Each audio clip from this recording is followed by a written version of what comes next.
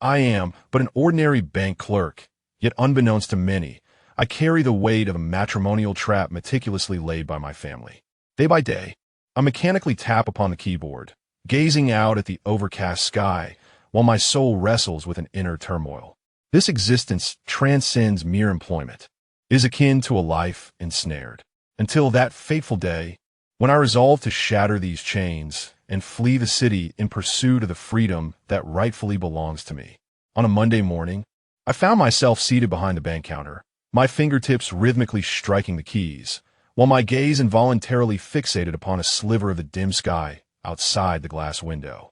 Occasionally, a feeble ray of sunlight pierced through the clouds, casting a pale glow upon the puddles on the sidewalk, starkly contrasting with the somber hues of Shanghai. "Good day. I would like to make a transfer." A middle-aged woman's voice jolted me back to reality. Instinctively, I donned a professional smile and accepted the bank card and documents she handed me. My fingers danced deftly over the keyboard, inputting numbers, while my lips mechanically recited the same phrases uttered countless times before. "Please enter your password. Please confirm the amount. Please sign here." I operated like a machine, devoid of emotion. Raindrops fell at a slant upon the pavement, yet my gaze drifted unconsciously toward my phone beneath the desk. The lock screen displayed a photograph of Lake Nam Co., its waters shimmering like a vast gemstone, a stark contrast to the dreary skyline of Shanghai before me. This wallpaper, secretly saved during my university days, had remained unchanged for 3 years.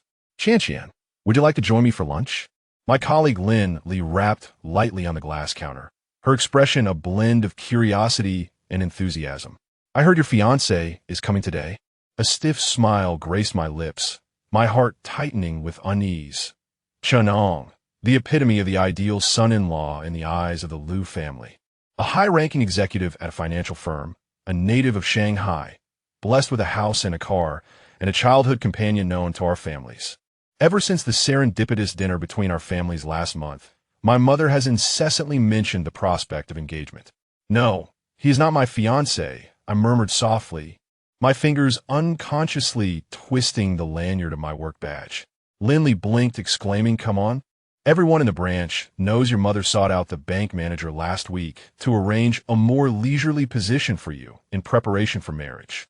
It felt as though a colossal stone pressed against my chest, making each breath heavier. During the lunch break, I secluded myself in the stairwell behind the bank, staring blankly at the rice ball I had purchased from the convenience store. My phone vibrated. A message from my mother appeared. "Enjoy dinner with Chenong tonight. His mother just called to say there's a good day coming up next month." Following that was a message from Chenong. "I'll be waiting at the entrance of your bank at 6. I've made a reservation at that French restaurant on the Bund." I stared at the screen, my fingers hovering above the keyboard for what felt like an eternity, before finally typing out a message. "Chenong, I believe you're not suited for one another." The moment I pressed the send button, an unexpected thrill of rebellion surged within me, only to be swiftly followed by a profound sense of emptiness. I acknowledge that this statement holds little significance. Last week, I uttered the same words, and the following day, my mother fortuitously encountered me during my lunch break alongside Chenong and his mother. Halfway through my rice ball, my appetite vanished. I retrieved my notebook, concealed within my bag, and opened a densely scribbled page, a fragment of a story I had penned in secret, narrating the journey of a Shanghai girl traveling alone to Tibet. "Liu Qianqian." A sudden reprimand startled me, nearly causing me to draw my notebook. Sister Wang stood at the staircase, her brow furrowed as she fixed her gaze upon me. "Qianqian, are you once again hiding here to slack off? There are numerous clients waiting at the front desk." I hastily closed the notebook, stammering an apology. "I'm sorry. I'll return immediately." Just as I attempted to rise, Sister Wang snatched the notebook from my hands, perusing my words with a scoff. "Writing such nonsense during working hours? No wonder your mother wants to reassign you. With this attitude, how can you possibly remain in the bank?" The notebook was roughly shoved back into my hands, and I bit my lip until I tasted the metallic tang of blood. At 5:50 in the afternoon, the rain had ceased, yet the sky remained overcast. I sluggishly organized the counter, my eyes involuntarily darting towards the door. Chun Ang's silver BMW arrived punctually at the curb. dressed in a sharply tailored suit. He leaned against his car, engrossed in his phone, the watch on his wrist gleaming coldly in the twilight. Qianqian, don't keep him waiting too long. Sister Wang kindly reminded me, a teasing smile gracing her lips. I nodded weakly, mechanically packing my bag, my steps heavy as I approached the entrance. With each step closer, the weight of an enormous stone pressed down on my chest. Chen Ong had spotted me, smiling and waving. His smile was courteous and well-mannered. It reminded me of the artificial flowers in the bank lobby, beautiful but devoid of vitality. He called my name and opened the car door. The scent of cologne mingled with that of new leather enveloped me, inexplicably inducing a sense of nausea. I heard you wrote another novel today. As the car started, he remarked, my mother said that after marriage, you can continue this hobby, provided it doesn't interfere with your responsibilities. I clenched the seatbelt, my nails nearly sinking into my palm. Responsibilities? In the eyes of everyone, my duty was to follow the conventional path of marriage and motherhood, to lead a tranquil life at the bank, and to become a good wife and mother. This was the meticulously charted trajectory of my life. The neon lights outside the car window began to illuminate, vibrant hues dancing across my face. Suddenly, I recalled the words of my university literature club teacher, Qianqian. Your writing possesses an essence of a spirit trapped. At that time, I merely smiled. Now I comprehend the depth of that statement. We have arrived. Chenong's voice interrupted my reverie. The car halted in front of an upscale restaurant on the Bund, a uniformed waiter poised to open the door. Gazing at the opulent entrance, I was abruptly struck by a sense of suffocation. The door concealed not a dinner, but rather the predetermined life that awaited me. As I opened my mouth to utter something, my voice was barely audible. Need to use the restroom. Without waiting for Chenang's response, I swiftly made my way towards the convenience store beside the dining area, feigning ignorance to his calls from behind. The glass door of the store reflected my pallid visage, contrasting starkly with the vibrant night scene of the Bund behind me. I stared at myself for an extended moment before suddenly breaking into a smile. Turning to glance at Chenong, who was engaged in a phone conversation not far away, I felt like a lark long caged, that had finally glimpsed the open door of its confinement. Shanghai, in the depths of night. That evening, I huddled beneath my covers, the glow of my phone screen illuminating my slightly reddened eyes, my mind a tumult of chaos. The message from my mother weighed heavily upon me, like a boulder pressing down, making it hard to breathe. Qianqian, Chenong comes from a good family and is a stable person. You have grown up together, knowing each other inside and out. The engagement is thus settled. I turned over, my fingers unconsciously tracing the embroidery on the sheets, an exquisite magnolia that my mother had stitched by hand on her 18th birthday, delicate and precious. Much like her aspirations for me, everything was meant to be just so. Yet, I genuinely yearned for a life that defied such exacting standards. I suddenly sat up, my bare feet sinking into the soft carpet, and walked to my desk to open the drawer where a plane ticket to Les Halles lay, for a flight at 7 o'clock tomorrow morning.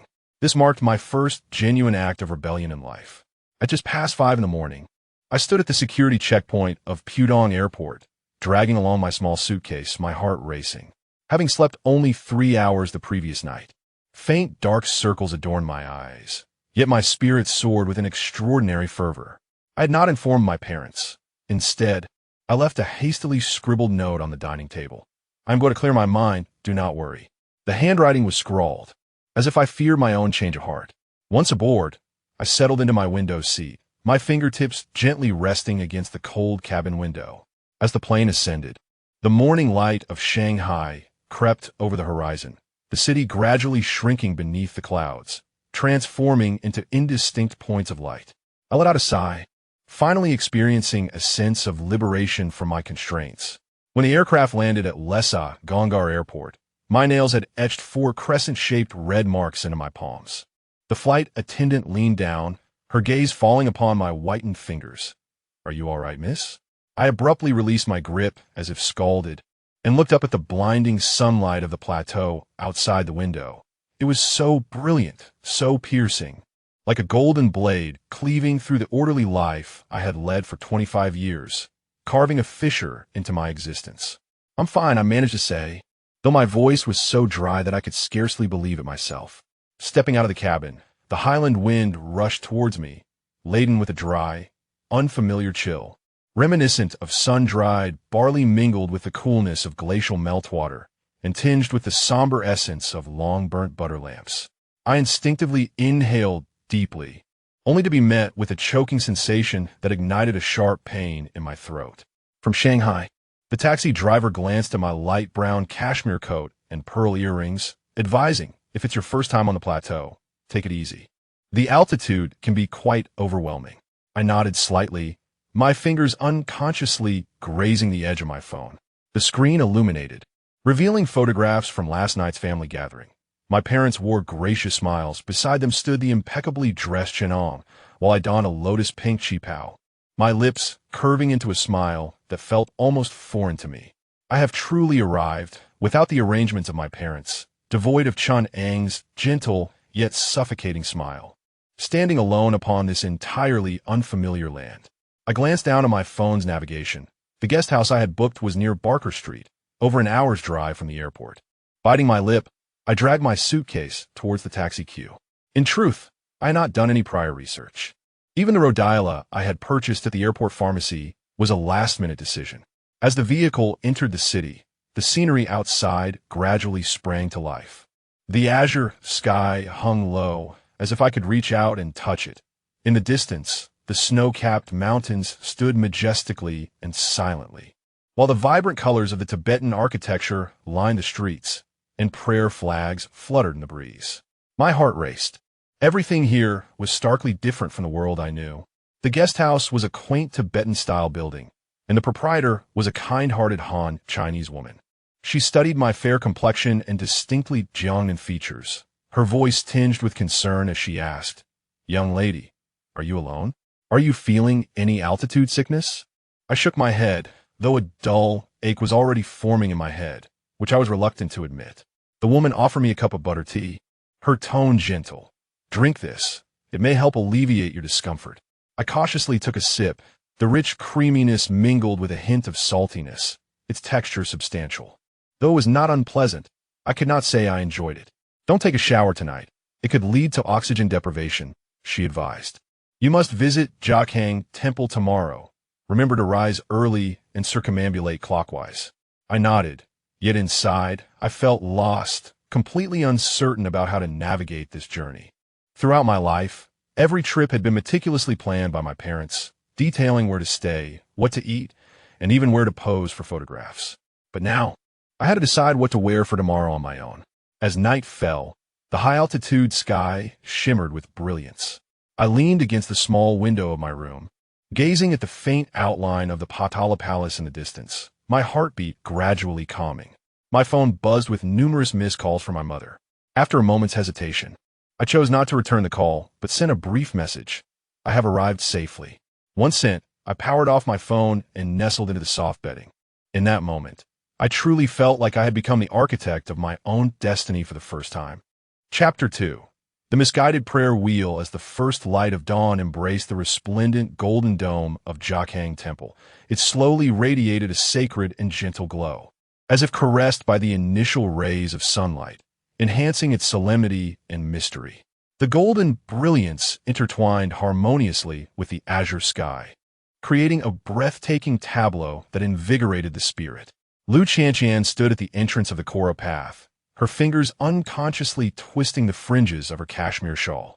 The flow of pilgrims on Barker Street was more pronounced than the day before, with devotees holding prayer wheels, reciting the six-syllable mantra, and moving steadily in a clockwise direction. She glanced down at the brass prayer wheel she had just purchased, a petite and exquisite piece, its surface adorned with intricate engravings that shimmered warmly under the sun.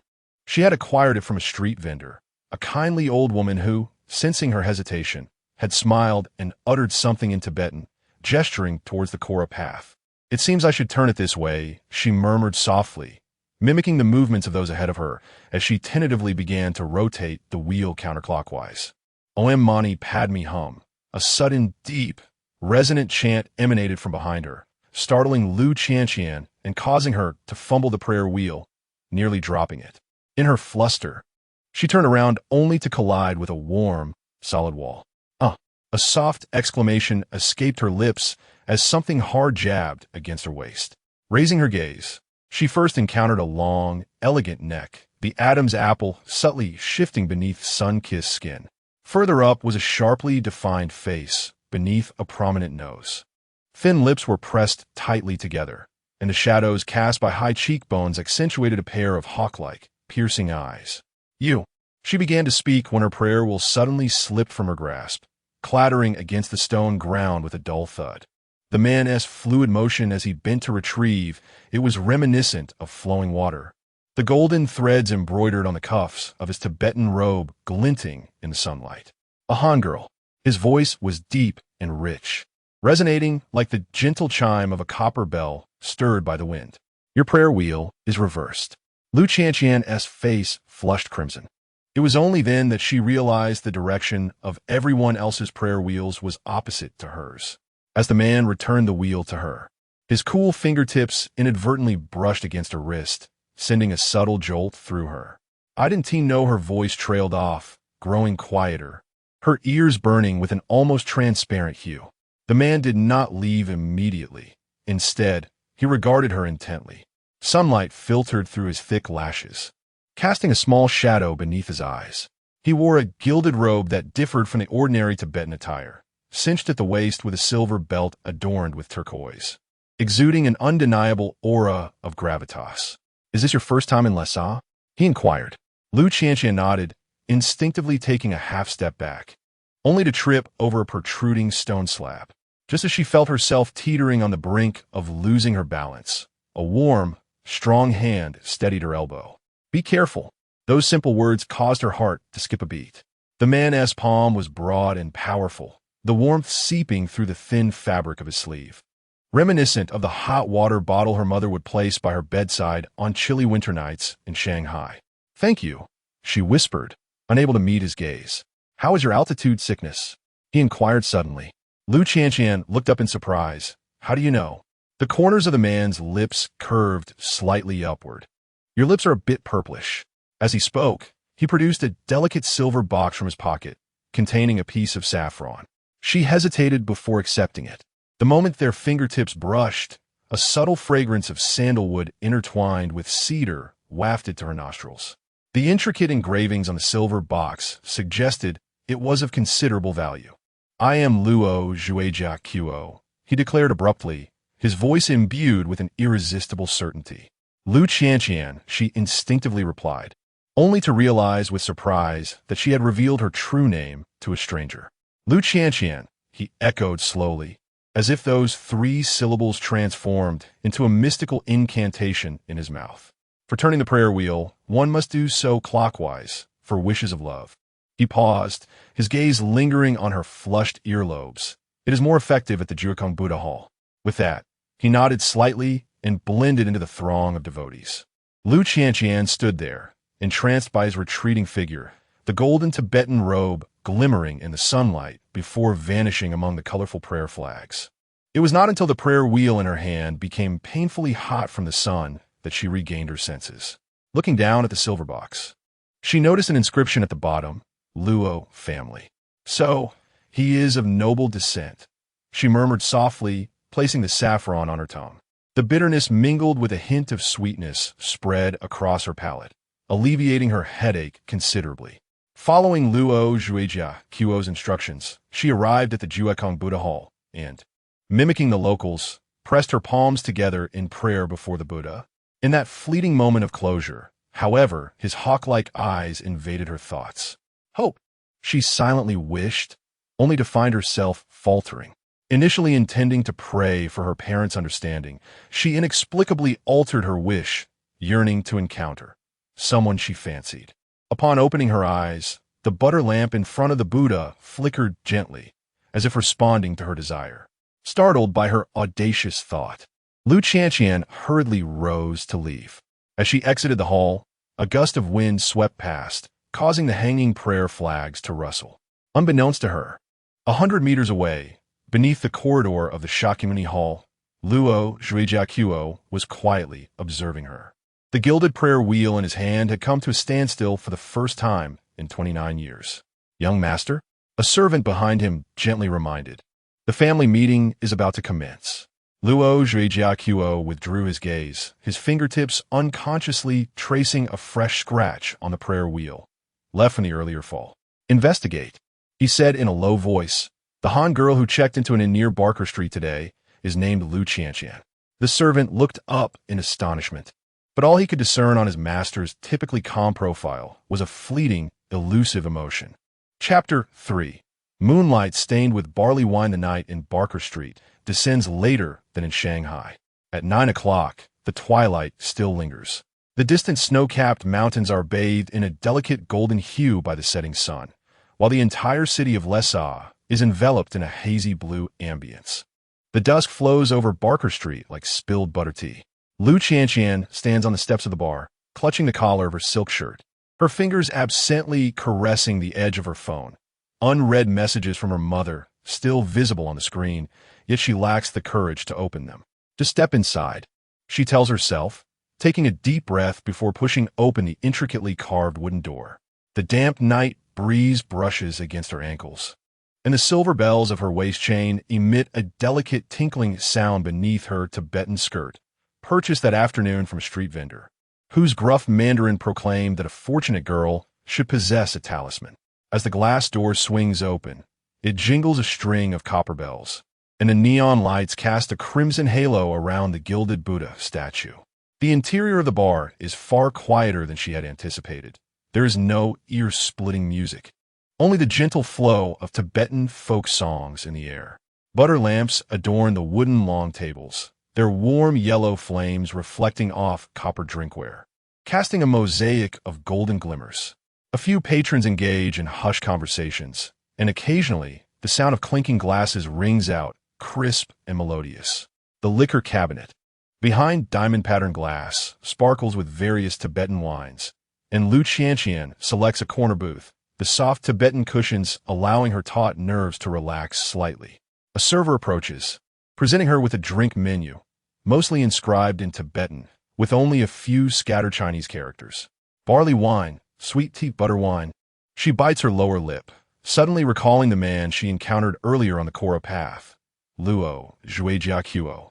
The saffron he had given her had indeed alleviated her headache significantly. Yet at this moment, an inexplicable agitation surged within her, as if something were gently scratching at her chest. The bartender paused momentarily while polishing a silver cup, murky Tibetan spilling forth from his bushy beard. Lu Qianqian's ears flushed with warmth as she straightened her back and pushed the drink list displayed on her phone forward. This one, Chong. Kiengebo. Her fingertips left watermarks on the wooden surface, remnants of the holy water she had touched earlier on the Kora path.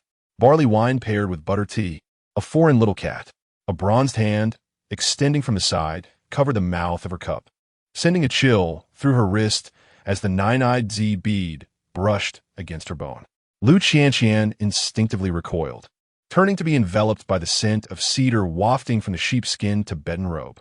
The man she had seen before the Jiakhang temple now stood close, the silver-trimmed cuffs revealing sinewy veins resembling the winding glacial rivers of the snow mountains. Luo Zhuejiaquo's gaze fell upon the crumpled hem of her shirt as he whispered in Tibetan, startling the snow pigeons resting at the bar. The bartender respectfully stepped back, tilting a beautifully engraved silver pot over the candlelight, pouring out an amber liquid, 45-degree barley wine, mixed with 3 spoons of freshly churned butter. He tapped the rim of the cup with his fingers.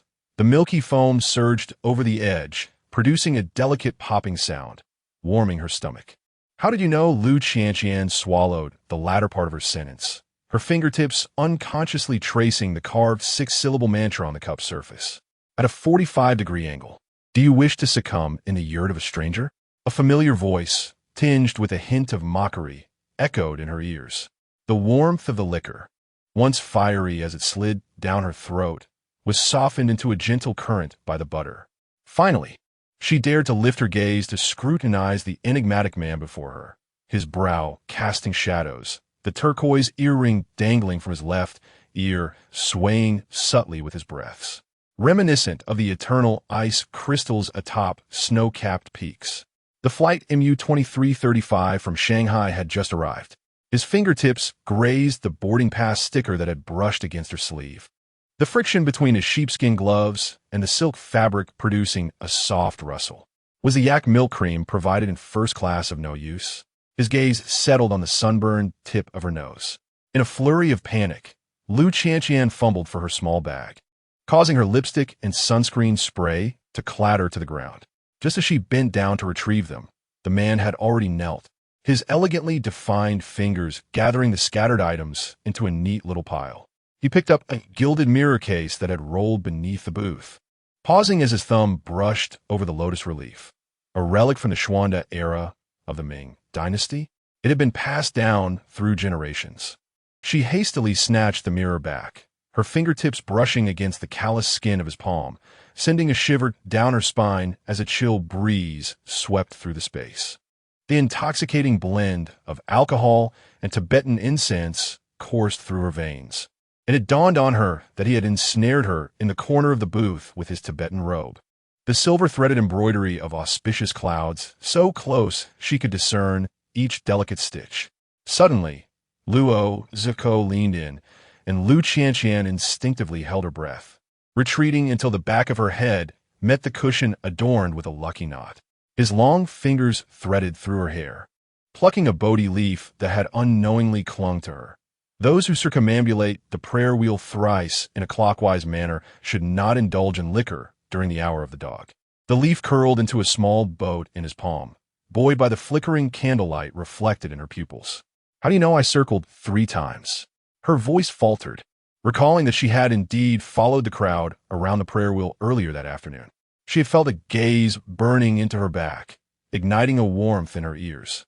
A low, rumbling laugh escaped the man as throat, rippling the moonlight within the silver wine jug. He removed a string of heaven beads from his wrist and pressed it against the bottom of her wine glass, the dark red agate mirroring the shattered diamonds of her bracelet. Your rhythm, while tiptoeing around the prayer wheels, is akin to those who prostrate in reverence. His fingertip suddenly landed on her brow, indicating that this spot would crinkle with the sound of chanting. Are you here in Lhasa alone?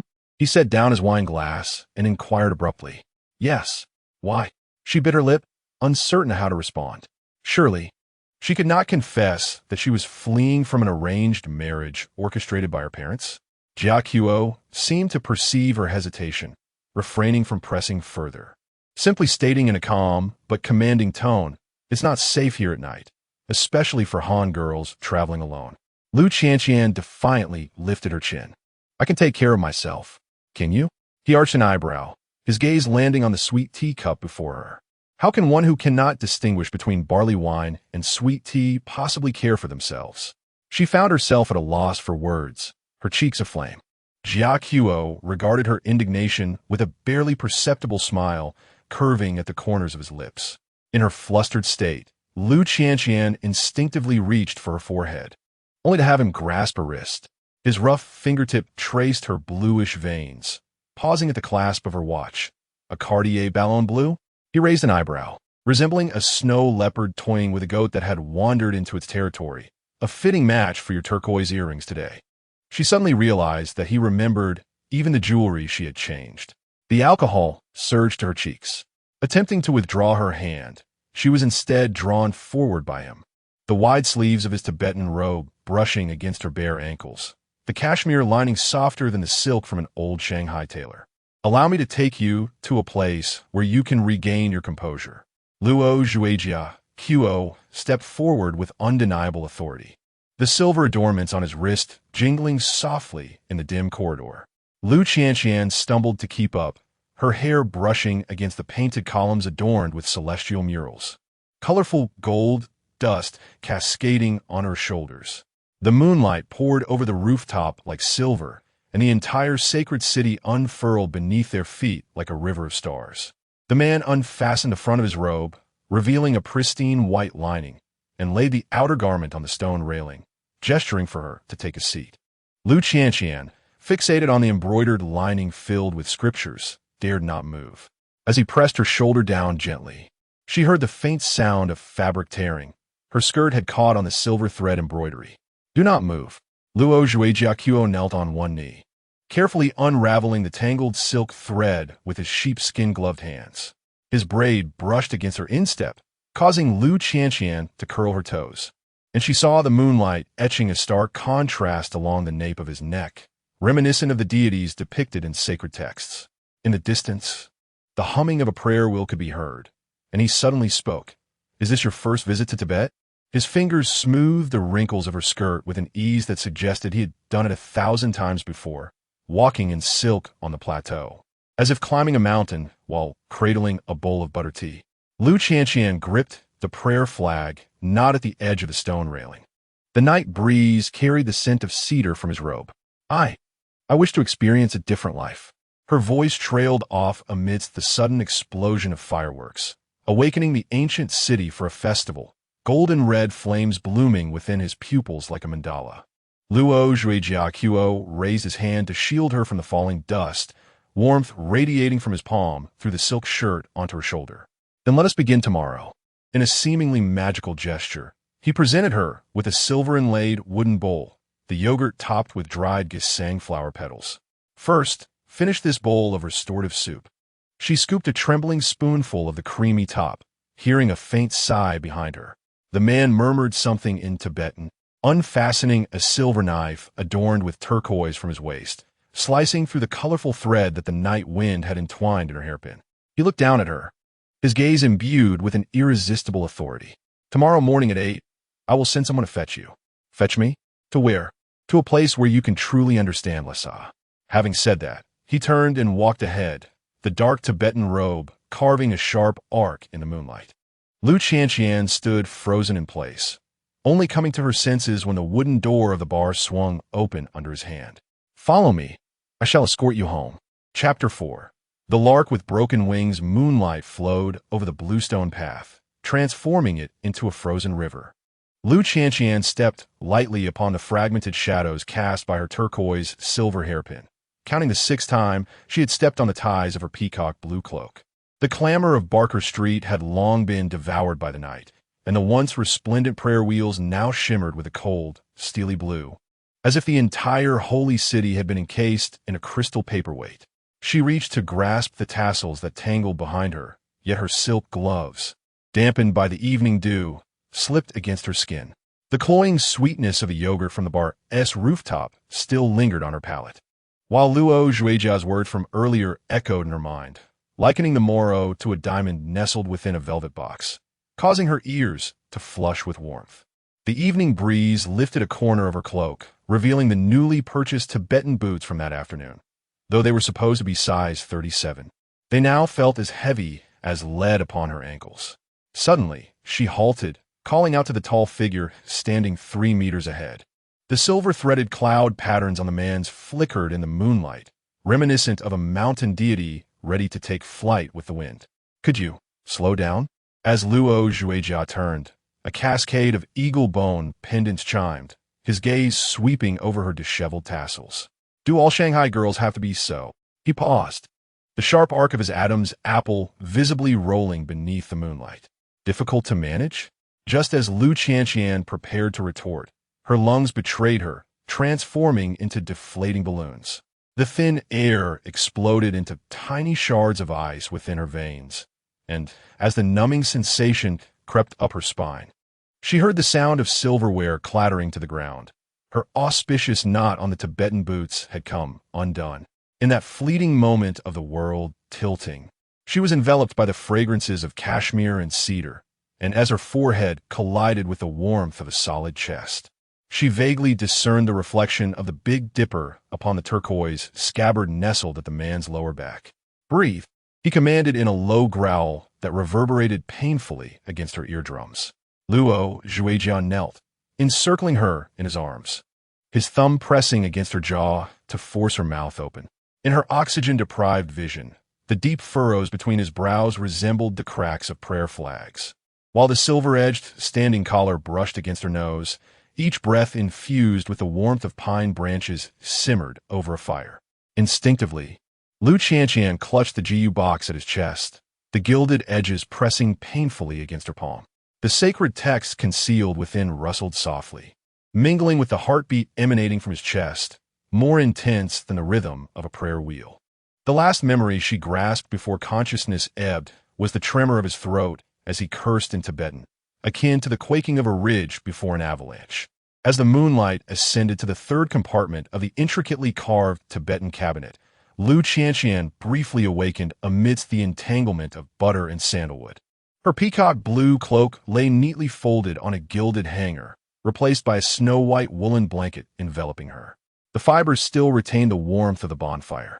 When her awareness returned, she found herself lying on a carved wooden bed, heavy Tibetan drapes cascading from the top, tinged silver blue by the moonlight, streaming in through the window. She attempted to move her fingers, discovering a soft wool blanket draped over her, and on the bedside table rested a butter lamp, its flickering flame casting dancing shadows upon the wall. Awake? A deep male voice resonated from the opposite side of the room. Lu Qianqian turned her head with great difficulty and beheld Luo Zhuejia sitting beside a low table, a silver spoon slowly stirring in a copper bowl. The fragrant aroma of buttered tea wafted through the room with his movements. He rose and approached, the hem of his Tibetan robe brushing against the wooden floor, producing a faint rustling sound. As he sat down beside the bed, the mattress sank slightly, causing Lu Qianqian to instinctively hold her breath. Jia Qiu reached out, his thumb and forefinger gently pinching her chin, turning her face towards the light. His hand was large and warm, the pads of his fingers calloused, grazing her delicate skin and inciting a subtle shiver. Pupils normal, he murmured softly, his gaze surveying her face. Still dizzy?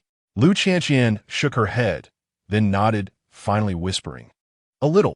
Jia Qiu's brow furrowed, barely perceptibly, as he turned to fetch the bowl of buttered tea, scooping a spoonful and bringing it to her lips. Drink! The commanding tone, paradoxically, brought a sense of reassurance. Lu Qianqian obediently parted her lips, the warm liquid sliding down her throat. The creamy flavor accompanied by a hint of saltiness, surprisingly delightful. She couldn't help but lick the corner of her lips, only to see Jia Qiu's gaze darken suddenly. Don't move. His thumb brushed over her lower lip, wiping away a drop of tea. The roughness of his fingertip against her tender lips made them both tremble slightly. The room was hauntingly silent, the only sound being the faint crackle of the butter lamp. Lu Qianqian could hear her own heartbeat distinctly, each thump seeming to threaten to burst from her chest.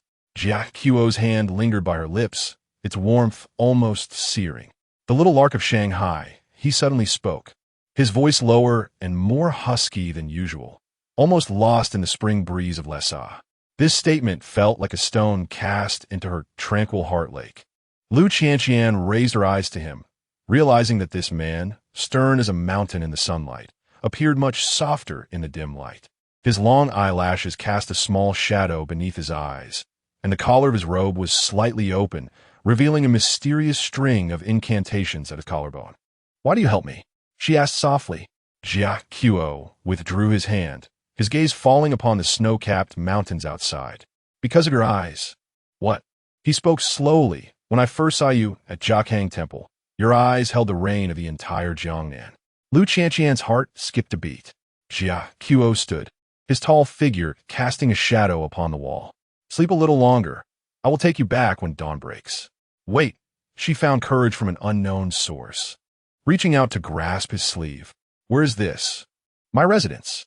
He looked down at her hand, clutching his sleeve, the corners of his lips lifting slightly.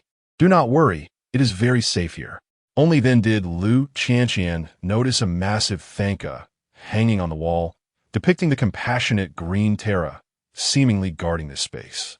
On the low cabinet beside the bed lay a string of prayer beads, each one glimmering with a warm luster, evidently often handled. This was his bedroom. The realization made her ears flush instantly, and her fingers involuntarily released his sleeve. Jiatsua appeared to sense her embarrassment, reaching out to tuck the blanket around her with a deftness that suggested he had performed this gesture countless times before. Sleep now, he said. I shall remain here. Lu Qianqian blinked. Aren't you going to sleep? The moment the words escaped her lips, she regretted them. What a foolish question. Jiatsua chuckled softly, his tone laced with a hint of teasing. "Little lark, are you inviting me?" "I am not." "I know," he interrupted, gently placing his hand over her eyes. "Sleep now." His palm was warm and dry, exuding a reassuring strength. Lu Qianqian's eyelids grew heavy, and in the fleeting moment before she slipped into slumber, she felt something soft brush lightly against her forehead, like a kiss, or perhaps merely a figment of her imagination. As dawn broke, Lu Qianqian awoke once more. The room was empty save for her, yet on the chair by the bed lay a neatly folded set of traditional Tibetan attire, a light azure inner lining, a deep blue outer robe, adorned at the collar and cuffs with exquisite embroidery. Upon the garments rested a note inscribed in beautiful calligraphy. "Put this on. Breakfast awaits downstairs." She carefully picked up the clothing, discovering beneath it a pure, white silk shirt, its texture as soft as a cloud. Clearly, this had been prepared specifically for her, as the authentic Tibetan inner lining should be made of coarse cotton and linen. He had thought of everything. Lu Qianqian held the garments, lost in thought, her mind swirling with the vague sensation from the previous night. Had he truly kissed her forehead? Outside, the snow-capped mountains were bathed in golden light from the rising sun, heralding the dawn of a new day. This man, named Luo Zhe Jiatsua, had quietly entered her tranquil life, much like the gentle spring breeze of Lhasa. Chapter 5.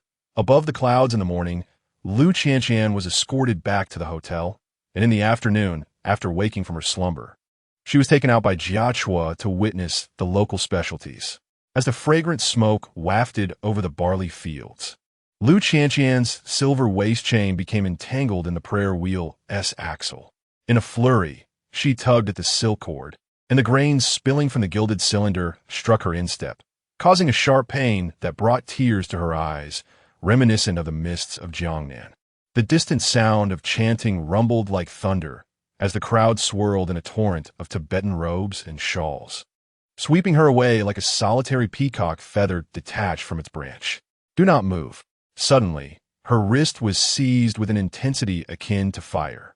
As Luo Zhe Jiachua deftly untangled the knot, the hilt of his silver dagger brushed against her lower back. His crimson Tibetan robe, trimmed with sable fur, cascaded down with golden tassels, and the Jiu box adorned with red coral at his chest gleamed even more vibrantly than the string she had seen by her pillow the previous night. "The altar is over there." He turned her to face the east, his calloused palm pressing against her pulsating wrist. Lu Qianqian looked up, and the sacred mountain formed of Mani stones emerged, shrouded in morning mist, while 999 butter lamps flickered like a suspended galaxy in the copper vessels. As the crowd surged, she caught a whiff of the Tibetan incense permeating his sleeve. This scent was unlike any other, mingling the richness of snow, lotus, and amber, wafting toward her bare neck with each of his gestures as he pushed through the throng. When a child wearing a horned hat bumped into her, Luo Zhe Jiachua swiftly wrapped his arm around her waist, spinning her around. The eagle-headed ornament of his dagger's sheath pressed against her spine, delivering a sting laced with a tingling sensation. "Hold on tightly." He pressed his belt into her palm, the leather made from yak hide, still warm from his body. Lu Qianqian stumbled along, her fingertips grazing the nine-eyed DZ bead embedded within, its mysterious patterns reminiscent of the Sanskrit tattoo she had glimpsed on his neck the night before. Before the altar, the incense burner exhaled a billowing smoke, and he suddenly halted. Lu Qianqian's nose brushed against the embroidered clouds on his back, as the fragrance of sandalwood mingled with the aroma of barley wine seeped from his garments. "Join your hands together." Luo Zhe Jiachua raised her wrist to his brow, pinching her pulsating vein between his thumb and forefinger, as if to steady her heartbeat. She mimicked his posture and closed her eyes, only to hear the soft chuckle escaping his throat. When she opened her eyes, she found herself ensnared by the depths of his gaze. The crimson robe reflecting hues that resembled blood amber, echoing the green turquoise hairpin askew in her hair. At that moment, the morning bell of the Golden Roof temple rang out, and he suddenly flicked her coral bracelet with his fingers. Those with insincere hearts will find their eyelashes trembling when making a wish. Just as Lu Qianqian was about to retort, her palm was unexpectedly filled with a gilded butter lamp. The warmth of his fingertip lingered on the lamp's edge, where the sheep tallow held an unbloomed gesang flower. Add 3 portions of butter. He held her hand that grasped the copper spoon, pouring the golden liquid, the scalding oil nearly spilling over the edge of the lamp. If a drop falls, your wish will be diminished by a tenth. She held her breath, fixated on the flickering wick, unaware that they had retreated into the shadow of the prayer flag grove. Luo Jue Jia to a silver arm guard pressed against her lower back, applying a gentle pressure with each of her movements as she added oil. On the 7th pour, he suddenly grasped her trembling wrist. That is enough. His breath caressed the curls at her ear, warning her that adding more would cause it to overflow. The rhythm of the ceremonial drums quickened, and the crowd surged like a stampede of yaks unleashed. Lu Qianqian stumbled backward, and in that fleeting moment, the lamp slipped from her grasp, only to be caught by a hand as firm as an iron claw. In a poised stance, Luo Zujiako trapped her before the Mani heap. Behind them stood a blue stone inscribed with scriptures, while in front of him, his wide sleeves adorned with golden fringes cascaded elegantly. A butter lamp hovered within their intertwined palms, its flame dancing wildly in the breath of the moment. "Make a wish," he commanded, his thumb pressing firmly against her joined fingertips. It was then that Lu Qianqian realized her gesture was still incorrect, her pinky stubbornly raised like an untamed gesang flower bud. As he adjusted her fingers, a string of heavenly beads slipped into her sleeve, the cool agate pressing against her pulsating vein. At that instant, a multitude of butter lamps erupted into radiant blossoms, the air thick with the Lama's chant. Lu Qianqian's eyelashes brushed against his hand, catching a glimpse of the flame dancing upon an old scar on his palm. Perhaps it was the lack of oxygen that compelled her to lean closer and blow gently at the wick. As the flame licked his fingertip, she heard him emit a threat in Tibetan from deep within his throat. In a sudden motion, Luo Xiaokuo extinguished the wick, hot butter splattering onto his palm. Before her startled cry could escape, he had taken her fingertip into his mouth, the action of his tongue drawing away the oil reminiscent of a snow leopard grooming its injured cub. As the warmth surged from her fingertip up her spine, the golden vajra at the altar's apex suddenly reflected the sunlight, illuminating the unquenchable fire in his gaze. "Punishment," he murmured, releasing her damp fingertip and pressing a blood-stained cloth into her palm. It was only then that Lu Qianqian realized he had burned himself while extinguishing the wick, the wound bearing the precise shape of her breath. As the incantation echoed once more, Luo Xiaokuo had retreated 3 steps, adjusting his robe as collar. Lu Qianqian clenched the embroidered family crest on the cloth, a double-headed eagle guarding the snow-capped mountains, precisely the totem from the sandalwood box of that night. When she looked up again, the man was distributing blessed barley to the children, his sleeves trailing like a remnant of snow upon the prayer flags. As dusk tinted the prayer flags crimson, she finally found a moment of solitude. The brook behind the Mani heap reflected the evening glow. It could not illuminate the entangled cloth in her palm. The sound of water suddenly mingled with the chime of silver ornaments, and Luo Xiaokuo's shadow enveloped her from behind, ensnaring her reflection in the rippling waters. "Reach out," he instructed, holding a gilded bowl, the medicinal ointment exuding the fragrance of snow lotus. Instinctively, Lu Qianqian curled her fingers, but he pressed his knee against her lower back, urging her palm open. The application of the ointment was gentler than when setting a young pup's bone, the bandaged fingertips occasionally brushing against her lifeline, as if rescribing the contours of her fate. Just as the night devoured the last prayer flag, cheers erupted from the altar direction. 999 butter lamps were ignited simultaneously, the Milky Way descending to earth. Lu Qianqian turned to see, but her vision was obscured by his wide sleeves. Luo Zujiakuo's breath stirred the loose strands behind her ear. "Close your eyes." In the moment their palms pressed together, she felt her heartbeat shatter the moonlight. In the distance, the lights woven through cashmere fabric formed a golden net, his calloused thumb pressing at the corner of her eye. "Now, make a wish." His voice was lower than when he soothed the white eagle, for the deity of the lamps delighted in stealing glances at a maiden's lashes. In the darkness, Lu Qianqian counted the number of times his heavenly beads clashed, until the sea of butter lamps erupted in a crescendo of bursts. When she opened her eyes, she beheld the largest copper lamp shooting forth a flame 3 feet high, casting a golden hue upon Luo Xiaokuo's profile, transforming him into a figure from the mandala murals. As he released his grip, she suddenly found a string of warm objects adorning her wrist, 3 beads from the jade Buddha necklace of that night, now restrung amidst the red coral, a token of gratitude from the deity of the lamp. He turned and walked towards the incense burner, offering the fire, which consumed the golden threads of his, melting them into flowing lava. Lu Qianqian's fingers traced the newly etched patterns on the inside of the jade, illuminated by the flickering light, revealing minuscule Chinese characters. A single character, Qian, with remnants of red cinnabar still clinging to the edges of the silver inlay. The following morning at 6 o'clock in the Lesa Hotel, Lu Qianqian was roused by a rhythmic knocking on the door. Blinking in confusion, she noticed the Highland sun had already pierced through the seams of the Tibetan curtains, casting a golden line upon the wooden floor. The knocking echoed 3 more times, leisurely, akin to a deliberate proclamation. "Who is it?" she mumbled, wrapping herself snugly in her blanket, her voice still heavy with sleep. A pause ensued outside, before a deep male voice intoned me. Just one word, lacking even a name. Lu Qianqian was instantly alert. She leaped barefoot from the bed, hastily tousling her disheveled hair, and glanced down at her pajamas adorned with little rabbits.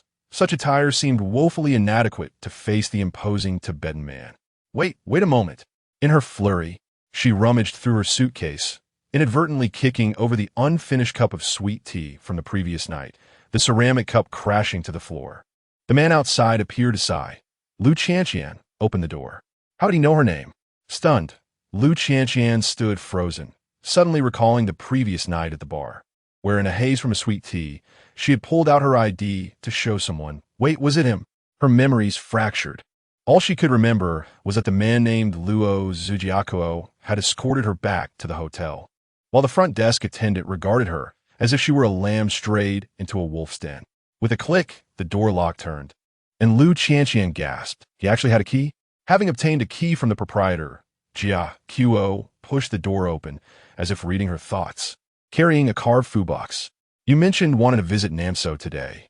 Lu Qianqian opened her mouth, yet before she could protest, he had already begun to unpack the food box, a rich aroma of dairy wafting through the room. First, breakfast. He gestured towards the tsampa and butter tea within the box. We will depart in an hour. Wait, Lu Qianqian finally regained her voice. My itinerary is to visit Jiakhang Temple, not Namso. Jia Qiuo met her gaze. In the morning light, his features appeared even more defined than the previous night at the bar.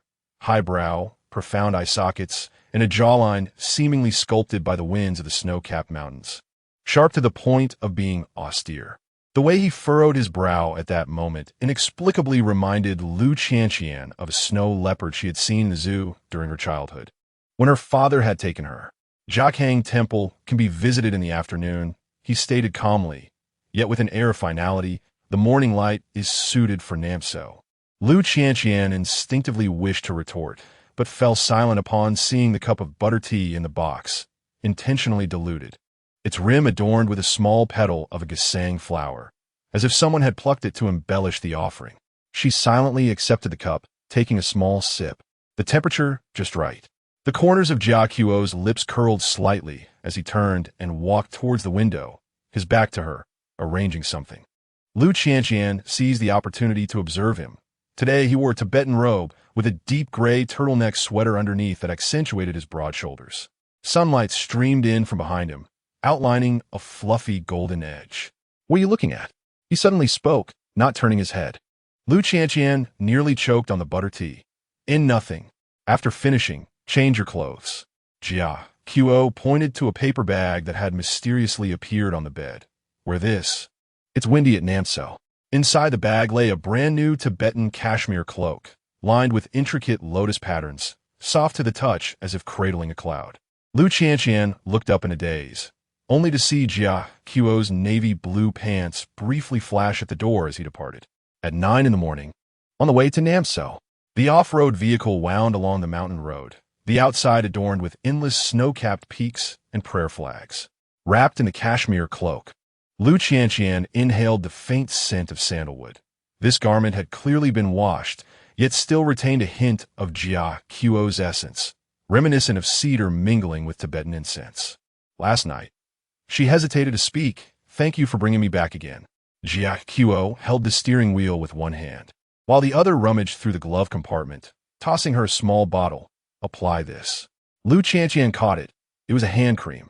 She glanced down at her fingers, slightly peeling from the dryness of the plateau, her heart quivering. How had this man noticed even the smallest detail that she herself had overlooked? "Do you often do this?" She squeezed a small dollop of the creamy substance, gently rubbing it on her fingertips. Pick a random tourist to act as a guide? Suddenly, the vehicle made a sharp turn, and Lu Qianqian was caught off guard. Leaning left, her forehead nearly colliding with the window, only to be steadied by a warm palm. Jia Qiuo's hand was large enough to almost envelop her cheek, the calluses on his palm brushing against her skin, sending a tingling sensation through her. "Sit properly." He withdrew his hand, his tone still flat. "You are not a random tourist." Lu Qianqian's heart skipped a beat. "Then, what am I?" Jia Qiuo did not respond immediately. The vehicle entered an open area, the blue of Namso Lake faintly visible in the distance, like a sapphire dropped by a celestial being. Sunlight pierced through the clouds, casting fragmented golden light upon the lake's surface. "Look over there," he suddenly pointed outside. Lu Qianqian instinctively turned her head, but her cheek unexpectedly brushed against something soft.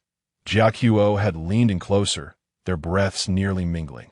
In that moment, she caught a sharp, cold breath wafting from his collar, saw his eyelashes almost translucent in the sunlight, and even counted the faint beauty mark beneath his right eye. "Holy Elephant Gate," his voice grazed her ear, deep and resonant like a cello, the first scenic spot. It was then that Lu Qianqian realized he had merely helped her lower the car window. Her ears flushed with heat as she hurriedly turned her gaze towards the window, only to be rendered breathless by the breathtaking sight before her. A natural stone archway, formidable and majestic, resembling a colossal elephant drinking from the azure lake. Sunlight streamed through the stone portal, casting ever-changing reflections upon the water surface. "How beautiful," she murmured, instinctively gripping the car window, almost leaning out. Suddenly, a hand grasped the back of her cloak, yanking her back in her seat like a kitten being lifted. "Sit properly." Jia Qiuo's voice carried a hint of exasperation. "It will become even more beautiful." Lu Qianqian complied, yet her heart raced uncontrollably. Stealing a glance at the driver's seat, she noticed a barely perceptible smile at the corner of Jia Qiuo's mouth, akin to a fleeting ray of sunshine breaking through the snow-capped peaks. At noon, on the Zaxi Peninsula, Lu Qianqian stood barefoot on the soft sandy shore, the icy, crystal-clear lake water lapping at her ankles. She bent down to pick up a stone, rounded by the caress of the lake, scrutinizing it in the sunlight. "Is this a Mani stone?"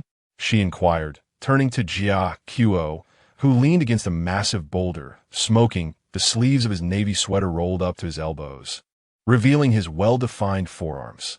Upon hearing her, he extinguished his cigarette and approached, his shadow enveloping her entirely.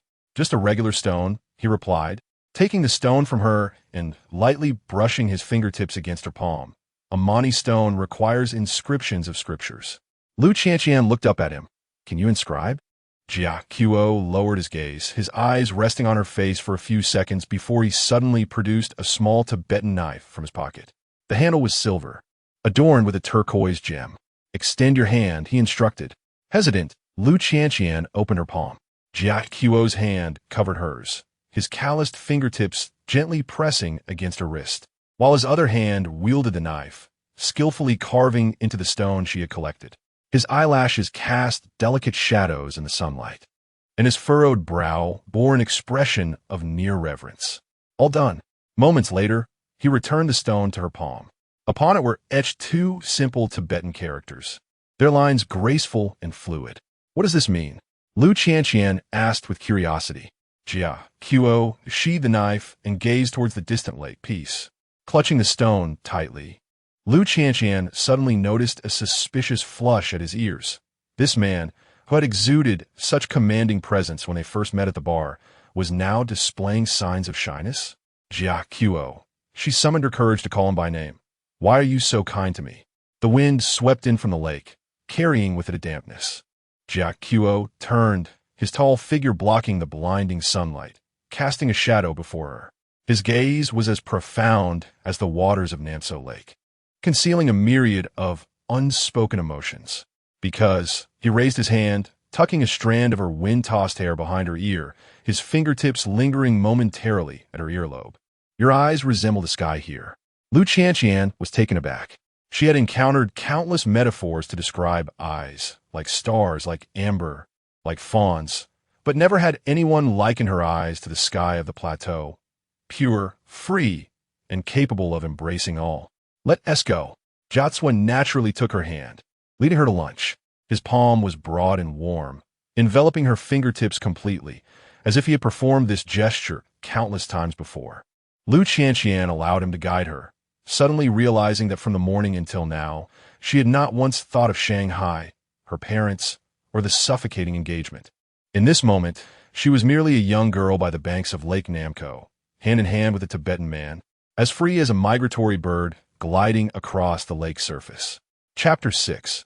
The plateau bet the mornings in Lhasa arrive with a slow, sacred grace. Lu Qianqian stood before the window of her inn, gazing at the majestic Potala Palace gradually being gilded by the morning light in the distance. In her hand, she clutched a crumpled travel itinerary, densely scribbled with a plan she had meticulously devised prior to her arrival, from Jiakhang Temple to Sera Monastery, from Barker Street to Namso Lake, each site marked with optimal visiting times and routes. Yet now, this meticulously crafted plan had become utterly obsolete. This was due to Luo Zhujiakuo. Ever since that fateful night when he had pulled her back from the brink of altitude sickness, this man had seamlessly interwoven himself into her journey, presenting an air of undeniable authority.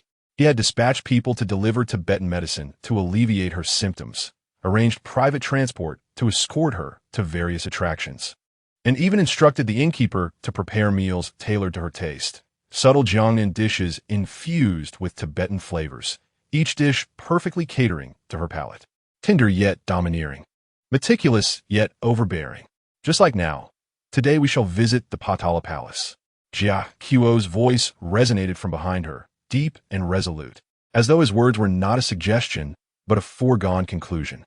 Lu Qianqian turned to see him leaning against the doorframe, clad in a deep blue Tibetan robe that accentuated his broad shoulders, the silver adornments at his waist gleaming coldly in the morning light. My plan for today was to visit Sera Monastery. She protested softly, her fingers subconsciously curling the edge of the itinerary. Jia Qiu raised an eyebrow, striding over to effortlessly snatch the paper from her hand, glancing at it before folding it and tucking it into his sleeve. The plan has changed. How can you be like this? She exclaimed, reaching out to reclaim it, only for him to deftly evade her grasp. You have two choices, he said, looking down at her with a slight smirk. Accompany me to the Potala Palace, or I shall send you back to Shanghai right now. Lu Qianqian's eyes widened. Are you threatening me? Indeed, he admitted candidly, a hint of mockery in his gaze. Which will it be? Her cheeks flushed with indignation, yet her heart inexplicably raced.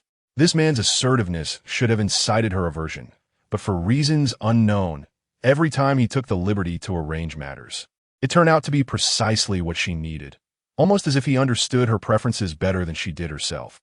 The Potala Palace, she finally conceded, her voice subdued. Jia Qiu nodded in satisfaction, reaching out to smooth the strands of hair that the morning breeze had tousled. A wise choice. His fingertips brushed against her ear, sending a subtle shiver down her spine. Before the white palace of the Potala, Lu Qianqian gazed upward at the grand structure towering over Red Mountain, momentarily forgetting to breathe. Keep up. Jia Qiu's voice jolted her back to reality. He had somehow positioned himself several steps higher, his silhouette illuminated against the light like a deity. Lu Qianqian quickened her pace to catch up, but soon found herself breathless on the steps at an altitude of 700 meters. Jia Qiu paused, and as she approached, he suddenly grasped her wrist. Walk slowly, he advised, his thumb gently stroking her pulse. The plateau is not a place for bravado. His hand, large and warm, enveloped her slender wrist completely.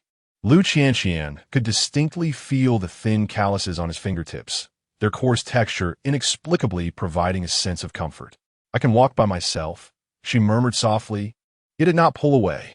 Jiatsua chuckled lightly, not only maintaining his hold, but also allowing his hand to slide down, intertwining their fingers. "Then hold on tightly, lest you lose your way." Lu Qianqian's face flushed crimson. His hand enveloped hers completely, warmth radiating from their connected skin straight to her heart. She wished to utter something to mask her racing heartbeat, but found herself ensnared by his profound gaze, mirroring the azure sky of Lessa, alongside a small, flustered version of herself. "Watch the road." He gently squeezed her hand, his tone laced with a hint of tenderness. At the corner of the Red Palace, before an ancient mural, Jiatsua abruptly halted. Lu Qianqian, still processing the moment, was suddenly turned and pressed against the wall beside the mural. His arm braced beside her ear, his tall figure completely enveloping her. The mingling scents of sandalwood and cedar wafting towards her. "You," she nervously swallowed. "Let us play a game." Jiatsua leaned closer, the proximity allowing her to count his lashes. "On the count of 3, if your heart rate exceeds 100. You must agree to accompany me to the Shodan Festival tomorrow." Lu Qianqian's eyes widened in disbelief. "That's not fair. How do you know my heart rate?" He chuckled softly, his fingertip brushing against the pulse at her neck. "Here, it cannot deceive." 1. His voice was deep and rich, reminiscent of aged barley wine. Lu Qianqian held her breath, attempting to rein in her wildly accelerating heartbeat. 2. Jiatsua suddenly leaned in, his prominent nose grazing her hair, inhaling deeply. "Jasmine." His voice was slightly husky. "Is it the shampoo from Shanghai?" The warmth of his breath caressed her ear, causing her legs to weaken, nearly unsteady. She desperately clutched his clothing, only to hear a delighted chuckle above her. "You've lost. I haven't even counted to 3. She protested. Jiatsua stepped back half a pace, retrieving a petite pulse monitor from his pocket, clearly displaying the number 112. "Cheater." Lu Qianqian glared at him in indignation. "When did you?" "While you were daydreaming at the mural," he admitted candidly, tucking the device back in his pocket. "A bet is a bet. Tomorrow is the Shodan Festival." Lu Qianqian yearned to argue further, yet noticed him suddenly adopt a serious demeanor, his hand gently tracing a pattern on the mural. "Do you know what this is?" Following his finger, she observed an intricate lotus design. "This is the lotus of reincarnation." His voice softened. "Legend has it, it blooms only for those destined to meet." Sunlight filtered through the window, casting mottled shadows upon the mural. Jiatsua's profile appeared particularly profound in the interplay of light and darkness. And Lu Qianqian found herself momentarily captivated by an unseen softness within this austere man. Tomorrow morning, he turned, gently lifting her chin with his fingertip. "I shall come to fetch you." This was not a question, but a declaration, just as he forcefully intruded into her journey. Now he is poised to disrupt her celebration of the snow festival. Yet, oddly, Lu Qianqian finds herself not truly resisting. From afar, the sound of a llama chanting resonates, deep and distant, intertwining with the fluttering prayer flags atop the Potala Palace, etching this extraordinary morning forever in her memory. Chapter 7. The prey in the early morning of Lessa, before the dawn had fully broken, Lu Qianqian stood at the entrance of the inn, wrapping herself tightly in the Tibetan shawl that Jiatsua had sent the day before, a deep blue woolen tapestry, its edges embroidered with intricate golden lotus patterns, lined with soft lamb fleece, enveloping her like a warm cloud. She lowered her head to inhale, the shawl still faintly imbued with the scent of sandalwood and cedar, mirroring the fragrance that lingered on Jiatsua. "This was specially prepared for you by the young master," his attendant had remarked when delivering the garment the previous evening. Lu Qianqian's fingertips unconsciously brushed along the edge of the shawl, her heart racing slightly. She had never donned such exquisite Tibetan attire, nor had she imagined that she would integrate into the festivities of Tibet in this manner. The sound of hooves echoed from afar, and she looked up to see a magnificent black stallion trotting along the stone path through the morning mist. The The man atop the horse held himself tall, the dark Tibetan robe billowing slightly in the wind, revealing a silver belt adorned with turquoise at his waist. It was Jiatswa. He reined in his horse before her, gazing down with an imposing presence, the morning light casting a soft, golden hue upon his sharply defined features. "Come up," he commanded, his tone leaving no room for refusal. Lu Qianqian looked up at him, her throat tightening slightly. "Are we riding?" The first event of the Shodan festival is the sunning of the Buddha. "The horse is swifter than a carriage," he replied, a hint of a smile at the corner of his lips. After a brief moment of hesitation, she extended her hand. Jiatswa's palm was warm and dry. With a gentle pull, she found herself effortlessly lifted onto the horse, settling securely in front of him. "Sit tight," he instructed, his arm encircling her waist. As he grasped the reins, his chest pressed against her back. Lu Qianqian tensed, acutely aware of the rise and fall of his breath and the warmth emanating through the fabric. "Are you afraid?" he inquired softly, his lips nearly brushing against her ear. "Not afraid," she retorted defiantly, though her fingers instinctively clutched the horse's mane. Jiatswa chuckled softly, suddenly squeezing the horse's sides, causing the black stallion to surge forward. Lu Qianqian gasped, instinctively leaning back, her back pressed against his chest. "Hold on tight," he teased, his voice laced with amusement, his arm tightening around her to secure her in place. The wind howled past her ears, and the streets of Lhasa blurred in a rapid retreat before her eyes. Lu Qianqian's heart raced, not out of fear, but due to the formidable presence of the man behind her. His aura enveloped her completely, both commanding and gentle, as if silently declaring his claim. At the sight of the Buddha sunning ceremony, throngs of people surged forward.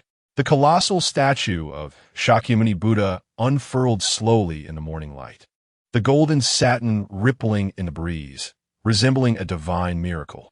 Lu Qianqian stood beside Jiatswa, gazing up at this breathtaking spectacle, momentarily forgetting to breathe. "Is this your first time?" he asked softly. She nodded, her eyes sparkling with wonder. "It's far more magnificent than in the photographs." Jiatswa's gaze lingered on her slightly parted lips, his eyes deepening with intensity. "There will be even more beautiful sights to come."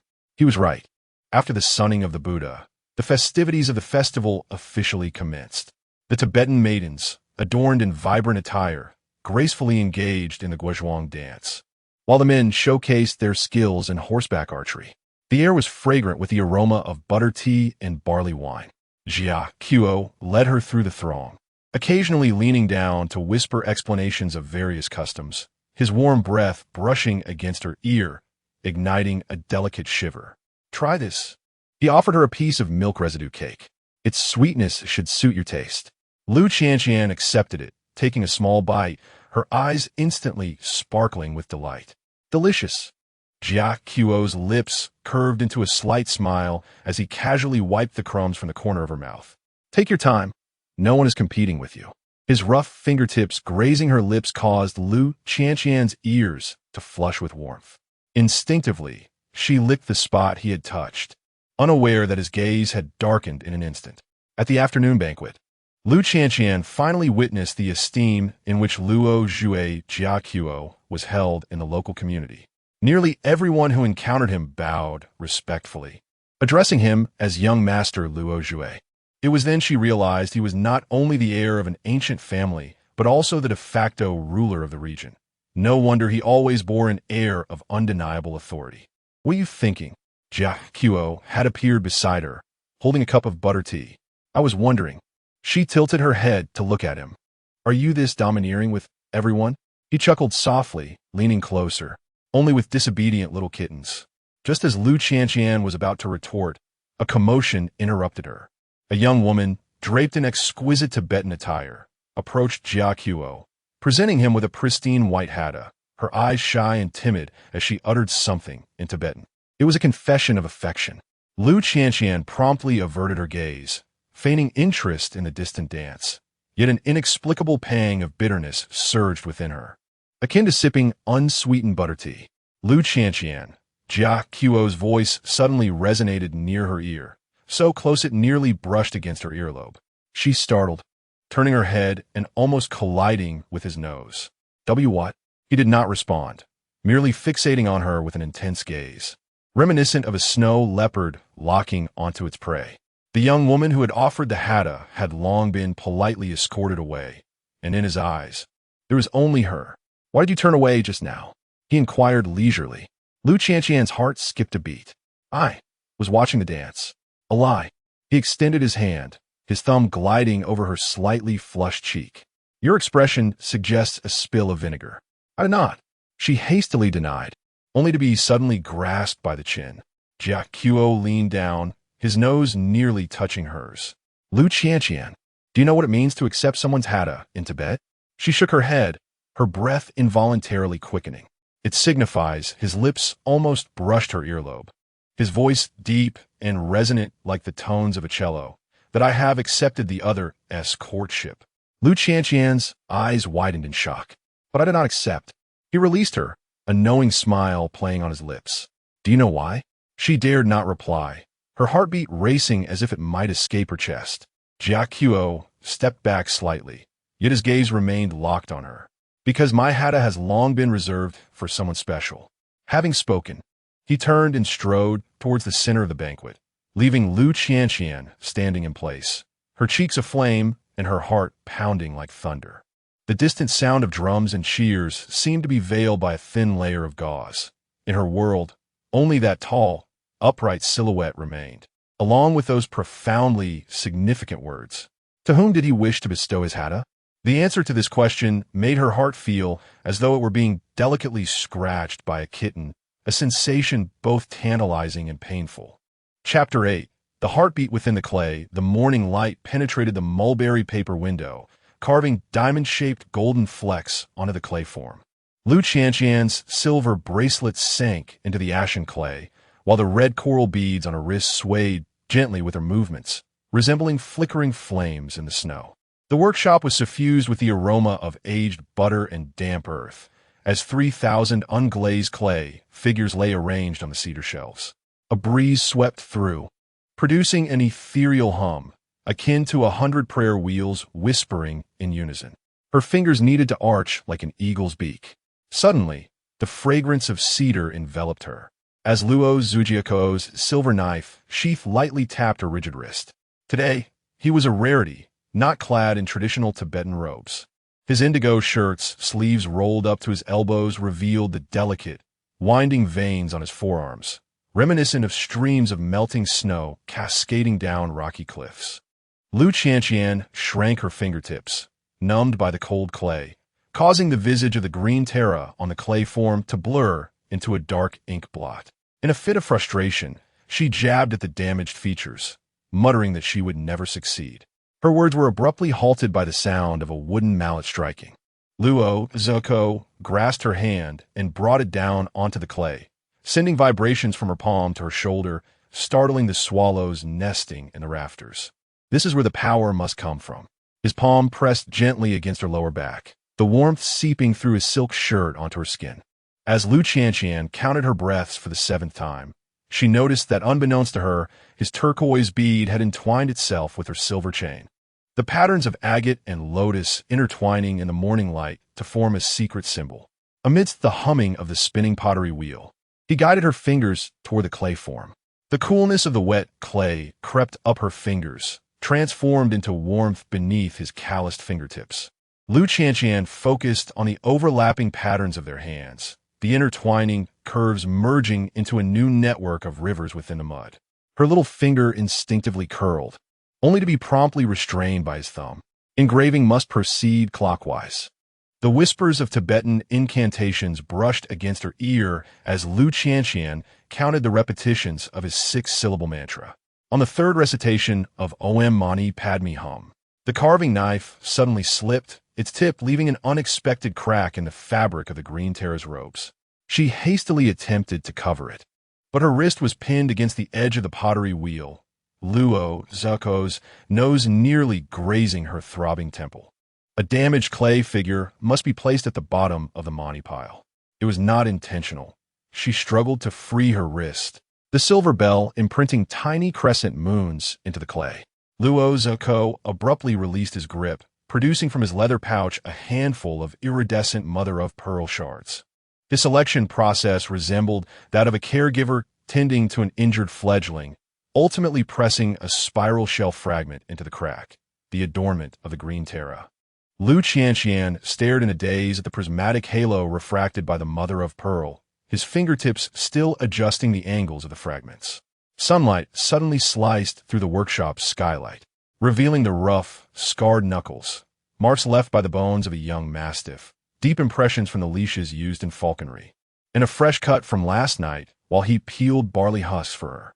As the midday heat evaporated the residual scent of the butter lamps, Luo Zhujiako unexpectedly pressed her down onto the painted mat. Lu Qianqian watched as he retrieved a set of peculiar tools from a gilded wooden box, a carving needle fashioned from yak bone, a spatula inlaid with turquoise, and even a brush crafted from eagle feathers. The soul of the clay figures resides in the eyes. He pressed her right index finger onto the brow of the clay form, while his left hand suddenly covered her eyes. The darkness amplified her other senses.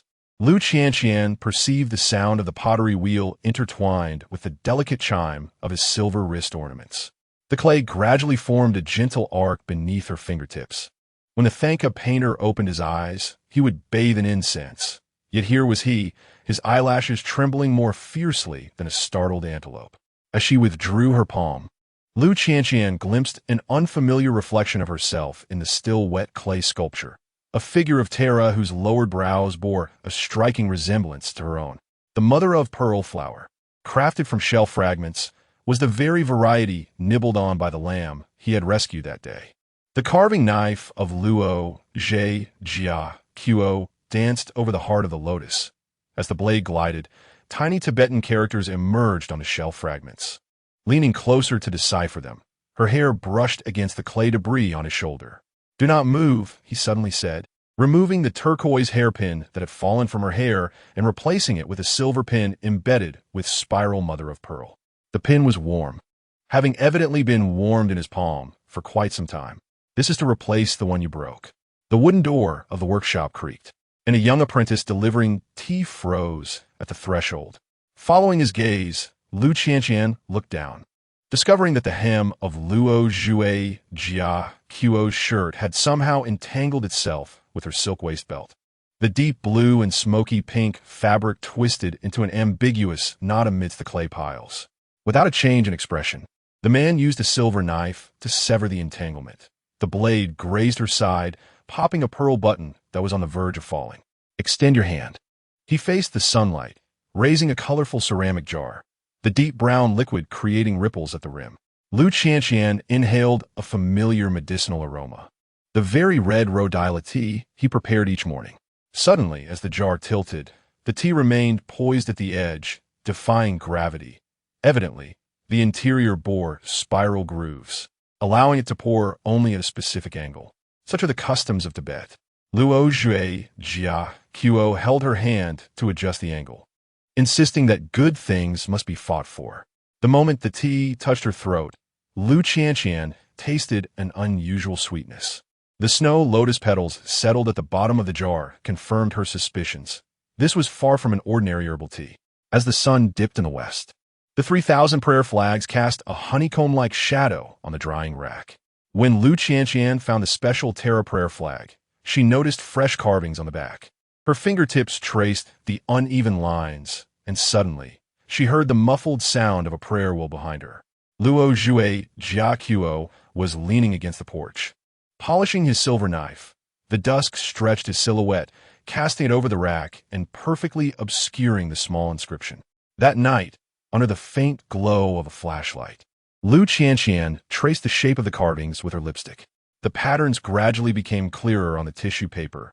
It was the Tibetan word meaning compassion. Chapter 9. The invitation beneath the prayer flags in the afternoon at Sera Monastery. Sunlight penetrated the clouds, warming the stone-paved path. Lu Qianqian followed closely behind Jia Quo, navigating through the monastery's winding corridors, the sounds of debates resonating around her. Monks clad in crimson robes stood or sat, engaging in a lively exchange of questions and answers, the sound of their clapping echoing crisply in the courtyard. Captivated by the scene, She nearly lost track of her surroundings. This was a debate on the philosophy of emptiness. Jia Qiuo's voice, deep and gentle, floated above her as they discussed night. She looked up at him, the sunlight cascading from behind, outlining the sharp contours of his profile. Today, he wore a deep blue Tibetan robe, adorned with intricate patterns at the collar and cuffs, a silver belt cinching his waist, presenting an air of nobility and aloofness.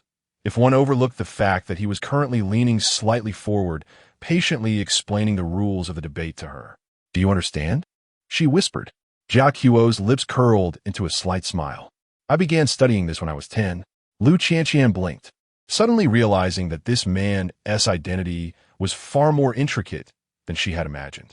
He was not only a figure of power from an ancient family, but also had received rigorous traditional education, embodying both the elegance of nobility and the tranquility of a scholar in his every gesture. "What is it?" He noticed her gaze and raised an eyebrow. "Nothing." She hurriedly averted her eyes, her ears subtly reddening. "I just think you are impressive." Jia Qiuo let out a soft laugh, suddenly reaching out to gently brush his fingertips against her earlobe. "Lu Qianqian, your ears turn red when you compliment someone." His calloused fingertips sent a shiver through her, and Lu Qianqian's breath caught in her throat. Before she could retort, a wave of enthusiastic applause erupted, as a young monk in the center of the courtyard delivered a particularly brilliant argument, drawing cheers from the onlookers.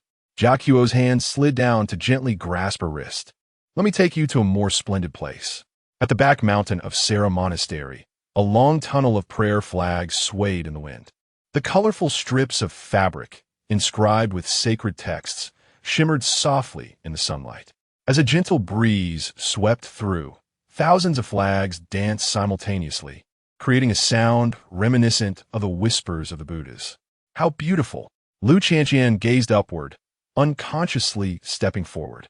Jia Qiuo followed closely behind, his gaze unwaveringly fixed upon her. Sunlight filtered through the gaps in the flags, casting dappled shadows upon her fair cheeks. Today, she sported a simple ponytail, her hair swaying gently with her movements, like a soft cascade of black satin. Suddenly, he reached out, plucking a small tuft of white cottonwood fluff from her hair. Lu Qianqian turned back, meeting his earnest gaze. Without explanation, Jia Qiuo gently twirled the fluff between his fingers, his eyes deep and contemplative. "Lu Qianqian, dare you to come to my home tomorrow?" His voice was low, nearly drowned out by the rustling of the flags, yet it resonated clearly in her ears. Lu Qianqian stood frozen in place, her heart suddenly racing. "I." Before she could respond, a rich, sonorous chant echoed from a distance, deep and lingering, as if emanating from a faraway realm or directly resonating within her heart. Jia Qiuo seized the moment to lean closer, his lips nearly brushing against her earlobe, his warm breath cascading over her sensitive skin. "It is not merely a visit."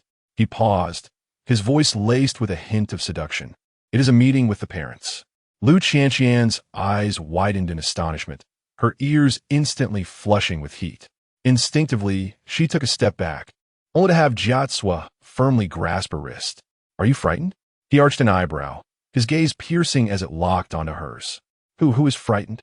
she retorted defiantly, though her voice betrayed her with a tremor. Jia Qiuo chuckled softly, his thumb gently caressing her wrist. Then it is settled. Suddenly, the wind picked up, the prayer flags fluttering violently, enveloping the two in a vibrant whirlpool of colors. Lu Qianqian looked up to find Jia Qiuo's features strikingly deep amidst the interplay of light and shadow, reminiscent of an undiscovered sanctuary deep within the snow-capped mountains, dangerous yet alluring. "Where is your home?" she asked softly. "Outside Lhasa, at the foot of the mountains."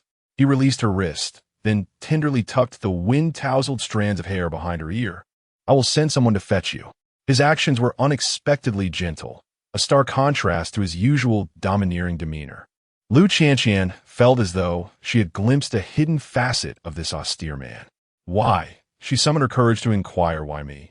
Jia Qiuo fell silent for a moment, his gaze drifting to the undulating snow-capped peaks in the distance. "Do you recall our first encounter?" "At Jiaqing Temple, even though you turned the prayer wheel incorrectly." He interrupted her, his voice low in that moment, my own prayer will also came to a halt. Lu Qianqian froze, her heart skipping a beat. Jia Cuo reached out, his fingertips gently tracing her brow, as if sketching a precious treasure.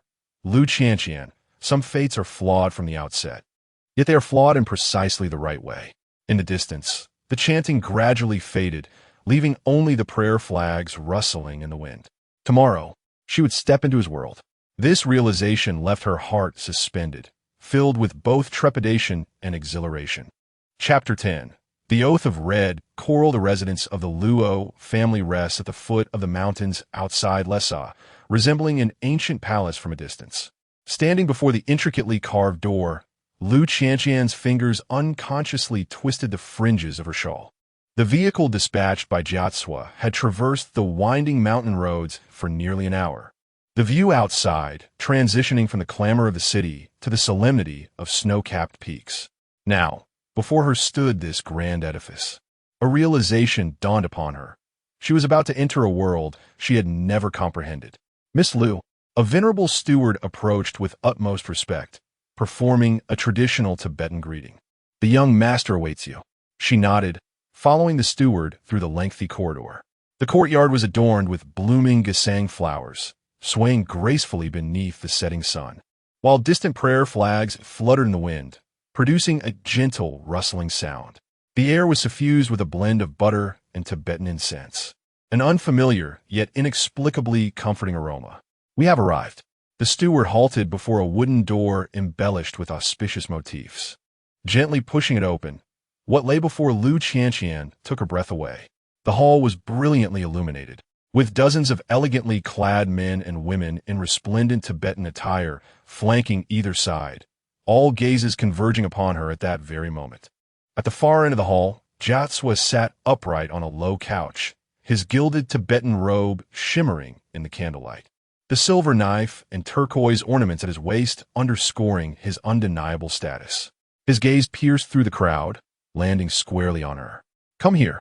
His deep voice, though not loud, silenced the entire hall instantly. Lu Qianqian swallowed hard, striving to steady her trembling legs as she advanced toward him. Acutely aware of the multitude of eyes fixated on her. Curious, scrutinizing, even hostile. These gazes felt like invisible needles, pricking at her back. At last, she found herself before Jia Cuo. Seat. He patted the cushion beside him, his tone leaving no room for refusal. Cautiously, Lu Qianqian settled down, only to realize her position was higher than that of everyone present, second only to Jia Cuo himself. A ripple of whispers spread through the hall. Jia Cuo raised his hand, and the murmurs ceased immediately. He turned to an elder beside him, speaking a few words in Tibetan. The elder's expression shifted to one of surprise. After a brief hesitation, he presented an exquisite silver box. As the box opened, gasps of astonishment filled the hall. Within lay a red coral forehead ornament. The silver base was adorned with dozens of uniformly sized red corals, and at its center rested a turquoise the size of a pigeon's egg, surrounded by intricate golden filigree, emanating an ancient and mysterious luster in the candlelight. Jia Cuo retrieved the ornament and turned to Lu Qianqian. Bow your head. She instinctively complied. His fingertips brushed against her forehead, delicately placing the intricate ornament upon her brow. The coolness of the metal penetrated her skin, tempered by the warmth of his touch. Lu Qianqian sensed his hand was steady, his movements gentle as if handling a fragile treasure. It is done. She lifted her head, only to find the entire hall enveloped in silence. The expressions of all present froze in shock, with several elderly women even covering their mouths. What is this? She murmured. Jia Cuo did not respond. Instead, he reached out to adjust her forehead ornament. It suits you well. His gaze was profound, as if it could draw her in, causing Lu Qianqian to instinctively hold her breath. It was not until a white-haired elder suddenly stood up and spoke a few words in Tibetan, his voice trembling, that the hall began to stir once more. Jia Cuo's expression remained unchanged as he gently grasped her hand. Were they saying? Lu Qianqian whispered. They're asking. He leaned closer to her ear, his warm breath caressing the shell of it. If I have lost my mind, giving the heirloom of 7 generations to a Han girl. Lu Qianqian's eyes widened in astonishment. Huh? Her voice quivered slightly from shock, and she instinctively reached to remove the forehead ornament, only to have Jia Qiu firmly grasp her wrist. "Wear it," he commanded, his tone leaving no room for dissent. "This is a gift from me to you." His large, warm hand completely enveloped her slender wrist. Lu Qianqian could feel his thumb gently stroking her pulse, as if soothing a frightened little creature. As the banquet officially commenced, an array of exquisite Tibetan dishes was served one after another. Jia Qiu personally arranged her plate, cutting tender yak meat into small pieces, replacing greasy dishes with light vegetables, and even swapping the barley wine for sweet tea. Every detail was thoughtful. "Try this." He offered a small piece of milk cake to her lips. "It's not sweet." Lu Qianqian instinctively opened her mouth, her tongue accidentally brushing against his fingertips. Jia Qiu's gaze darkened in an instant, his Adam's apple bobbing slightly. "Is it good?" His voice was somewhat hoarse. She nodded, her cheeks flushed from their recent unexpected contact. The banquet continued late into the night, with guests repeatedly approaching to toast. Jia Qiu warded off each one, allowing her only a taste. By the time the last guest departed, Lu Qianqian was already struggling to keep her eyes open. "I will escort you back to your room." Jia Qiu's arm wrapped around her waist, half supporting, half carrying her to a spacious bedroom. In the center of the room stood a beautifully carved bed, its drapes adorned with exquisite auspicious patterns, and the headboard was lit with calming Tibetan incense. "This is my room," he stated calmly. "You will sleep here, and I will go next door." Lu Qianqian's face flushed crimson. Jia Qiu chuckled softly. The red coral glimmered gently in the candlelight, casting a soft glow on her snow-like skin. In the deep of night, at the Luo family residence, all was silent. Lu Qianqian sat before the vanity, gazing at her reflection. The red coral ornament on her forehead shimmered with a dark hue in the candlelight, resembling an ancient seal, silently binding her to this Tibetan residence and to that dangerous yet captivating man. She reached out to gently touch the edge of the ornament, the coolness of the metal seeping into her fingertips. This ornament, symbolizing the identity of the matriarch, now weighed heavily upon her head and heart. "You won't remove it?" A deep voice came from behind, carrying a hint of the unique gravel of the Tibetan region. As Lu Qianqian gazed into the mirror, she beheld Jiatsua gently pushing the door open, his tall figure nearly filling the entire frame. He had changed out of the gilded Tibetan robe worn during the banquet. Now clad in a deep azure cotton linen shirt, the collar slightly unfastened to reveal a mysterious Tibetan tattoo adorning his collarbone. She opened her mouth, her voice slightly strained. "This is a bit complicated. It's too precious. I fear I might damage it." Jiatsua approached, the coolness of the night air clinging to him, mingling with the faint sense of sandalwood and butter tea. He stood behind her, his hands gently resting on her shoulders, their reflections in the mirror intertwining. Tall and upright, like a silent snow-capped mountain. She, petite and delicate, akin to a blossoming gisang flower at the mountain's foot. "Stay still." His fingertips wove into her hair, his touch as gentle as if handling a fragile treasure. Lu Qianqian held her breath, acutely aware of his warm fingertips occasionally grazing her scalp, igniting a subtle shiver. At the family banquet, she murmured, attempting to shatter the palpable silence that quickened her heartbeat. "Why did they look at me that way?" Jiatsua's hand hesitated momentarily, the mirror reflecting the slight upturn of his lips. "Because you are the token that rightfully belongs to the matriarch of the Luozhu family." His tone was calm, yet it sent warmth flooding to Lu Qianqian's ears. She lowered her gaze, noticing his long fingers deftly unfastening the hidden clasp of her hair ornament, a string of dark sandalwood prayer beads cascading gently with his movements. "Do you understand what this signifies?" he suddenly inquired.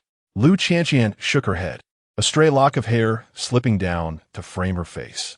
Jiatsua reached out, tucking the wayward strand behind her ear, his fingertips brushing against her earlobe with deliberate softness. "It means that from this night onward, all of Tibet will know." His voice lowered, leaning closer to her ear. "You are the one I have chosen." His warm breath caressed the sensitive skin behind her ear, causing Lu Qianqian to instinctively clutch the hem of her dress. As the ornament was removed, she exhaled in relief. Yet in the mirror, She caught Jiazua's intense gaze fixed upon the red coral, his expression deep and haunting. "Turn around," he commanded. Lu Qianqian obediently complied, lifting her gaze to meet his ink-black eyes. The candlelight danced upon his chiseled features, outlining a flawless profile, his prominent nose, sharp brow bones, and those perpetually pressed thin lips. "You have butter on your lips." His thumb suddenly traced the corner of her mouth, the rough pad of his finger gently caressing the non-existent stain. Lu Qianqian's breath hitched as she perceived the dangerous glint in his eyes. "Jiazua," she whispered his name, her voice barely audible. In that moment, Jiazua's gaze seemed entranced by her lips. The next second, his lips met hers. This kiss was as soft as the morning mist over Lake Namso. His lips were cool, laced with a hint of butter tea, tenderly brushing against hers. There were no further demands, merely this tantalizing proximity that rendered Lu Qianqian weak, her fingers instinctively clutching at his clothing. Just as she was about to succumb to the moment, Jiazua suddenly withdrew. His breath became noticeably labored, and emotions swirled within his eyes, inscrutable to her. "Enough! If I kiss you any further," his voice came out hoarse and unsteady, his thumb lingering on her lips, "I fear I might lose control and plunge you into the Yarlung Songpa River." Lu Qianqian's face flushed with embarrassment. She lowered her gaze and noticed the veins on the back of his hand, taut against the edge of the dressing table, as if he were desperately restraining himself. "Sleep." He suddenly straightened, turning towards the door, his cloak stirring a gentle breeze. "Jiazua." Lu Qianqian found an unexpected surge of courage to call out to him. The man paused at the threshold, not turning back, but slightly inclining his face, revealing the sharp contours of his profile. "This." She raised the red coral ornament in her hand. "Are you truly giving this to me?" Silence enveloped the room. After a long pause, Jiazua finally spoke softly.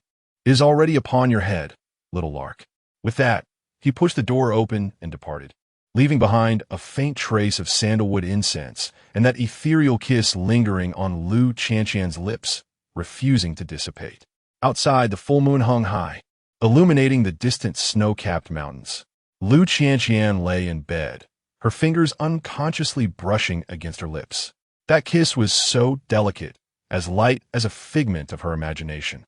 Yet it bore a weight that stirred tumultuous waves within her heart.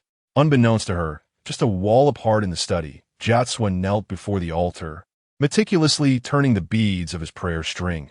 Yet he could not quell the surging desires within him. The green Terra on the altar gazed down compassionately, as if silently witnessing the budding emotions that had just begun to take root. Chapter 11. The seven clasps of Yamdrok Lake. The waters of Yamdrok Lake are a deep and enchanting blue, reminiscent of nature's most exquisite masterpiece, akin to a grand sapphire, meticulously carved and nestled quietly among the towering mountains. Under the radiant sunlight, the lake's surface shimmers with a dreamlike gleam. Lu Qianqian, barefoot upon the fine sands of the lakeshore, feels the cool softness caress her soles. Stealing a glance at the figure ahead, she observes Jia Qiuo, clad in a deep brown Tibetan robe, adorned with a silver belt that accentuates his broad shoulders and narrow waist, his silhouette strikingly divine in the morning light. A gentle breeze ripples across the lake, stirring tiny waves and tousling her hair. Lu Qianqian reaches up to tuck the stray strands behind her ear when suddenly a mischievous thought strikes her. She feigns a stumble, propelling herself forward. As anticipated, a pair of strong arms catch her securely. Jia Qiuo's chest is firm and warm, and through the fabric, she can distinctly feel the powerful rhythm of his heartbeat.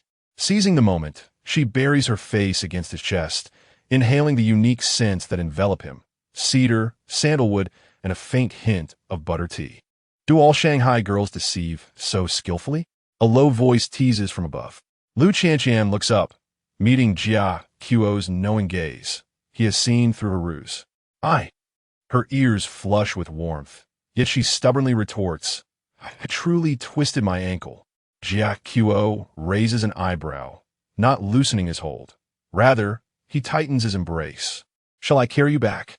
His arms encircle her waist like iron bands, his palm resting on her lower back. the heat radiating through the thin material, searing her skin. Her heartbeat quickens as her fingers instinctively clutch the front of his robe, grazing the exquisite silver clasps. 1, 2, 3.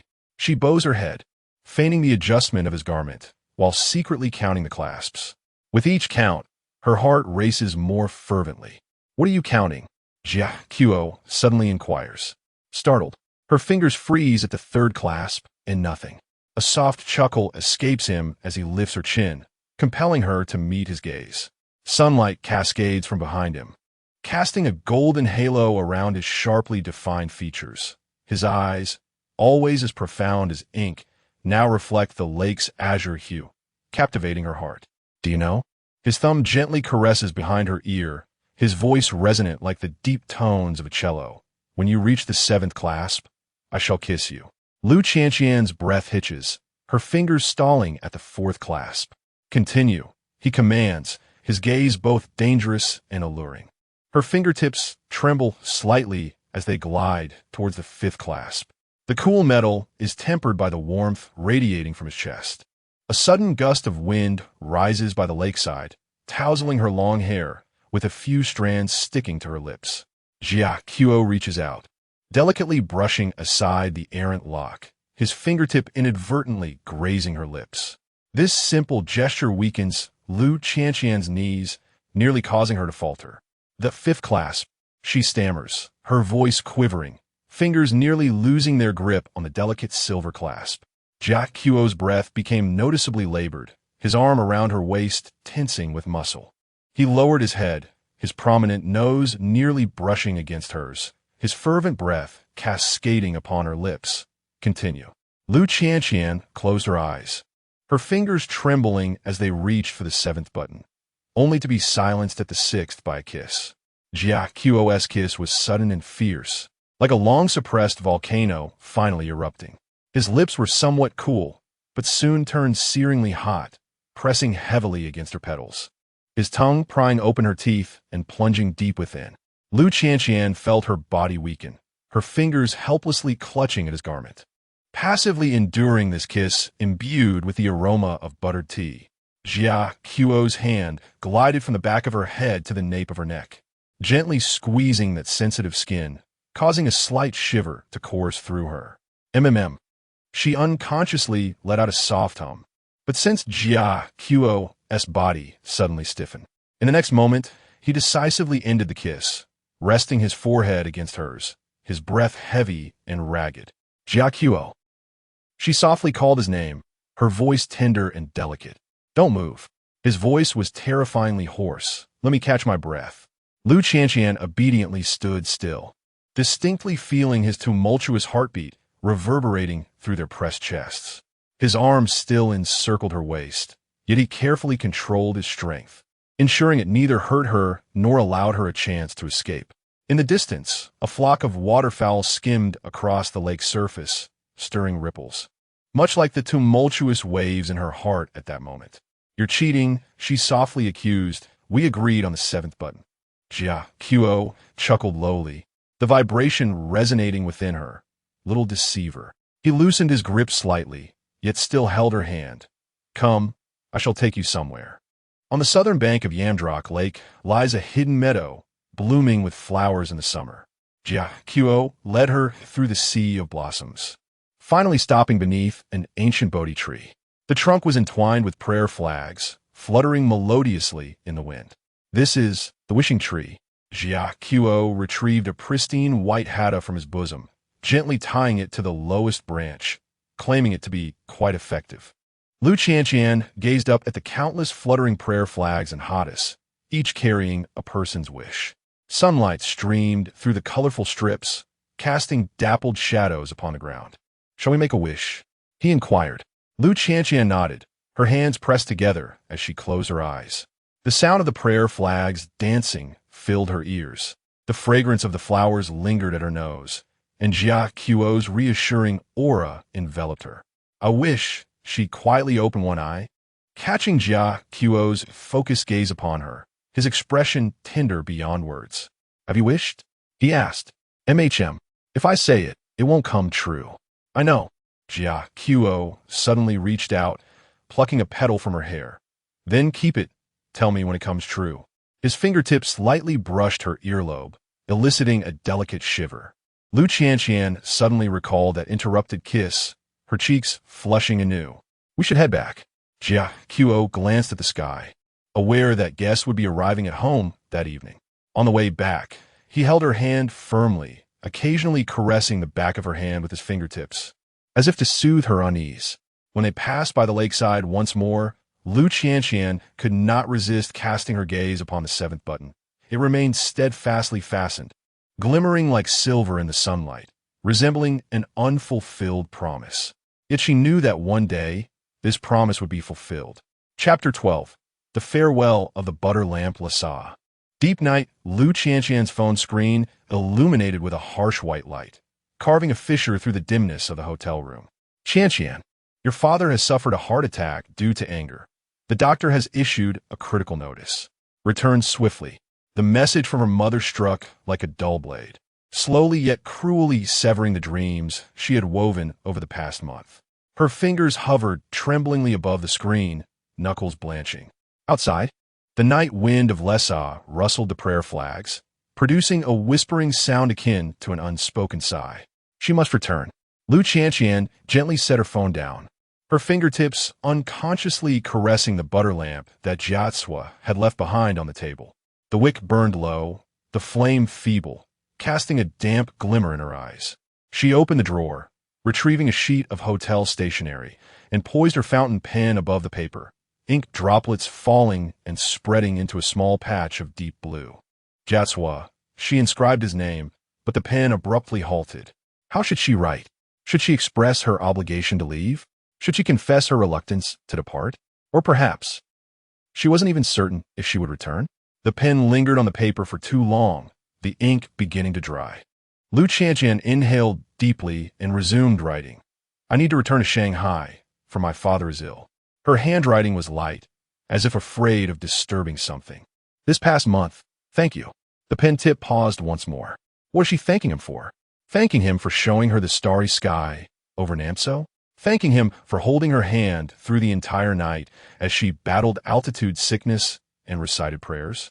Or thanking him for making her realize what it felt like to be cherished so deeply? A tear unexpectedly splashed onto the paper, blurring the word thank, transforming it into a hazy sea of blue. Lu Qianqian raised her hand to dab at her tear-streaked eyes, the fountain pen trembling as she continued. I do not know how long I will be gone, perhaps. Perhaps what? Perhaps I may never return. Her fingertips curled, her chest weighed down by a heavy stone, making each breath laborious. At that moment, footsteps echoed outside the door. Familiar, steady, each step meticulously measured. Lu Qianqian stiffened, instinctively crumpling the letter and thrusting it into the deepest recesses of a drawer. She wiped her tears, inhaled deeply, striving to maintain a facade of calm. A gentle knock sounded at the door. Lu Qianqian. His voice seeped through the door, deep and clear, like a stream thawing in the snow-capped mountains, cold yet tender. Lu Qianqian bit her lower lip, remaining silent. The outside fell silent for a few seconds, and then the soft sound of a key turning in the lock filled the air. As Jia Cue entered, she stood with her back to him, feigning nonchalance as she organized her suitcase. Her silhouette appeared fragile, shoulders slightly hunched, resembling a startled creature. He lingered at the doorway, not immediately approaching. The room was enveloped in quiet, save for the faint crackling of the burning butter lamp. Packing so late? Jia Cue's voice was calm, as if he were merely posing an ordinary question. Lu Qianqian's fingers tightened around the edge of her suitcase, her knuckles turning white. She endeavored to make her voice sound normal, suddenly feeling a pang of homesickness. The air hung heavy for a moment. Jia Qiu approached slowly, the hem of his Tibetan robe brushing against the wooden floor, creating a faint sound of friction. He paused a step behind her, refraining from touching her, merely gazing down at her half-packed suitcase, several articles of clothing, the notebook she always carried, and the turquoise bracelet he had gifted her. What time is your flight? He inquired. Lu Qianqian felt a tightness in her throat. Tomorrow morning, at 7. Jia Qiu fell silent for a moment, then reached out, taking the half-folded sweater from her hands. His long fingers deftly folded the sweater and placed it neatly into the suitcase. "I'll see you off," he said, his tone casual, as if merely commenting on the weather for the next day.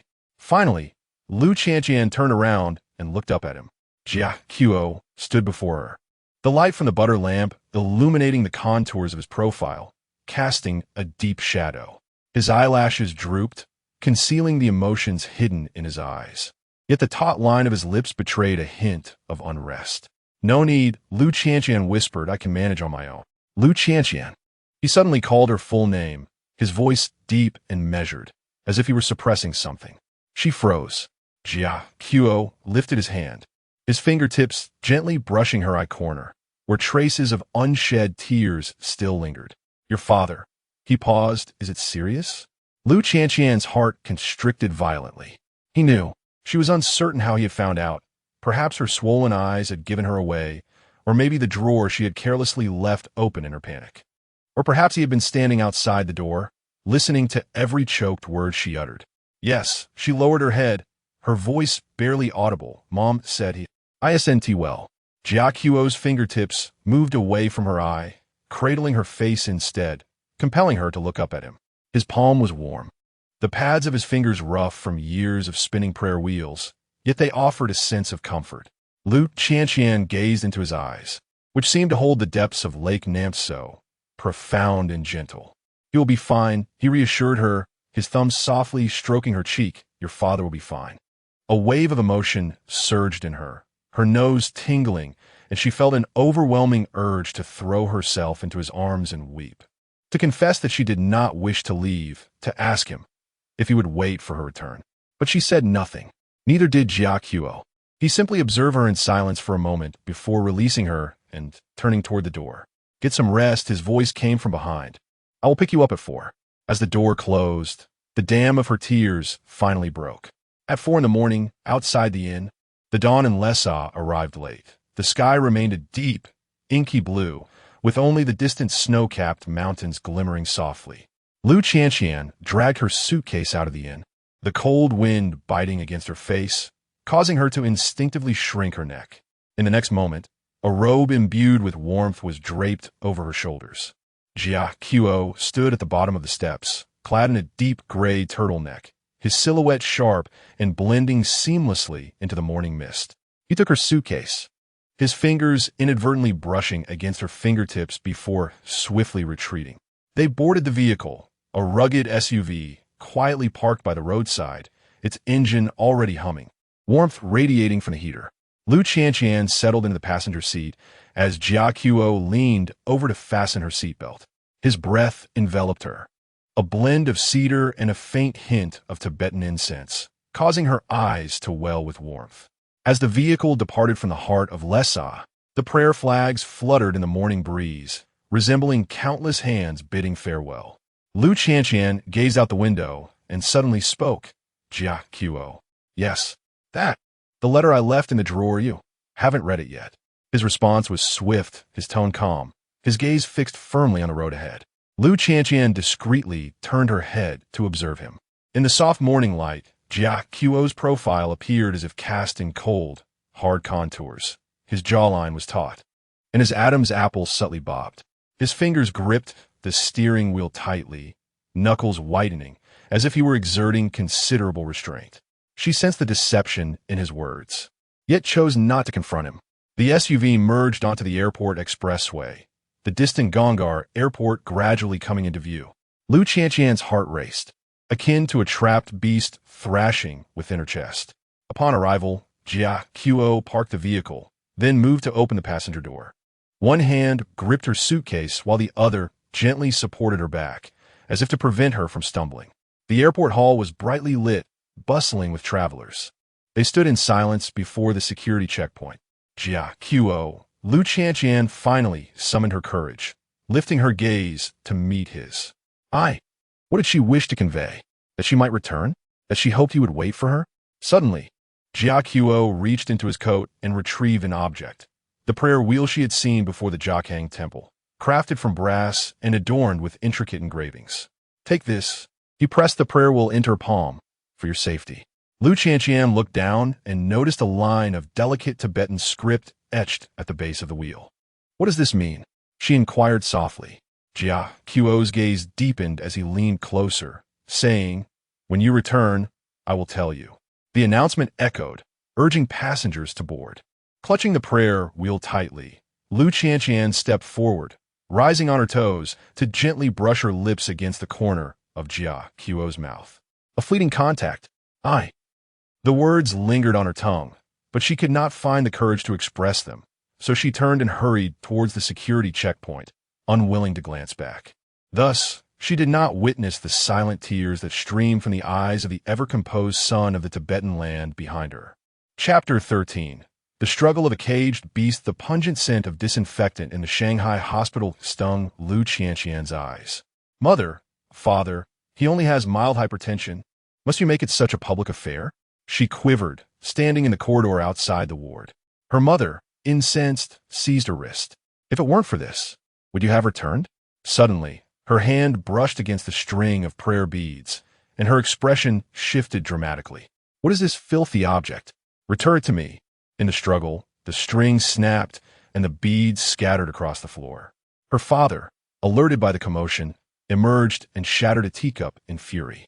"Enough! We have spoiled you since childhood. How much longer will you indulge in such obstinacy? What is wrong with Chenong?"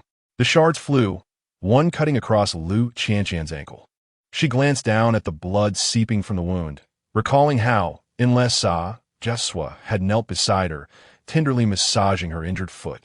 In the dead of night, Lu Qianqian curled up on her childhood bed, clutching the recovered prayer beads tightly. Her phone lit up, the timely arrival of a sunrise photograph of the Potala Palace from Jaswa. Golden morning light spilling over white walls, accompanied by just 2 words, "Waiting for you." Suddenly, she remembered his final words on that foggy morning when she departed. Lu Qianqian. "The prayer wheel turns clockwise, but life can be traversed in reverse." Tears streamed down her face, soaking the silk pouch by her pillow. The outline of the Vajra pressed against her chest through the fabric, like a silent vow. For 3 consecutive days, the rain in Shanghai fell incessantly, the streets damp, and the air filled with the fresh scent of earth and flowers, mirroring Lu Qianqian's heavy, melancholic heart. Raindrops cascaded against the window, intertwining with her thoughts, an endless flow. Seated behind the bank counter, her fingers mechanically tapped the keyboard, while her gaze remained fixated on the serpentine trails of rain on the glass. Those water streaks distorted the world outside, rendering hurried passers-by and the drenched sycamores into indistinct gray shadows, much like her current existence, its boundaries blurred by the rain, everything obscured. "Hello, could you assist me with a fixed deposit?" The voice of an elderly lady jolted her back to reality. Lu Qianqian instinctively smiled, but as she accepted the passbook, the red string on her wrist flickered into view. That was the bracelet she had restrung with the broken prayer beads. Now only 3 remained. The other 2 forever lost in the hospital corridor. "Please enter your password." Her voice resembled paper soaked by rain, fragile and easily torn. The elderly lady cast a suspicious glance her way, slowly entering the password. Lu Qianqian's gaze drifted unconsciously toward the bank's VIP room, through the half-open blinds. She could see Chun Ong engaged in lively conversation with her father, steam rising from the tea before them. Once again, the same scenario unfolded. Since her return to Shanghai, Chun Ong had frequently appeared in her family and workplace, embodying the role of a future son-in-law. Her parents regarded him with admiration, as if he were a rare treasure. Yet whenever she attempted to mention Lhasa or the name hidden within her phone, her mother would suddenly complain of a headache, while her father would darken his expression and shatter objects in frustration. "Qianqian, go directly to number 3 Bund after work." Chun Ong stood before her counter, impeccably attired, with a watch glinting coldly on his wrist. He presented a velvet box, his tone affectionate as if they had been in love for years. "This is the engagement ring I ordered for you. Please try it on for size." Lu Qianqian did not take it. Nestled within the box lay a diamond of at least 3 carats, radiating a dazzling brilliance under the stark fluorescent lights of the bank. This ring perfectly fulfilled her mother's every requirement for propriety. Sufficiently large, exquisitely sparkly, capable of eliciting envy from all the ants. I've mentioned before, Her voice was barely above a whisper. "We're not suited for one another." The smile on Chen Ang's face faltered for a moment before he leaned closer to the glass. His voice low enough for only her to hear. "Qianqian, please don't jest. Our families have already arranged the engagement banquet." His fingers tapped lightly on the counter. "You know your father cannot handle such excitement." A veiled threat. Lu Qianqian abruptly lifted her gaze, only to find her father peering in their direction. A hopeful smile gracing his face. The man who once hoisted her on his shoulders to watch fireworks now looked at her with anticipation as she received another man's ring. Her fingers trembled slightly, and under Chen Ang's triumphant gaze, she slowly closed the velvet box. "I'll try it on myself after work." In a taxi on a rainy night, Lu Qianqian clutched the ring box tightly. Her phone lit up. An image from Jia Qiu appeared, the Patala Palace bathed in the golden-red glow of sunset. Prayer flags fluttering in the wind. The caption remained the same, "Waiting for you." Those simple 2 words felt like a dull knife, slowly slicing through her heart. She opened the album, scrolling to a photo taken in Lhasa. Jia Qiu stood by the shores of Namso Lake, his Tibetan robe billowing in the wind. His profile strikingly sculpted by the sunlight. That was a freedom she could never attain. The driver suddenly slammed on the brakes. "Miss, we've arrived at number 3 Bunt." Lu Qianqian looked up to see the restaurant's resplendent crystal chandeliers illuminating the entrance, where Chen Ang awaited, looking radiant. Flanking him were their parents, each wearing knowing smiles, as if anticipating the performance of a meticulously rehearsed play, waiting for her, the leading lady, to make her entrance. Her phone vibrated unexpectedly, a voice call request from Jia Qiu. Lu Qianqian's finger hovered over the answer button, trembling uncontrollably. She gazed at the cheerful scene outside, then back at the familiar name on her screen, suddenly feeling breathless. On one side lay a life of stability within reach, and on the other, a distant freedom and love. "Miss," the driver urged impatiently, "are you getting out or not?" The rain pounded against the car window, echoing like the prayer flags in Lhasa, howling in the wind. Lu Qianqian took a deep breath, suppressing the urge to press the decline button, then shoved the ring box in her bag and pushed open the car door. Ultimately, she stepped into that meticulously arranged cage. In the dead of night, Lu Qianqian curled up in a bathtub, warm water rising to her chest. The vivid scenes of the banquet linger in her mind. How Chen Ang graciously pulled out her chair, how her mother proudly showcased the diamond ring, and how her father, with a sense of satisfaction, patted Chen Ang on the shoulder, entrusting him with his daughter. Throughout the event, she resembled a delicate doll, smiling, nodding, and raising her glass. The red string on her wrist, now soaked with water, deepened in hue, resembling dried bloodstains. Lu Qianqian gently caressed the 3 celestial beads, suddenly recalling the moment when Jia Qiu adorned her with them. "Wearing these, the Buddha will bless you." His fingers brushed against her skin at the wrist, carrying the fragrances of ghee and Tibetan incense. The sunlight in Lhasa was just right then, warming her entire being, unlike Shanghai, where even the rain felt cold. Outside the bathroom, her mother knocked. "Qianqian, Chen Ang is on the phone, saying he wants to take you to try on your engagement dress next week." Lu Qianqian buried her face between her knees, warm water mingling with her tears as they streamed down. She reached for her phone at the edge of the bathtub, the screen still displaying her chat with Jia Qiu. Her fingertips hovered over the keyboard for a long while ultimately typing a single line. "Jia Qiu, don't keep me waiting any longer." The moment she pressed send, the red string on her wrist abruptly snapped, and the last 3 celestial beads fell into the water, producing a muffled sound.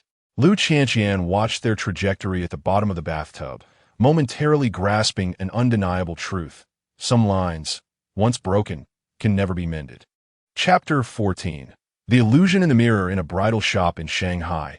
The light refracted from the crystal chandeliers pierced her eyes painfully. Lu Qianqian stood before the full-length mirror, gazing at her reflection clad in a white gown, its hem adorned with countless sparkling diamonds, shimmering under the light like a meticulously wrapped gift. The designer knelt at her feet, adjusting the petticoat while incessantly praising her. "Miss Lu looks absolutely stunning in this. Mr. Chen will surely adore it." As she stared at her reflection, A sense of disorientation washed over her, and she felt as though she were not gazing at herself, but rather at a stranger. A porcelain doll with a pallid complexion, artificially adorned with blush by the makeup artist to feign a semblance of joy. Her lips were coaxed into a perpetual smile, and even the rhythm of her breath was constrained by the tightness of the gown. "Qianqian, are you ready?" Her mother's voice called from outside the fitting room, followed by Chen-Ong's gentle inquiry. "Do you need any assistance?" Lu Qianqian's fingers unconsciously clutched the hem of her gown. Almost there. She inhaled deeply and pushed open the fitting room door. In that instant, the mirrored light dazzled her eyes. In a fleeting moment, she thought she glimpsed a tall figure standing at the corridor's end, draped in a gilded robe, silver belt, with a prayer wheel gently spinning at his fingertips. Those hawk-like, piercing eyes cut through the crowd, locking onto her very soul. "Jiacuo," she unconsciously murmured. "What?" Chen-Ong frowned. The illusion dissipated. At the end of the corridor stood only a shop assistant hastily carrying a wedding dress.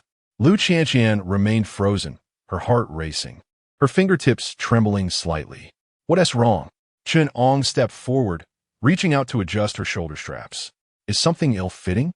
The moment his fingers brushed against her shoulder, Lu Qianqian instinctively recoiled. His hand was too cold, lacking the warmth of Jiacuo's palm, devoid of the calluses born from years of spinning prayer wheels. I can manage," she stammered, her throat tightening. Her mother, oblivious to her distress, cast her an irritated glance, then turned to Chen-Ong with a smile. "Qianqian is just a bit shy." Chen-Ong smiled indulgently, but, as she turned away, he firmly grasped her wrist. "Fiancé, you must become accustomed to my touch." His voice was soft, yet it sent shivers down Lu Qianqian's spine. The fitting mirror reflected their image, standing together. Chen-Ong handsome and dignified, she exquisite and beautiful. To any observer, they appeared a perfect couple. Yet, Lu Qianqian felt as though she were a soulless porcelain doll, displayed in a lavish window, awaiting a price tag. Suddenly, memories of the sunlight in Lessa flooded her mind. She recalled the day Jiacuo took her to Namso Lake, the wind tousling her hair, his fingers brushing against her earlobe as he tidied it, igniting a subtle shiver. The sunlight had been scorching, just as his gaze had been fervent.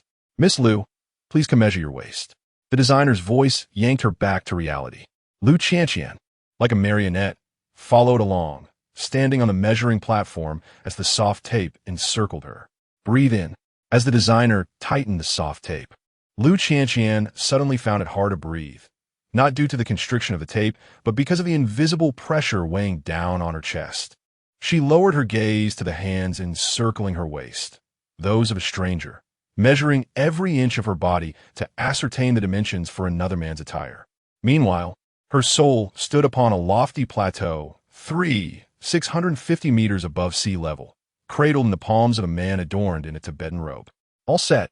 The designer recorded the measurements, smiling as he remarked, "Mr. Chun is indeed fortunate. Miss Lu's waist measures a mere 56 centimeters." Chen-Ong nodded with satisfaction and pride, his eyes roving over her as if appraising a prized possession. Lu Qianqian bit down hard on her lower lip, tasting the metallic tang of blood. That night, Lu Qianqian lay in her bedroom, staring vacantly at the ceiling. Outside her window, the neon lights of Shanghai flickered, brilliant yet frigid. She turned over, her fingers unconsciously tracing the red cord beside her pillow, the remnants of a broken Z bead bracelet, her fingertips gliding over its uneven texture, as if such contact could bridge the distance to the man far away on the plateau. Hanging from the wardrobe door was her engagement gown, a six-figure masterpiece, shimmering coldly in the moonlight. Gazing at it, Lu Qianqian was suddenly reminded of the suffocating and weightless sensation of the plateau. In that moment, she felt herself plummeting. Yet there was no longer a figure named Luo Zheko, with arms outstretched, enveloped in the perfect embrace of soft, fragrant snow, to catch her. Chapter 15. The Lark Breaks Free Waldorf Astoria Hotel, Shanghai Bund. In the dressing room behind the engagement banquet, Lu Qianqian gazed at her elegantly adorned reflection in the mirror. The crystal chandelier refracted the light from her diamond hairpiece into dazzling specks, and as she raised her hand to touch the corner of her eye, Her fingertip met a trace of moisture. Clad in a couture gown worth millions, the pristine white fabric was adorned with countless tiny diamonds, each sparkling under the chandelier's glow. Yet, she resembled a delicate doll, her lips sculpted into a perfect arc by the makeup artist's pencil, and the mascara weighed down her lashes with each blink. Qianqian, in 20 minutes it will begin. Her mother entered, followed by Chun Ang's mother, both wearing bright smiles. Chun Ang is waiting for you in the banquet hall. They stood on either side of her, their reflection in the mirror revealing their shared satisfaction. Her mother's fingers pressed into her shoulder, balanced between pain and warning. There are many important guests today. Don't embarrass your father. Lu Qianqian's fingertips unconsciously brushed over her collarbone, where the vajra gifted by Jia Qiu should have hung. Now it was empty. 3 days prior, her parents had forcibly confiscated all items related to Lesa, including the photograph of the Patala Palace she had secretly tucked away in her diary. I'll be ready soon. Her voice was as soft as a feather falling to the ground. Her mother, satisfied, adjusted the already immaculate folds of her gown, then suddenly lowered her voice, her nails pressing into the soft flesh of her arm. Think of your father's heart. The moment the dressing room door closed, Lu Qianqian collapsed onto the vanity stool as though all her strength had been drained. Outside, the lights of the Huangpu River cruise ships twinkled, while her phone's wallpaper still displayed the starry night over Namso, despite her SIM card having been confiscated by her parents. Suddenly, a gust of cold wind and the scent of snow swept into the room. Lu Qianqian looked up abruptly, and, in the mirror, a figure appeared, draped in a gilded Tibetan robe dusted with unmelted snowflakes, a silver belt glimmering in the light. Jia Qiu stood there, the harsh winds of the plateau crystallizing into tiny ice shards on his brow, yet his deep-set eyes burned hotter than the waters of Namso. Jia Qiu, she dared not turn around, fearing this might be yet another illusion. It was not until the distinct, bony fingers gripped her shoulders, bearing the calluses of prayer wheels and the warmth of the 650-meter plateau, that she realized he was real. Lu Qianqian. His voice resonated deeply like a cello vibrating, his Tibetan words of affection mingling with his warm breath against her ear. You are not the treasure of the snow mountains. You're the snow mountains themselves.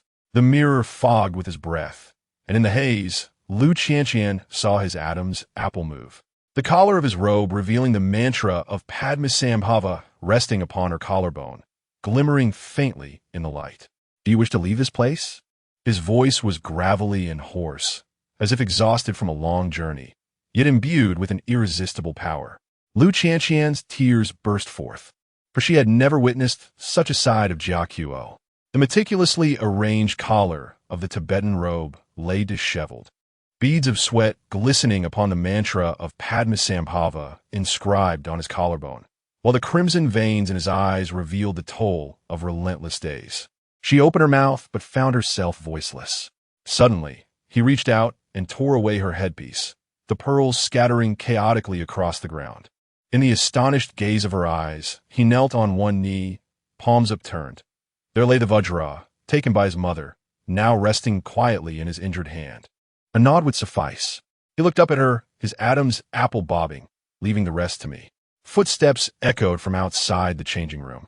Chun Ang's voice faintly audible. Qianqian, the host is urging. Tears finally broke free from Lu Qianqian's eyes. She turned and grasped the front of Jiacui's robe, the silver chain of her red coral forehead ornament digging in her palm, yet it felt more authentic than ever. How could you? Count to 3. Jiacui interrupted her, his thumb brushing over the smudged eyeliner at the corner of her eye one. The sound of a doorknob turning outside was distinctly clear. 2. Chun Ang's footsteps halted at the door. Jiacui suddenly leaned in, kissing her lips before the third count could finish. This kiss bore the sweetness of butter tea and the sharpness of wind and snow, forcefully prying her lips apart. Lu Qianqian tasted the metallic tang of blood on his lips, whether from the cracks of the plateau or the jostling of the journey. She could not tell. She gazed at her disheveled reflection in the mirror. Her meticulously styled hair had come undone, tear streaks marred her makeup, yet she felt more like her true self than ever. Grabbing Jiacui's hand, she nodded emphatically in agreement. The next moment, the world spun wildly. Jiatsua swept her up, the hem of his robe brushing against the vanity. Perfume bottles crashing to the floor, releasing a burst of iris fragrance. Just as Chunong pushed the door open, Jiatsua kicked open the fire escape. The girl in his arms, her white gown billowing, resembled a lark finally freed from its cage. Stop them! Her mother's shrill scream and the sound of hurried footsteps echoed behind them. Lu Qianqian clutched Jiatsua's neck, feeling the violent vibrations emanating from his chest. This man, so composed even on snow-capped peaks, now had a heart racing with fear. The emergency lights in the fire escape cast their shadows upon the wall, merging into the image of a soaring eagle. Jiatsua carried her down the stairs, the hem of his robe stained with her smudged mascara, creating a dark tear streak on the deep blue fabric. He gasped heavily, yet held her tighter. Are you afraid? Lu Qianqian shook her head, her hair brushing against his bloodied palm. Suddenly, she noticed that Jiatsua's right hand was bandaged. Blood oozed from the gap between his thumb and wrist, congealing into dark red scabs upon the prayer beads. Yet he dismissed it lightly, and at the corner, he pressed her against the wall. The gilded Tibetan robe shielded her from the cold surface, and he leaned closer to her ear, asking once more, "It will be very hard if you come with me." Lu Qianqian's response was to bite through the top button of his robe, leaving a bloody imprint upon his exposed collarbone. Jiatsua's eyes darkened a low, gravelly phrase in Tibetan escaped his throat as he embraced her, crashing through the fire door and into the night. It was only when the winter wind of Shanghai brushed against her bare feet that Lu Qianqian realized she was unshod. The hem of Jiatsua's robe wrapped around her calf, the coarse wool scratching against her skin. She looked up to see the taut lines of his jaw and the veins in his neck bulging. This man, who remained unruffled even on the snow-capped mountains, was now breathing in a disordered manner. The vehicle had reached the mouth of the alley. His voice was hoarse, his arm muscles as rigid as iron, holding her tightly. The commotion from the banquet hall grew closer, yet Lu Qianqian found herself laughing aloud. She wrapped her arms around Jiao Quo's neck, allowing him to carry her into the swirling snow. The diamond hairpin had fallen off at some point, and her long hair unfurled in the wind like a black banner. The engine of the SUV at the alley's entrance roared, and the Tibetan youth in the driver's seat whistled.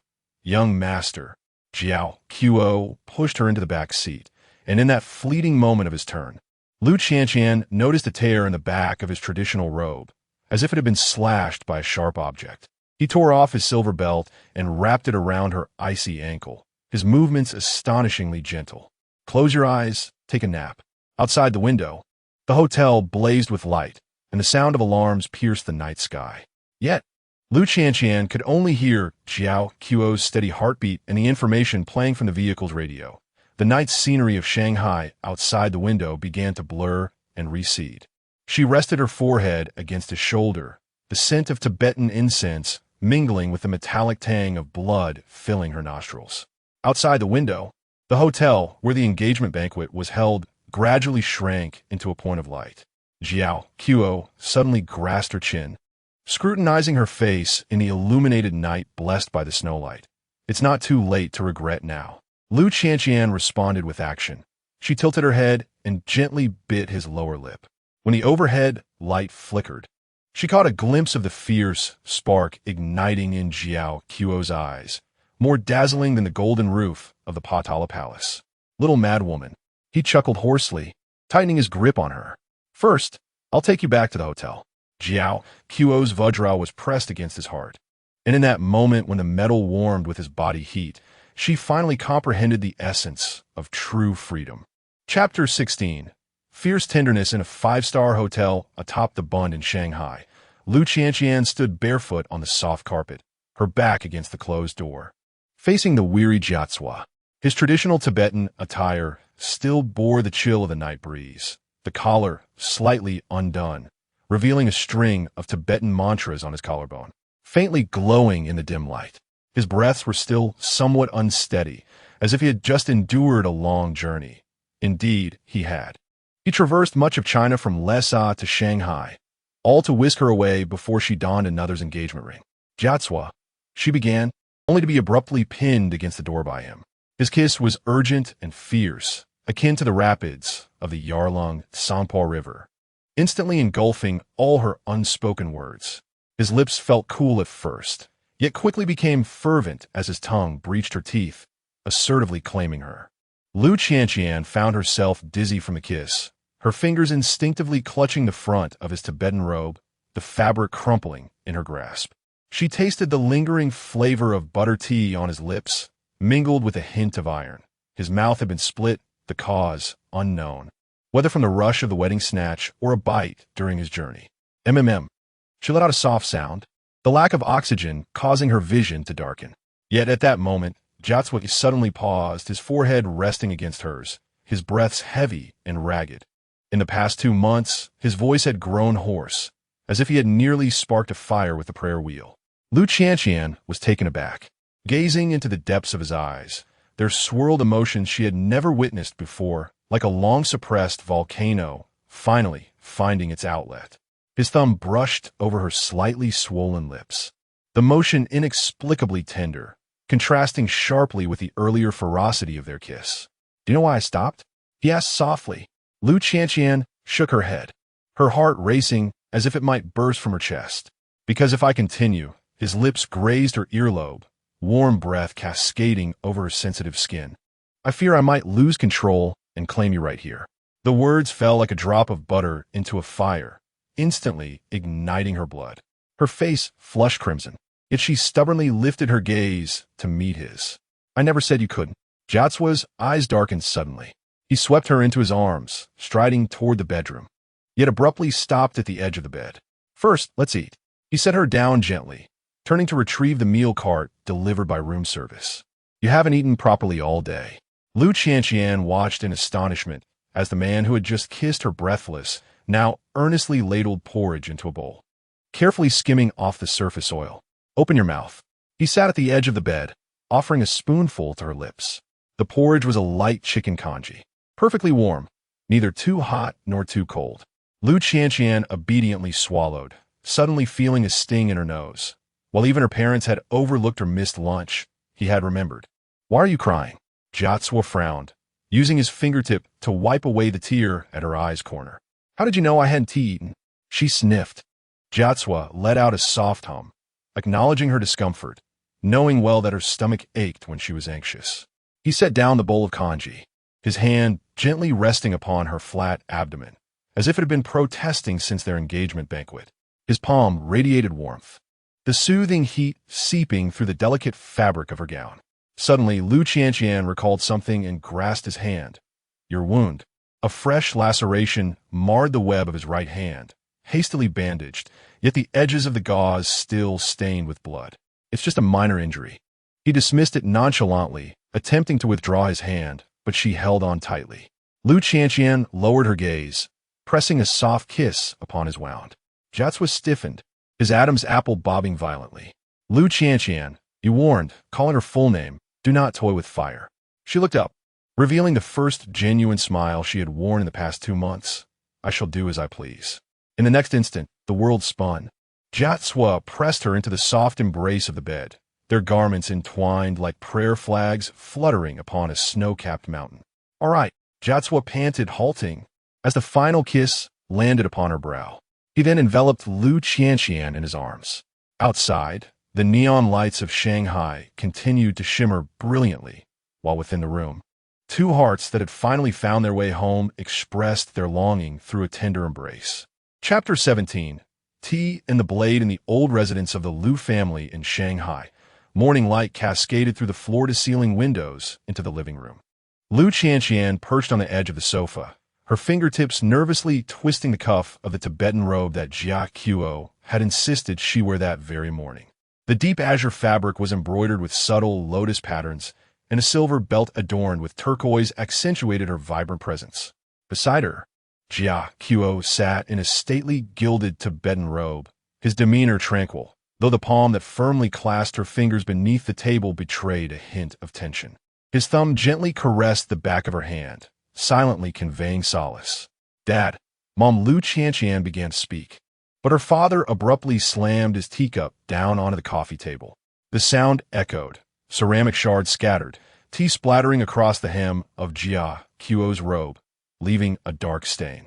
Instinctively, Lu Qianqian attempted to rise, yet Jia Qiuo pressed her knee down, restraining her. "By what right do you take her away?" her father demanded, his face ashen, finger trembling as it pointed accusingly at Jia Qiuo. "Is it merely because of your attire? Or is it due to your lineage from Tibet? What is this?" Unfazed, Jia Qiuo calmly retrieved a gilded wooden box from within his garment. The moment the lid opened, her father's voice faltered. Inside lay 3 meticulously arranged documents: the notarized family seal of the Luo family, the title deed to a prestigious apartment on the Bund in Shanghai, and a signed asset transfer agreement. "I possess 3 properties in Shanghai, ready to be transferred to Lu Qianqian's name immediately." His voice remained steady as he pushed the documents toward her father. "The deed to the old residence in Lesa has just been amended to reflect her name." Lu Qianqian's mother gasped as she recognized the figure on the agreement, one sufficient to purchase an entire stretch of Nanjing Road. "Do you think we covet your wealth?" Her father slammed the table again, although his eyes glistened with unshed tears. "She is our only daughter." Suddenly, Jia Qiuo rose and knelt on one knee before her father, a gesture that left everyone in stunned silence. The heir of the most esteemed family from Tibet was now honoring the customs of a Han son-in-law. "Uncle," he said, presenting an aged Tibetan paper with both hands, his voice low yet clear. "This is not a transaction. It is a vow. The wealth accumulated by the Luo family over 7 generations shall be her armor from this day forth, not a shackle." Lu Qianqian trembled as she unfurled the Tibetan paper, inscribed in both Han and Tibetan script. "By the witness of the snow-capped mountains, Lu Qianqian shall forever be the wind of freedom." The signature bore the vivid red family seal, mingled with gold dust, shimmering in the morning light. Her father's fury momentarily ebbed. Seizing the opportunity, Jia Qiuo accepted a Zeton wooden box from his attendant. "I heard Uncle has a fondness for tea." As the lid lifted, an aromatic fragrance wafted forth. Her father's eyes widened in disbelief. Inside lay a cake of 1970s Menghai tea, a rarity long extinct, which he had sought for 2 decades. "This was cherished by my father in his lifetime." Jia Qiuo gently placed the tea cake on the coffee table, stating it was meant for the one who truly understood it. An eerie silence enveloped the living room. Lu Qianqian's mother discreetly wiped her eyes, while her father remained fixated on the tea cake, his throat constricting. Dad Lu Qianqian knelt beside Jia Qiuo, grasping her father's hand. "In this past month, in Lesa, I have finally understood what it truly means to live." Her tears fell upon her father's hand, a hand that taught me to use the prayer wheel without ever interfering with the direction in which I turned it. Mr. Lu's hand trembled slightly. Jia Qiuo suddenly recited something in Tibetan and then translated. "We Tibetans say that true love is like the richest milk skin floating atop butter tea, visible on the surface yet deeply rooted in the heart." He gazed intently at Mr. Lu, declaring, "I vow with my remaining days that she can always return to Shanghai, just as migratory birds return to the south in spring." Mrs. Lu suddenly began to weep. The sunlight, at just the right angle, illuminated the aged tea cake, and the fragrance of the aged tea enveloped the entire living room. Mr. Lu sighed deeply and reached out to assist Jiatsua, saying tea should be enjoyed while hot. The tension in Jiatsua's shoulders finally eased as he turned to accept a thermos from his attendant. Inside was the butter tea he had personally prepared at dawn, adjusted to suit Shanghai's palate with reduced salt and added honey. As Lu Qianqian observed her father's slightly trembling hand as he took the teacup, she suddenly comprehended why Jiatsua insisted she wear the Tibetan robe. This was not a demonstration, but rather the gentlest declaration. The Han girl he carried away was cherished in the most esteemed manner of his homeland. "After 3 rounds of tea, Mr." Lu suddenly fixed his gaze on Jiatsua's right hand, inquiring, "How did you sustain that injury?" Jiatsua discreetly concealed the bandage on his knuckle, replying, "I got it during a bride-snatching incident." "Nonsense." Lu Qianqian exposed him, stating that he had ridden through the night over the Tanggula Mountains just to catch the last flight before it was grounded. Mr. Lu's teacup paused in midair. Outside, the shadows of the phoenix trees danced gracefully. Jiatsua once again grasped Lu Qianqian's hand beneath the table, this time intertwining their fingers boldly and openly. Chapter 18, The Pearl's Secret. The morning sunlight streamed through the floor-to-ceiling windows, casting a warm and bright glow in the living room. Lu Qianqian sat on the sofa, her fingers gently caressing the pearl necklace her mother had just entrusted to her, an heirloom of the Lu family, with each pearl perfectly round and luminous, shimmering softly in the morning light. The way he looks at you, her mother said softly, sitting beside her, reminiscent of how your father once stood by the Huangpu River all night long, pursuing me. Lu Qianqian paused, lifting her gaze to the figure standing by the window. Jia Qiuo. He had donned a deep blue Tibetan robe today, a silver belt adorned with turquoise cinching his waist, standing tall and dignified like a pine tree against the snow-capped mountains. Noticing her gaze, he turned slightly, his deep-set eyes filled with unmasked tenderness, the corners of his lips curling upwards as he gently nodded at her, an exclusive smile meant just for her. Lowering her head, she absent-mindedly played with the pendant of the necklace, suddenly realizing that something seemed to be engraved on the back. Turning it over, a line of delicate Tibetan script caught her eye, Eternal Guardian. Her heart skipped a beat. This was what he had stealthily taken last night. Her mother smiled, mentioning she wanted to add something to it. Lu Qianqian looked up, meeting Jia Qiuo's gaze. He approached her, sitting beside her, his fingers lightly brushing over the pendant. His voice was low and resonant. In Tibetan tradition, important items must bear a vow. When did you engrave it? She asked softly. When you were asleep, he replied, a hint of a smile playing on his lips as his fingertips grazed her earlobe. Last night, you held on to me tightly, unwilling to let go. So I had to engrave it with one hand. The writing is a bit crooked.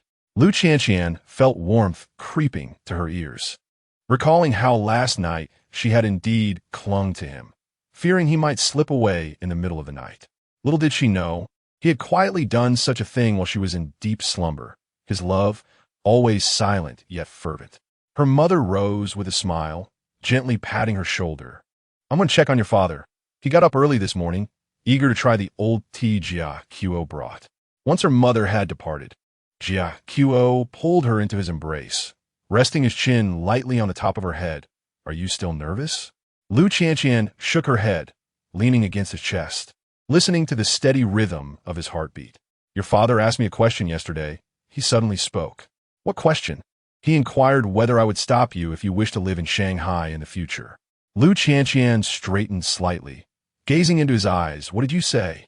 Jia Qiuo chuckled softly, his fingers gently squeezing the nape of her neck. I said, wherever she wishes to go, I shall follow.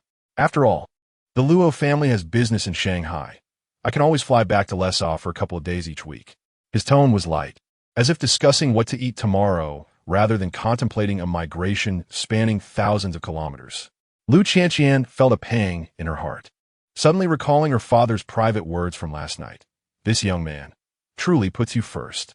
She reached out to caress Jia Qiuo's face, her fingertips tracing his sharp brow, the high bridge of his nose, finally resting on the slight upturn of his lips. Jia Qiuo, yes. I wish to visit the Bund to admire the night view. He raised an eyebrow. Now? Jia Qiuo chuckled softly, effortlessly lifting her into his arms. Let us go. As long as she desired it, he would always accompany her. The night breeze at the Bund carried the damp essence of the Huangpu River.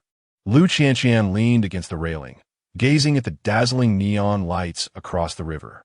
Jia Qiuo stood behind her, his arms enveloping her on either side, encasing her within his embrace, the wide sleeves of his Tibetan robe billowing in the wind like protective wings. Is it cold? He murmured, his warm breath brushing against her ear. She shook her head, yet he insistently wrapped her within his robe. His warmth seeped through the fabric, dispelling the chill of the night air. Jia Qiuo. She looked up at him. If I truly wish to return to Shanghai to live, would you genuinely be willing to accompany me? He lowered his gaze, his eyes deep and focused. Lu Qianqian. Yes. Wherever you are, that is where my home shall be. These words melted in her heart like a piece of candy, sweet enough to make her tremble.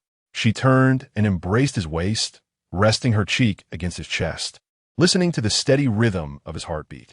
Well, she asked softly, what if I occasionally want to write novels, and not work at the bank. As you wish. What if I wish to learn Tibetan? I shall teach you. If, she hesitated, her voice dropping lower. If I desired to hold my wedding by the shores of Lake Namso?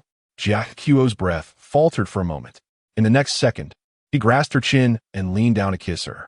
This kiss was gentle and lingering, infused with the sweetness of butter tea and the crispness of the snow-capped mountains, leaving her utterly weak. Not just a wedding, he whispered against her lips. We could pitch a tent by the lake and gaze at the stars all night long. Lu Qianqian laughed, though her eyes glistened with unshed tears. The river breeze wafted by, and the lights from the opposite shore reflected upon the water, shattering into countless stars. And her stars, at this moment, held her tightly in their embrace. The pearl necklace rested against her collarbone, the Tibetan vow slightly warm, eternally protected, not just in this life. Chapter 19. The heartbeat of the Bund, the night breeze of Shanghai, enveloped the humidity of the Huangpu River, gently caressing her cheeks. Lu Qianqian's feet rested upon the cobblestone path of the Bund, her toes occasionally brushing against the cool crevices.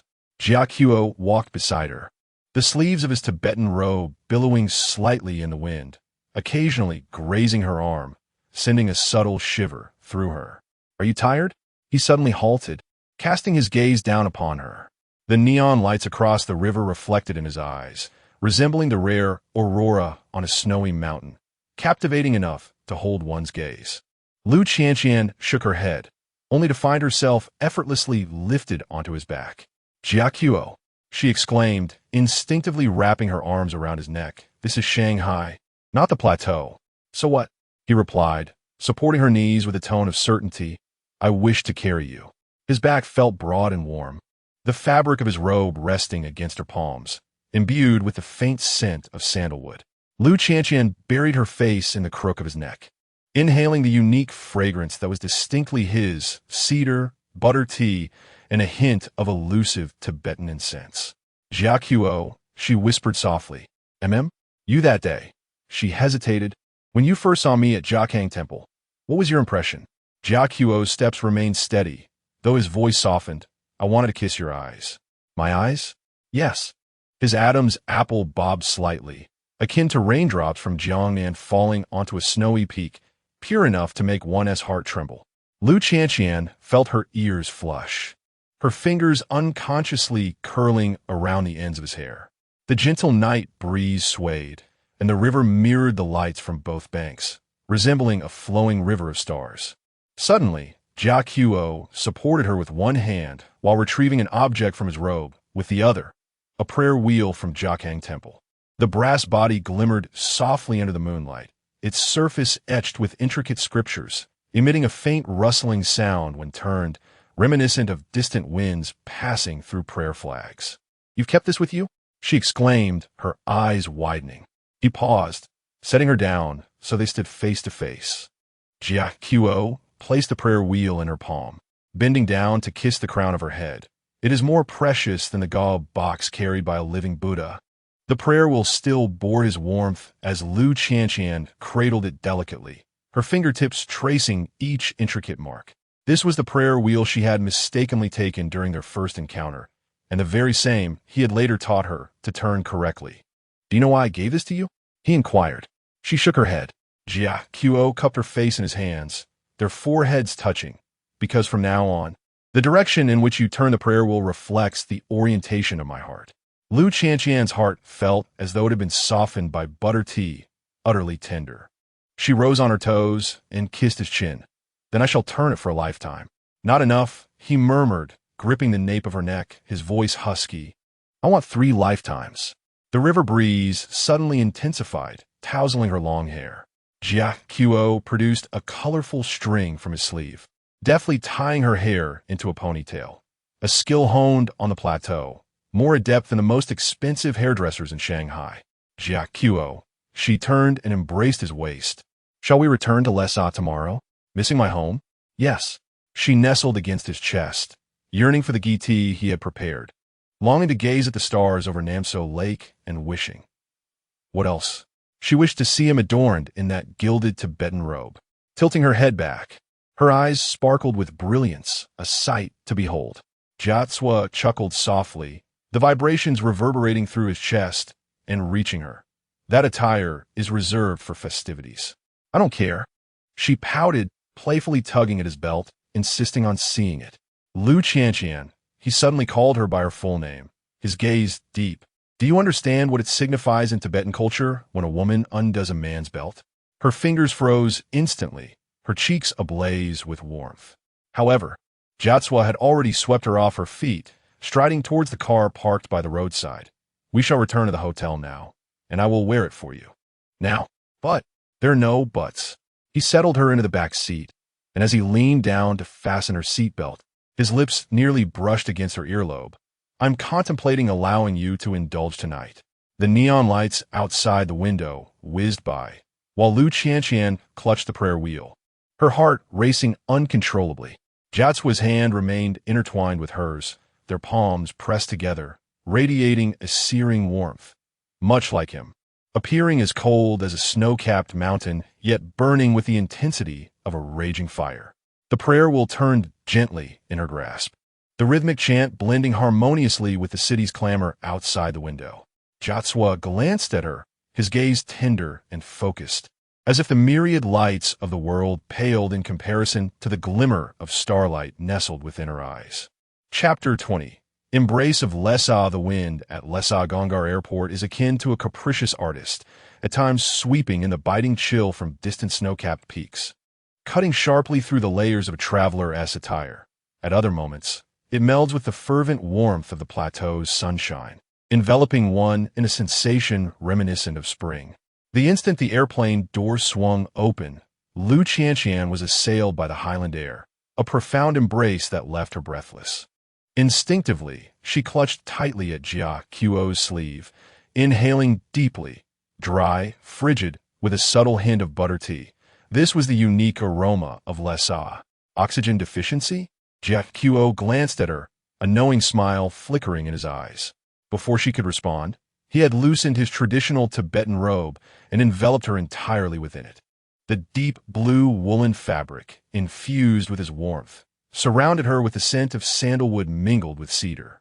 With her face pressed against his chest, she could hear the steady rhythm of his heartbeat. Feeling better? Just as she was about to nod, her feet were lifted from the ground. Jia Qiuo effortlessly swept her up in his arms.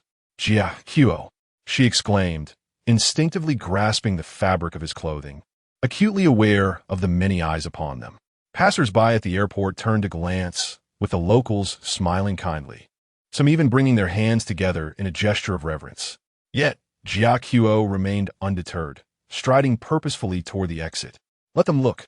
Embarrassed, Lu Qianqian buried her face in the crook of his neck, only to discover the rapid beat of his heart.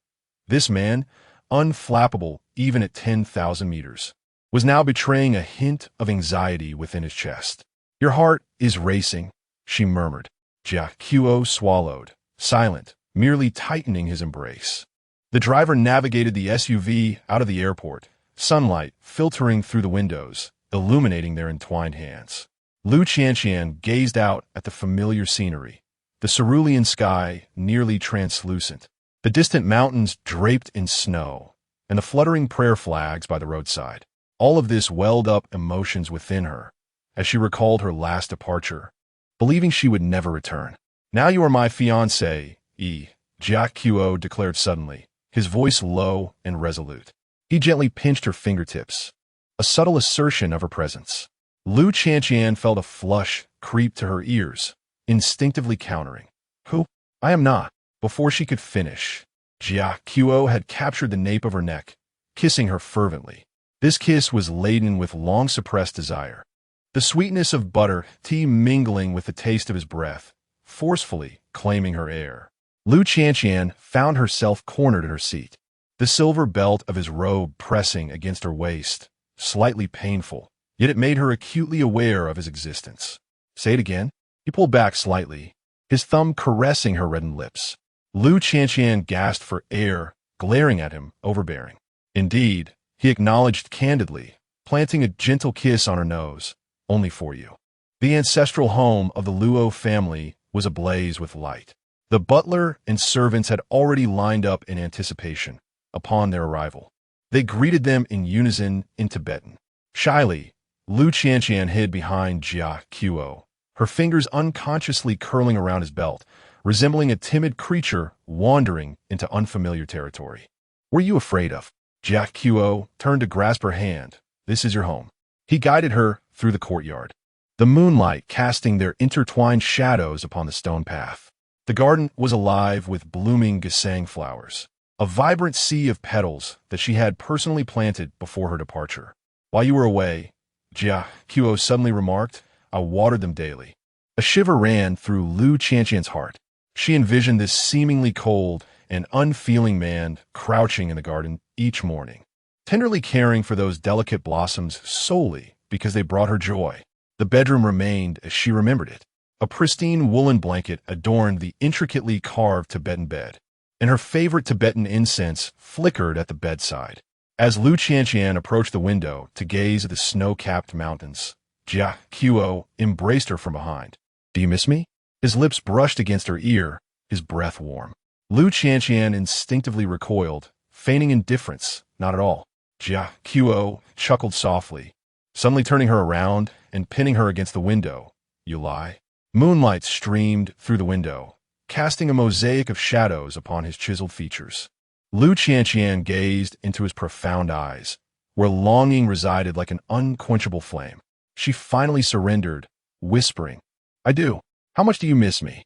She hesitated, summoning her courage to trace the Tibetan mantra inscribed upon his collarbone, recalling nights spent weeping in solitude.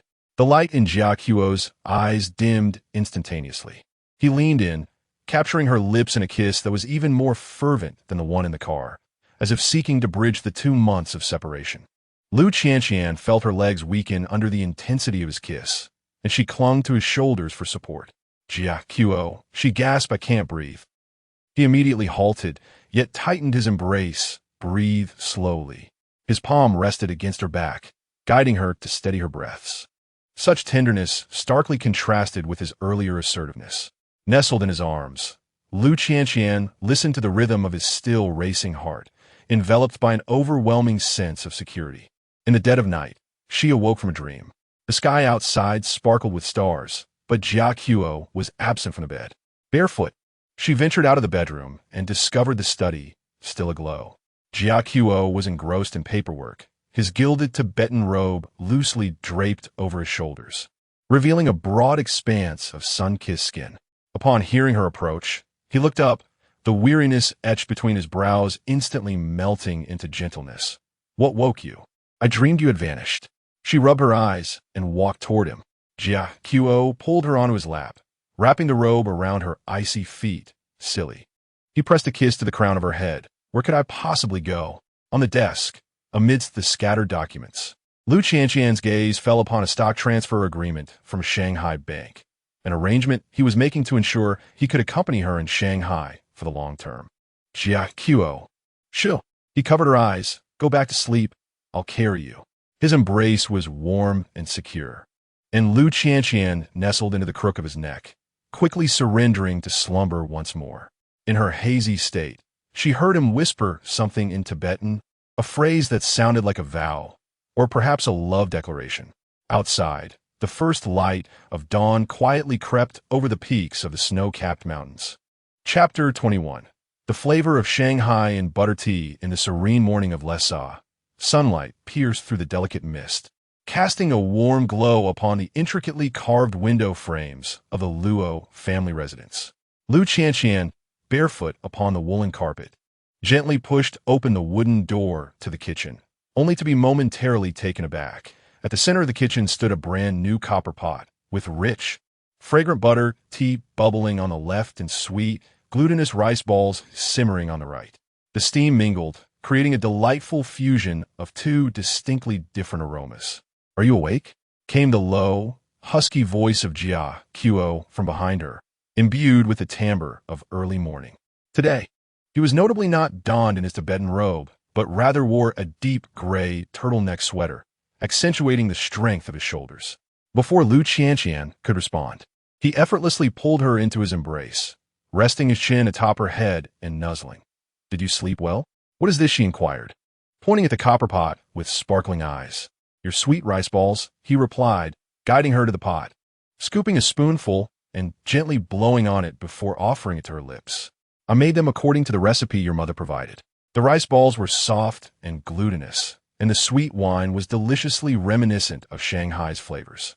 Lu Qianqian gazed up in astonishment. When did you learn to make this? A subtle smile graced Jia Qo's lips. You mentioned in your sleep last night that you desired some.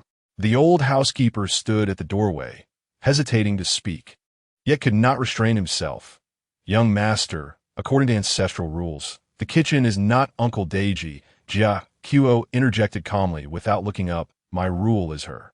The housekeeper opened his mouth, observing his young master gingerly wiping the sweet wine from the corner of the Han girl's mouth, and ultimately shook his head with a smile.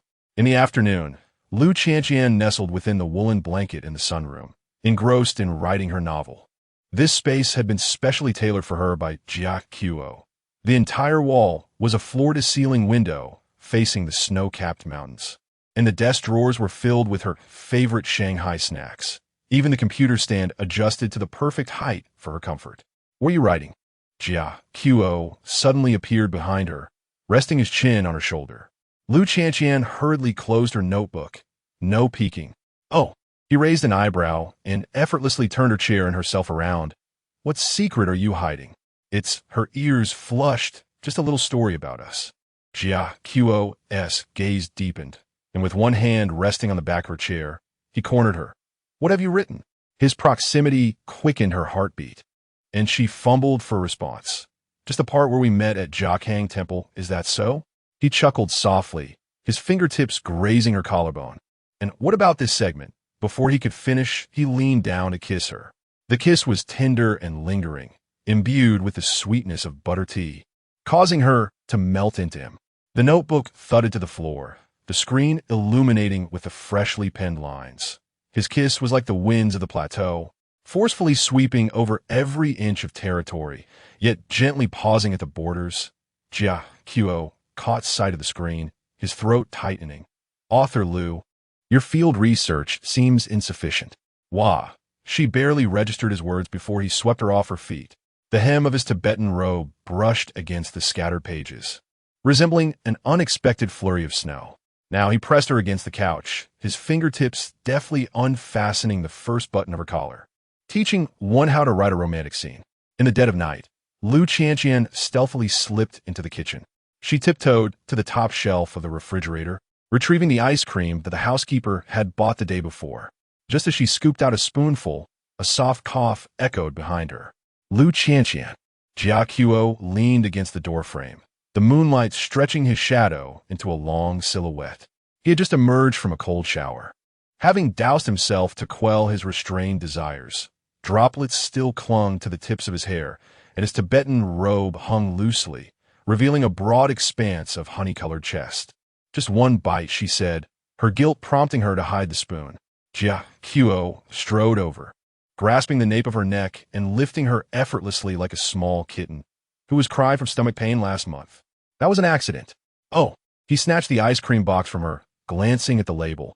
An accident at -18 degrees? Lu Qianqian tugged at his sleeve in a playful manner. Jia Qo, this tactic had always proven effective. Indeed, he sighed with a stern face. Don't come to me crying about your stomach. However, half an hour later, as she curled up on the sofa watching a movie, Jia Qo approached with ginger tea, unceremoniously wrapping his arms around her.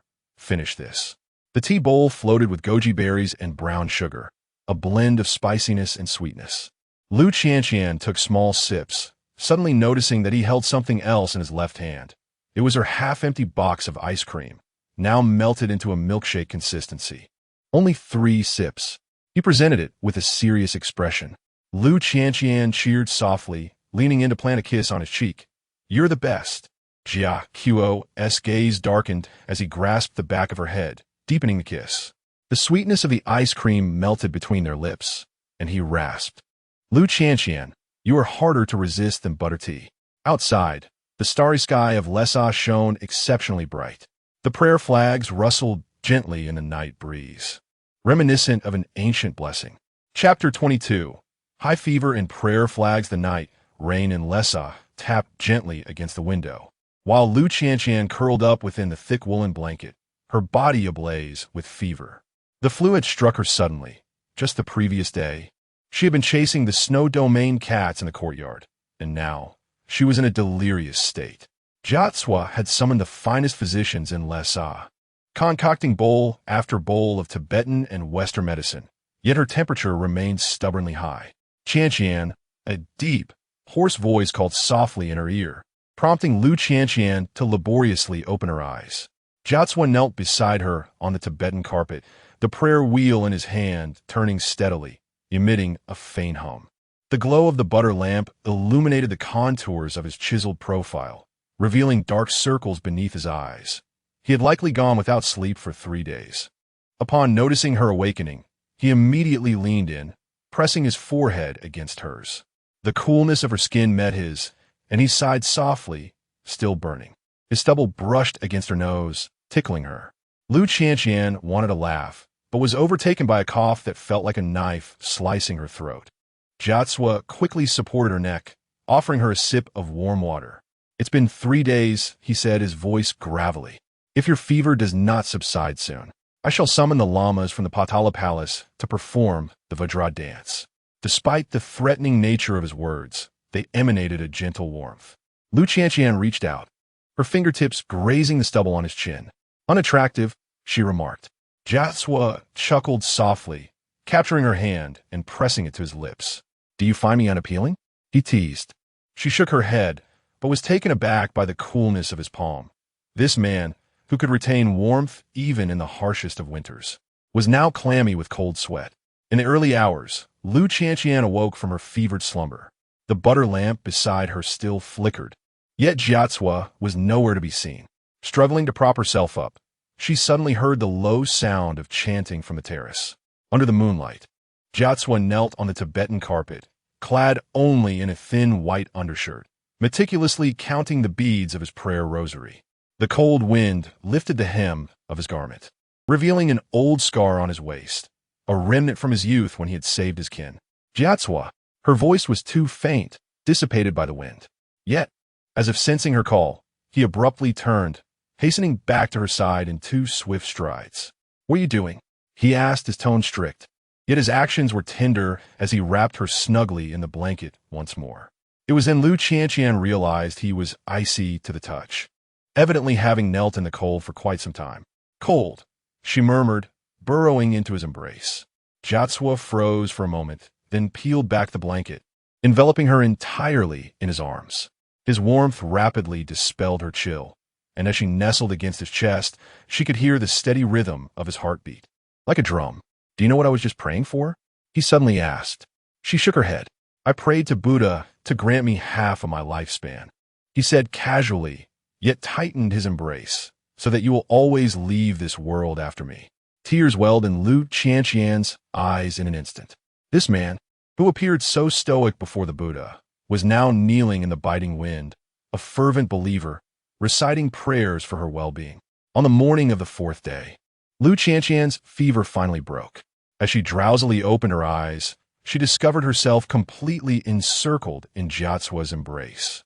He slept lightly, his brow furrowed, yet his arm remained protectively around her waist, as if even in his dreams, he feared her disappearance. The sunlight filtered through the sheer curtains, casting shadows upon his thick eyelashes.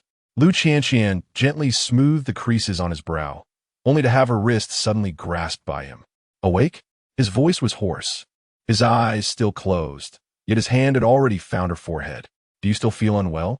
Lu Qianqian shook her head, suddenly noticing a delicate silver bowl at the bedside. Inside was a soothing throat tonic brewed with Tibetan herbs and honey, still warm. Jia Cui followed her gaze and let out a soft hum. "Uncle Deji made it. He insists it's more effective than Western medicine." Just as she reached out, he had already lifted the bowl and scooped a spoonful. "Open your mouth." The tonic was sweet, imbued with a unique fragrance of snow lotus.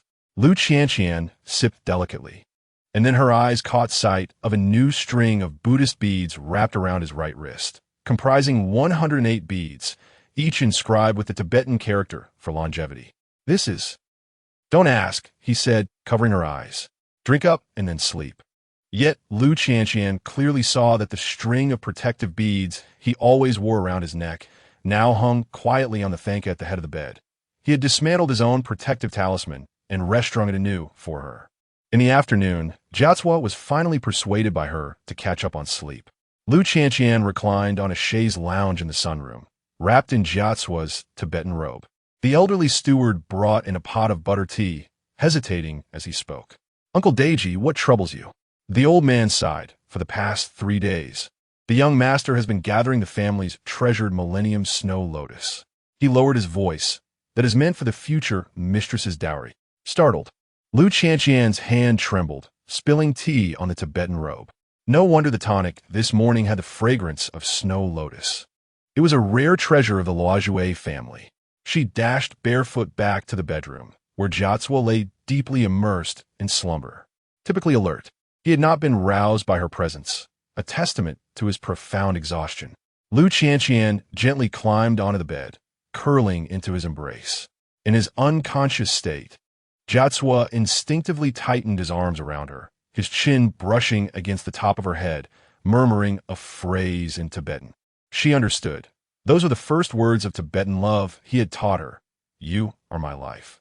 Outside the window, the prayer flags rustled in the wind, resonating gently like the tender responses of the Buddhas. Chapter 23.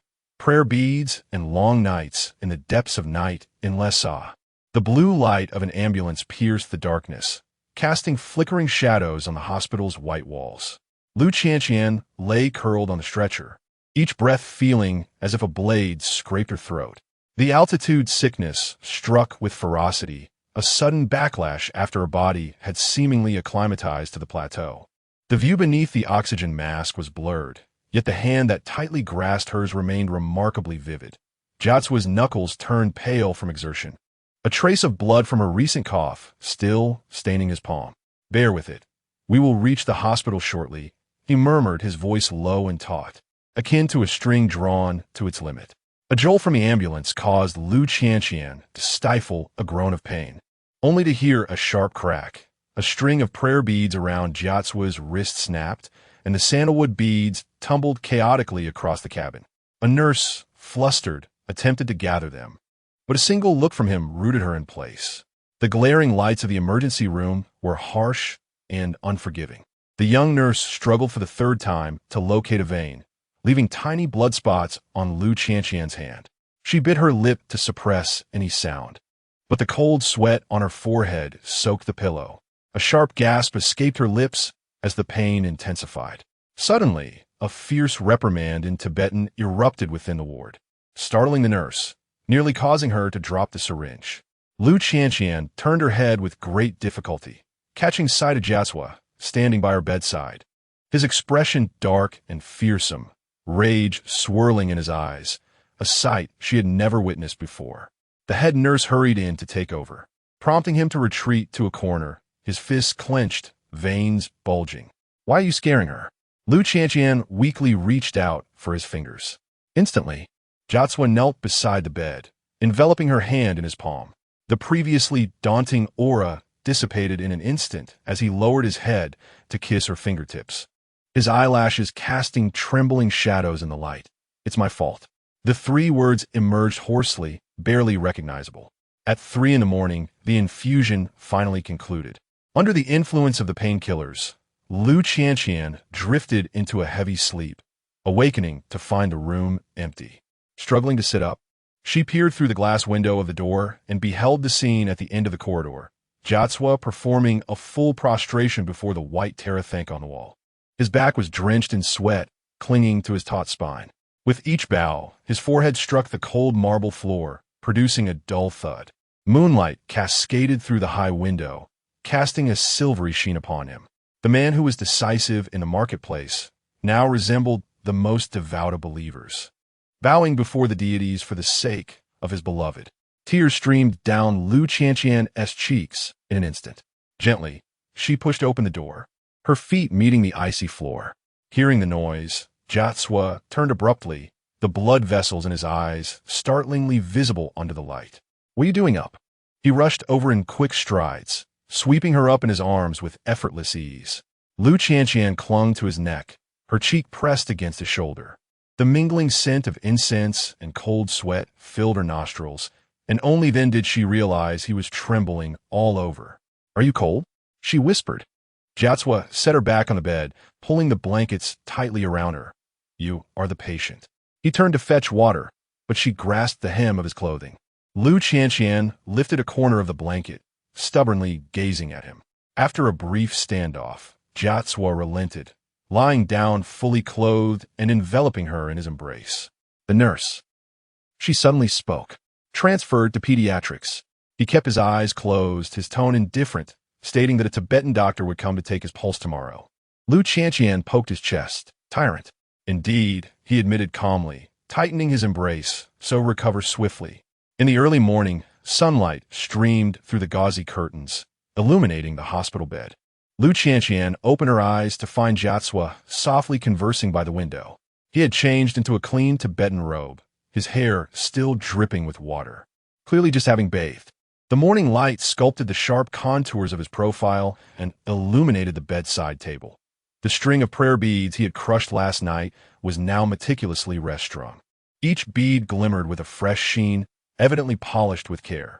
Most striking was the new pendant, a small silver prayer wheel, inscribed with two minuscule Chinese characters, Qianqian. "Awake?" Jiatsua hung up the phone and approached, his palm pressed against her forehead. Seizing the opportunity, Lu Qianqian grasped his wrist, her fingertips brushing over the prayer beads. "Why did you take them apart and rest-string them?" "The old string was not sturdy," he replied nonchalantly, yet faltered under her inquisitive gaze. It had been stained with blood, an omen of misfortune. Only then did Lu Qianqian notice a fresh wound on the web of his right hand, sustained when the taut string of beads snapped last night. She lowered her head and pressed her lips to the scar. Jiatsua's breath hitched, and he suddenly grasped her chin, lifting her gaze. "Lu Qianqian." "Yes. If you dare fall ill again," he pressed his forehead against hers, his voice trembling with apprehension, "I shall confine you atop the Potala Palace under the sun." Though it was a threat, it sent warmth coursing through her heart. Lu Qianqian smiled and leaned closer, pecking his lips lightly. "Then you must bring me butter tea every day." Outside the window, the morning breeze stirred the prayer flags, heralding the dawn of a new day. Chapter 24. The kiss of hypoxia. The rainy season in Lhasa arrived abruptly, with consecutive days of downpour rendering the air increasingly sparse. Lu Qianqian leaned against the headboard, gazing out at the snow-capped mountains, their outlines blurred by the rain. Her fingertips absent-mindedly caressed the soft tubing of the oxygen tank. Ever since her last bout of altitude sickness, Jiatsua had treated her as if she were fragile glass, watching her every move, afraid that she might faint if she stumbled. The door creaked open gently, and Jiatsua entered with a bowl of medicine, the sleeves of his Tibetan robe dampened by the rain. He appeared noticeably thinner these days, his jawline sharp and defined, faint shadows of fatigue lingering beneath his eyes. "Drink this," he said, sitting at her bedside and offering her a spoonful. The dark brown liquid exuded the distinctive bitterness of Tibetan medicine. Lu Qianqian wrinkled her brow but obediently opened her mouth to swallow it. "Bitter," she began to complain, but before she could finish, Jiatsua slipped a piece of rock candy into her mouth. The sweetness melted on her tongue, softening the bitterness of the medicine, and a wave of warmth washed over her heart. This candy had been flown in from Shanghai at his request, simply because she had once mentioned that the sweets in Lhasa were not sweet enough. "Do you feel better today?" He set the bowl down and placed his palm against her forehead. Seizing the moment, Lu Qianqian grasped his wrist and pulled him closer. "Hold me, and I'll be fine." Jiatsua furrowed his brow but cautiously enveloped her in his embrace. His chest was warm and solid, the rhythm of his heartbeat steady and strong. As Lu Qianqian rested against his heart, a sudden realization struck her. He had not kissed her in a long time, since her illness. His affection had been restrained to forehead touches and fleeting finger brushes, even their embraces laced with careful restraint. "Jiatsua," she looked up at him, "why haven't you kissed me?" The air thickened with tension. Jiatsua swallowed hard, his voice low and gravelly. "I'm afraid you might suffer from hypoxia." Lu Qianqian pressed her lips together, her fingers tugging at the silver belt around his waist, gently pulling him. "But I want." Before she could finish, Jiatsua cradled the back of her head and leaned down to kiss her. The kiss was fervent and urgent, as if he sought to reclaim all the restraint of the past days. His lips were scorching, his tongue forcefully parting her lips, infused with the lingering flavors of buttered tea and the bitterness of Tibetan medicine. Lu Qianqian was overwhelmed, her head spinning as her fingers instinctively clutched at his robe. The sensation of hypoxia igniting shimmering lights before her eyes. Just as her breath quickened, Jiatsua was suddenly pulled back, still close enough that their lips nearly touched, gasping. "We need to breathe." His voice was husky, his heated breath enveloping her lips. Lu Qianqian blinked dazedly, still processing what had just transpired when he gently pecked her nose. "God knows how much I wish to kiss you right now," he murmured, resting his forehead against hers, his fingertip delicately tracing her damp lips, his eyes swirling with repressed desire. It was then that she noticed how tightly his arm muscles were coiled, as if he was exerting every ounce of willpower to restrain himself. "I'm not afraid of hypoxia," she whispered softly. Jiatsua chuckled lightly, suddenly laying her flat on the bed and pulling the covers up securely around her. "I am." He rose and approached the window, inhaling the cold air of the rain-soaked atmosphere, his silhouette as upright as the pines on a snow-capped mountain, yet betraying a rare vulnerability. As Lu Qianqian gazed at the taut line of his shoulders, a sudden realization dawned on her. This seemingly composed man was, at this moment, suppressing his most primal desires for her. "Jiaquo," she called softly. "Wait until I'm ready," she smiled, biting her lip. "You owe me a reward." The figure by the window stiffened momentarily. As the sound of rain intensified, Jiaquo turned and returned to her side, his gaze deep and somber as the night. "Lu Qianqian, close your eyes and sleep." He leaned down, placing a feather-light kiss upon her eyelids. Yet as he attempted to rise, she ensnared his neck. "Kiss me again," she pouted. Jiaquo regarded her for a few seconds before suddenly retrieving the prayer will he always carried, gently pressing it into her palm. "Turn it 3 times for a kiss." Lu Qianqian's eyes brightened, and she obediently began to rotate the wheel. The copper body emitted a faint hum against her hand, reminiscent of distant winds weaving through prayer flags. 1 turn, 2 turns, 3 turns. Just as she completed her count, Jiaquo's lips descended upon hers. This kiss was exquisitely tender, akin to the morning mist over Lake Namso. So light it felt ethereal, yet it rendered her heart as warm and pliable as butter tea. "Interest," he murmured as he withdrew. "The principal will be calculated once you are well." Outside the window, the rain began to subside, and a beam of sunlight pierced through the clouds, illuminating the golden knot on the bedside, a talisman Jiaquo had acquired from Jiakang Temple, said to bless a belovedess' swift recovery. Lu Qianqian pressed the prayer wheel to her chest, listening to the sounds of Jiaquo preparing tea in the kitchen, and suddenly felt that the lack of oxygen was not a source of fear. With him by her side, even breathing was sweet. Chapter 25. A journey awaits the monsoon in Lhasa has finally come to an end, and the sun breaks through the clouds, warming the courtyard of the Lu family. Lu Qianqian, barefoot, treads softly on the wool carpet, gazing out the window at Jiatsua, who is feeding the snowland cat. Today, he is rarely adorned in a light-colored Tibetan robe, the sunlight accentuating his tall silhouette. Even the strands of hair that fall when he bows his head seem to shimmer with a golden hue. The typically proud cat nuzzles against his palm, behaving so obediently. It is as if she, too, has been thoroughly tamed by him. Lost in thought, Jiatsua, unbeknownst to her, has already positioned himself behind her, bringing with him the scent of sunlight and grass. Lu Qianqian turns around, finding herself embraced by him, his chin resting gently atop her head as he nuzzles her. "Have you taken your medicine?" "I have." She tilts her head, seizing the moment to plant a kiss on his chin. It was dreadful. Jiatsua chuckles softly, producing a milk candy from his sleeve and offering it to her, spoiled. The sweetness dissolves on her tongue, and Lu Qianqian squints her eyes in satisfaction, yet notices the other hand he holds, a brown paper envelope. "What is that?"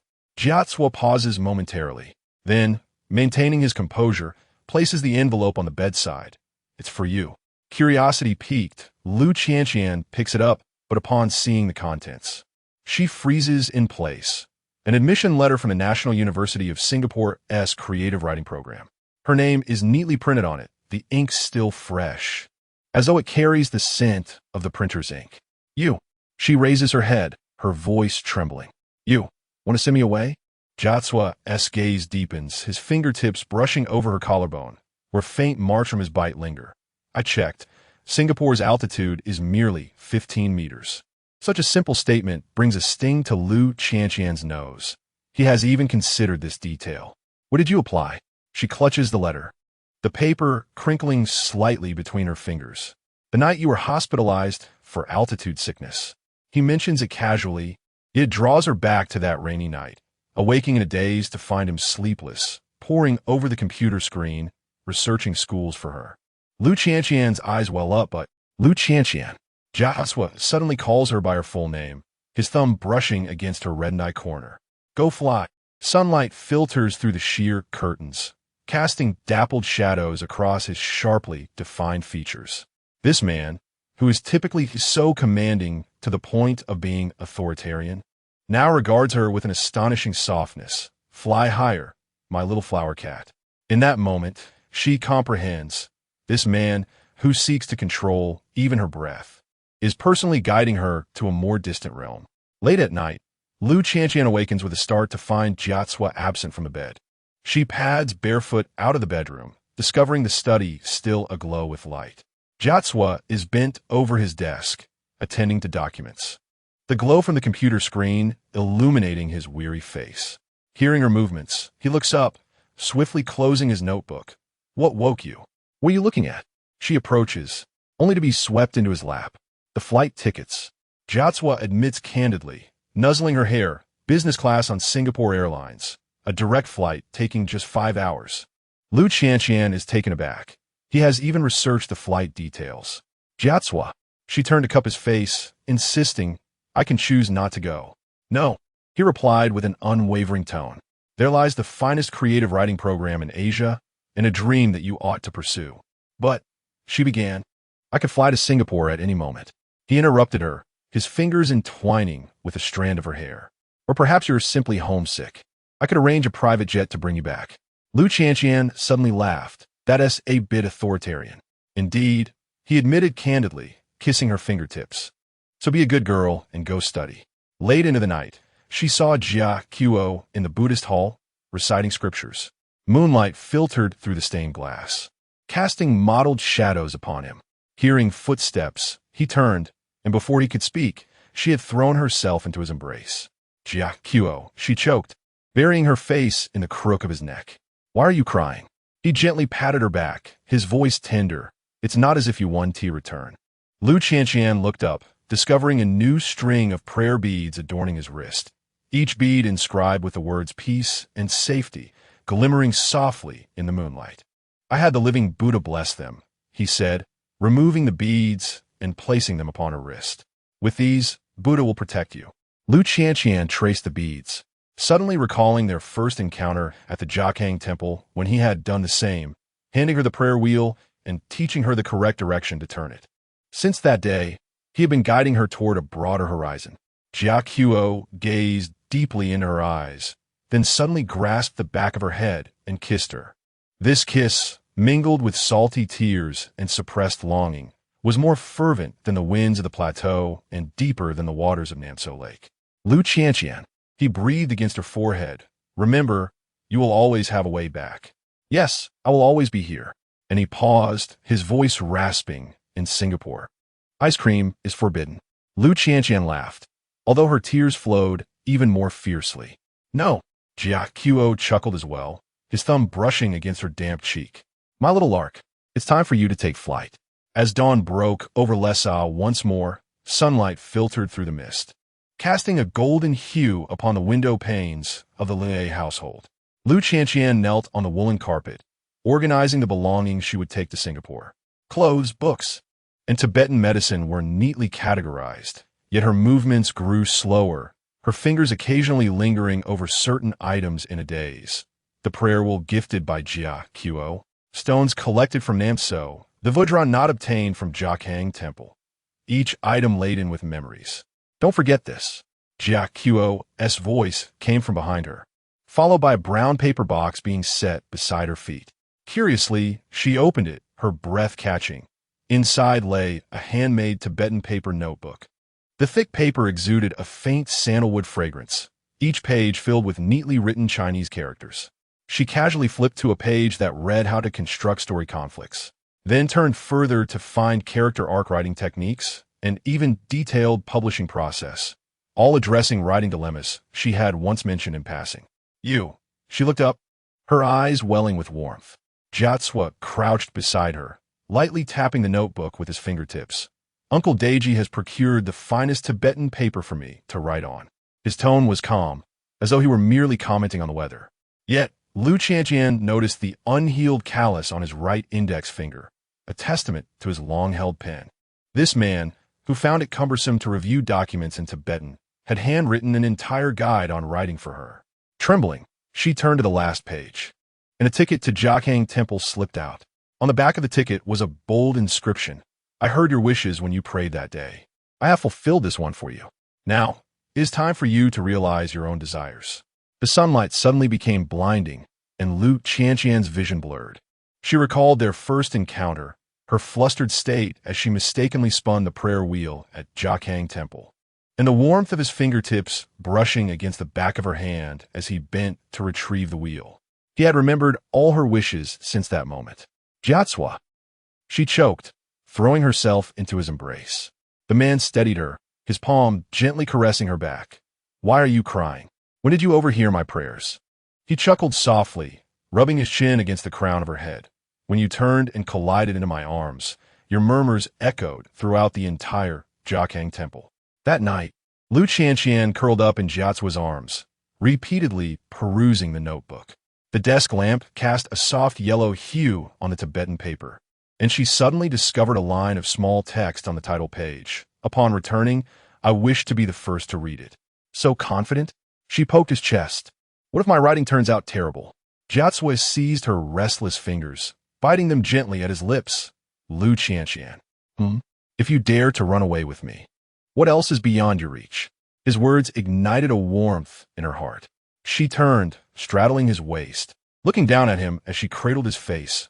Luo Zhui Jiatswa, you are doomed. I want to write a story right now. She leaned in, her nose brushing against his.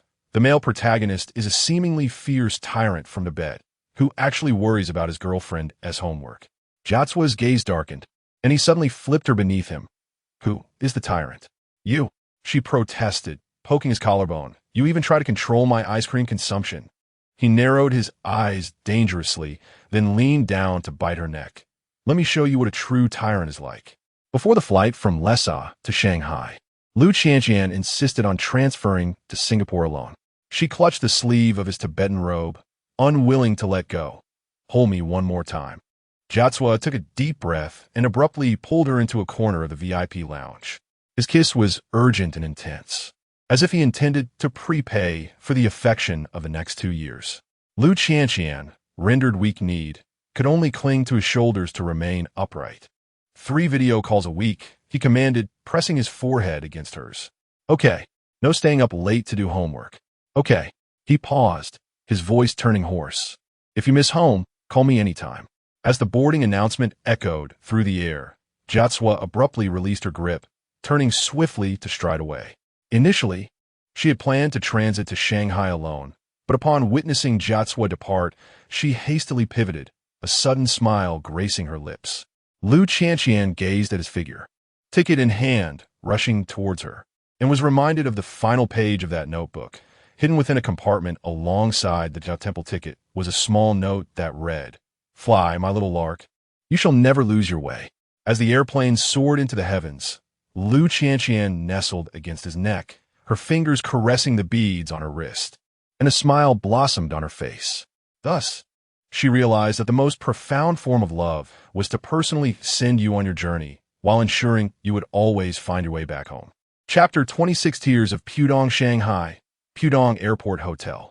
Outside the expansive floor-to-ceiling windows, the lights of the Oriental Pearl gleamed in the night like stars. while the boats on the Huangpu River trailed luminous paths, casting a dreamlike glow over the entire city. Lu Qianqian stood barefoot on the soft carpet, lost in thought as she gazed outside. Tomorrow morning, she would truly embark on her journey to Singapore, beginning a 2-year study abroad adventure. Behind her, the sound of running water from the bathroom ceased. Jia Qiu emerged, draped loosely in a Tibetan-style bathrobe, droplets of water still clinging to the ends of his hair, sliding down his collar. He held a hairdryer in his hand and gestured with his chin. "Come here." Lu Qianqian obediently walked over, and he gently pressed her down to sit at the edge of the bed. His fingers wove through her hair, the warm breeze brushing against her scalp, his touch tender as if handling a fragile treasure. "Jia Qiu." She looked up at him. Will you miss me?" The noise of the hairdryer abruptly ceased. Jia Qiu set the device down, grasped her chin, his voice deep. "What do you think?" His gaze burned with intensity, causing Lu Qianqian's heart to race as she instinctively turned her face away. I was just asking casually." Suddenly, Jia Qiu bent down and swept her off her feet, striding toward the floor-to-ceiling window. Lu Qianqian gasped, instinctively wrapping her arms around his neck. "What are you doing? I want you to remember this perspective." He placed her on the plush couch by the window, his hands bracing on either side of her, leaning in closer. The glow of the oriental pearl illuminated his chiseled features, accentuating his deep-set eyes and prominent nose. "Next time you return," his lips brushed against her earlobe, his voice husky. "I will propose to you here." Lu Qianqian's breath caught, her heart feeling as if it were gripped by an invisible hand. She looked up at him, momentarily transfixed. Jia Qiu's eyes shimmered with a hint of red. "You." She panicked, raising her hand to wipe the corner of his eye. "Have you been crying?" Jia Qiu suddenly seized her wrist, pressing her against the window. His kiss was fervent and heavy, imbued with an unprecedented intensity, as if he sought to meld her essence into his very being. Lu Qianqian felt breathless, her fingers helplessly clutching his bathrobe, yet amidst their entangled lips, she tasted a hint of saltiness. He was truly crying. This man, who remained unflinching in the face of an avalanche, now shed tears at the thought of her departure. "Jia Qiu." She cradled his face tenderly. "I won't go, Be quiet." He pressed his forehead against hers, his voice a hoarse rasp. "Do you dare not to go?" His eyes were still red, yet his tone remained authoritative. Lu Qianqian felt a mix of sorrow and laughter, choosing to embrace him tightly. "Then promise me, no late nights working, no excessive drinking, and no what? No looking at other girls." Jia Qiu chuckled softly, the vibrations resonating through her. "My little raccoon, who else could distract me besides you?" He always adored calling her that. Little raccoon, comparing her to the clever and cunning creatures of the plateau, petite enough to be enveloped in his Tibetan robe, yet always able to tickle his heart. As the night deepened, Jia Qiu gently carried her back to bed, enveloping her in his embrace as was customary. Lu Qianqian pressed against his chest, listening to the rhythmic beating of his heart, and suddenly whispered, "Will you forget what I look like?" "Never. But what if you do?" Jia Qiu paused momentarily, then retrieved his phone from beneath the pillow, opening the album filled with her images, some captured while she slept, others displaying her laughter, her anger, and even a comical moment when she was caught red-handed indulging in ice cream. He viewed them daily and locked the screen. Is this sufficient? Feeling a lump in her throat, Lu Qianqian buried her face in the crook of his neck. Not enough. Then how about this? He suddenly rolled over, pinning her beneath him, his fingertips tracing from her brow to the corner of her lips, ultimately resting over her heart. Here, and here. With each point of contact, he planted a kiss, memorizing every detail. At the airport in the early morning, throngs of people hurried by. Jia Qiu escorted her to the security checkpoint, his demeanor calm as if he were merely sending her to the neighboring street for a cup of milk tea. Lu Qianqian clutched his sleeve, her fingers turning pale from the grip. "Go on." He ruffled her hair gently. "Someone will be waiting for you on the other side. Hold me once more." Jia Qiu inhaled deeply, suddenly pulling her into his arms. His embrace was so tight it nearly stole her breath away. The scent of incense mingled with cedar enveloping her completely. "Lu Qianqian," he whispered in her ear. "Yes, I will always be here. And he hesitated, his voice thick with emotion. I love you, deeply, profoundly. Lu Qianqian chuckled, though tears streamed down her cheeks more fervently. Jia Chao smiled as well, his thumb brushing away her wet cheeks. My little raccoon, it's time for you to fly. The announcement for boarding echoed through the terminal. He released her, turning away with purposeful strides, his silhouette standing tall like a pine against the snowy mountains. Lu Qianqian watched him recede into the distance, suddenly recalling his words from the night before. Next time you return, I will propose to you here. She touched the beads on her wrist and turned toward the security checkpoint. In the distance, the sun began to rise over the tarmac, heralding the beginning of their story. Chapter 27. The turquoise of Changi Airport. The rain in Singapore arrived unexpectedly. Lu Qianqian stood in the arrival hall of Changi Airport, her suitcase in tow, as the humid breeze rushed in through the open glass doors. A stark contrast to the dry, cold air of Lhasa. Her phone vibrated with a message from Jia Qiu. Are you here? Just 2 simple words, yet they brought a warmth to her eyes. As she was about to respond, someone behind her suddenly called out her name in broken Chinese. Miss Lu, your delivery. A staff member at the airport jogged over, handing her a delicate sandalwood box. Lu Qianqian was momentarily taken aback. She had just arrived in Singapore. Who would send her something? The gilded Tibetan script on the box quickened her heartbeat. Trembling, she opened it, revealing a turquoise necklace nestled within, an exact match to the adornment she had left in Lhasa. The gemstone shimmered with a haunting blue hue under the light, reminiscent of Jia Qiu's eyes. At the bottom of the box lay a card, its cursive script swirling elegantly. Wear it, just as I bite your neck every day. Lu Qianqian's face flushed instantly, her fingers unconsciously brushing against the turquoise pendant, as if she could feel the warmth of Jia Qiu's fingertips. She could nearly envision the expression on his face when he penned those words, lips slightly curled, eyes glinting with mischief, yet betraying an undeniable possessiveness. The air conditioning in the student dormitory hummed softly.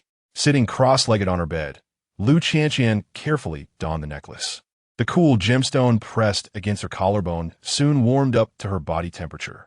Her phone screen lit up, revealing a video call request from Jia Qiu. Taking a deep breath, she pressed the answer button. On the other side of the screen, Jia Qiu appeared as if he had just concluded a meeting, still clad in his gilded Tibetan robe, the collar slightly open, revealing a string of Tibetan mantras resting on his collarbone. The backdrop was a familiar study in Lhasa, the glow of the butter lamps casting deep shadows across his features. Did you receive a necklace? He asked directly. Lu Qianqian deliberately drew the camera closer, allowing the turquoise to shimmer in front of the screen. You mean, like you bite my neck every day? Jia Qiu's gaze darkened instantly. Lu Qianqian. His voice was low and husky. You've learned to be mischievous. Only from you, she replied with a sly smile, her fingertips gently playing with the necklace. Today, in class, the professor asked if this necklace was an antique. What did you say? I said. She elongated the syllables. It is a token of love from my fiancé. On the other side of the screen, Jia Qiu's Adam's apple visibly bobbed. Suddenly, he leaned closer to the camera, his voice dropping to a near whisper. Do you know what I want to do right now? I want to pin you against the desk.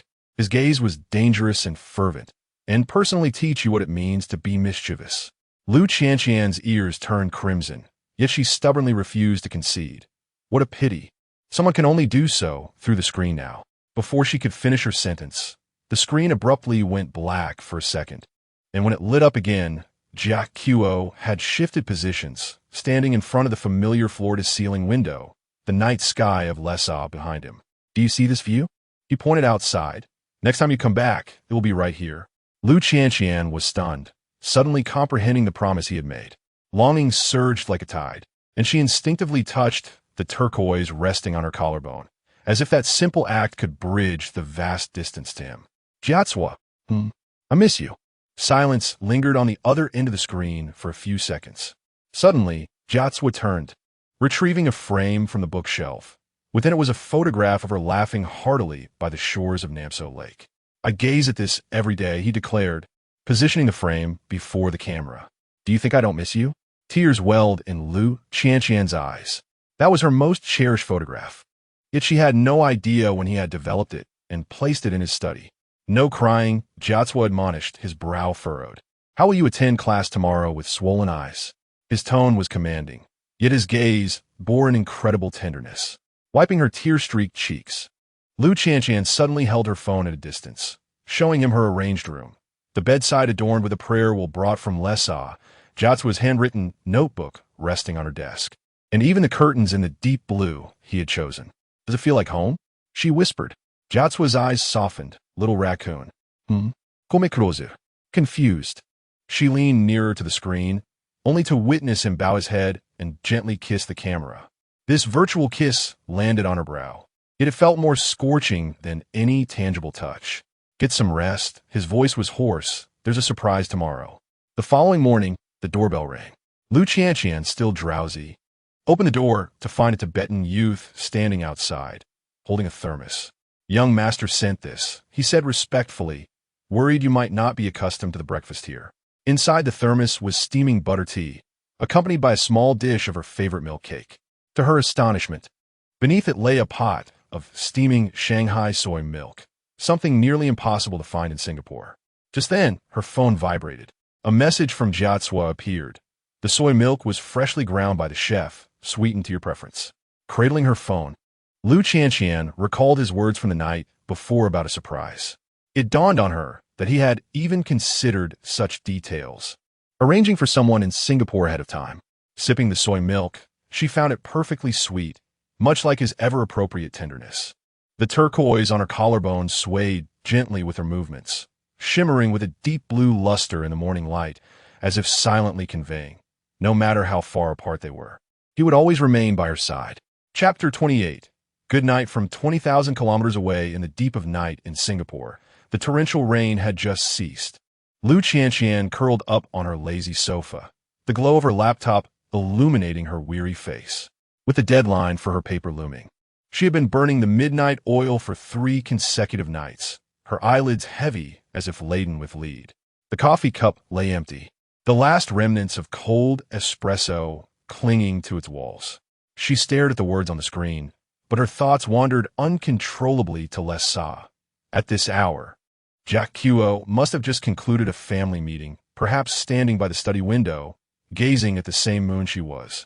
Suddenly, her phone vibrated, the screen lighting up. Jiazuo, open the window. Just 2 simple words, devoid of punctuation. Lu Qianqian furrowed her brow, suspecting he was again indulging in some remote monitoring of her habits. Last week, after he caught her staying up late, she received an air freight sleep-inducing essential oil from Lhasa, accompanied by a handwritten note. If I catch you again, I will personally deal with you. Tyrant, she muttered, yet still dragged her aching legs toward the balcony. As she pushed open the window, a warm, humid breeze, infused with the fragrance of South Asian rosewood, enveloped her. Lu Qianqian squinted against the harsh neon lights, her gaze sweeping over the desolate street below. Then she froze in place. Under the streetlight stood a familiar tall figure. Jiazuo, dressed in a sharply tailored black suit, his shirt collar slightly unbuttoned, was a stark contrast to his usual Tibetan attire. Yet he still emanated an unmistakable aura of authority. In his hand, he held the gilded prayer wheel she knew all too well, its metallic surface glinting coldly in the Singaporean moonlight. Sensing her gaze, he slowly looked up, the corners of his lips curling into a smile she yearned for. Her phone vibrated once more. Don't cry. His deep, laughter-laden voice came through the receiver, merely confirming whether the moon in Singapore was as round as that in Lhasa. It was only then that Lu Qianqian realized her tears had blurred her vision. She gripped the window frame tightly, her fingertips turning pale, fearing that if she let go, the vision before her would vanish. How come? Also, he interrupted her incoherent stammering, gently spinning the prayer wheel in his fingers, to check if my fiancé, he misses me. The night breeze tousled the hem of her nightgown, scattering her last vestiges of rationality. Without a second thought, Lu Qianqian turned and dashed toward the door, forgetting to put on her slippers. The elevator was sluggish as a snail, so she opted to push open the safety door, running barefoot down 12 flights of stairs. As she flung open the apartment door, Jiazuo, was already waiting for her at the foot of the stairs. She leaped directly into his embrace. The fabric of his suit was cool, but quickly warmed with her body heat. Jia Qiu caught her firmly, the strength of his arms tightening around her ribs, causing a faint ache. But who cared? The scent of cedar mingled with the fatigue of long-distance travel, a reality that made her heart tremble. "Have you finished your paper?" His first question was surprisingly mundane. Lu Qianqian buried her face against his chest, shaking her head, the dark blue shirt soon marked with a small wet spot. "Still daring to stay up late?" Jia Qiu pulled her back by the nape of her neck, his brows furrowed, as if he could crush a fly. "Have you forgotten the lesson from last month as stomach pain?" Though his words were laced with reproach, they emerged from his lips in the gentlest of tones. Lu Qianqian tilted her head to gaze at him, noticing the faint shadows beneath his eyes, having flown from Lhasa to Singapore with 2 layovers.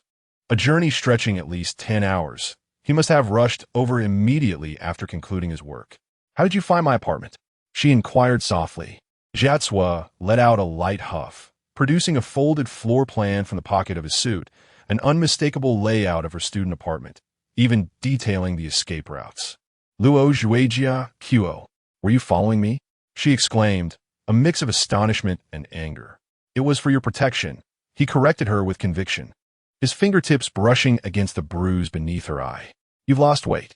Those simple words caused a lump to rise in Lu Qianqian's throat. She wished to convey that she was eating well each day, that the professors in Singapore held her thesis in high regard, but instead, her voice cracked as she murmured, "I long for the butter tea you make."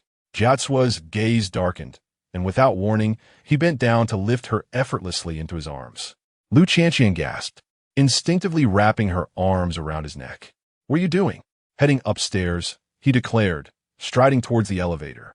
"I shall brew you some tea." The kitchen of her apartment had never felt so lively.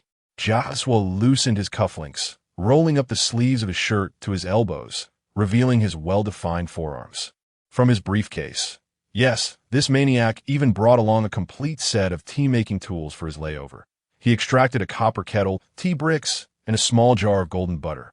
Lu Qianqian sat cross-legged on the countertop, swinging her feet as she watched him bustle about. The sight of Jiatsua, clad in a suit, within her modest kitchen struck a peculiar dissonance, yet somehow appeared strikingly harmonious. "Did you take leave to come here?" she inquired. "Yes." "For how long?" 3 hours. The kettle nearly slipped from her grasp. "What?" Jiatsua took the kettle from her hands, expertly crushing the tea bricks. "I have a meeting back in Lhasa at 5 in the morning." Tears brimmed in Lu Qianqian's eyes once more. "Just for this." "For this," he interrupted, leaning down to capture her lips in a kiss. The aroma of butter tea lingered between them, his kiss tender, as if fearing to shatter her. Yet as he pulled away, he playfully nipped her lower lip. "Did you taste it?" "Yes." "The butter tea from Singapore," he chuckled softly, resting his forehead against hers, "is not as delightful as mine." At 4 in the morning, Jiatsua stood at the door, adjusting his tie. Lu Qianqian clutched the hem of his suit jacket, refusing to let go, like a child throwing a tantrum. "Can't you stay one more day?" "No," he replied. His tie expertly nodded. "I have to sign a mineral contract tomorrow. Then, next month." He interrupted her hesitant words. "I will be on a business trip to London, and I shall visit you on my way." Lu Qianqian's eyes sparkled. "Really?" "Yes." Jiatsua pinched her cheek gently. "Now, it's time for you to sleep." She insisted on escorting him downstairs. In the soft light of dawn, Jiatsua turned to face her, suddenly pulling something from his pocket. It was that prayer which she knew all too well.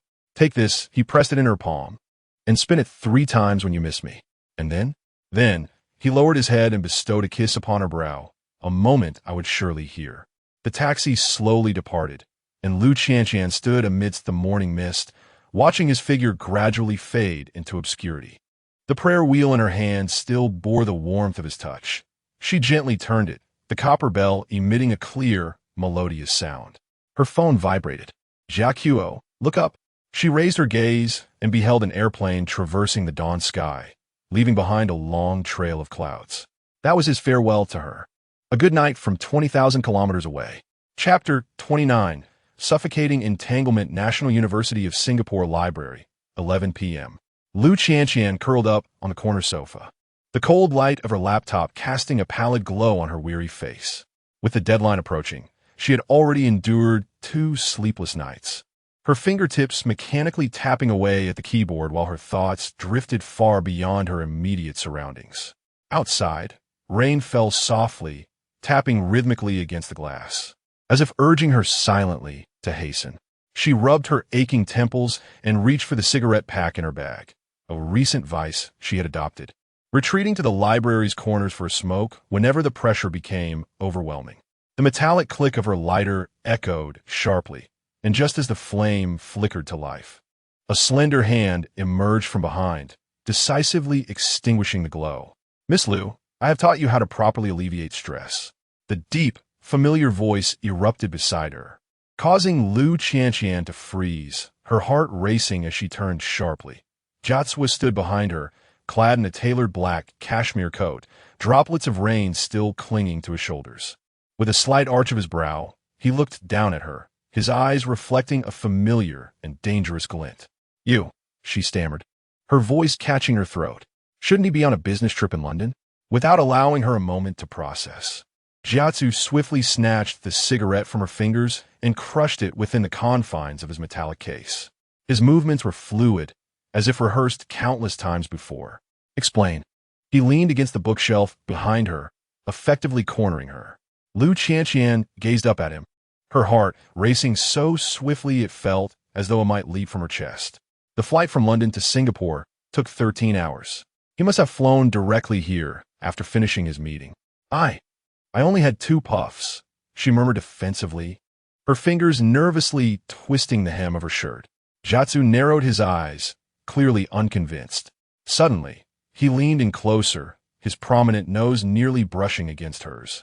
Inhaling gently near her lips, "Mint capsules, at least a pack's worth." Liu Qianqian felt her ears heat up. Just as she was about to retort, Jiazi's kiss descended, enveloped in the dampness of London, delicately tracing her lips before pausing. A stack of stationery tumbled from his coat pocket, the pale yellow Tibetan paper scattering across the floor. Each sheet filled with exquisite Tibetan script, the dates unmistakably marking each day since her departure from Lhasa. As she bent to retrieve it, her fingertips brushed the paper, and her breath hitched. These were love poems, the most ancient form of love poetry from Tibet, each line suffused with subtle yet fervent longing. Some ink had blurred, as if stained by raindrops during writing. Some edges of the paper curled slightly, as though lovingly caressed countless times. "This is homework." Jiazi's expression remained impassive as he collected the sheets, the scriptures assigned by the living Buddha for transcription. "You're lying." Liu Qianqian was too familiar with his little tells. Whenever he lied, his right hand would unconsciously rub the Buddhist beads on his left wrist. At that moment, the garnet beads were being twisted at a rapid pace. Suddenly, she threw herself at him, wrapping her arms around his waist, burying her face deep into his chest. The dampness of his cashmere coat mingled with the familiar scent of cedar, causing her eyes to sting with unshed tears. "Has the meeting in London concluded?" she asked quietly. "Indeed. Did you come specially for this?" "It was on my way." Liu Qianqian looked up at him incredulously. "Is it really on the way from London to Singapore?" Jiazi chuckled softly, pinching the nape of her neck. "If I say it's on the way, then it is." The dim light of the library cast shadows of the two on the bookshelves, intertwining into an intimate shape. It was then that Liu Qianqian noticed the dark circles under his eyes were more pronounced than what she had seen in the video. Clearly, he had not rested well in quite some time. "Are you tired?" she asked in a hushed tone. Jiazi did not reply. Instead, he pulled out an exquisite paper box from the inner pocket of his coat, fresh meat mooncakes from the renowned Shanghai establishment Shundishang, still steaming. "Eat it while it's hot." Liu Qianqian's eyes widened. "Where did you get fresh meat mooncakes at this time of year?" "They were made this morning," he replied nonchalantly, air freighted via cold chain. She held the mooncake box, suddenly recalling that she had casually mentioned wanting to eat fresh meat mooncakes during their video call last week. At that time, Jiazi had merely acknowledged her with a faint She hadn't expected. "Jiazi, silence. Let's talk after you've finished eating." He firmly pressed her onto the sofa, while he sat across from her, supervising her consumption. Liu Qianqian took small bites of the mooncake, the flaky crust cascading down. which he caught in his palm. This man, who would concede nothing at the negotiation table, was now patiently tidying up the crumbs for her. His gaze focused as if performing some sacred ritual. "Is your paper finished?" he suddenly inquired. Lu Qianqian shook her head. "I still need the conclusion." "Bring it here." "Huh. I will dictate. You take notes." Jia Qiu unfastened his cufflinks, revealing his well-defined forearms. 3 minutes to resolve this. Thus, a peculiar scene unfolded in the corner of the library late at night. The youngest family head from Tibet eloquently articulated literary theories in fluent English, while his fiancée, fumbled to type, occasionally being fed a piece of mooncake. 20 minutes later, the paper was perfectly concluded. Lu Qianqian shut her laptop, only to find Jia Qiu's gaze lingering on the bookshelf behind her. There sat a row of foreign works on Tibetan cultural studies. "What are you looking at?" She leaned closer. Jia Qiu pulled out a book, pointing an illustration on a certain page. "Our wedding."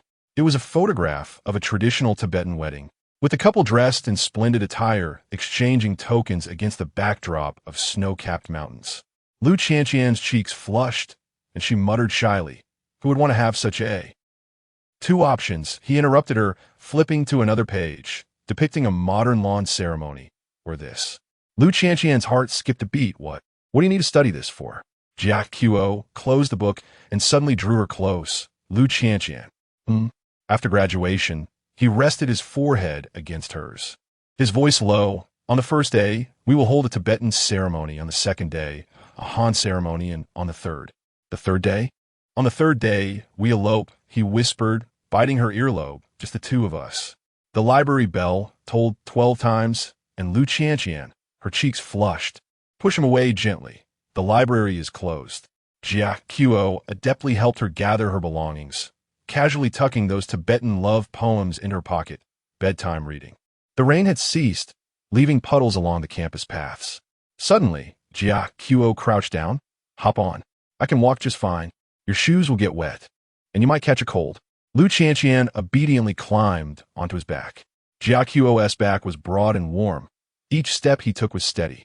She leaned close to his ear and whispered, "Where will you stay tonight?" "At the airport." "What?" "I have a flight back to Lesai at 4 in the morning." Lu Qianqian tightened her grip around him. "It's already 12:30. He turned his head to look at her. "So, don't squirm. Let me carry you a little longer." The night breeze rustled through the treetops as she clung to his neck, suddenly catching the lingering aroma of mooncakes at the corner of her mouth, sweet and salty, reminiscent of longing. It turned out that the most profound affection was traversing 20,000 kilometers, merely to ensure she was eating well. Chapter 30. The Secrets of the Wardrobe in Shanghai.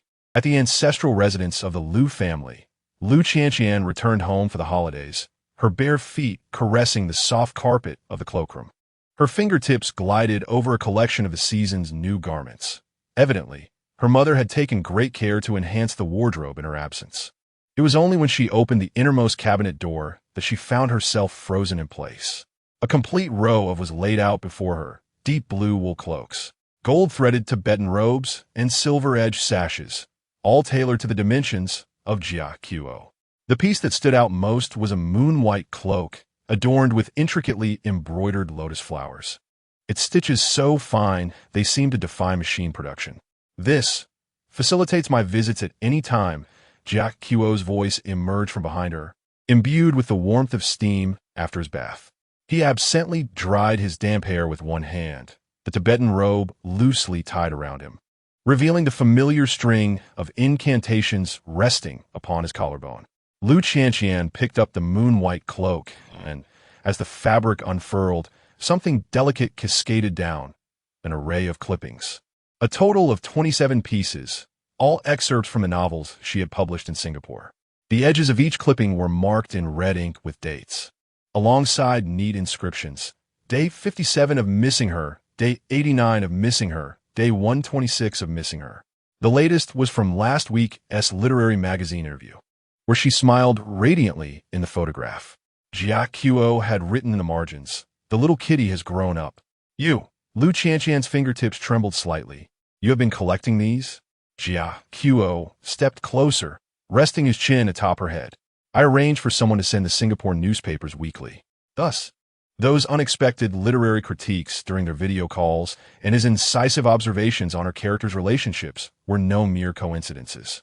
He had silently participated in every facet of her growth in this manner. Overwhelmed, Lu Qianqian leapt into his embrace, the warmth of the cloak brushing against her cheek.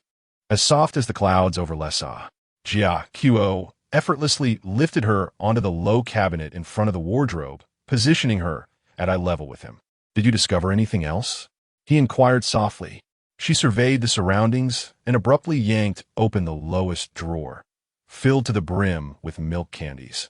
All classic varieties from Shanghai's famed by Tuesday. "The candies from Singapore lack richness," she remarked. Jia Qiu gently pinched the nape of her neck. "Will these suffice until graduation?" Lu Qianqian's nose tinged with emotion. A half-year ago, during their video call, she had casually complained, and he had remembered until now. "Not enough." She playfully tugged at his robe sash, insisting, "I want you to airlift fresh supplies weekly." Jia Qiu chuckled softly, suddenly producing a small object from his sleeve and placing it in her palm. A miniature prayer wheel crafted from pure gold, barely the size of her thumb. Its surface etched with intricate six-syllable mantras. "A graduation gift," he whispered, kissing her fingertips, offering it prematurely. At Changi Airport, a long queue formed at the security checkpoint. Lu Qianqian dawdled, occasionally glancing back. Jia Qiu stood outside the cordon with his hands in his pockets, the black turtleneck accentuating his sharp shoulders, his expression calm. Yet the beads of his mala betrayed his inner turmoil. "Ma'am, please proceed through security." A staff member's voice jolted her back to reality. Lu Qianqian placed her backpack in the tray and suddenly recalled the miniature prayer wheel, retrieving it from her pocket. The metal detector inevitably emitted a sound, and she hesitated whether to retrieve it. Beep, beep, beep. The alarm pierced through the clamor of the airport. The stern female security officer gestured for her to open her palm. "What is this?" Passengers around turned their heads curiously. Lu Qianqian flushed, twisting open the top of the prayer wheel, and a cascade of milk candy poured forth. The golden wrappers shimmered on the security conveyor belt, and the aroma of milk instantly filled the air. The security officer was momentarily taken aback. Picking up a piece for careful inspection, food items must be declared separately. "My mistake." Jia Qiu appeared behind her at some point, his right hand naturally resting on her shoulder, while his left handed her the customs declaration form. Dairy products pasteurized, with a shelf life of 30 days. He had even prepared the declaration in advance. After confirming the details, the security officer allowed her to pass. Seizing the opportunity, Lu Qianqian tugged at Jia Qiu's sleeve. "Didn't we agree you wouldn't come in?" "I changed my mind." He bent down to tie her loosened shoelaces, wanting to steal a few more glances at her. This man, who never yielded at the negotiation table, had made an exception for her in this moment. The announcement for boarding echoed through the terminal, and suddenly, Jia Qiu grasped the nape of her neck and pulled her forward. The kiss was swift and fierce, laced with an undeniable assertiveness, yet transformed into a gentle breeze upon touching her lips. "Turn the prayer wheel 3 times, he commanded softly as he stepped back. "I will know." Lu Qianqian tightened her grip on the golden cylinder, only to discover a minuscule line of Tibetan script etched at the bottom. "The way home is like a rainbow." She looked up, and Jia Qiu had already turned to walk towards the exit, his silhouette standing tall like a pine on a snow-capped mountain, with his left hand slightly raised, forming a gesture of 3. 3 turns, and he would hear. 3 turns, and she would return home. As the airplane soared into the clouds, Lu Qianqian opened the prayer wheel, placing a piece of milk candy on her tongue. In that moment of sweet fragrance, she felt transported back to that perfectly sunny morning. Jia Qiu kneeling on the Tibetan carpet, stitching his longing into the lining of the fabric, while outside, the prayer flags danced gently in the wind. Chapter 31. The flight trajectory on trending topics. Lu Qianqian rubbed her weary eyes and closed her laptop. The air conditioning in the National University of Singapore library was excessively cold, prompting her to wrap her arms tighter in her light pink cardigan. Her fingertips still tinged with chill. Outside, the heavy tropical rain characteristic of the region poured down, the sound of raindrops striking the glass akin to a gentle insistence. Her phone screen illuminated, and a crisp notification chimed. A message from Jatswa. It's cooler today.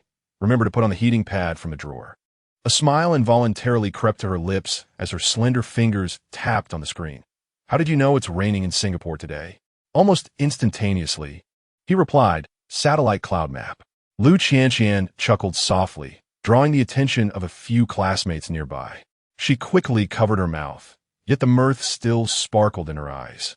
This Tibetan man, who appeared as solemn as a statue in Jiakhang Temple, was secretly attentive to even the weather forecasts of the tropics. Lu, is he your boyfriend? Inquired her Malaysian classmate, Lena, leaning closer to gaze at the glowing screen. Fiancé, Lu Qianqian corrected with a smile, her fingertips unconsciously caressing the ring on her left hand's ring finger.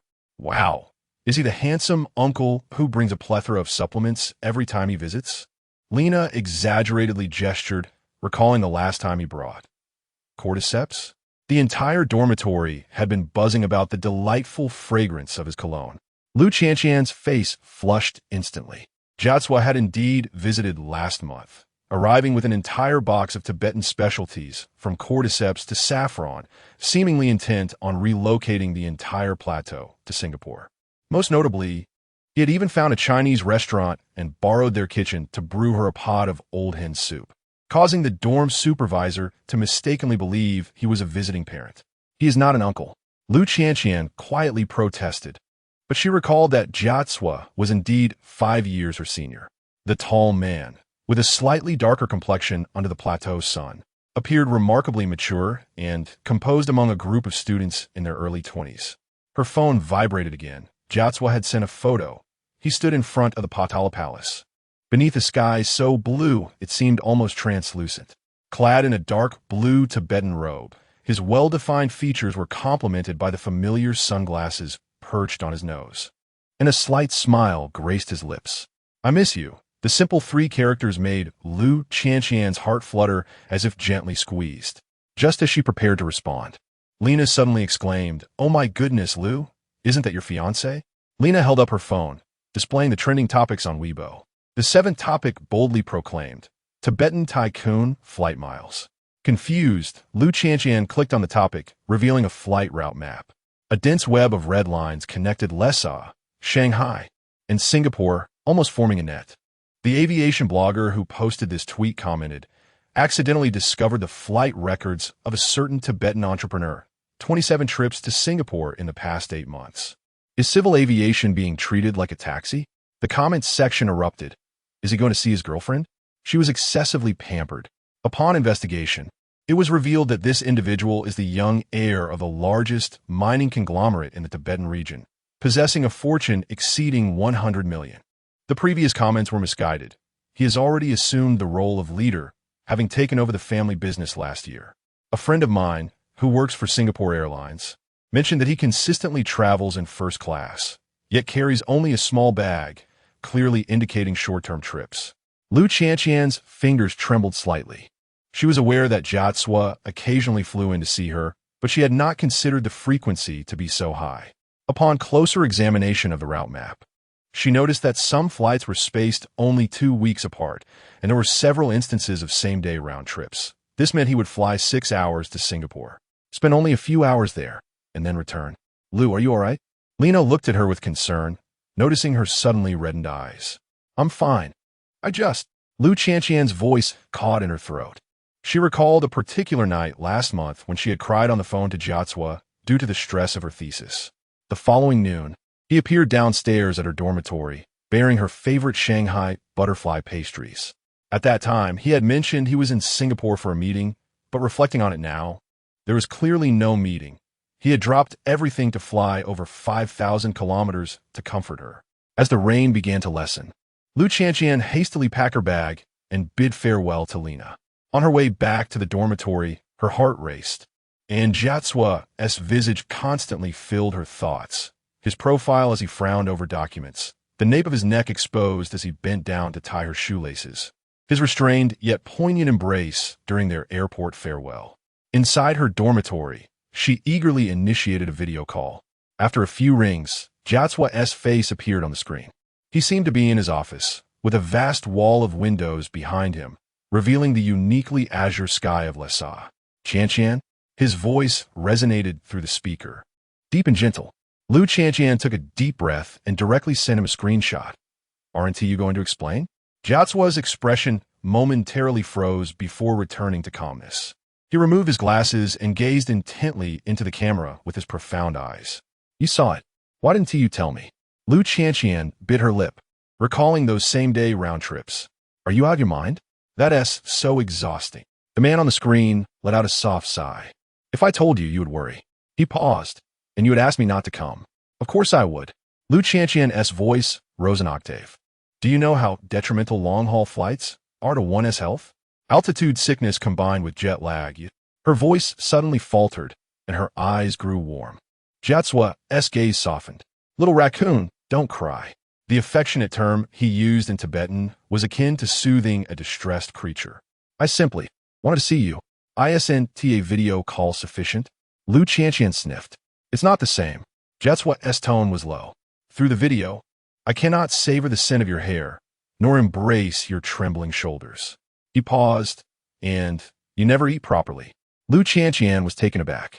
Indeed, every time Jiacuo visited Singapore, the first thing he did was take her out for a proper meal and ensure she finished it. She had always thought it was merely an afterthought, but now. So, you flew 5,000 kilometers to play the role of a supervisor? She attempted to mask the tumult within her heart with a jest. Jiacuo's lips curled into a subtle smile. The main concern is that my fiancé, might flee, so I must keep a close watch. This seemingly nonchalant remark caused Lu Qianqian's heart to skip a beat. She recalled their first encounter 2 years prior in Lhasa, where that tall man, holding a prayer wheel beneath the sunlight at Jiakhang Temple, gradually stepped into her life. From the red coral adornment on her forehead to the kiss of altitude sickness, from elopement to steadfast companionship in a foreign land. He had persistently guarded her in this almost obstinate manner. Jiacuo. She softly uttered his name, her voice as delicate as cotton candy. Next time, let me know in advance, and I'll pick you up at the airport. The man on the screen's expression darkened. No, it's too dangerous at midnight. Then don't come at midnight. But that is the only flight that can make a round trip on the same day. They both fell silent. Lu Qianqian gazed at Jiacuo's weary, yet gentle eyes on the screen, suddenly comprehending the meaning of love that transcends mountains and seas. This distance of 5,000 kilometers. He traversed time and again, solely to ensure her well-being. I promised to take good care of myself. She ultimately conceded. You promised me not to fly too frequently, all right? Jiacuo did not respond immediately. In his office, sunlight filtered through the window, casting fragmented shadows upon his sharply defined features. After a long pause, he nodded slightly. Once a month, 2 months, 3 weeks. Jiacuo. Ultimately, they reached a compromise, no more than twice a month. Before ending the video call, Jiacuo suddenly remarked, I have a meeting in Shanghai this weekend. Lu Qianqian blinked, and then I can conveniently head to Singapore. His tone was as calm as if discussing the weather. Would you like to try the pear candy from Changwangmiao? Lu Qianqian's eyes sparkled with excitement. Yes. And I want the green rice balls from Shun to Shang. Jiacuo's lips curved upward slightly. All right. After the call ended, Lu Qianqian lay on her bed, staring blankly at the ceiling. The phone screen lingered on the trending topic page, and she gently opened the comment section, where she saw the latest comment. Breaking news. This domineering CEO has flown to Singapore again this afternoon. Flight number SQ856. Lu Qianqian bolted upright, turning to glance out the window. The rain had ceased, and the golden glow of the sunset filtered through the clouds onto the campus. Her heart raced as a wild thought flashed through her mind. Without pausing to change her shoes, she grabbed her phone and keys and dashed outside. The campus path still held puddles, and she hurriedly splashed her way toward the gate, the hem of her pink cardigan fluttering in the wind. When the taxi stopped at Singapore's Changi Airport Terminal 3, Lu Qianqian's palms were drenched in sweat. She jogged into the International Arrivals Hall, her gaze anxiously scanning the crowd at the exit. Then she spotted him, Jiacuo, clad in a simple black shirt and trousers, holding a small paper bag, stood out prominently among the throng. It seemed he sensed something, suddenly looking up and locking eyes with her from several meters away. In that moment, the airport's cacophony faded into the background. Lu Qianqian stood rooted, watching the tall Tibetan man stride toward her, her heart racing as if it might leap from her chest. "What brings you here?" Jia Chao paused before her, his brow slightly furrowed. Yet the surprise in his eyes was unmistakable. Lu Qianqian offered no reply, but instead leapt into his embrace, her cheek resting against his chest, inhaling the familiar scent of Tibetan incense mingled with sunlight. "I saw the flight information," she murmured, her voice tinged with melancholy. Jia Chao's body stiffened momentarily before relaxing. He encircled her waist with one arm, while his other hand gently caressed her long hair. "Little raccoon has learned to check up on me?" Lu Qianqian lifted her gaze, discovering his eyes brimming with mirth. Suddenly, she noticed the small paper bag in his hand. "What is this?" Jia Chao, slightly embarrassed, averted his gaze. "Butterfly pastries. I bought them during my layover in Shanghai." A pang of emotion struck Lu Qianqian. This seemingly aloof man remembered all her little preferences and traversed mountains and rivers merely to bring her a bag of snacks. She rose on her toes and, amidst his astonished gaze, kissed the corner of his mouth. "Jia Chao, I love you." This was the first time she had so openly declared those 3 words. Jia Chao's pupils dilated slightly, and he tightened his embrace, holding her securely. His kiss landed on the crown of her head, his voice deep and resolute. "I know." In the taxi on their way back, Lu Qianqian leaned against Jia Chao's shoulder, nibbling on the butterfly pastries. The neon lights outside danced upon his sharply defined profile, outlining a gentle silhouette. "How is your thesis coming along?" Jia Chao suddenly inquired. Lu Qianqian sighed. "I'm stuck on the 3rd chapter. My advisor says my analysis lacks depth." Gently, Jia Chao squeezed the nape of her neck. "Do you need my assistance? Can you write literary analysis?" Lu Qianqian looked up in surprise. "No," he admitted candidly, "but I know someone who can help you." He retrieved a contact from his phone. "This is my friend, an associate professor at the National University of Singapore, specializing in contemporary literature." Lu Qianqian's eyes widened. "How do you know?" "I met him during my last visit to Singapore," Jia Chao replied nonchalantly. "We discussed your research focus." Suddenly, Lu Qianqian realized that unbeknownst to her, Jia Chao had woven an invisible safety net for her. From academics to daily life, he had quietly arranged everything without seeking recognition. "Jia Chao," she softly called, her voice trembling slightly.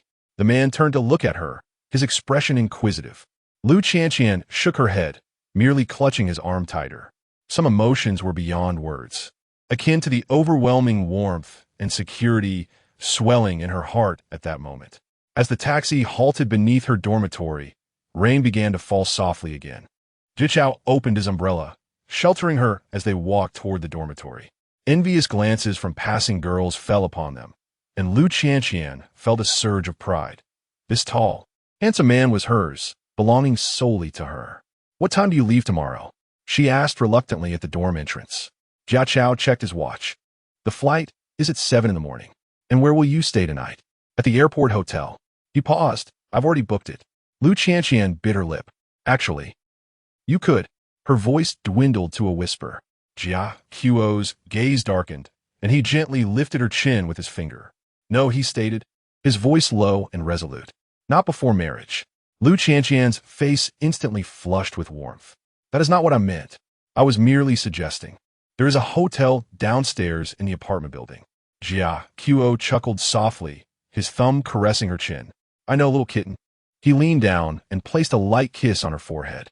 "Go on, get some rest. I will message you tomorrow." As she watched Jia Qiu's tall figure fade into the rain, Lu Qianqian leaned against the door, her heart still racing. She took out her phone and sent a message to Lena. "Please excuse me from tomorrow's early class." Then, she opened her computer and created a new document. The cursor blinked for a few seconds before she typed the title, "In Love with You at 3,650 meters of oxygen deprivation." Outside, the rain in Singapore fell gently, while within her heart resided the everlasting sunshine of Tibet. Chapter 32. The hypoxic raid. The dawn in Lhasa always arrives with an unusual promptness. As the first light of daybreak begins to illuminate the sky, the golden pinnacle of the Jiakhang Temple is bathed in a rosy hue.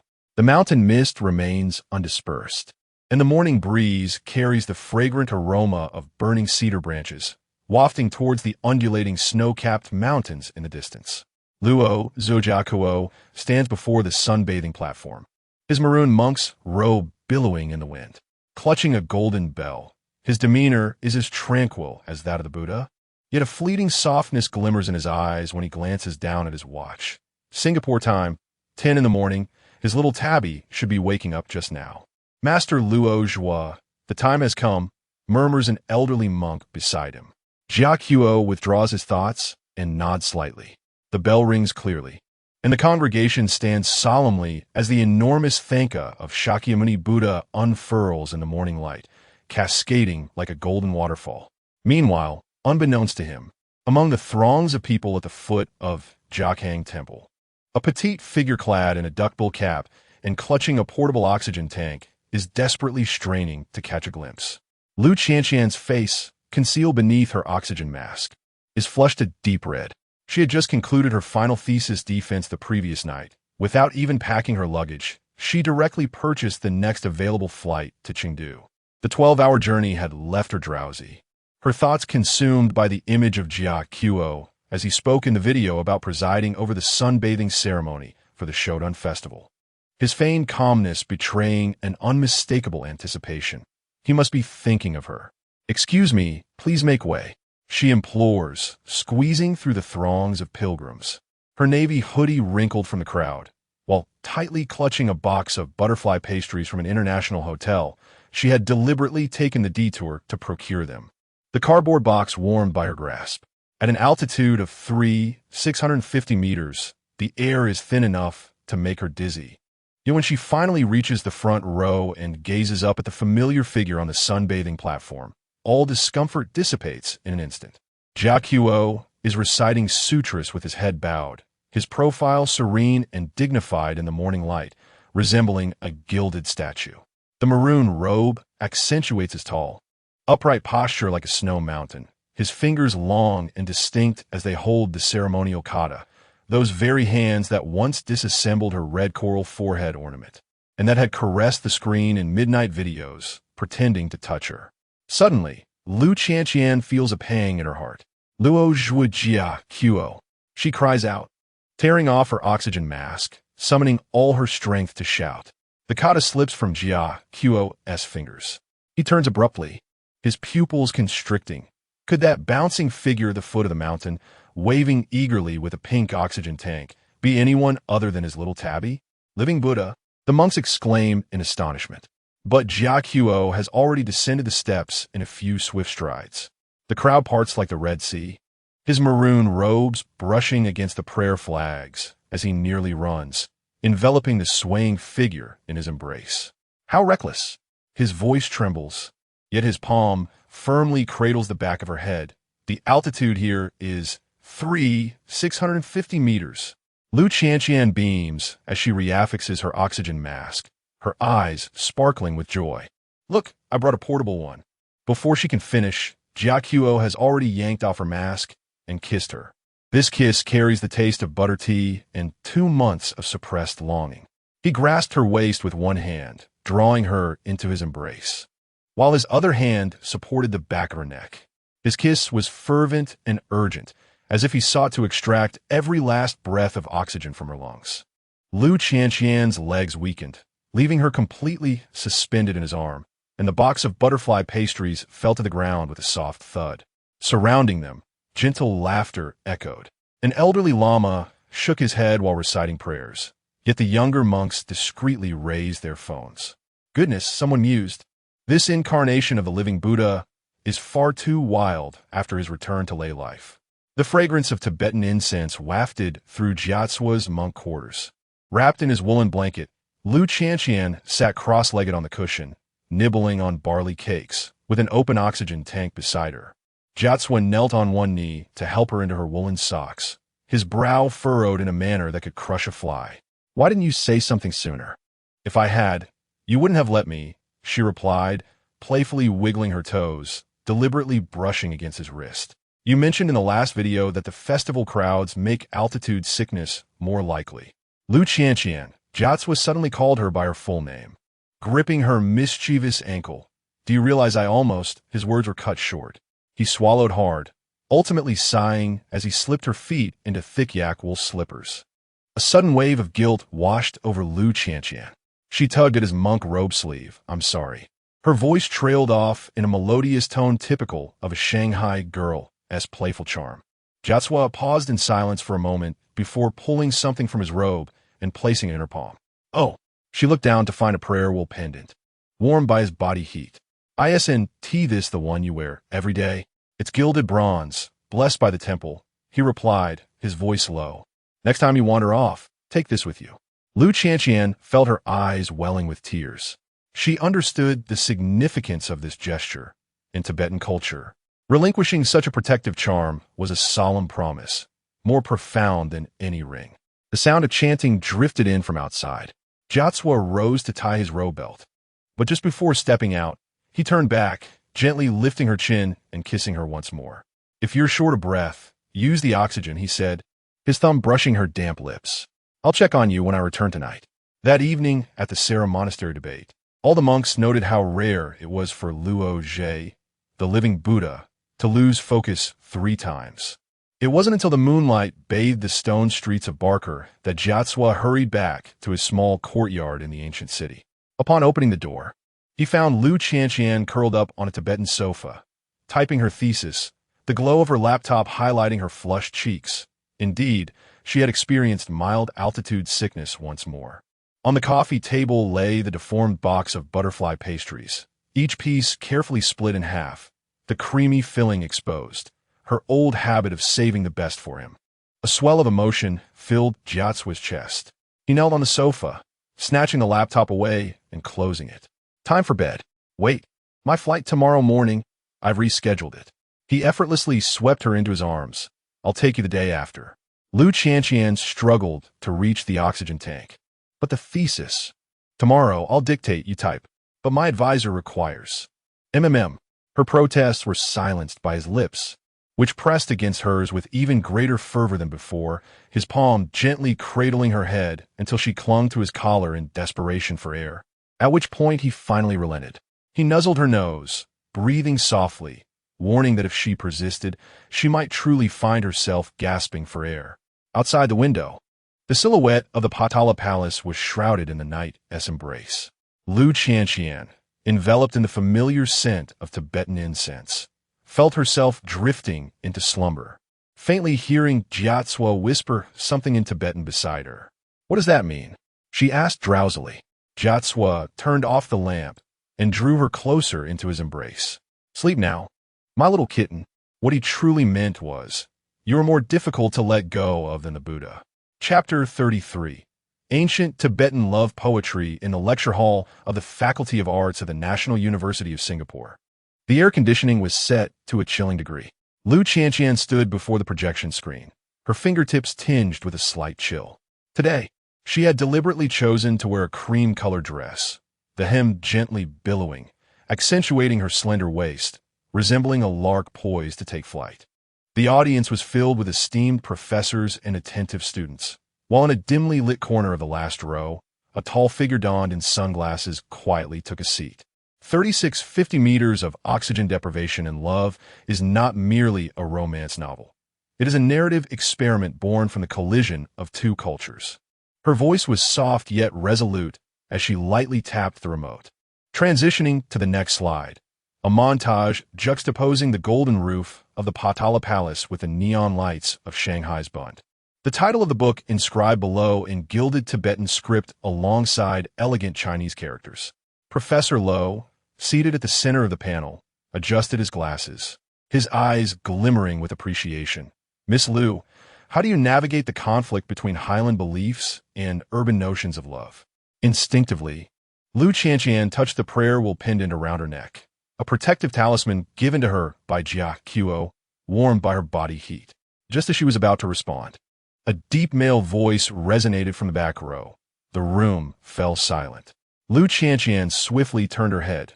The man in sunglasses stood up, slowly removing them. It was Jia Qiu. Today, he unusually wore a suit, the dark blue fabric accentuating his broad shoulders. while his tie hung loosely around his neck, as if hastily tied. He held a roll of yellowed Tibetan paper, his gaze intensely fixed on her, and repeated. Lu Qianqian stood frozen. While she did not comprehend Tibetan, the fervor in Jia Qiuo's eyes quickened her heartbeat. Professor Lo, however, suddenly smiled. This is an ancient Tibetan love poem, which means, what the eyes see, the heart will believe. It seems your research has the most authoritative of advisors. The hall erupted in warm laughter and applause. Lu Qianqian felt her ears flush, only to find Jia Qiuo had resumed wearing his sunglasses, languidly leaning back into his seat, a smug smile playing on his lips. After the defense concluded, Lu Qianqian practically raced back to her apartment. As she turned the key in the lock, she was abruptly yanked inside by a force. Jia Qiuo secured his arm around her waist, slamming the door shut with his other hand, pinning her against the shoe cabinet in the foyer. With one hand, he loosened his tie, the dark blue suit jacket draped over his arm, revealing the damp cuffs of his shirt. While the professor was praising you, his palm, imbued with the chill of the plateau, pressed against her lower back. Were your eyes shining? The bag of butterfly pastries fell to the ground with a soft thud. Lu Qianqian found herself pinned against the shoe cabinet, her nose brushing against the lingering scent of airplane cabin air lingering in his collar.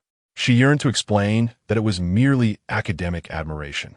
But Jia Qiuo's incisors had already captured her earlobe, reminiscent of a snow leopard seizing an unruly cub. I purchased some liquor. He breathed heavily as he broke the wax seal on the barley wine, pouring the amber liquid into his mouth. But you mustn't drink now. As a sweet and pungent kiss descended, Lu Qianqian tasted the faint bitterness of fermented barley. Grasping his tie as if struggling for air, she found herself pinned against the wall with her hands restrained. Jia Qiuo's knee pressed between her legs, but just as her legs began to weaken, he suddenly withdrew, tenderly licking her carotid artery instead. Forget it. He buried his face in her shoulder, murmuring, my little lark, should be seen by everyone. Are you watching me? She exclaimed, her eyes wide. Jia Qiuo chuckled softly, pulling a folded piece of paper from his suit pocket. Lu Qianqian laughed in disbelief.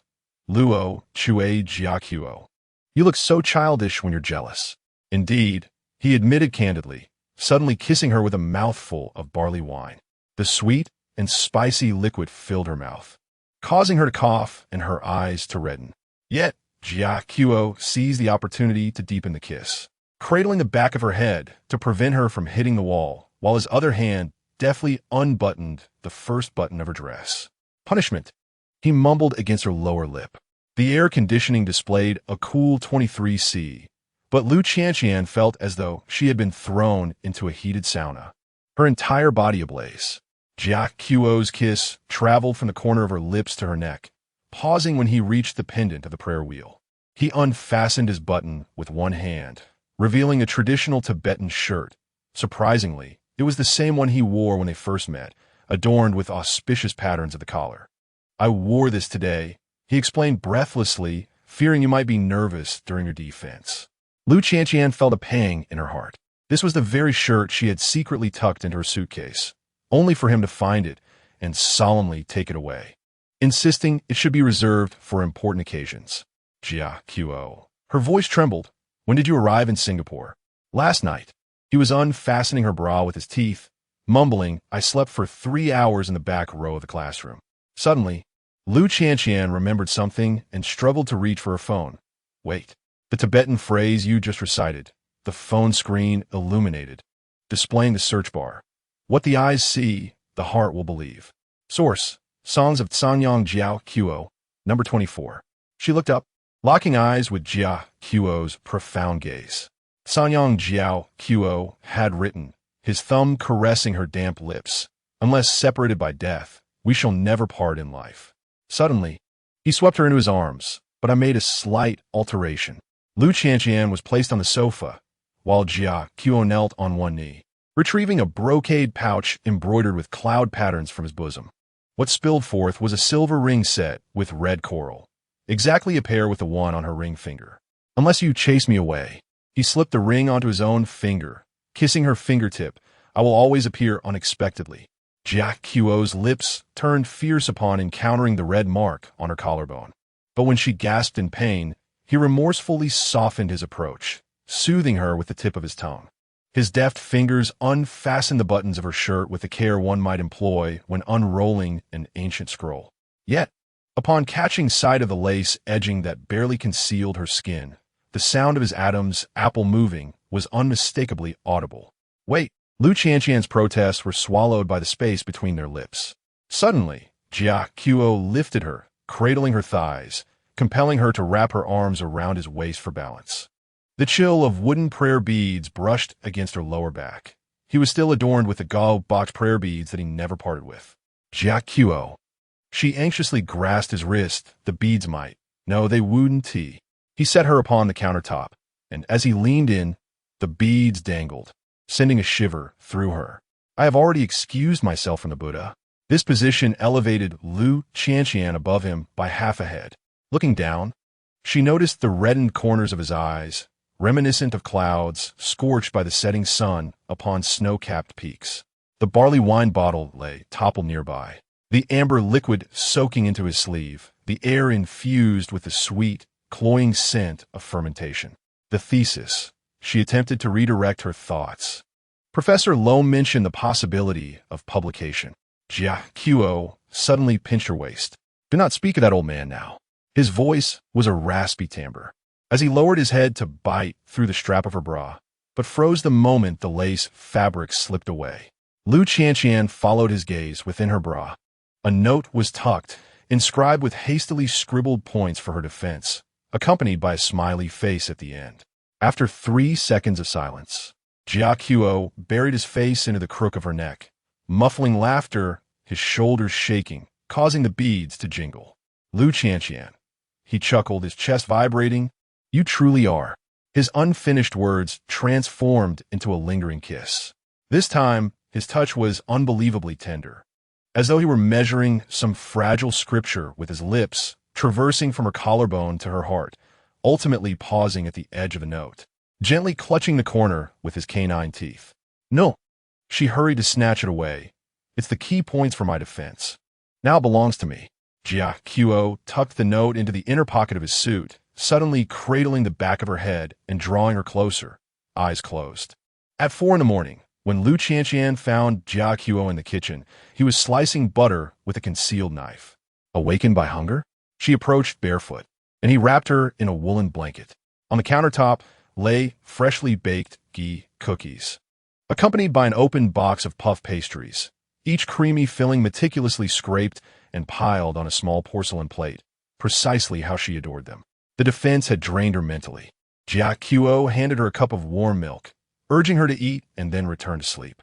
Lu Qianqian took small sips, only to notice a new note affixed to the refrigerator door. 7 o'clock wake Qianqian, 7:30 warm milk puff pastries, 8 o'clock check passport validity. 1800 hours flight SQ-856 to Lhasa. It was a meticulously penned schedule in both Tibetan and Chinese, as neat as a scripture manuscript. You are leaving? She looked up abruptly. Jia Qiu was covering her thesis final draft with a protective jacket, pausing at her words. There's a negotiation at the mine. Noticing the redness in her eyes, he sighed and stepped closer, tilting his head. Lu Qianqian instinctively raised her face, a sudden coolness gracing her forehead. Jia Qiu dipped his thumb in barley wine and traced a swastika on her brow, a blessing ritual of our faith. His voice resonated deeply, and even in my absence, my fingers glided along her nose to her lips, leaving behind my imprint. As the morning light filtered through the sheer curtains, Lu Qianqian discovered a newly inscribed line of gilded Tibetan script on the title page of her thesis. Stealthily, she used her phone to translate, and the screen revealed, "When you soar, I am the wind beneath your wings. When you rest, I am the fur beside your nest." Chapter 34. Graduation gift. The sunlight in June in Singapore cascades like molten honey, oozing languidly across the lawns of the National University. Lu Qianqian stands amidst the line of graduates, the tassel of her cap swaying gently in the breeze.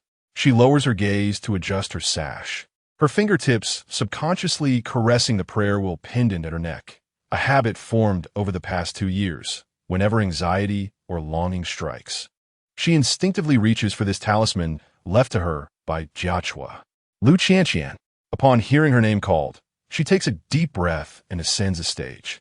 The principal's congratulatory remarks buzz in her ears, and as she turns to receive her diploma, a sudden commotion erupts from the audience.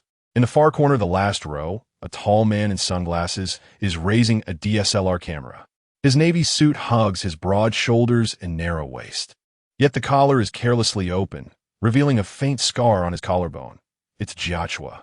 Lu Qianqian nearly stumbles on the steps. He clearly stated he could not attend due to negotiations at the mine. The sound of the shutter is drowned out by applause. She sees Jiachua lower his camera, his lips moving slightly as he forms the words across the sea of faces. I love you. At the tea reception following the ceremony, Lu Qianqian is surrounded by classmates eager for photographs. Professor Lo approaches and gently pats her shoulder. Don't forget about your thesis publication. Just as she is about to respond, a warm presence suddenly envelopes her back. Excuse me. The deep timbre of Jiachua's voice brushes past her ear as his arm slips around her shoulder, placing an ebony box on the dessert table. The box is roughly the size of a laptop, crafted from fragrant agarwood that glows subtly, its surface intricately carved with auspicious patterns. This is. Just as Lu Qianqian's fingers graze the lid, Jiachua clasps her wrist gently. Open it later, he whispers, his thumb teasingly brushing her palm. Unless you wish for me to kiss you right now. Laughter erupts from those around them.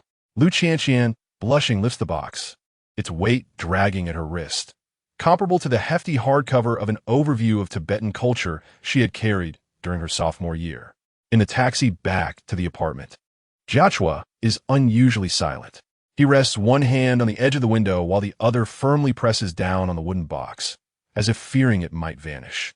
Lu Qianqian steals glances at him, noting the faint shadows beneath his eyes and the hem of his trousers dusted with mud, as if he had hurriedly traversed a path. Weren't you supposed to have negotiations today? She queries softly. Jiachua turns his head, the sunglasses reflecting her curious gaze. I signed the contract at 3 in the morning and flew straight here. He abruptly removes his sunglasses, revealing bloodshot eyes, remnants of the long journey etched upon his features. He points to the corner of the wooden box. There indeed lies an unpolished statue of Padmasambhava, the knife marks still fresh with wood shavings. The moment the apartment door closes, Lu Qianqian eagerly lifts the lid of the box. The rich aroma of agarwood enveloped her, as the box was neatly arranged with a gilded fountain pen. Its cap adorned with the same red coral as her ring, a stack of Tibetan paper embossed with the watermark of the Potala Palace, several bottles of locally produced black ink from Tibet, and ticket stubs plastered on the inner walls. Lesa Singapore, Singapore Lesa, densely sprawled like the migratory patterns of a flock of birds. Each stub bore on its reverse side the incisive notes of Jia, Qo in Tibetan, annotated below in Chinese. 2019. 11. 03. Her thesis was praised by her supervisor. She in the bathroom and wept. 2020. 01. 17. In the early hours of the morning, she expressed a craving for fresh meat mooncakes, asking a friend in Shanghai to expedite them. 2020. 05. 22. Despite a high fever of 39 degrees, she stubbornly insisted on staying strong, which infuriated me to the point of crushing a prayer wheel. The oldest stub, its edges already yellowing, dated from the first week of their separation. 2019. 08. 14. Today, she had Hainan chicken rice, claiming it was not as delicious as my Tsampa. A lie. I missed her so much that I broke 3 prayer wheels. Lu Qianqian's vision blurred. She suddenly realized the weight of the box. It contained 730 days and nights of longing. Every gram a silent attachment that Jia, Qo, could not articulate. Initially, she had intended to inscribe scriptures. Jia Qo embraced her from behind, resting his chin atop her head. But your novel draft, he pointed to the corner of a paper peeking from the box's compartment, is more compelling for me to transcribe than the sutras. Lu Qianqian unearthed the stack of papers, discovering they were all the fragments of inspiration she had mentioned during video calls over the past 2 years. From the blossoming of the Gesang flower through the crevices of the Potala Palace to the Singaporean monsoon resembling butter tea spilled across the sky. All meticulously transcribed by Jia Qiu in neat bilingual Tibetan and Chinese on the Tibetan paper, with small illustrations depicting the corresponding scenes adorning the edges. When did you? After every video call ended, he gently nibbled her earlobe, fearing he might forget, so he wrote it down. As the night wind lifted the sheer curtains, the agarwood box tumbled onto the carpet. Jia Qiu knelt on one knee beside the bed, using a letter opener to unfasten the buttons of Lu Qianqian's shirt. The cold tip of the blade made her shiver, soon replaced by the warmth of his lips and tongue. When the third button popped open, it revealed a small Tibetan tattoo over her heart, meaning you. Where did you get it? Jia Qiu's breath grew noticeably heavier. Last month, Lu Qianqian recoiled slightly. At the restaurant at Clarkway with Lena. Before she could finish her sentence, she was flipped over and pinned down. Jia Qiu held her wrists above her head with one hand, while the other traced the tattoo, his gaze dangerously intense like a snow leopard fixated on its prey. Do you know that in Tibet, only what kind of person would tattoo the name of their beloved? Lu Qianqian shook her head as he bit down on her Adam's apple, a married woman. This realization sent Jia Qiu into a complete frenzy.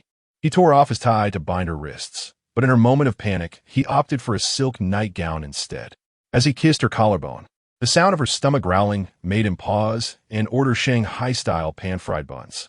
Even when she tearfully expressed her exhaustion from graduation, he simply held her close, allowing her to sleep, if one were to overlook the intensity of his warmth. In the early hours of the morning, Lu Qianqian awoke from hunger to find him revising a contract under the light of a desk lamp, with a box of now-cold dumplings on the bedside table. The man promptly set down his pen, offering her a cup of warm soy milk, if he wished to have the lawyer review it once more before signing.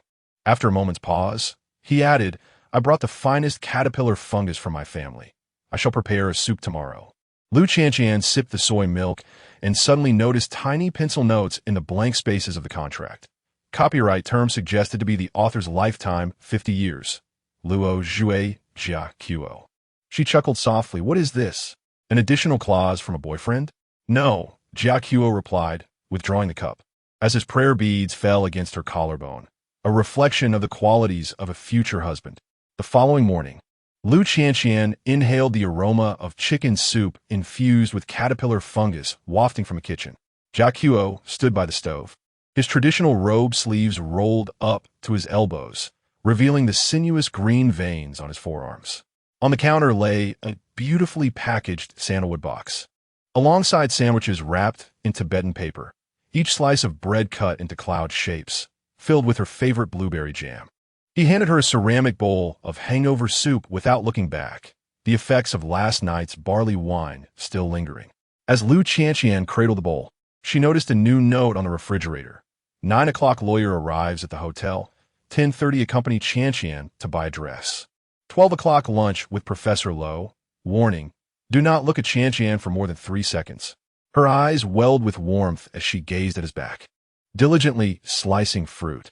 For 2 years, this man, who once struggled to speak Mandarin in front of the Jokhang Temple, had learned all the names of the MRT stations in Singapore for her sake. This formidable Tibetan patriarch, feared at the negotiation table, would scour Orchard Road at midnight just because she wished for some butterfly pastries. Jia Qiu. Suddenly, she wrapped her arms around him from behind. Have I told you? Yes, he replied, turning off the stove and brushing away the soup stains from her lips with his fingertip. At 3,650 meters at 5,000 kilometers in videos, and he abruptly lifted her onto the counter. Every time I felt breathless. Outside, the morning sun in Singapore pierced through the clouds. Lu Qianqian leaned down in the morning light, whispering the unfinished words into his lips. The sandalwood box lay quietly atop the suitcase, within its deepest recesses hiding an unsealed stub. 2021. 06:15 today, my little lark graduated. Preparing to propose. Chapter 35. Rehearsal for proposal the night in Singapore resembled a piece of silk steeped in deep blue-black ink, with the infinity pool on the 57th floor of the Marina Bay Sands serving as a shimmering fracture adorned with diamonds. Lu Qianqian stood barefoot on the warm porcelain tiles by the pool's edge, feeling the distant vibrations of the city's neon lights beneath her soles. She was wrapped in Jiacua's dark navy suit jacket, the sleeves trailing as they swayed gently in the night breeze. "Are you sure the pool is still open at this hour?" she whispered. Jiacua stood behind her, his hands resting on her shoulders, the warmth of his palms seeping through the thin fabric. "I've reserved it exclusively. When did you learn this capitalist way of doing things?" She retorted playfully. "Last month," he replied, lowering his head, his nose brushing through her hair. "When you posted on Instagram, expressing your desire to see the night view here." Lu Qianqian felt her ears flush with warmth. That had been a spontaneous post while she was working late into the night, accompanied by a stock photo of a pool she had found online. She turned to respond, only to find that Jiacua had already shed his shirt, revealing his muscular torso. Under the moonlight, the familiar scars and tattooed scriptures glimmered faintly, and the red coral pendant beneath his collarbone rose and fell with his breath. "Come down." He extended his hand towards her, his Tibetan accent resonating deeply in the night. Lu Qianqian shook her head. "I didn't Tibra my swimsuit." Without a word, Jiacua effortlessly lifted her, cradling her in his arms. "No need." As the warm water enveloped her waist, she tightened her grip on his shoulders. The pool's unique design made it feel as if all of Singapore lay beneath their feet. The laser show at Marina Bay Sands was in full swing, with countless beams of light piercing the night sky, akin to threads descending from the gods. Cold, Jiacua noticed her shivering and tightened his embrace slightly. Lu Qianqian shook her head, suddenly realizing that his right hand was tucked into the pocket of his swim trunks. Beneath the underwater lights, she caught sight of the bulging pocket, as if concealing something. "What do you have in your hand?" Before she could finish her sentence, Jiacua suddenly knelt on one knee at the bottom of the pool. In that moment, the night sky of Singapore seemed to freeze. Lu Qianqian's eyes widened as she watched Jiacua pull out a small box wrapped in a waterproof bag. Noticing the pronounced movement of his Adam's apple and the trembling of his fingers, which were clearly defined. "Qianqian," his voice was hoarse. "Let me practice for a moment." "Huh?" To propose. Jiacua swiftly stood up, droplets cascading down his taut jawline. "Let me practice first." Lu Qianqian blinked in surprise and then laughed softly. She reached out to tug at his ear, but froze when her fingers brushed against the back of his neck. There was a sheen of cold sweat there.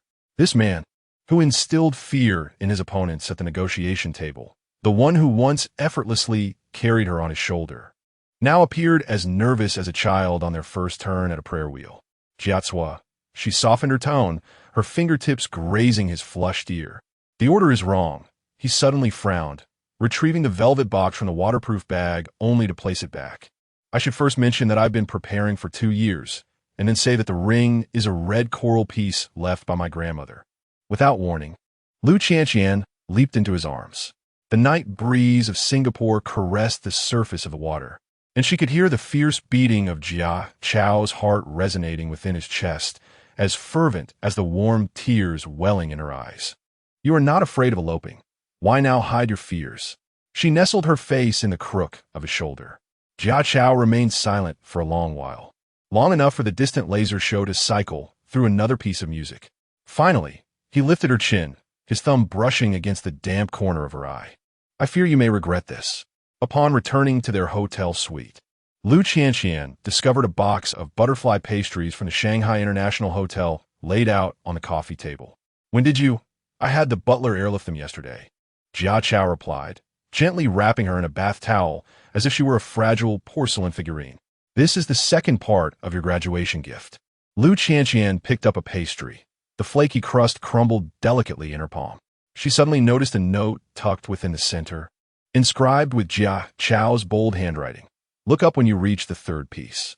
Skeptically, she savored the third pastry, and the moment the creamy filling melted on her tongue, the lights in the suite abruptly dimmed. Outside the floor-to-ceiling windows, the entire nightscape of Singapore became the backdrop, while Jia Chao stood at the intersection of the starry sky and the city, cradling a velvet box in his hands. This time, he did not kneel, but approached her directly, presenting the open box before her. "My grandmother said this ring will find its rightful owner." Inside lay an ancient red coral ring, clearly a match to the one on her finger. Yet this coral was larger and more vibrant, surrounded by 12 beads of Bodhi seeds. You wore it while traversing the Himalayas. Jia Chao's voice was soft, and now it has chosen you. As Lu Qianqian's fingertips brushed against the ring, Jia Chao suddenly grasped her wrist. He leaned down to kiss the engagement ring that had adorned her finger for 2 years, then slowly removed it, replacing it with a new one. "It is on," he declared. Then, tightening his grip, his gaze turned perilous. "May I kiss my bride now?" Before she could respond, Jia Chao had already descended, sealing her lips with his. This kiss was far more fervent than the one at the pool, imbued with a sense of urgency, as if a long-awaited conclusion had finally arrived. Pressed against the window, Lu Qianqian heard a murmur, "Tomorrow we return to Shanghai." For a formal proposal," he said, biting her collarbone. "The earlier one doesn't count." At 4 a.m, Lu Qianqian awoke in the dim light. Jia Chao lay beside her, one arm securely wrapped around her waist. Moonlight streamed through the sheer curtains, illuminating an object in his other hand, a piece of paper filled with Tibetan script. She leaned in quietly, barely deciphering a few lines in Chinese. "Begin with family history. Hold the ring box in the left hand. Take her hand with the right. If she cries, wipe her tears, but do not use your sleeve. Prepare a handkerchief." The final line had been repeatedly revised, ultimately settling on, "After saying 'marry me,' kiss her immediately to avoid foolish questions." Suppressing laughter, Lu Qianqian trembled as she held it in. Suddenly, she was flipped over. Jia Chao, having awakened unbeknownst to her, squinted at her, the awkward note wedged between their chests. Chasing Jia Chao, she poked his chest. "How many secrets have you yet to tell me?" Jia Chao snatched the note, crumpling it into a ball, but as she pressed him for answers, he retrieved a leather notebook from beneath the pillow. As she turned, the pages filled with Tibetan script, each adorned with photographs. Her silhouette at the Jiakhang temple while circumambulating. Her profile as she burned the midnight oil in the dormitory. And even a candid shot of her enjoying ice cream in Sentosa last year. She reflected on the span of 730 days. His voice, tinged with the huskiness of morning, accompanied each daily page. Lu Qianqian reached the final page, discovering the most recent edition, a screenshot from today's pool surveillance, within the blurred image. He knelt on one knee at the bottom of the pool while she covered her mouth, the bubbles above her head embellished with the Tibetan phrase, "I am willing." Jia Qo. A pang of emotion gripped her nose. Suddenly, the man snapped the notebook shut and rolled out of bed. "I have a flight at 6. It's time to depart." In the morning light, Lu Qianqian noticed beads of sweat forming on the nape of his neck, this time not due to anxiety. At that moment, he pressed his forehead against hers, breathing heavily, teaching her the true meaning of suffocation. Chapter 36. Homecoming. The winds of Shanghai swept in, carrying the dampness of the Huangpu River, as Lu Qianqian stepped out of the T2 terminal at Pudong Airport, dragging her suitcase behind her. Instantly, her nostrils were greeted by a hint of a sweet, rich fragrance, taro boba milk tea, fully sweetened, with an extra serving of taro balls.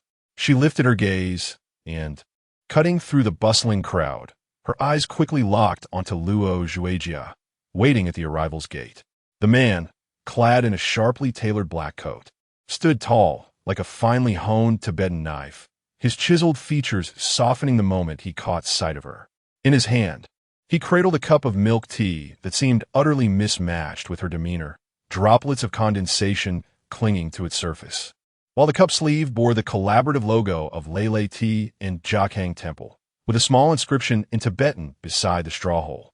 "Jia Qo," she exclaimed, releasing her grip on the suitcase and almost leaping towards him. He caught her effortlessly, lifting her off the ground and spinning her around slightly, the hem of his coat billowing gracefully. He raised the milk tea cup high, wary of smudging her pristine white coat. "It's heavy," he remarked, weighing her in his hands, a smirk tugging at his lips. "The Hainan chicken rice in Singapore has been quite nourishing." Lu Qianqian wrinkled her nose in protest. "It's just that I've been exhausted from writing my thesis. I'm retaining water." As she spoke, she reached for the cup of milk tea, but paused when her fingertips brushed against its surface. The temperature was just right, perfectly warm, not chilled. Jia Qo chuckled softly, producing another item from the inner pocket of his coat. And there est this. It was the prayer wheel she had secretly taken 2 years prior. The golden copper gleamed brilliantly, but a new line of Tibetan script had been etched into the cylinder. You are my faith. Lu Qianqian's fingertips trembled slightly. This prayer wheel had traveled across oceans with her, warmed by her touch during countless late nights spent on her thesis. Now, it had returned to her palm, imbued with a fresh warmth. The object had found its rightful owner again. Jia Qiu lowered his head, his nose brushing against her hair. Home? He inquired. The home he spoke of turned out to be a duplex apartment atop number 18 Bund. As the elevator doors opened, Lu Qianqian was enveloped by a familiar sweet aroma. The foyer was adorned with rose petals arranged in Tibetan script, welcoming her home, while the open kitchen showcased fresh meat mooncakes. She discarded her high heels and dashed barefoot towards the counter, where freshly baked Suzhou-style mooncakes lay, their flaky layers resembling blooming snow lotuses. Jia Qiu ambled over leisurely, slipping a pair of plush slippers on her feet. The chef from Guangming Village on Nanjing Road was specially invited this morning. Lu Qianqian took a bite, and the piping hot juices burst in her mouth. She squinted her eyes in satisfaction, but was startled to see Jia Qiu suddenly kneel, retrieving an even more extravagant dish from the lower oven. Crab soup dumplings? You can make this too? Not really, Jia Qiu admitted candidly, lifting one with chopsticks and offering it to her. I just brought over the steamer from the Nanxiang bun shop. The dumpling skin was as thin as paper, allowing the shimmering broth within to dance tantalizingly. As Lu Qianqian leaned in to take it, she inadvertently burned herself. Jia Qiu frowned immediately, placing the dumpling back on the plate to cool, and turned to fetch a bowl of chilled mung bean soup from the refrigerator. Drink this first. He scooped a spoonful and brought it to her lips, the temperature just right. Lu Qianqian sipped delicately and suddenly noticed a bilingual note affixed to the refrigerator door. Qianqian's return day, 1 menu. Breakfast, fresh meat mooncakes, Guangming Village. Lunch, crab roast soup dumplings, Nanxiang. Afternoon tea, butterfly pastry, International Hotel. Dinner, Shanghai-style red braised pork, no picking out the star anise. At the bottom, in smaller print, it read, all chefs are on standby downstairs, ready to prepare dishes at any moment. Luo Zhuijia. Her eyes misted with emotion as she turned and threw herself into Jia Qiu's embrace, her cheek brushing against the red coral pendant hidden in the collar of his shirt. I thought you would just tie me up and take me back to Lhasa. Tomorrow, Jia Qiu said, pinching the nape of her neck as one might a disobedient cat. For today, let us indulge in some authentic Shanghai cuisine. The afternoon sun filtered through the floor-to-ceiling windows, casting shards of golden light upon the river surface. Lu Qianqian nestled on the sofa, scrolling through her phone's photo album, while Jia Qiu sat on a small sheepskin stool at her feet, skillfully peeling an apple with a Tibetan knife. The peel fell in a long, continuous strip, cascading onto the carpet like a slender red serpent. Jia Qiu, she suddenly recalled, lifting the prayer wheel. Is there something inside? The man paused in his task of peeling, only just realizing that now. Lu Qianqian inverted the wheel and gave it a gentle shake. A red coral ring tumbled out, landing in her palm, a matching piece to the engagement ring Jia Qiu had given her. Yet this one bore not the family's secret incantation on the inner band, but rather the timeline. Shanghai, 2/19 Singapore, 2021. I had planned to. Jia Qiu cut the apple into small pieces. Use this to bind you if you didn't return after graduation. Lu Qianqian held the ring up to the light and noticed intricate golden patterns within the coral, forming a miniature silhouette of the Potala Palace. As she leaned in for a closer look, Jia Qiu suddenly stabbed a piece of apple with a toothpick and offered it to her. Is it sweet? He inquired. Lu Qianqian nodded, only to have her chin pinched the next moment. He leaned down, kissing her, his tongue whisking away the juice from the corner of her lips. Let me taste. That kiss was sweeter than the apple. As she was pressed back against the cushions of the sofa, the prayer wheel tumbled to the carpet, emitting an ethereal hum. By evening, Jia Qiu took her to a rooftop restaurant atop a skyscraper in Lujiazui. The waiter led them to a window-side table, and just as Lu Qianqian was about to sit down, she was taken aback to find not a bouquet of flowers at the center of the table, but a miniature fondant cake resembling the Potala Palace, with walls crafted from brown-sugared sampa, surrounded by macarons shaped like Shanghai soup dumplings. Tibetan-style afternoon tea. Jia Qiu cut a piece of cake and fed it to her. This is what you said you wanted to try before you left. As the sugar melted on her tongue, an unexpected thought struck Lu Qianqian. Wait, where did you get the money to rent number 18 on the bund? Jia Qiu leisurely wiped the cream from the corner of her mouth. I forgot to mention, the family has some small ventures along the Huangpu River, such as this building. As the city lights began to twinkle, they returned to the terrace of number 18 on the bund. The riverboats on the Huangpu River sounded their horns, and a light show at the Oriental Pearl Tower commenced just in time. Jiacuo embraced Lu Qianqian from behind, resting his chin atop her head. Returning to Lesa tomorrow? She inquired softly. Indeed, Jiacuo replied, tightening his arms around her. The wedding was scheduled for the Shodan festival.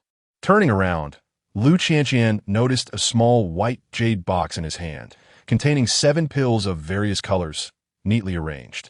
A new formula to combat altitude sickness, he explained, picking up a green pill with a hint of orange flavor.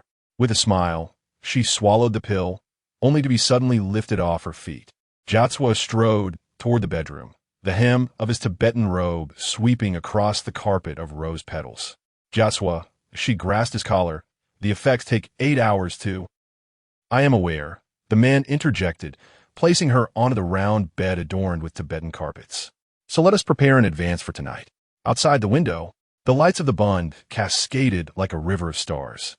In her dizzy spell, Lu Qianqian heard Jiacuo whisper something in Tibetan in her ear, though the words eluded her, perhaps intentionally so, as he chuckled, a deep, resonant sound infused with the essence of the snow-capped mountains that she adored.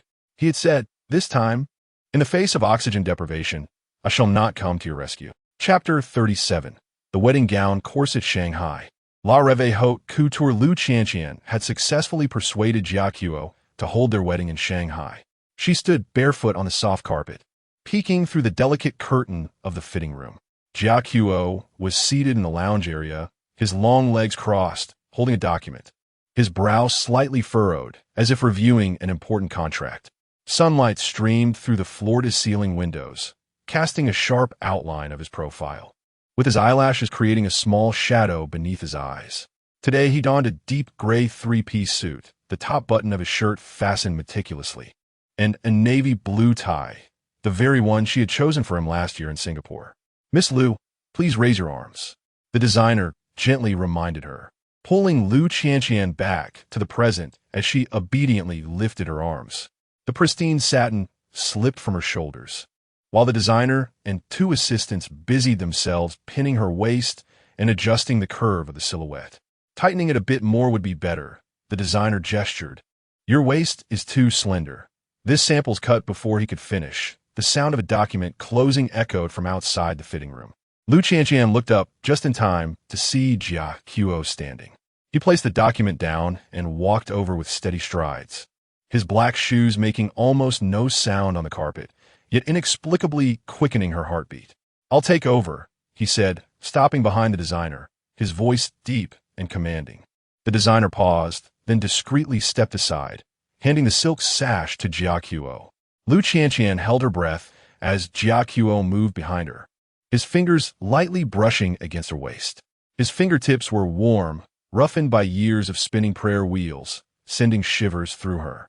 The satin sash slipped through his hands, slowly encircling her waist. Breathe in, he instructed softly. Instinctively, Lu Qianqian complied, feeling the sash tighten inch by inch. Jia Qiu's movements were deliberate, as if measuring a precious treasure, each adjustment confirming her breath. My bride, he murmured, his lips nearly grazing her earlobe, his breath warm. It is my privilege to cinch your waist. Lu Qianqian felt her ears flush, catching a glimpse of his focused profile in the mirror, his brow slightly furrowed, gaze serene, as if this were not merely a fitting but a solemn ritual. Once the sash was secured, Jia Qiu's hand lingered, his palm resting on her side. Suddenly he frowned. You've lost weight since returning. His thumb gently caressed just below her ribcage, where a soft curve should have been, now slightly concave. Not at all. Lu Qianqian protested softly. I've actually gained 2 pounds. Jia Qiu narrowed his eyes, evidently unconvinced. He turned to the designer and declared, "We'll take this one," before effortlessly lifting her into his arms, striding towards the dressing room. Jia Qiu. Lu Qianqian gasped, instinctively wrapping her arms around his neck. "Put me down. Others are watching." "Let them watch," he replied, kicking open the dressing room door and placing her on the plush stool. Kneeling on one knee, he grasped her ankle, personally assisting her into the diamond-encrusted high heels. "A chef will be here in the evening to prepare dinner," he remarked, fastening the shoe-s buckle. "Your only responsibility is to enjoy your meal." Lu Qianqian pouted. "I am not a child." Jia Qiu raised his gaze to meet hers, his eyes deep and intense. 2 servings of steak, a vegetable salad, and the glutinous rice balls you've been mentioning for 3 days." She blinked and suddenly poked his cheek. "Jia Qiu, are you feeding pigs?" The man seized her mischievous fingers, bringing them to his lips for a gentle bite, neither too hard nor too soft, sending a shiver through her. "Feeding my little raccoon." As Lu Qianqian emerged from the fitting room clad in the finalized wedding gown, the salon fell into a momentary hush. The gown was not a traditional ball gown, but a fitted mermaid design, with a bodice intricately woven with lace and pearls, the waistline exquisitely cinched, and the skirt cascading down like flowing water. Her hair was simply styled, adorned with 2 pearl earrings that swayed gently with her movements.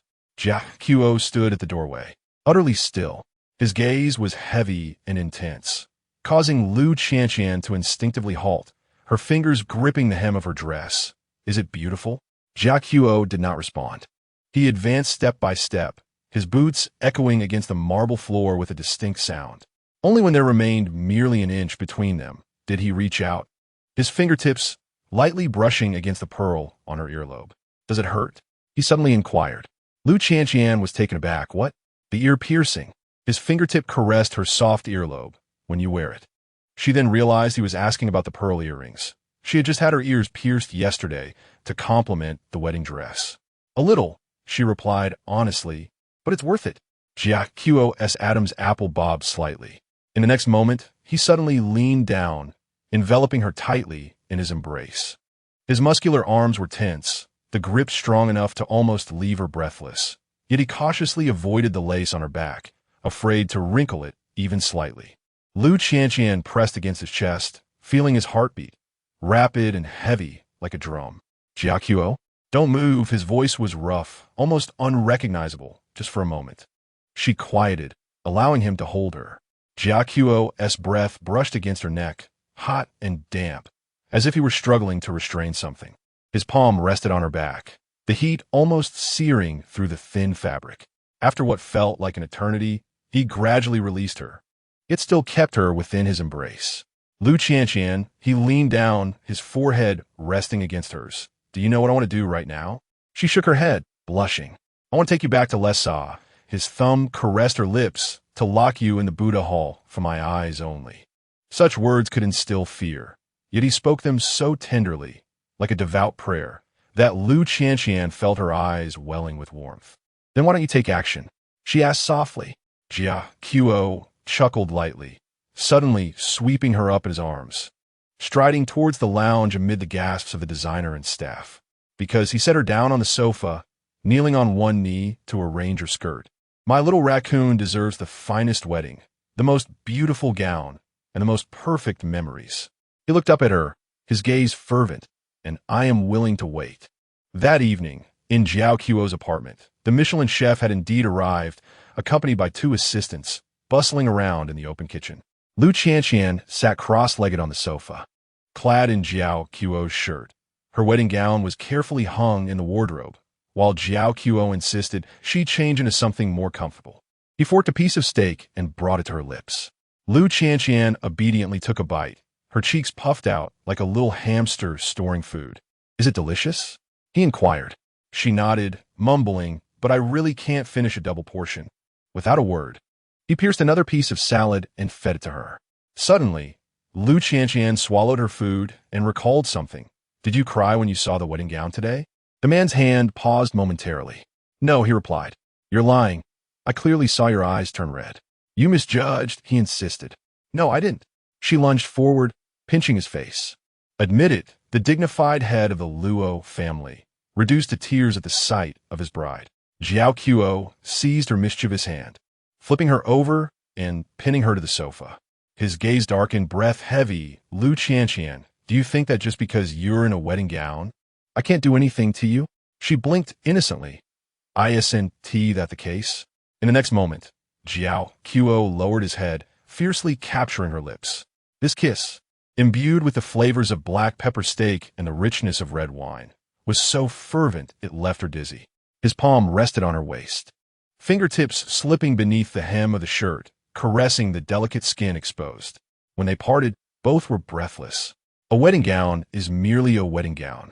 Jiao Qiuo pressed his forehead against hers, his voice raspy. This shirt belongs to me, and I shall do as I please. Lu Qianqian blushed and pushed him away. The chef is still here. Davy left. What? When? When you were engrossed in your third piece of steak. Jiao Qiuo chuckled lightly, wrapping her in his embrace. Lu Qianqian leaned against his chest, listening to the steady beat of his heart, and suddenly felt there was no place in the world more reassuring than in his arms. Chapter 38. The sun, moon, and stars at 5 in the morning. The sunlight filtered through the sheer curtains, casting dappled shadows across the main bedroom of the Lu family's ancestral home. Lu Qianqian stood upon the Persian carpet, gazing at her reflection surrounded by stylists. The hem of her pearl-white mourning robe spread elegantly across the teak floor, resembling a bud of a night blooming cereus.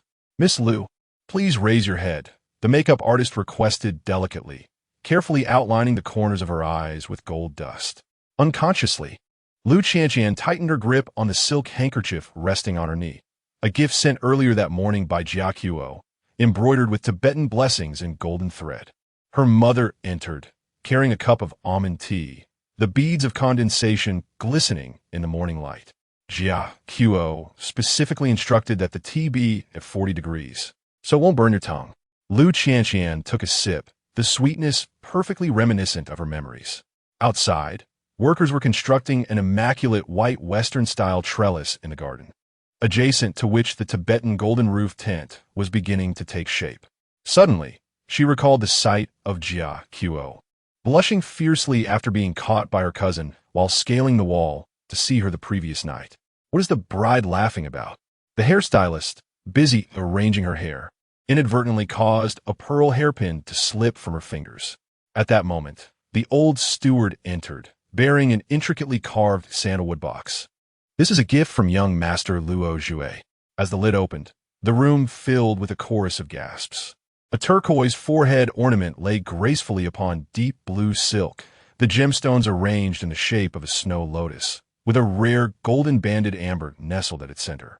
Just as Lu Qianqian's fingertips brushed against the cool metal, her mother inhaled sharply. This is, her voice quivered, the heirloom of the Luo family, passed down for 7 generations. At noon, the sound of cannon fire startled the white doves perched in the sycamore trees. Lu Qianqian stood beneath the floral arch, watching Jiao Qiuo approach, stepping gracefully to the melody of 1,000 years. He wore a bespoke black tailcoat, his shirt adorned with the turquoise collar pin she had gifted him, each step resonating with strength and poise.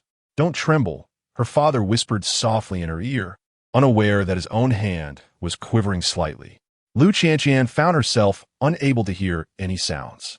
Jiao Qiuo halted 3 steps away, suddenly producing a dew-kissed white rose from his bosom, the very variety she had cultivated on the balcony of her apartment in Singapore.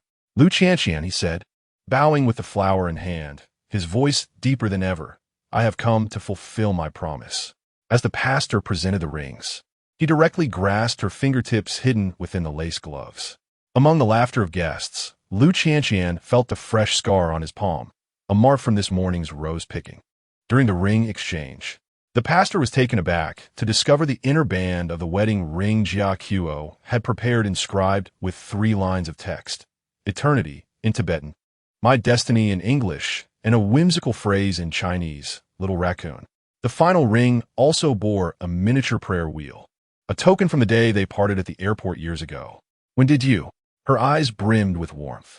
Every time I think of you, he replied, discreetly rubbing the base of her ring finger under the guise of the bouquet.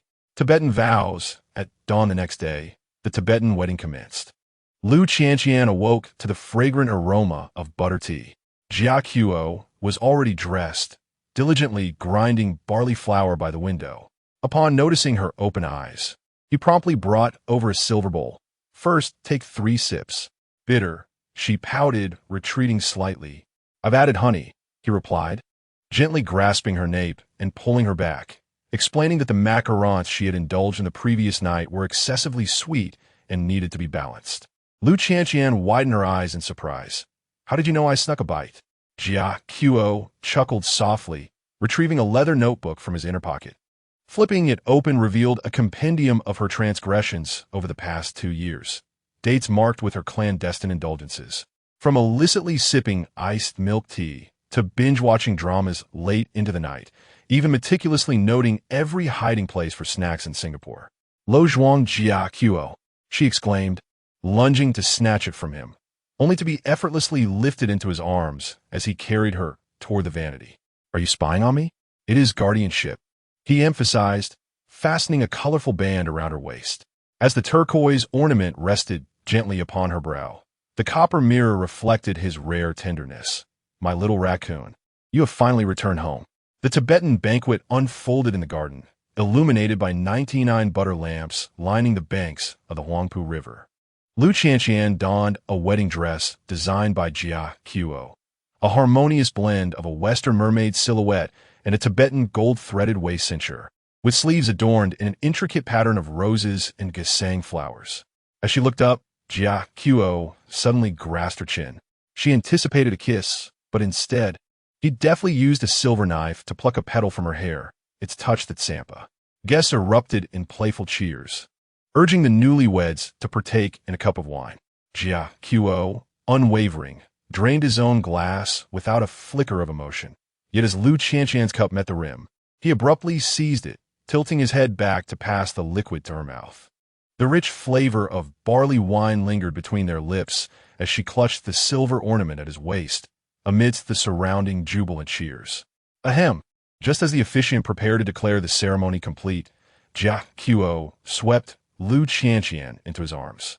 Amidst the laughter of the guests, he strode confidently toward their new abode, but halted abruptly in the shadow of a pillar. Jia Qiuo? She questioned, raising her gaze to meet his profound eyes. Do you recall at Jiakang Temple, when you asked, did you make your wish? Lu Qianqian blinked, leaning closer to his ear. I wished for someone to rescue me from my predetermined path. Moonlight filtered through the eaves, revealing the eternally composed head of the Lo Zhuang family, his eyes glimmering with a hint of crimson. Chapter 39. The fall as twilight descended. The final rays of the sun sank into the Huangpu River. The revelry of the wedding feast gradually faded, and the moonlight flowed like water through the window of the bridal chamber.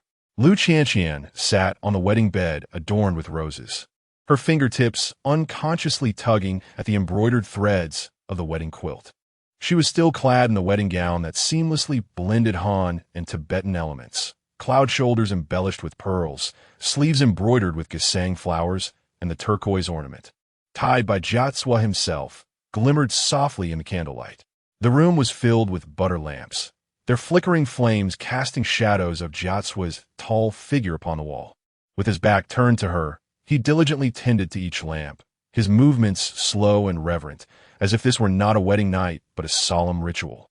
Jiatsua, she called softly. The man paused momentarily, not turning around. You. She bit her lip. Aren't you tired?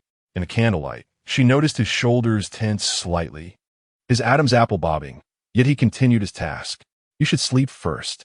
Lu Qianqian gazed at his waistline, partially concealed beneath his robe, and suddenly slipped out of bed, her bare feet sinking into the soft carpet as she approached him from behind. She reached out, her fingertips lightly touching his back through the fabric. She could feel his muscles tighten instantly. Lu Qianqian, he said, his voice hoarse, don't mess around. Who is messing around? She deliberately leaned closer, her breath warm against his nape. On their wedding night, the groom ignoring the bride. What sort of custom was this? Jiatsua suddenly turned, the candlelight dancing across his chiseled features, revealing a tempestuous gaze. He grasped her waist, lifting her onto the low table where he had been adding oil, his hands bracing on either side of her. What custom? He leaned down, his nose brushing against her earlobe. In the Luoju family, if the bride does not nod, the groom cannot touch. Lu Qianqian's ears flushed with warmth as her legs swung freely in the air. What if I nod now? The flickering flames intensified Jiacua's breath, which grew noticeably heavier. He unfastened the belt of his robe with one hand, the dark fabric cascading to the floor, revealing the white shirt beneath. The collar had already been torn open, and traces of lipstick from the banquet lingered on his collarbone. Think carefully, he said, pulling her closer by the waist, his voice a raspy whisper. I want tea stop tonight. Lu Qianqian tilted her head and bit his Adam's apple.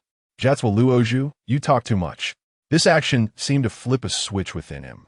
Jiacua suddenly cradled the back of her head and kissed her fiercely, as if trying to reclaim the restraint of the past 2 years. His tongue plunged deep, exploring every inch of her mouth, the rich flavor of butter tea spreading between their lips. When his lips reached her collarbone, he abruptly paused. Are you afraid? Lu Qianqian gasped, laughing softly. Shouldn't you be the one afraid? In the next moment, the world spun as she was tossed into the soft embrace of the down comforter. Jiacua tore open his shirt, his strong torso illuminated by the candlelight. Resembling a sculpted deity, he knelt on the mattress, gripping her chin to force her to look up. It's too late to beg for mercy now. Kisses fell like raindrops on her brow, eyelids, and the tip of her nose, finally lingering on her lips. His palm was scorching as it traversed the buttons of her wedding gown, unfastening each one, his fingertips lingering on every newly revealed inch of skin as if claiming territory. Mine, he murmured, biting her shoulder. Mine. His hand rested over her heart. All mine. In a tangle of lips and tongues, he pressed her hand against his chest, where his heartbeat thundered. The bridal gown ultimately lay crumpled on the floor, entwined with the Tibetan robe. Lu Qianqian, amidst the flickering candlelight, traced the contours of his abdominal muscles, only to be suddenly seized by her ankle and pulled beneath him. Have you counted them all? He teased, eliciting a shy nod from her, rewarded with a low chuckle. Now, it is my turn. As dawn's light gently broke, the last butter lamp finally extinguished. Lu Qianqian curled in Jiacua's embrace, her body languid, as if crushed. The man caressed her long hair rhythmically, occasionally twirling a strand to kiss it softly at his lips. Outside, the boats on the Huangpu River had long since come to rest, leaving only the neon reflections on the water's surface to quiver. Jiacua, she murmured sweetly, did you secretly study before this? He admitted candidly, lowering his head to nibble her ear. I read many books. Lu Qianqian's eyes widened. What kind of books? How to make your wife happy? He replied with utmost seriousness, his hands brazenly exploring the sheets. Shall we review chapter 1 now? The rain arrived abruptly, the sound against the window akin to the beat of an ancient drum. Lu Qianqian lay limply in Jiacua's arms, her body drenched as though pulled from the depths of water. The butter lamps had burned down significantly, the remaining few flickering amidst the rain's melody. As the morning light finally crept up the curtains, Lu Qianqian nestled in the Tibetan carpet, counting Jiacua's eyelashes. Suddenly, he opened his eyes, capturing her mischievous fingers. Buddhist precept number 321. Prohibiting the teasing of one's husband in the early morning. He rolled her beneath him, especially as his fingertips brushed over the bruises at her waist, freshly awakened. Outside, the clock on the bund told 6 times.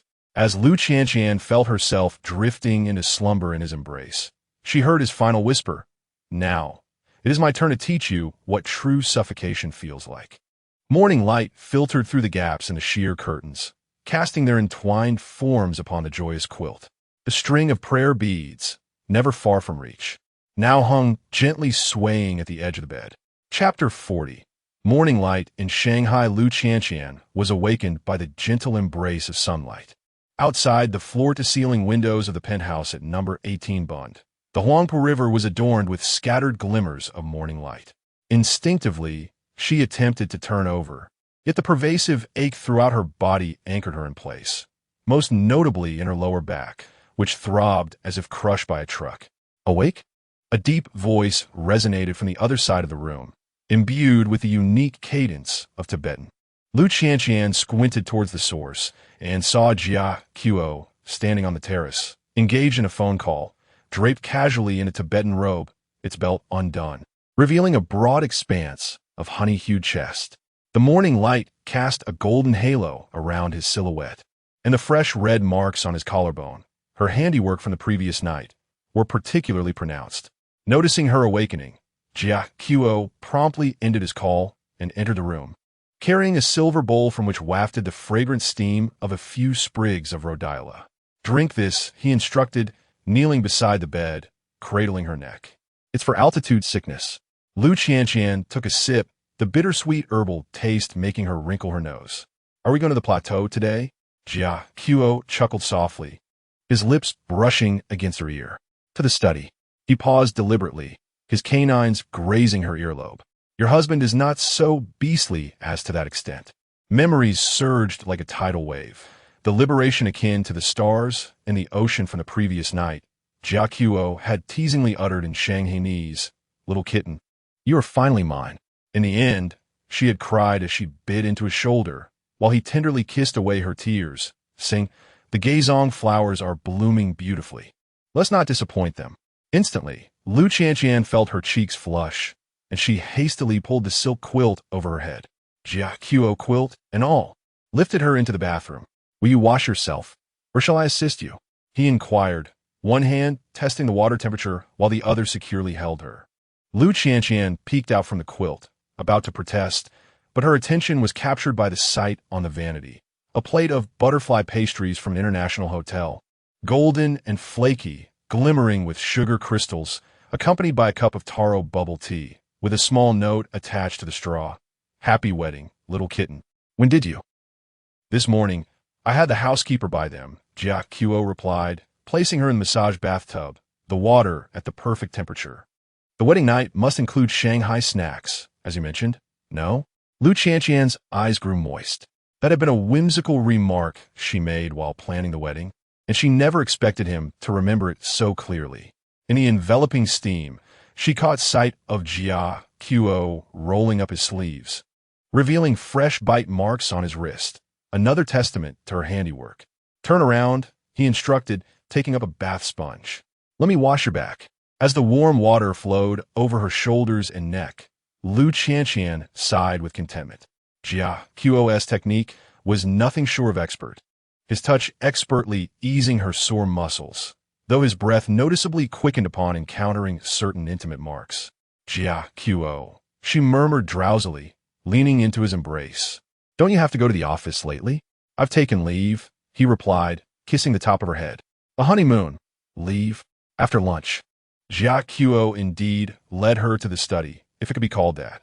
The entire wall of floor-to-ceiling windows framed a view of the Huangpu River, while the redwood bookshelves were filled with her favorite literary works. On the central desk laid an exquisitely gilded album, and as Lu Qianqian leaned closer, she discovered it contained handcrafted wedding photographs, from the moment she walked down the aisle with her father to the blush in Jiacua's eyes as he lifted her veil. Each image was accompanied by corresponding tickets, boarding passes, and even takeout receipts. This was a testament to their love. Jiacua enveloped her from behind, resting his chin on her shoulder, and they had shared a total of 731 days since their first encounter at the Jiakang Temple. His breath against her ear sent shivers down her spine. Suddenly, Lu Qianqian noticed a note tucked on the last page, inscribed with Jiacua's bold handwriting. Newlywed guidelines. 1. Wake up naturally every day. 2. Eat meals on time. 3. Unlimited quota for cuddling. 4. All other time belongs to me. She turned to face him with a smile, only to find herself lost in the depths of Jiacua's gaze.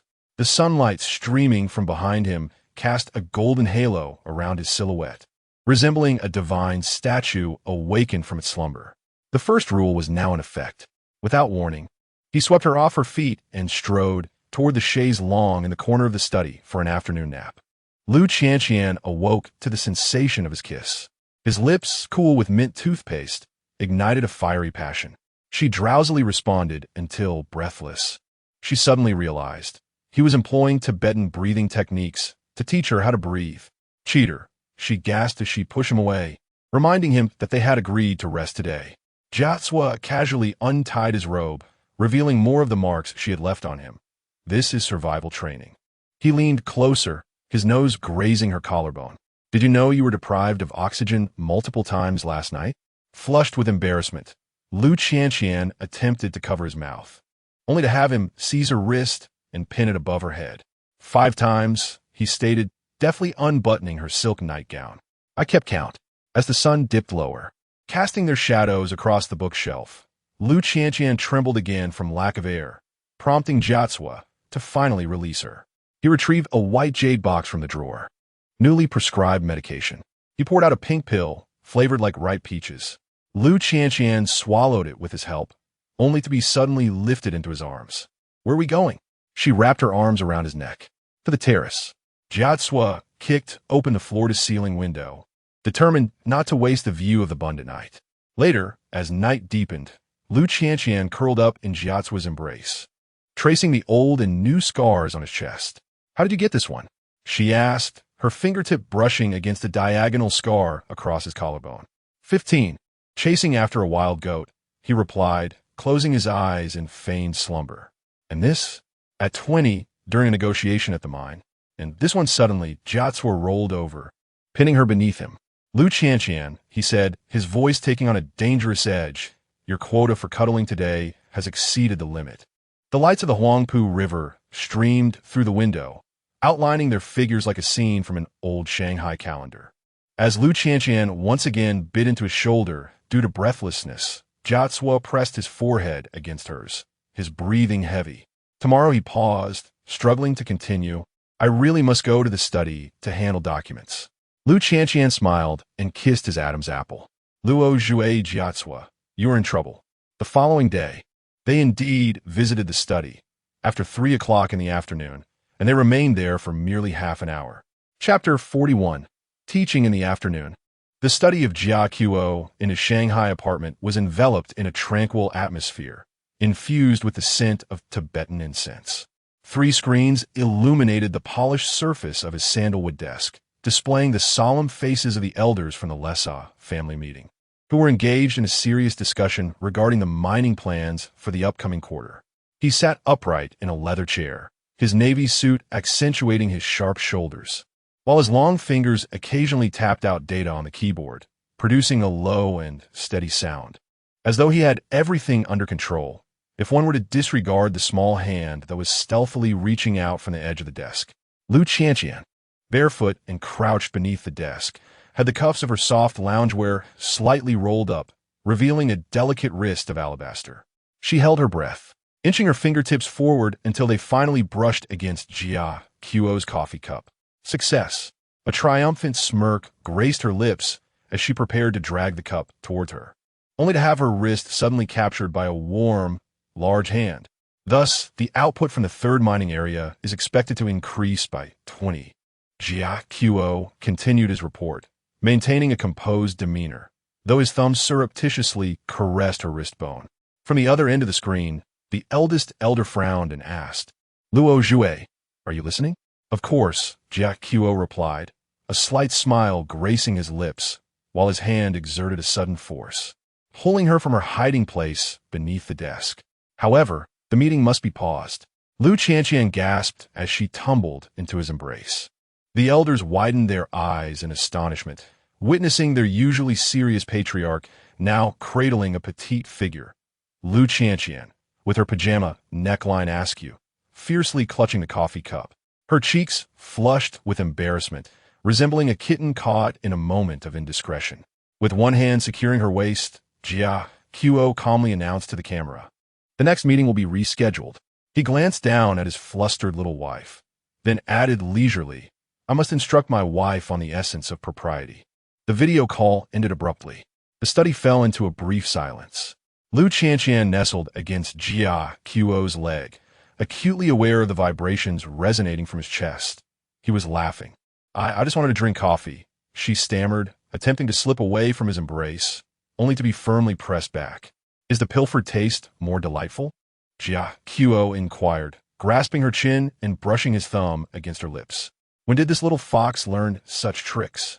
His breath carried a faint hint of bitter coffee, mingling with the uniquely crisp air of Tibet, causing Lu Qianqian's ears to flush with warmth. She retorted defiantly, "Who told you to swap my caramel macchiato for hot milk this morning?" "The doctor advised against it due to your recent stomach issues," Jia Qiu stated, his tone leaving no room for argument. Yet his hand had already ventured beneath her pajama hem, his palm gently kneading her lower back. Moreover, he lowered his voice. Who was it that cried out in distress last night about a sore back? As the memory resurfaced, Lu Qianqian's face reddened to the tips of her ears. Last night, Jia Qiu had just returned from Lhasa, and upon entering, he had pressed her against the entrance, kissing her until her legs felt weak, finally carrying her to the bedroom when she could barely muster any strength in her fingertips. That doesn't mean," she stuttered, attempting to protest, only to be suddenly lifted and placed atop the desk. Papers scattered in disarray as Jia Qiu loosened his tie with one hand, his gaze darkening. "Since my wife appears so spirited, shall we make up for the teaching that was missed last night?" Lu Qianqian had never realized that the mahogany desk in the study could be so hard and so heated. When Jia Qiu's kiss descended, it bore a sense of punishment, his tongue prying open her lips, brazenly seizing the air from her lungs. She instinctively leaned back, but he firmly held her head in place, leaving her no room to retreat. "Jia Qiu, the documents," she gasped, pushing against him, her fingertips brushing against his scorching neck. It did not matter. He nibbled her earlobe, his actions relentless, declaring, "You are now more significant than any contract." Sunlight streamed through the floor-to-ceiling windows, casting their entwined shadows upon the bookshelf. Lu Qianqian's nightgown had somehow been pushed to her waist, while Jia Qiu's suit jacket lay discarded on the floor, his muscular chest pressed against her, a Tibetan pendant dangling down, sending a shiver through her. "Cold?" He chuckled softly, swiftly pulling off his Tibetan robe to cushion her beneath him. "How about now?" The cashmere fabric was soft and warm, imbued with his unique scent. Just as Lu Qianqian was about to speak, Jia Qiu abruptly lifted her waist and brought her to the edge of the desk. "Ah," she gasped, instinctively wrapping her legs around his waist. "This is more like it." Jia Qiu kissed the tip of her nose with satisfaction. "My little raccoon, you must learn to obey." When Lu Qianqian regained consciousness, the lights outside had begun to twinkle. She lay languidly against Jia Qiu's shoulder, too fatigued even to move her fingers. The man was carrying her toward the bedroom, his Tibetan robe draped carelessly over his shoulders, a few fresh red marks adorning his chest. A deceiver. She weakly bit his shoulder, recalling their agreement of merely educating. Jia Qiu chuckled, the vibrations resonating through her. If the teaching results are unsatisfactory, naturally, more lessons must be imparted. The bedroom door swung open, and Lu Qianqian sank into the soft goose down comforter. Jia Qiu knelt beside the bed, retrieving ointment from the nightstand, dabbing a bit onto his fingertips. "Turn around," he gently urged, patting her side. "Let me massage you." Lu Qianqian grumbled as she rolled over, feeling his warm palm press against her lower back, the pressure perfectly alleviating her sore muscles. The ointment, infused with a hint of mint, gradually eased her discomfort. "Still sneaking coffee?" Jia Qiu suddenly leaned in, whispering in her ear. "Sneaking." She shot back, only to find herself lost in his laughing eyes. "I'll sneak again tomorrow." Jia Qiu raised an eyebrow, flipping her over and pinning her beneath him. "It seems my lady has not studied diligently enough." Lu Qianqian gasped, but he captured her lips in a kiss. This kiss was astonishingly tender, a stark contrast to the earlier fervor in the study. "Sleep now," he finally released her, tucking her in. "Tomorrow, I will buy you a caramel macchiato." In the middle of the night, Lu Qianqian was awakened by a slight cramp in her stomach. She curled up, inadvertently disturbing the lightly sleeping Jia Qiu. The man immediately propped himself up, his palm resting on her abdomen. "Is it painful?" "A little," she sheepishly admitted. "It might be too much coffee." Jia Qiu sighed, rising to head to the kitchen. 10 minutes later, he returned with a steaming bowl of millet porridge, a few slices of yam floating within. Sit up, he supported her back, feeding her drink slowly. As the warm porridge settled in her stomach, the cramping gradually subsided. Lu Qianqian nestled in his embrace, and suddenly, in a soft voice, inquired Jiatsua, "Do you think I am too delicate?" Indeed, he candidly confessed, his fingers gently untangling her long hair.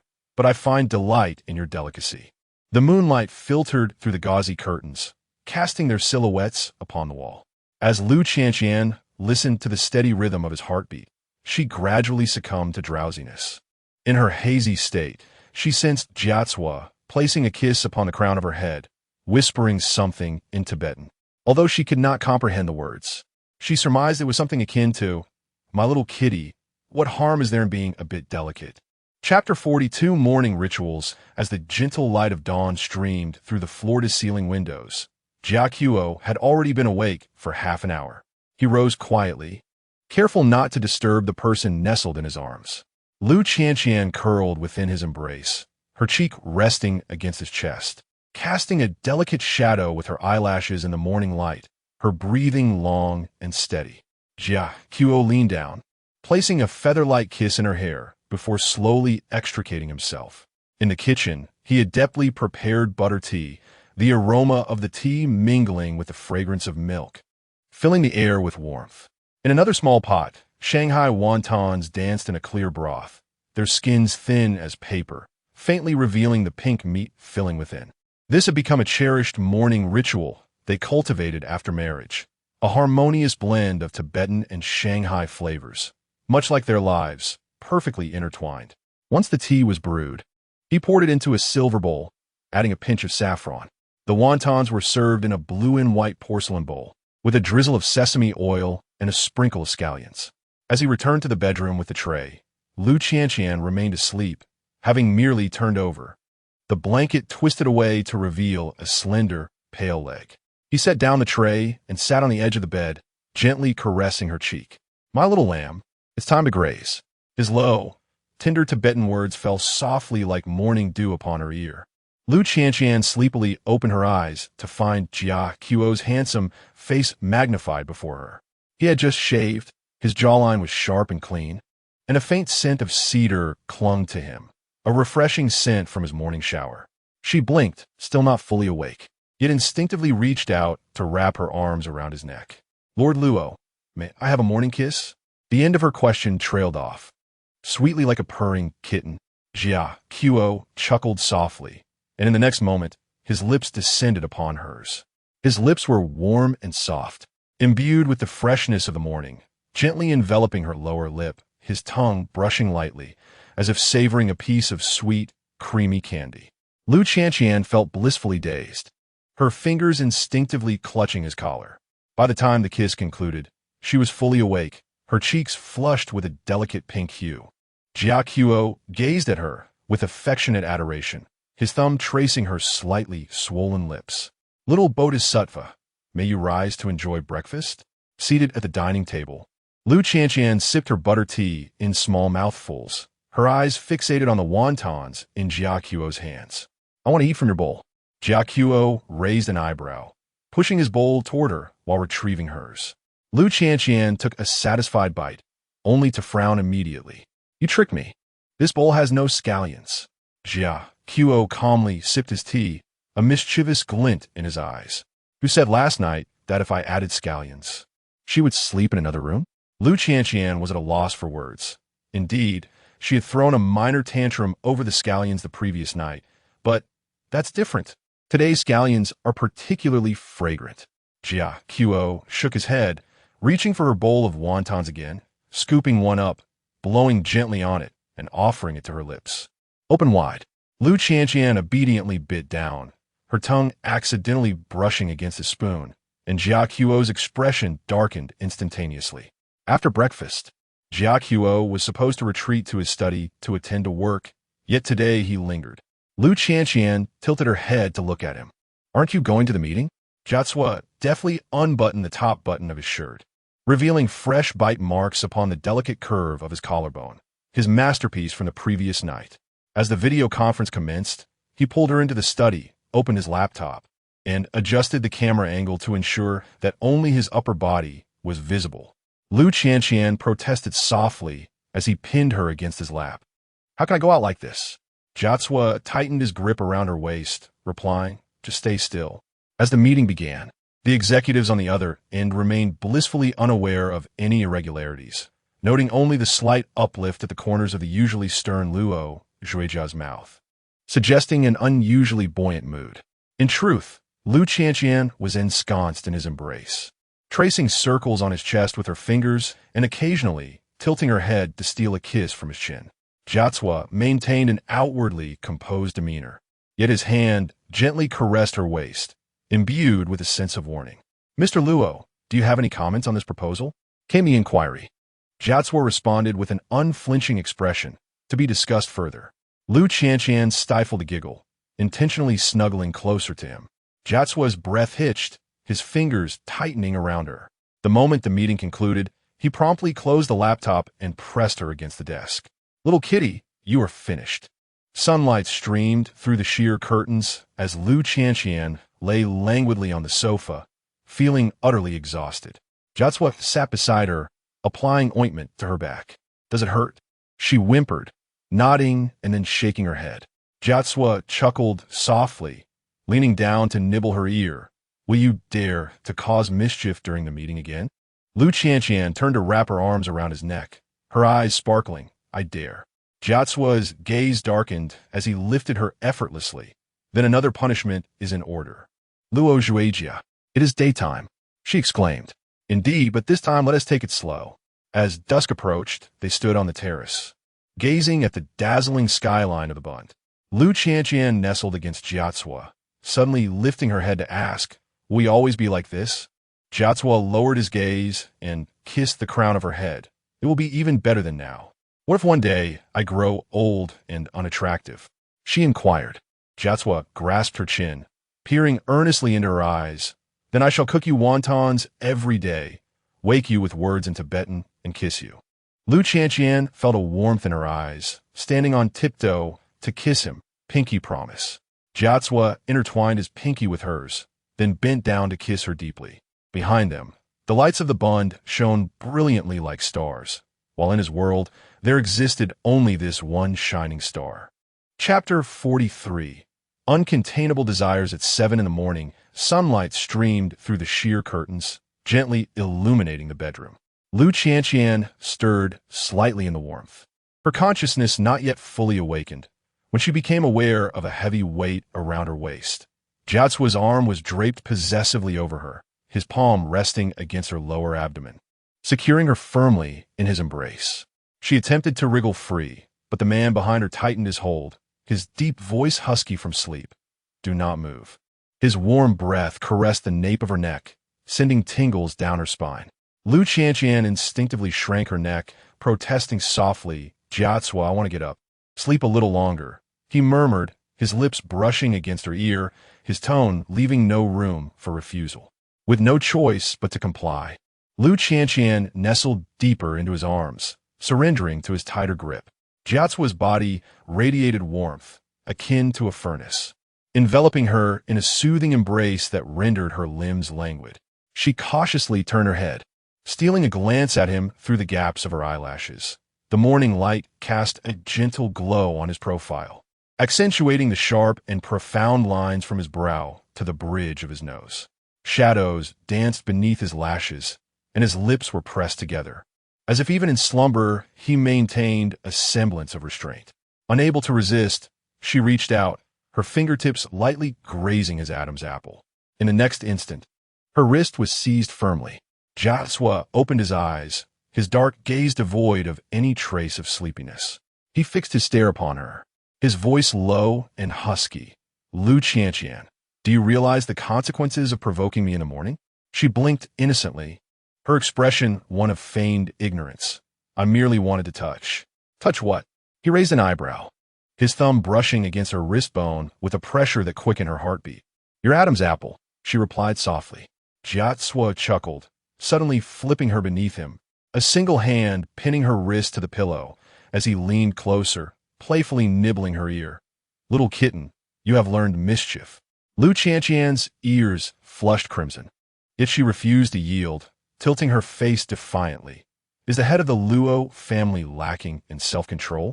His gaze darkened, and he leaned down to capture her lips in a kiss, while his other hand slipped beneath the hem of her nightgown, his fingertips lingering at her waist with an irresistible possessiveness. Indeed, lacking in self-control, he murmured against her lips, his voice gravelly, and thus, you shall take responsibility. In the afternoon, Lu Qianqian sat before the floor-to-ceiling window in her study, a notebook resting on her lap as her fingers danced across the keyboard. Sunlight poured through the glass, enveloping her in a warm embrace, and she squinted slightly, lost in the depths of her story. Suddenly, familiar footsteps echoed behind her.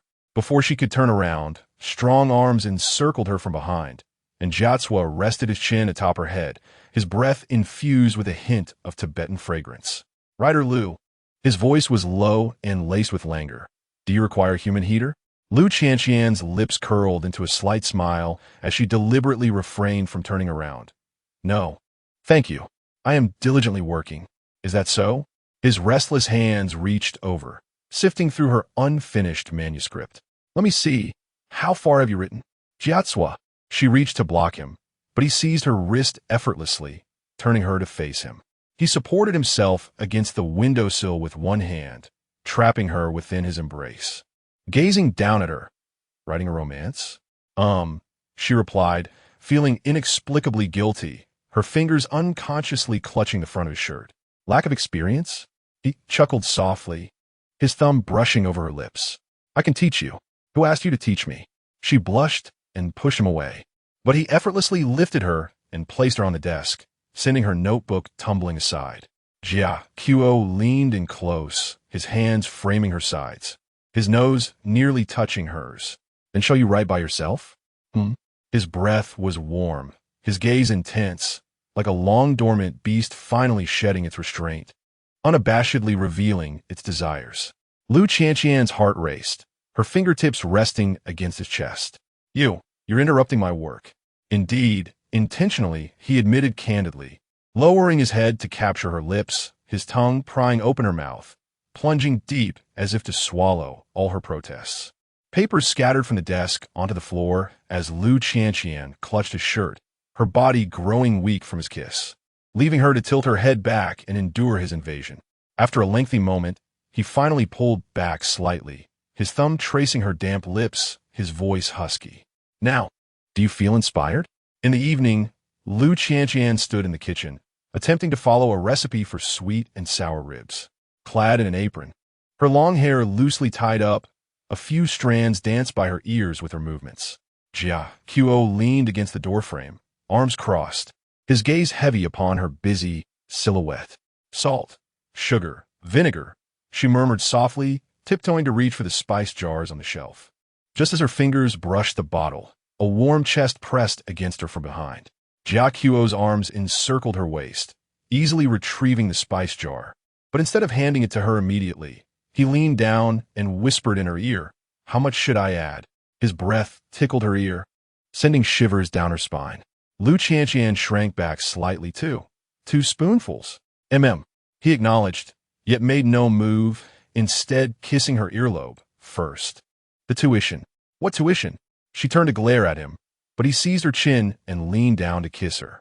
This kiss was tender and lingering, his tongue gently tracing her lips as though savoring a rare delicacy. Lu Qianqian felt dizzy from his kiss, nearly dropping the spatula in her hand. Jia Qiu, she gasped, pushing him away. The food is going to burn. He chuckled softly, finally releasing her, yet still holding her close, casually scooping sugar into the pot with one hand. The heat isn't right. We need to wait a bit longer. Lu Qianqian's face flushed as she muttered softly. Who exactly lacks heat? He raised an eyebrow, suddenly turning off the stove and spinning her around to face him. Say that again. She bit her lip, stifling a laugh, poking his chest playfully. Lord Luo, where's your self-control? Jia Qiu's gaze darkened, and he swiftly lifted her onto the countertop, his hands framing her sides as he leaned in closer. For you, I possess none. In the dead of night, the bedroom was illuminated only by the soft glow of a bedside lamp. Lu Qianqian curled up in Jia Qiuo's embrace, her fingers tracing circles on his chest as she softly complained, "You've been too clingy lately." Jia Qiuo captured her wandering fingers, nibbling them lightly by his lips. "Don't like it?" "Not exactly." Her ears warmed, her voice dwindling. "It's just too frequent." He chuckled, rolling over to pin her beneath him, his fingertips grazing her cheek. "Lu Qianqian, do you know how long I have waited? 2 years. Over 700 days and nights." Countless times he gazed at her sleeping figure through the screen. Countless times he yearned to reach out, only to retract his hand. Now, she finally lay in his embrace. Tangible, warm, and entirely his. In the next moment, he lowered his head and captured her lips, his touch gentle yet impossible to refuse, as if he sought to pour all the suppressed longing into this kiss. Lu Qianqian wrapped her arms around his neck, reciprocating his kiss, her fingertips threading through his hair. The flickering flame of the butter lamp danced, casting their entwined silhouettes until dawn broke. Chapter 44. The Journey Home, Shanghai Late Night Downpour, at 2:17 a.m. Lu Qianqian curled up on the sofa, her fingertips absent-mindedly gliding across the screen of her phone. The flight CA-4441 from Lhasa to Shanghai had been delayed, and the notification had refreshed thrice. Outside, the rain poured incessantly, the drops striking the glass like a restless inquiry. Barefoot, she stepped onto the carpet and approached the refrigerator. Gently touching the handwritten schedule, Jiacua's handwriting was sharp as a blade, with the last line eternally inscribed, "Return flight. Embrace Lu Qianqian exclusive line." She pressed her lips together, suddenly recalling the image of him at the entrance, tying his tie as he prepared to leave, clad in a navy suit, every button of his shirt meticulously fastened to the top. A red mark lingered just beneath his Adam's apple, a remnant of her sleepy, careless bite from the night before. 3 days. He had held her chin, his thumb brushing against her drowsy lips, assuring her he would return by Sunday night at the latest. Oh, at that moment, she had been too tired to keep her eyes open, responding with a vague murmur before rolling over to drift back into slumber. In hindsight, she realized she had not even properly bid him farewell. Lu Qianqian sighed, nestling back into the sofa, wrapping herself in the wool blanket that Jiacua often used. The blanket still held the scent of cedar and Tibetan incense that clung to him, and she couldn't resist burying her face into it, inhaling deeply. The television played a tedious late-night variety show, the host's laughter piercing and shrill. She curled her knees up, resting her chin upon them, her eyelids growing heavier. At 3:09 a.m., the sound of the door lock turning was faint yet exceptionally clear in the stillness of the night.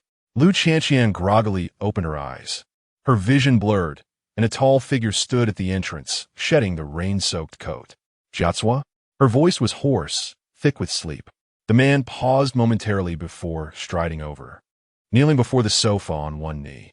His hair dripped with water, and his shirt clung to his body, outlining his taut muscles. "Why are you sleeping here?" he inquired softly, his palm brushing against her cheek, its temperature icy. Lu Qianqian instinctively nuzzled his hand, then suddenly frowned. "Didn't you say your flight was delayed?"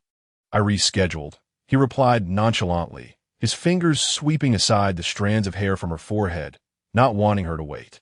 Only then did she notice the faint dark circles under his eyes, clearly a sign of his rushed return. A wave of warmth surged in her heart as she wrapped her arms around his neck, burying herself into his embrace. "Liar." Jiacua effortlessly caught her, his arm slipping beneath her knees, lifting her effortlessly. Lu Qianqian buried her face in the crook of his neck, inhaling the scent of rain mingled with the crispness unique to the plateau. "You smell of Lhasa rain," she mumbled. Jiacua paused slightly, looking down at her. "You can even smell that?" "MHM." With her eyes closed, her fingertips unconsciously twirled the wet ends of his hair. Along with the aroma of butter from the corners of the Patala Palace, the sunlight on the cobblestones of Barker Street, and before she could finish her thought, Jiacua suddenly leaned down and kissed her lips. This kiss carried the coolness of the night rain, but quickly ignited into fervor. He laid her gently upon the bed, yet did not immediately withdraw, instead hovering above her, his fingertips caressing her flushed cheeks. "Continue," he murmured, his voice husky and laden with seduction. Lu Qianqian blinked, a sudden smile gracing her lips, and, "You long for my scent?" Jack Quo's gaze darkened, and he leaned down once more to kiss her. This kiss was far more fervent than the previous one, as if he sought to reclaim all the longing accumulated during their days apart. Lu Qianqian found herself breathless from his ardor, her fingers gripping his damp shirt, the muscles beneath the fabric taut and warm. "Your shirt, it's wet." She turned her head to evade his lips, offering a soft protest. Only then did Jia Quo straighten, deftly unbuttoning his shirt with one hand. Water droplets cascaded down his collarbone, leaving serpentine trails upon his chest. Lu Qianqian felt her ears flush with warmth, instinctively retreating beneath the covers, only to be drawn back into his embrace. "What are you hiding from?" he inquired, gripping her chin, his thumb grazing her moist lips. "Aren't you quite certain of your desires?" Flushed, Lu Qianqian playfully kicked him. "Go take a shower." Jia Quo chuckled softly, leaning down to whisper something in Tibetan into her ear, his warm breath sending shivers down her spine. "What does that mean?" she asked quietly. "Look it up yourself," he replied, playfully nibbling on her earlobe before turning toward the bathroom. At 5:23 in the morning, Lu Qianqian was roused by the tightening embrace around her waist. Jia Quo held her from behind, resting his chin atop her head, his breath steady and elongated. She shifted slightly, wishing to turn over, but he unconsciously tightened his hold. "Jia Quo?" she called softly. The man remained asleep, merely mumbling a vague response, his hand resting on her abdomen, drawing her closer. Lu Qianqian blinked, suddenly recalling something, and cautiously retrieved her phone, opening a Tibetan translation app. She recalled the words Jia Quo had spoken, hesitantly typing them in. The translation box processed for 2 seconds before revealing a line of text. "This heart finds its home in my homeland." Lu Qianqian froze, her eyes suddenly moistening. The man behind her seemed to sense something, his arms tightening around her, his lips brushing against her nape. His voice husky with sleep. "Why aren't you sleeping?" "Jia Quo." She turned and nestled into his embrace, her forehead resting against his chin, I found out. The man chuckled softly, the vibrations resonating through her. He lowered his head to kiss the crown of her hair, remaining silent yet tightening his embrace.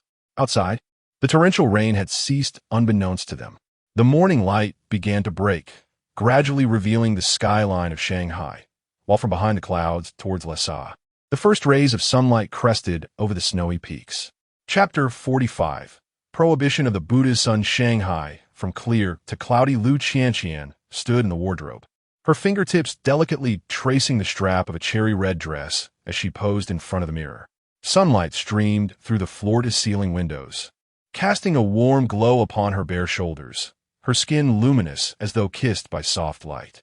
Satisfied, she spun around, the hem of the dress flaring out, revealing an inch of skin above her knees. "Jia Quo," she called out with a drawl. "Does this look good on me?" There was no reply. Peering outside, she found the living room deserted, save for a cup of steaming butter tea on the coffee table.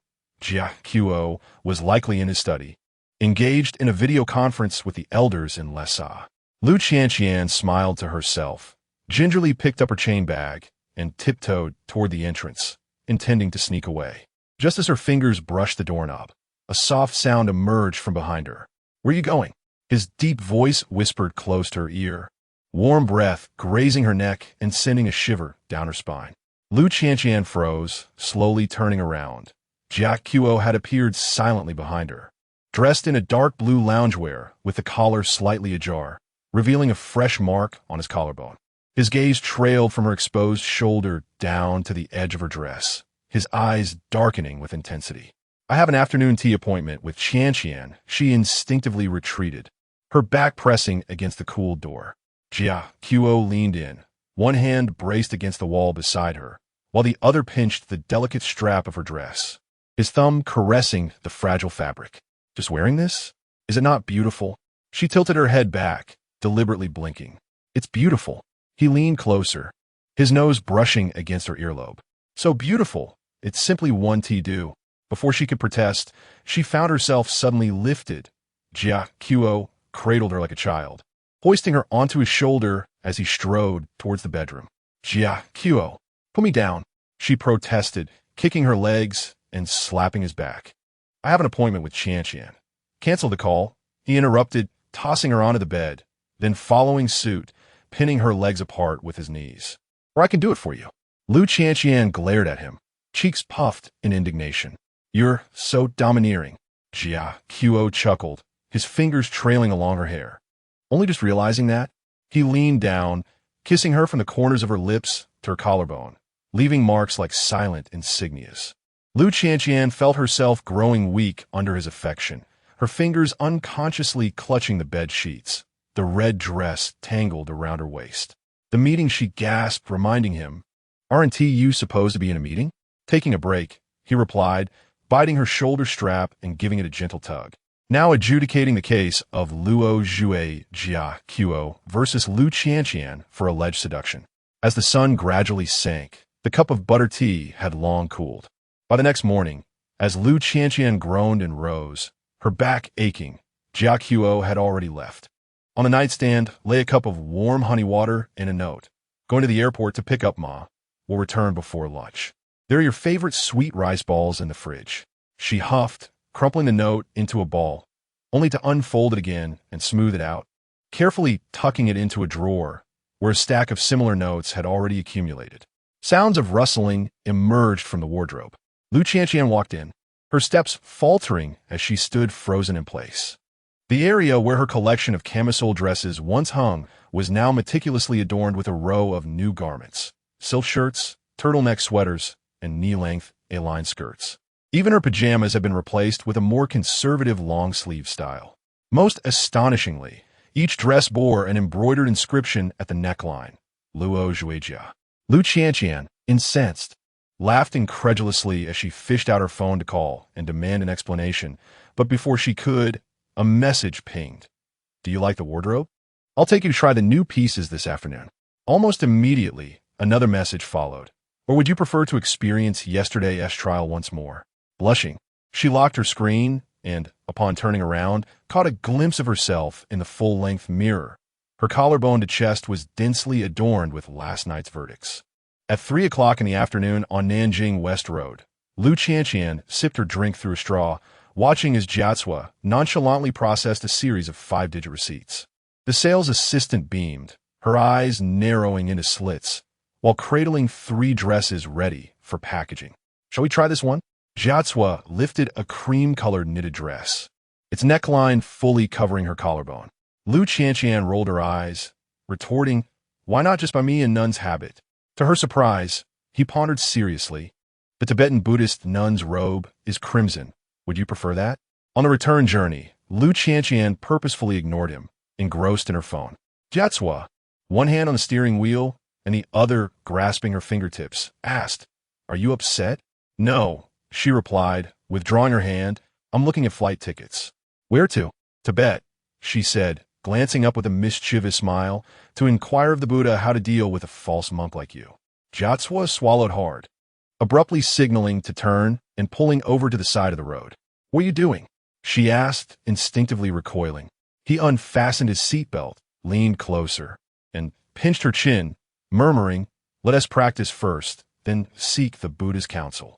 The setting sun streamed through the car window, casting a golden hue over their entwined silhouettes. Chapter 46. The return of the typhoon. As the Shanghai Meteorological Station issued a red alert, Lu Qianqian was in the kitchen brewing ginger tea.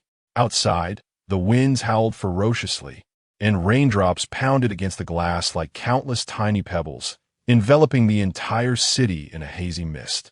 The television displayed the flight updates, and her finger trembled, the spoon clattering into the pot. Flight CA 4512 diverted to Hangzhou Shaoshan Airport due to severe turbulence. That was Jia Kuo's flight. Her phone lit up with a message he had sent 5 hours prior. Don't worry, just a delay. Lu Qianqian stared at the words, her fingertips turning icy. She understood him all too well. The more nonchalant he was, the more serious the situation likely was. The ginger tea bubbled in the pot, and she abruptly turned off the heat, snatching her car keys and rushing outside. The highway was severely flooded, and it took her 3 hours to reach Hangzhou. The windshield wipers flailed desperately, yet the torrential rain continued unabated. Gripping the steering wheel tightly, her knuckles turned white. Her mind filled with the news report about the flight encountering intense turbulence and losing contact momentarily. The terminal at Shaoshan Airport was brightly lit, crowded with stranded passengers filling the waiting area. Soaked to the skin, she stood at the security checkpoint, water dripping from her hair, her eyes red and scanning the crowd. And then she spotted him. Jia Qiu stood beside the baggage carousel, his navy blue suit jacket draped over his arm. Absorbed his phone. Aside from a slight furrow in his brow, he appeared unchanged, as if he had merely endured an ordinary delay. Jia Qiu. Her voice was drowned out by the airport announcements, yet he seemed to sense her presence and looked up sharply. In an instant, she was pulled into an embrace that bore the crisp scent of cedar. Jia Qiu's arms tightened around her like iron bands, his palm resting on the back of her drenched head, his voice hoarse. "How did you get here?" Lu Qianqian buried her face in his chest, inhaling the metallic scent of the airplane cabin mixed with the lingering fragrance of Tibetan incense from his collar. The tension in her body suddenly snapped, and she clutched at his shirt, bursting into tears. "You lied. The news said you encountered severe turbulence." Jia Qiu cradled her face, his thumb brushing away her tears. "I vowed to the Buddha that I would return to your side. I thought." His lips descended upon hers, bringing a soothing warmth that carved out a pocket of tranquility amidst the clamor of the airport. In the car on the way back, Lu Qianqian curled up in the passenger seat, her fingers clinging tightly to Jia Qiu's clothing. "Get some rest," he said, gently kneading the back of her neck. "I'm right here." The wipers traced arcs across the windshield, the headlights illuminating the blurred highway through the downpour. Jia Qiu drove with one hand, the other entwined with hers. In their hotel suite, the heating was ample, yet Lu Qianqian still trembled. Jia Qiu wrapped her in a bath towel, cradling her like a frightened kitten. "First, take a shower, all right?" She shook her head and pushed him onto the bed, pressing her ear against his left chest. Thump, thump, thump. The steady rhythm of his heartbeat resonated through his chest, and she finally exhaled a long breath. Jia Qiu chuckled softly, rolling over to envelop her in the down comforter. "Worried so much?" Outside, thunder rumbled, yet his kiss was as gentle as the melting spring snow. Lu Qianqian trembled as she clung to his shoulder, counting his heartbeat amidst the sound of rain, until drowsiness blurred her consciousness. In a hazy state between dreams and wakefulness, she felt Jiatsua's lips brush against her eyelashes, his voice as gentle as a prayer. "I promise, I will never let you feel afraid again." The next day dawned bright and clear, sunlight streaming through the sheer curtains to fill the bedroom.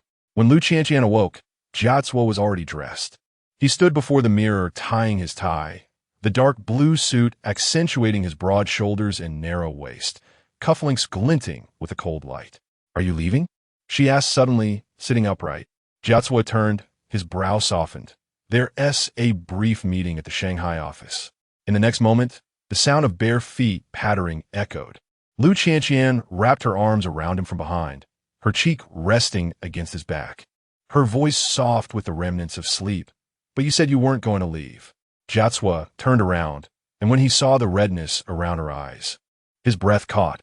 A tear rolled down her cheek, leaving a dark mark on her nightgown. "I don't want you to leave me." She looked up, tears still clinging to her lashes. "Please?" The tie slipped from his grasp and fell to the ground. Jiatsua lifted her effortlessly, kissing her trembling lips. "All right." He carried her back to the bed, his suit jacket carelessly tossed onto the carpet. The phone rang, but he silenced it without a glance. Lu Qianqian, now smiling through her tears, poked his chest with her finger. "The board will be angry." "Let them be angry," Jiatsua replied, unbuttoning her nightgown. "My wife is more important."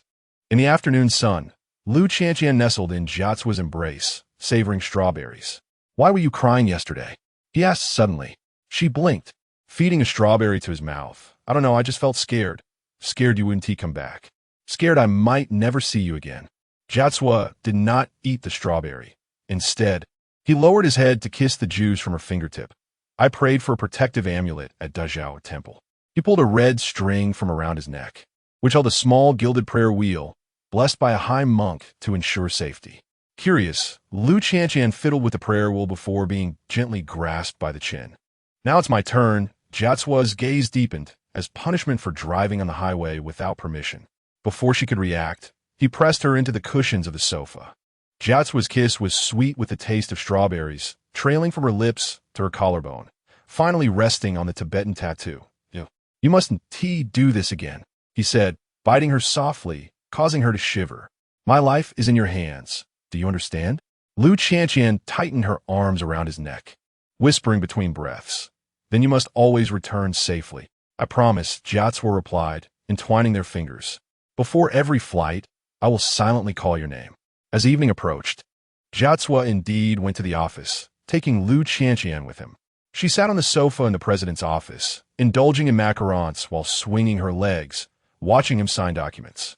Whenever an executive entered to report, Jiacuo would shoot her a warning glance, because she was silently mouthing, "My husband is so handsome." On the return journey, Lu Qianqian felt drowsy. Jiacuo drove with one hand, the other always holding hers. What do you want to eat tomorrow? He asked. Tibetan noodles or soup dumplings? She chuckled sleepily. Everything is yours. As the red light illuminated, Jiaqiao leaned in to kiss the crown of her head, saying, all right, it's all yours. Outside the car window, the dazzling lights of Shanghai began to twinkle. Their journey was towards a homecoming that promised warmth beyond that of their own abode. Chapter 47. Fevered nightmares at 3 in the morning, amid a torrential downpour in Shanghai. Jiaqiao pushed open the door to his home.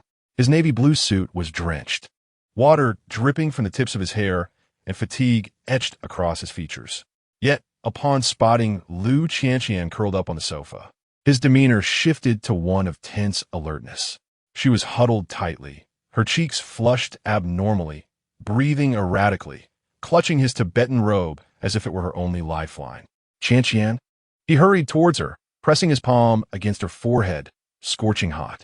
She blinked blearily, her gaze unfocused, but upon recognizing him, she suddenly grasped his wrist tightly. Jiaqiao, don't leave me. Her voice was hoarse and dissonant, like a whisper struggling to break free from a dream. Jiaqiao's heart clenched painfully. He swiftly lifted her into his arms. I'm here. In the bedroom, he repeatedly wiped her forehead and palms with a warm towel, administering fever-reducing medication. Yet her temperature remained alarmingly high. Cold, she unconsciously burrowed into his embrace, fingers clutching at his collar, as if fearing his disappearance. Jiaqiao held her tightly, resting his chin atop her head, his voice a low murmur. I want to leave. I'm right here. However, Lu Qianqian seemed ensnared in an inescapable nightmare, suddenly thrashing about, tears streaming from her eyes. Jiaqiao, don't go. Her voice quavered with a sob, reminiscent of an abandoned creature, fragile enough to shatter hearts. Jiaqiao's breath hitched, his arms tightening around her, fully enveloping her in his embrace. I want to leave, Qianqian. I will never leave. Yet her consciousness remained clouded, tears soaking through his shirt, their scalding warmth branding his skin. By dawn, her fever had finally subsided. She slowly opened her eyes, her gaze hazily focusing on Jiaqiao's face. He sat at the bedside, bloodshot eyes, a stubbled jaw, and his Tibetan robe wrinkled around him, clearly having spent the night awake. Jiaqiao. Her voice was faint, dry from the fever. He immediately leaned down, his palm resting against her cheek. Do you still feel unwell? She shook her head, yet tears uncontrollably spilled forth. I dreamed that you left. Her voice choked, fingers gripping his sleeve tightly, as if fearing he might vanish at any moment. Jiaqiao's throat constricted, emotions roiling in his eyes, ultimately manifesting in a deep sigh. He drew her into his arms, resting his chin on her head. Dreams are the opposite, but her tears soaked his clothing. I'm so scared. Jiaqiao, please don't leave me again. I beg you. I implore you. Her cries shattered like fragile glass, piercing his heart. Jiaqiao's fingertips trembled slightly as he cupped her face, his thumb brushing away her tears, yet her weeping only intensified. Finally, a warm droplet cascaded down his jaw, landing at her lips. Lu Qianqian froze, looking up at him. Jiaqiao, Are you crying? The man, cold and resolute at the negotiation table, who had carried her for 5 hours through the snowy mountains without a hint of discomfort, now had reddened eyes and a voice hoarse and out of tune. I'm sorry. Qianqian, I'm truly sorry. She had never witnessed him in such a state. Lu Qianqian's sobs gradually subsided, yet her fingers remained tightly grasped around the hem of his shirt, as if fearful he might vanish. Jia Qiu lowered his head, resting his forehead against hers, their breaths intertwining. I swear, I will always be by your side.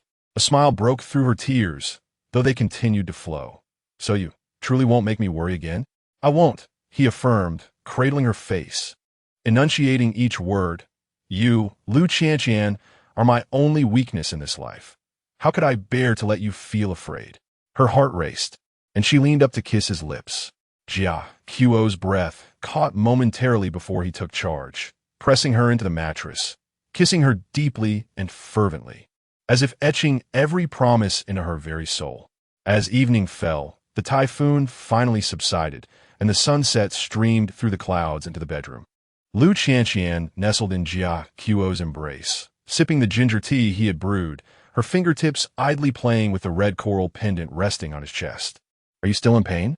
He asked softly, his palm resting against her back, ready to soothe her unease. She shook her head and looked up at him. Jia Qiu. Next time. She bit her lip. If you make me worry again, I will write about it in my novel, revealing to everyone that the head of the Luo family is a fraud. Jia Qiu chuckled softly, pinching her nose. Right as you please. She leaned in playfully to kiss him. Then I shall describe how you looked when you cried. His gaze darkened, and he flipped her beneath him. It seems you have recovered and have the energy to provoke me. Outside, the rain-soaked Shanghai glittered with lights, while within their world, only the intermingling of their breaths and heartbeats remained.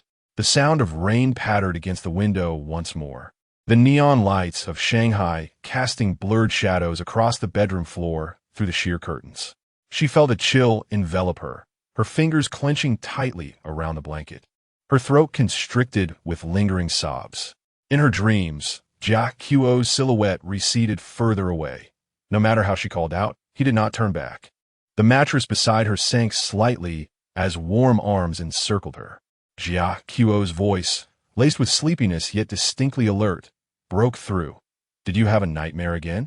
Lu Qianqian remained silent, turning to tightly embrace his waist, her cheek pressed against his chest, listening to the steady rhythm of his heartbeat, finally affirming.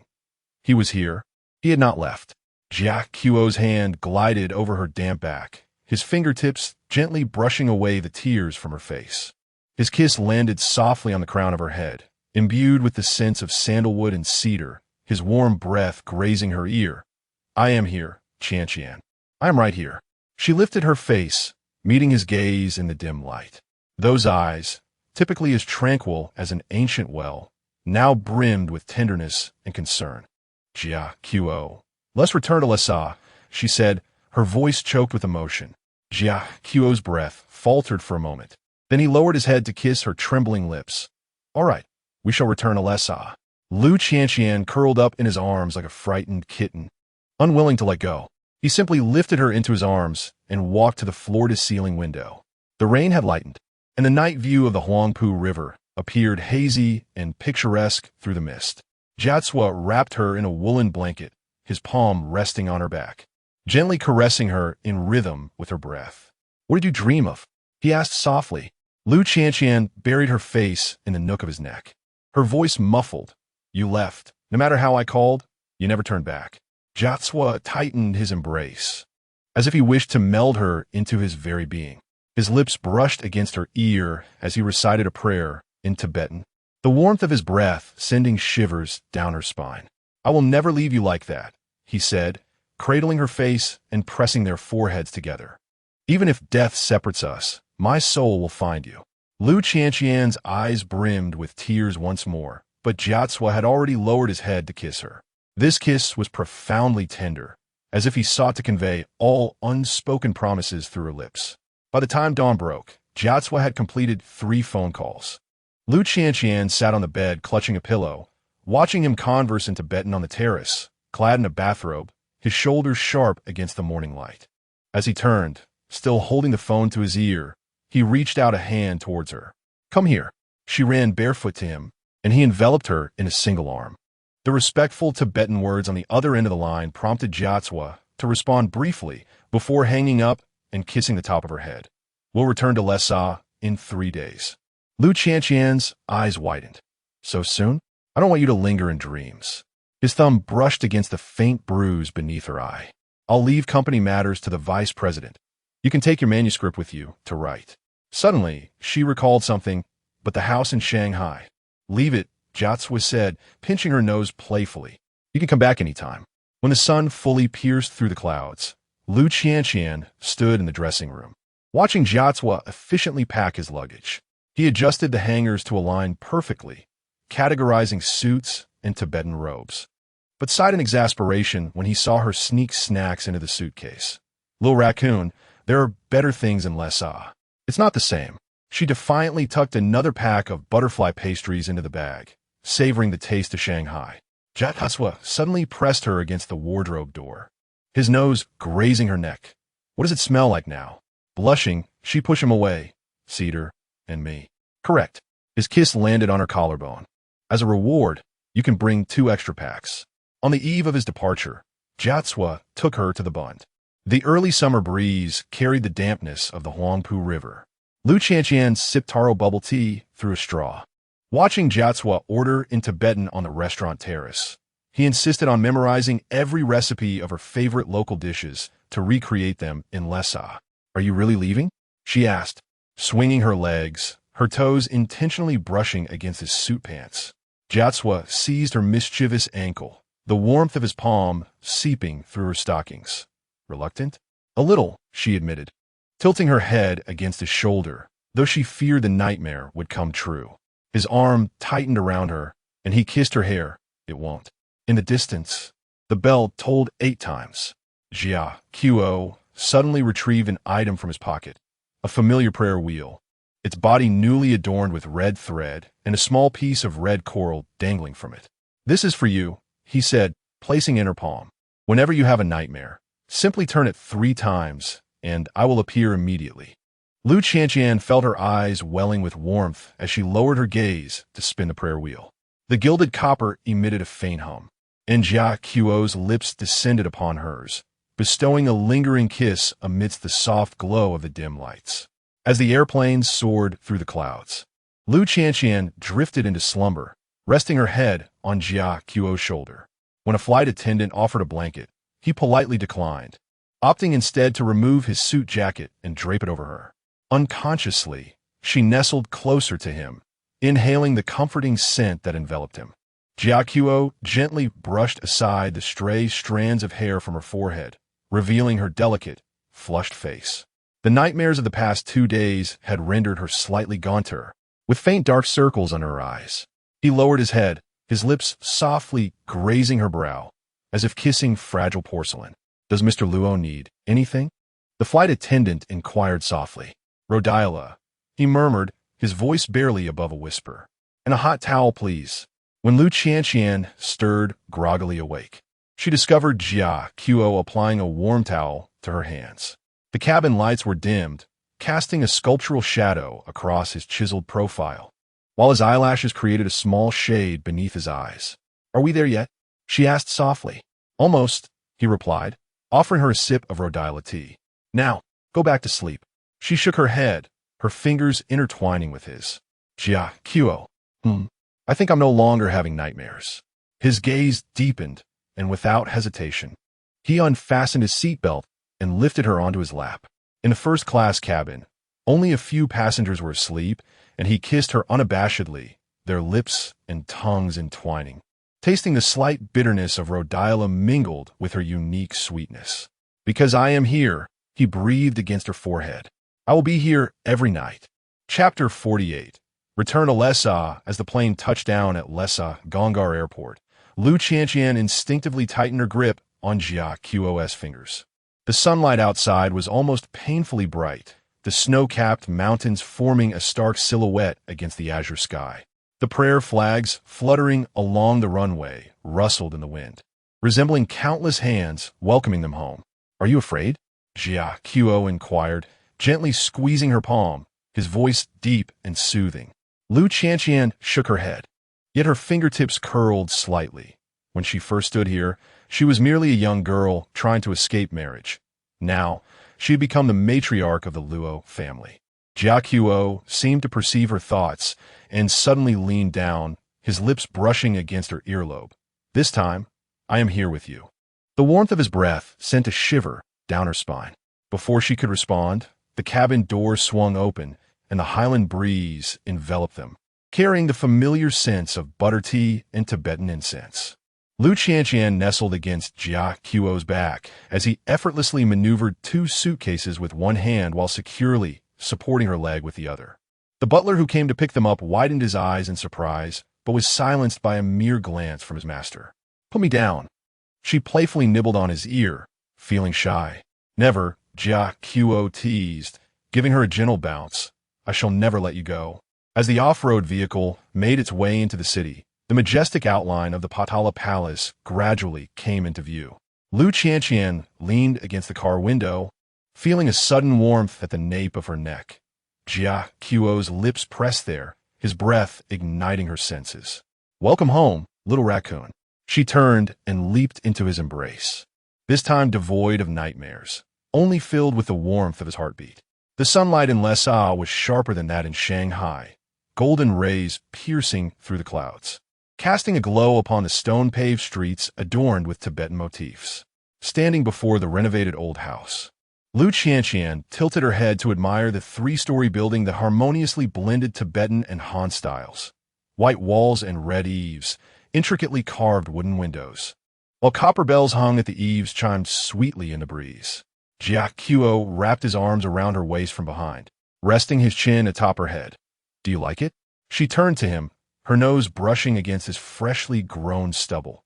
It's even more beautiful than the pictures. Shall we go inside? He took her hand and pushed open the heavy, intricately carved wooden door. The fragrant scent of jasmine rushed to greet them.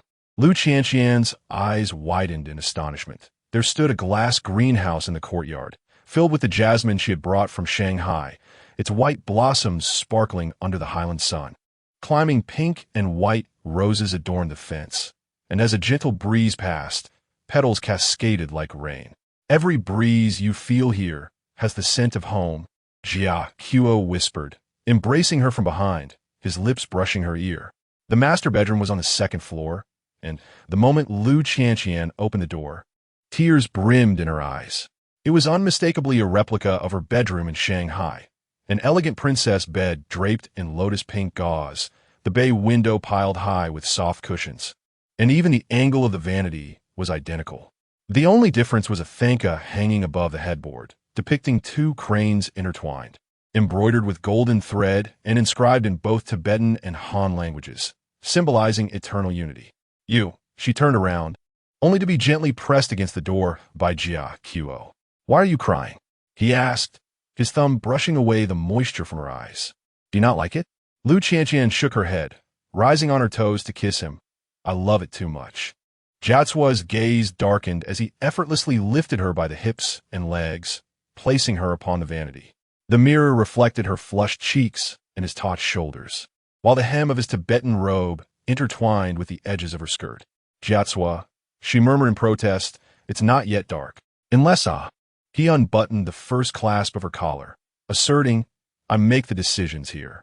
Sunlight filtered through the gauzy curtains, casting dappled shadows between them. Suddenly, Lu Qianqian noticed an inscription etched along the edge of the mirror. You are my faith. As dusk enveloped the surroundings, Lu Qianqian caught a familiar scent of sweet and sour. She dashed barefoot down the stairs, discovering Jiatsua in the open kitchen, clad in a dark blue apron, pouring sauce over a plate of ribs. A pot simmered with marinated fresh ingredients, bubbles rising in the earthenware vessel. Have you learned to cook local cuisine? She exclaimed in surprise as she approached. Jiatsua offered her a piece of rib, stating, I studied under the master of Guoming village for 3 months. The sauce melted on her tongue, a delightful blend of sweetness and tanginess, remarkably authentic. Lu Qianqian squinted her eyes in bliss, only to notice a white jade box on the countertop, neatly arranged with colorful pills. A new formula for altitude sickness, he informed her, picking up a pink tablet with a peach flavor. She obediently swallowed it, only to find a bilingual note affixed to the refrigerator door. Qianqian's exclusive menu. Breakfast, dumplings, Tibetan noodles, optional. Lunch, local cuisine, altitude sickness tea, afternoon tea. Butter, tea puff, pastry dinner. Tibetan cuisine, Shanghainese cuisine, vote to decide. At the bottom, in smaller text, it read, Chef on standby, 24 hours. Simply act cute to summon. Luo, Zhui, Jiatsua. Lu Qianqian suddenly leaped off the countertop, stepping barefoot onto his foot, and gazed up to kiss him. Jiatsua, how are you so wonderful? The man momentarily halted his breath, deepening the kiss with one hand, cradling the back of her head, while the other extinguished the flames on the stove. There's even more, he whispered, biting her lower lip in the second drawer of the nightstand. In the late hours, while organizing her manuscript in the study, Lu Qianqian was suddenly beset by dizziness. She leaned against the bookshelf, gasping for air as her vision blurred. Before she could react, Jiatsua swept her up effortlessly. He hurried up the stairs in a few swift strides, retrieving an oxygen mask from the nightstand and pressing it to her face. Breathe, he instructed, kneeling at the edge of the bed, his palm resting on her back. Follow my rhythm. Lu Qianqian clutched his collar, inhaling the familiar scent of Tibetan incense as her breathing gradually stabilized. When the mask was removed, Jiatsua's lips descended upon hers. His kiss bore a soothing quality, his tongue gently tracing her lips until she was completely at ease. Are you still uncomfortable? He inquired, resting his forehead against hers. She shook her head, her fingers slipping into his collar to touch the gilded prayer wheel pendant. You are more helpful than oxygen. Jiatsua chuckled softly, suddenly enveloping her in the down comforter. Then let us treat you once more. Lu Qianqian awakened to the sound of Tibetan prayers. In the morning light, Jiatsua sat cross-legged on the bay window, beads in hand, his crimson Tibetan robe accentuating his handsome features. Noticing her awakening, he approached, placing his palm against her forehead. Did you sleep well? She nodded and suddenly noticed a flock of sparrows outside the window, chirping and pecking at the barley cakes on the sill. Did you feed them? Yes. He poured her a cup of butter tea. They arrived punctually at 5 every day, more reliable than an alarm clock. Lu Qianqian sipped delicately, savoring the fragrant blend of tea and milk that spread across her palate. Jiatsua suddenly leaned in and licked the milk stain from her lips, saying, You missed a spot. The sunlight filtered through the sheer curtain, casting their silhouettes onto the Tibetan carpet. In the distance, the hum of prayer wheels could be heard, while in their world, only the intertwining of their breaths remained. In the afternoon, Lu Qianqian dozed off while riding in the flower house. Upon waking, she found herself draped in Jiatsua's Tibetan robe, the sleeves still warm from his body.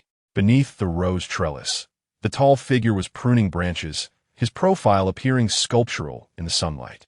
As if sensing her gaze, Jiatsua turned and approached, his fingertips still dusted with soil.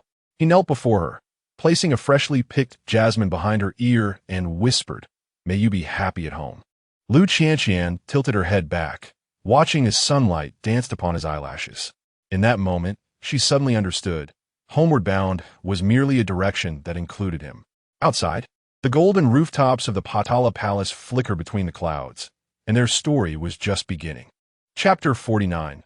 The Secret of the Pilgrimage Path. Returning to Jiakhang Temple, the morning light in Lhasa always arrives particularly early. Lu Qianqian stood before the Jiakhang Temple Square, gazing up at the doves spiraling above the gilded roof. The pilgrimage path of Barker Street was adorned with a golden hue from the rising sun, casting fleeting shadows upon the blue stone pavement, while the prayer flags fluttered in the breeze, producing a melodic rustle. Jia Qiuo stood behind her, gently combing her wind-tousled hair with his fingers. Do you remember this place? He asked. She turned, her nose brushing against his chin. Of course I remember. A certain living Buddha nearly caused me to collide with the prayer wheel.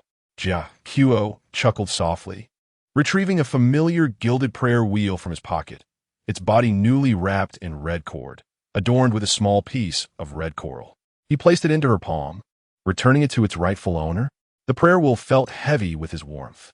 Just as Lu Qianqian was about to turn it, she was suddenly embraced at the waist and pulled into a corner, where they had first met. The stone pile of Monty stones remained, now accompanied by several newly bloomed Gesang flowers. Jiaqiu? Her voice barely escaped her lips before she found herself pressed against the mottled brick wall. His lips descended upon hers, carrying the familiar scents of butter tea and Tibetan incense, his tongue prying open her teeth in a kiss that was both deep and urgent, as if to compensate for the restrained regrets of years past. His fingers caressed the wedding ring upon her ring finger, his voice hoarse. Do you know? When you stumbled into my arms that day, my first thought was, what? This girl ought to be enshrined in the Buddhist shrine at Gondan Monastery. Lu Qianqian felt her ears flush with warmth, yet she feigned innocence, blinking playfully. So, shall we continue kissing now? Jiaqiu's lips brushed against her ear, his breath warm as he whispered something that made her face flush crimson. She tightened her grip on the front of his Tibetan robe, not only kissing, but also right here. Let the Buddha witness how I unravel my offerings. Ultimately, they did not engage in any scandalous acts in that corner, because the lamas on pilgrimage were already approaching. Jiaqiu took her hand, leading her into the side hall of Jiakhang Temple, where the statue of Tara was enshrined, and the air was thick with incense, nearly devoid of visitors. He unfastened the top button of his Tibetan robe with one hand, revealing the bite mark on his collarbone. Now, there is no one around. Lu Qianqian found herself lifted onto the prayer scroll cabinet beside the offering table, their heights aligning perfectly. The dim light of the hall cast flickering shadows from the butter lamps onto his deep contours, adding an alluring touch to his ascetic visage. Here, she protested softly, is the Buddhist hall. Tara is the guardian of love. Jiaqiu bit open the first button of her shirt. She will bless us. His kiss landed upon the small Tibetan tattoo beneath her collarbone. Footsteps echoed outside the hall, causing Lu Qianqian to tense. But Jiaqiu chuckled as he pulled her into his embrace. Were you afraid of? I locked the door. When did you? When I carried you in. His fingertips traced down her spine. Focus, little raccoon. The flame of the butter lamp suddenly flared, casting their intertwined shadows upon the wall murals. The celestial musicians seemed to blush, turning their heads away amidst the curling incense smoke. By the time they returned to the old residence, dusk was approaching. Lu Qianqian lay languidly on the carpet, watching as Jiaqiu knelt gracefully before her, carefully removing her boots. His movements were as gentle as if he were handling delicate porcelain, a stark contrast to the assertive demeanor he had displayed moments earlier in the Buddhist hall. Tired? He inquired, gently squeezing her calf. She turned over with a soft grunt, muttering about a certain living Buddha's lack of restraint. Suddenly, Jiaqiu leaned closer, his nose brushing against her earlobe. Who was it that bit my shoulder atop the scripture cabinet? Lu Qianqian grabbed a cushion to throw at him, but he effortlessly caught her, pulling both her and the cushion into his embrace. Sunlight streamed through the stained glass windows, casting a kaleidoscope of colors upon the floor. As she counted the shadows of his eyelashes on her cheek, a thought struck her. Why did you suddenly take me to Jiakhang Temple today? To fulfill a vow, he replied, his fingers weaving through her hair, recalling the promise he had made here long ago. What vow? She inquired. His gaze darkened momentarily as he pressed her into the soft cushion. To bring the little enchantress from Shanghai back home. His kiss descended upon her, imbued with unfulfilled reverence and surging desire. In the dizzying lack of oxygen, Lu Qianqian mused that this must be the power of faith, transforming a once ascetic son of Buddha into one who now sought to control the very rhythm of her breath. Dinner consisted of Tibetan noodles, meticulously prepared by Jiaqiu, with a broth simmered for an entire day from yak bones, paired with tender greens and her favorite soft-boiled egg. As she sipped the steaming broth, she was suddenly grasped by the chin. Jiaqiu wiped the grease from the corner of her lips with his thumb, then casually brought his fingers to his mouth. She felt warmth creeping to her ears. What is it? He feigned innocence. Am I not allowed to taste my wife's soup? After the meal, Lu Qianqian sat by the window, notebook in hand, writing, while Jiaqiu busied himself with documents beside her. Deliberately, she nudged her icy toes beneath the hem of his shirt, causing him to frown. Cold? He asked. She blinked playfully, coaxing him to warm her. With a casual toss, he discarded the documents, grasping her chilly ankle. He tucked her foot into the warmth of his sweater against his abdomen. Is this satisfactory? She inched upward, seeking warmth. In the next heartbeat, the notebook was safely set on the coffee table, and she found herself enveloped in a wool blanket, with Jia Qiu whispering into her ear. It seems the lesson from earlier was insufficient. Outside, the first star had just ascended the golden roof of the Potala Palace. In the deep of night, Lu Qianqian awoke, startled by altitude sickness. Just as she furrowed her brow, an oxygen mask was gently placed over her face. Jia Qiu reclined against the headboard, his palm pressed against her back, aiding her breathing. Breathe deeply, he instructed. Moonlight filtered through the sheer curtains, casting a silvery glow upon his features. Lu Qianqian suddenly noticed a faint bite mark on his collarbone, her handiwork from earlier that day. Does it hurt? She whispered. Jia Qiu captured her finger, pressing it against the mark. A little more pressure would be better. When the oxygen mask was removed, his lips took its place, kissing her softly, like the gentle night breeze of the plateau, carrying the subtle bitterness of rhodiola and the familiar scent of cedar. Sleep now, he murmured, drawing her closer. I will watch over you. Nestled against his chest, Lu Qianqian closed her eyes, lulled by the steady cadence of his heartbeat. In her daze, she heard him utter something in Tibetan, a phrase that felt both like a sacred chant and a sweet whisper of affection. He remarked, My little bodhisattva is more difficult to relinquish than the Buddha himself. Chapter 50. The Starry Sky of Namso by the Lakeside Bonfire. The night at Namso was adorned with a sky so low it felt within reach. Lu Qianqian, wrapped in a cashmere shawl, sat beside the crackling fire, watching Jiatsua add cypress branches to the flames. The fire crackled and popped, the fragrant aroma of cypress mingling with the warmth of buttered tea, enveloping the cool night breeze in a gentle haze. Are you cold? Jiatsua turned to her, the flames dancing across the contours of his chiseled profile, accentuating the depth of his gaze. She shook her head but inched closer to him, admitting just a little sleepy. Jiatsua chuckled softly, pulling her into his embrace. The ample sleeves of his Tibetan robe cascaded down, enveloping her entirely, revealing only her small face, which glowed with a delicate pink hue under the firelight. Let us wait a little longer, he murmured, leaning down to brush his lips against her hair. The meteor shower is about to begin. Lu Qianqian tilted her head back to gaze at the night sky. The Milky Way flowed like silk, and the stars sparkled like diamonds, far more radiant than the clearest nights in Shanghai. She stifled a yawn, her eyelids growing heavy. In a drowsy state between dreams and wakefulness, she felt herself lifted effortlessly into his arms. Will my wish come true? She mumbled, her cheek resting against Jiatsua's chest, where she could hear the steady beat of his heart. Jiatsua paused for a moment, lowering his head to kiss her cool eyelids. Hasn't your wish made at Jiakang Temple when you were 25 already been abundantly fulfilled? Memories surged like a tidal wave. She had fled to Lhasa alone that year and made a wish in front of Jiakang Temple, only to turn around and find herself in Jiatsua's embrace. The moment the red coral ornament was fastened in her hair, the wheel of fate began to turn with a resounding hum.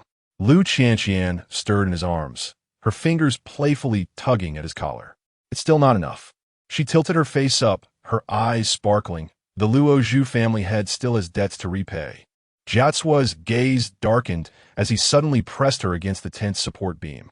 His kiss, imbued with the scent of cypress, traveled from the corner of her lips to her earlobe, finally resting in the sensitive hollow of her neck. How do you intend to repay? He teased. Perhaps by kissing me an extra time each day, she suggested breathlessly.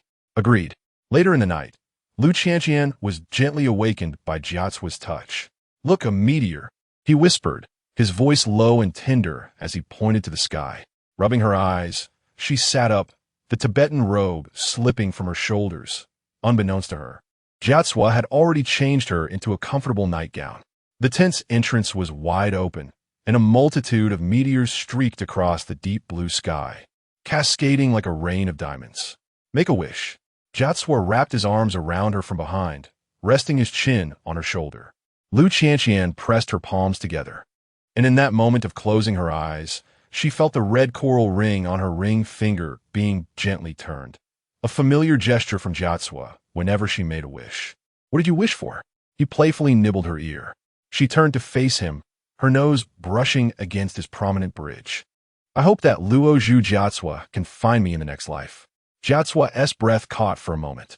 In the next heartbeat, she found herself sprawled across the soft woolen blanket, the meteor shower bursting above them, while his kiss was more fervent than the starlight itself. No need to wait for the next life. He gasped, unfastening the first button of her nightgown. In this life, I have already reserved an eternity with you. Lu Qianqian was awakened by the aromatic allure of buttered tea. A faint rustling sound drifted from outside the tent. She lifted the curtain to find Jiazhua seated on a stone by the lakeside, brewing tea. The morning light adorned him with a golden halo. His Tibetan robe, sleeves rolled up to the elbows, revealing the defined contours of his forearms. Upon noticing her awakening, he poured a cup of tea and handed it to her, the temperature just right. She took a small sip, only to suddenly notice several wildflowers blooming by the lake. A note pressed beneath a stone, a good morning gift for the little raccoon, Jiazhua. How childish. She playfully pinched his waist, but he deftly pulled her into his embrace. There was something even more juvenile. Like a magician, Jiazhua produced a thermal box from behind, neatly containing Shanghai pan-fried buns, airlifted by the butler. The crispy skin and scalding broth. The familiar taste brought tears to Lu Qianqian's eyes. She picked one up and offered it to him. Let us eat together. Jiazhua shook his head. You first. Before he could finish his sentence, the broth splattered onto her hand. He quickly grasped her hand, gently licking the droplet of oil away, his gaze turning dangerously mischievous. Was that intentional? Lu Qianqian laughed like a cat caught in a mischief. What do you think? Before their return journey, Jiazhua took her to the most renowned prayer stone at Namso Lake. The prayer flags fluttered in the wind as he stood beneath the vibrant banners. Suddenly kneeling on one knee, retrieving a red string from his pocket and tying it around her wrist. This is the eternal bond. He delicately caressed the knot, whispering the Tibetan legend that those who tie it are destined to meet again in their next life. Lu Qianqian glanced down, noticing a tiny red coral threaded onto the string, glimmering in the sunlight like a droplet of congealed blood. In the next life, Jiazhua said, cupping her face and resting his forehead against hers, I will wait for you at Jiakang Temple, finding you even earlier than in this life. As the lake breeze swept past, she stood on her toes to kiss him. Then it's settled, we shall not part. On the ride back to Lesa, Lu Qianqian leaned against Jiazhua's shoulder, drifting into a light slumber. If you're tired, sleep, he suggested, adjusting his position for her comfort. I'll wake you when we get home. She shook her head, her fingers slipping into his palm. Jiazhua. Actually, I made a wish at Namso. The man raised an eyebrow. Didn't you say you wanted me to repay a debt? The wish was, she leaned closer to his ear, her warm breath grazing the shell. I hope Luo Zhu Jiazhua will love me forever. The steering wheel suddenly jerked, the off-road vehicle tracing a half circle along the road. Jiazhua pulled the car to the side, unbuckling his seatbelt and drawing her into his embrace. That wish, his kiss landed on her collarbone, had long been sanctioned by the Buddha. In the distance, the golden rooftops of the Potala Palace shimmered under the sun. Their journey home, more prolonged than the Milky Way, more eternal than vows. Chapter 51. The disappearing iced milk tea. Lu Qianqian gazed intently at her phone screen, her brows knitted tighter with each passing moment. We sincerely apologize, but our establishment does not currently offer delivery services. This marked the fifth milk tea shop that had declined her order. Chewing on the cap of her pen, she resolutely dialed the phone. Hello? I'm a regular customer. Why has delivery suddenly ceased? The voice on the other end hesitated. Well, Mr. Luo Zhu specifically instructed. Lu Qianqian snapped her laptop closed with a sharp clang. Luo Zhu Jiaquo. As she flung open the door to her study, Jiaquo was in the midst of a video conference. The board members on the other side observed as the head of the family abruptly raised a hand to pause the meeting. In the next breath, a petite figure stormed into the frame. Why did you instruct the milk tea shops to refuse my orders? Lu Qianqian slammed her phone onto the table. the screen still illuminated with the page of her rejected order. Jia Qo leisurely closed his documents, informed the screen that the meeting was paused, and promptly turned off the camera. Care to explain? She demanded, hands on hips, her nightgown slipping to one side, revealing remnants of red marks on her collarbone. Jia Qo's gaze lingered there for a brief moment before he suddenly pulled her onto his lap. The Highlands have medical advice against excessive consumption of cold drinks. I want to drink it, she protested, reaching for the landline behind him. Now, immediately. Just then, she felt a sudden tightening around her waist, and in a dizzying whirl. She found herself pinned atop the mahogany desk, papers scattered in disarray, as Jia Qo braced himself on either side of her, confining her within a small space. Not being obedient, he murmured, his nose brushing against her flushed cheek. Lu Qianqian attempted to escape, but her ankle was caught in his grasp. Jia Qo's palm glided up her calf's curve, finally resting at the hem of her nightgown. Who was it that had a stomach ache last week? Who cried out in the middle of the night for me to rub their belly? That was because her justification was abruptly silenced by a sudden kiss. This kiss bore the weight of punishment, as Jia Qo's teeth gently nibbled at her lower lip, pushing forward only when she whimpered and opened her mouth. A wave of breathlessness engulfed her, and instinctively, she clutched at his shirt, wrinkling the luxurious fabric in her grasp. Do you realize your mistake? He leaned back slightly, his thumb pressing against her moist lips. Lu Qianqian gasped for air, glaring at him. You are tyrannical. Jia Qo chuckled softly, suddenly retrieving a thermos from a nearby cabinet. As he twisted the lid open, a familiar scent of taro wafted through the air. It was her favorite taro bubble tea, perfectly warm. A modified version, he offered, bringing it to her lips, less sugar, no ice, with the addition of the red sage she needed. She turned her face away in defiance, only to be coaxed back by his grip on her chin. The way the milk tea slipped in her mouth was utterly intimate. Jia Qo kissing her with the sweet liquid, insisting she swallow every last drop. As the evening light slanted into the study, Lu Qianqian had melted into a puddle of warmth. Wrapped in Jia Qo's Tibetan robe, she curled up on the sofa, her toes unconsciously brushing against the patterned carpet. The desk lay in disarray, a milk tea cup toppled beside her, remnants of brown liquid still clinging to the bottom. Still want to drink something cold? Jiatsua knelt before the sofa, gently wiping her damp forehead with a warm towel. She shook her head, her voice hoarse and barely audible. I won't drink anymore. Very good, he replied, rewarding her with a tender kiss on the tip of her nose. From his pocket, he produced a small box as a token of compensation. Inside lay an exquisite silver bracelet, inscribed on the inner side with the Tibetan phrase, meaning words must be followed by action.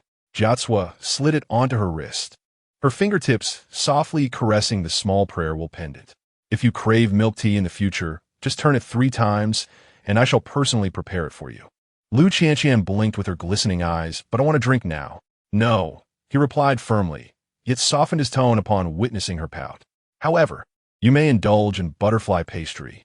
As the moonlight bathed the bedroom, Lu Qianqian lay on Jiatsua's chest, counting his eyelashes. Are you still angry? He inquired with his eyes closed, his hand rhythmically patting her back. She poked his collarbone. I am angry unless... Unless what? Tomorrow. Allow me half a cup of iced tea. Suddenly, Jiatsua flipped over, pinning her down. It seems the punishment was not profound enough. I was wrong. She laughed, evading him hot. I want hot. Amidst their playful banter, the silver bracelet on the nightstand jingled softly. Jiatsua seized her restless wrist. Pressing the small prayer-will in her palm, turn it 3 times. Obliging, she did as instructed, and after 3 rotations, Jiatsua's kiss arrived as promised. Sweeter than milk tea, he whispered between their lips. Outside, the silhouette of the Patala Palace shimmered in the moonlight. Their story, richer than butter tea and longer than the Milky Way, was just beginning. Chapter 52. The unruly ride the pastures on the outskirts of Lesa, late shrouded in morning mist, with dewdrops clinging to the tips of the grass, refracting shards of golden light under the sun. Lu Qianqian stood before the stable, gazing up at the magnificent pure black stallion led out by Jiatsua. Its mane as smooth as satin, hooves as white as snow, exuding a sense of wild power with each breath. "It's so tall," she murmured softly, taking a half step back. Jiatswa chuckled, wrapping one arm around her waist and effortlessly lifting her onto the horse's back. Lu Qianqian gasped, instinctively gripping the front of the saddle, her entire body stiffening like a piece of wood. "Relax." Jiatswa mounted the horse, his chest pressing against her back, his arm encircling her waist as he grasped the reins. "This is chasing wind. I've raised it since childhood, and it won't throw you off." His breath brushed against her ear, carrying the refreshing essence of the morning. Lu Qianqian relaxed slightly, yet felt the saddle beneath her shift subtly with the horse's breathing, that unfamiliar sensation causing her body to tense again. "Are you scared?" Jiatswa's lips grazed her earlobe. "Not all," she retorted defiantly, though her fingers discreetly clutched at his sleeve. Jiatswa's teaching style mirrored his personality, meticulous yet commanding. "Place your feet firmly in the stirrups, keep your back straight." His palm pressed against her lower back with a gentle force. "Yes, just like that." Lu Qianqian adjusted her posture according to his instructions, but in her intense focus, she failed to notice the deepening shadows in his eyes. The Tibetan riding attire accentuated her slender waist, and with each bump from the horse's gait, her soft curves brushed against his taut arm, almost imperceptibly. "Next, we will learn to control the reins." Jiatswa's voice dropped a notch, guiding her hands to adjust the tension on the reins, gently pulling left to turn. Right as words halted abruptly as Lu Qianqian suddenly turned her head, her nose brushing against his jaw. "Jiatswa, your heart is racing." In the sunlight, she smiled like a mischievous kitten that had pilfered a fish, her eyes gleaming with playful cunning. 3 hours later, Lu Qianqian was already able to gallop chasing wind on her own. "I've learned," she exclaimed excitedly, glancing back, her hair dancing in the wind.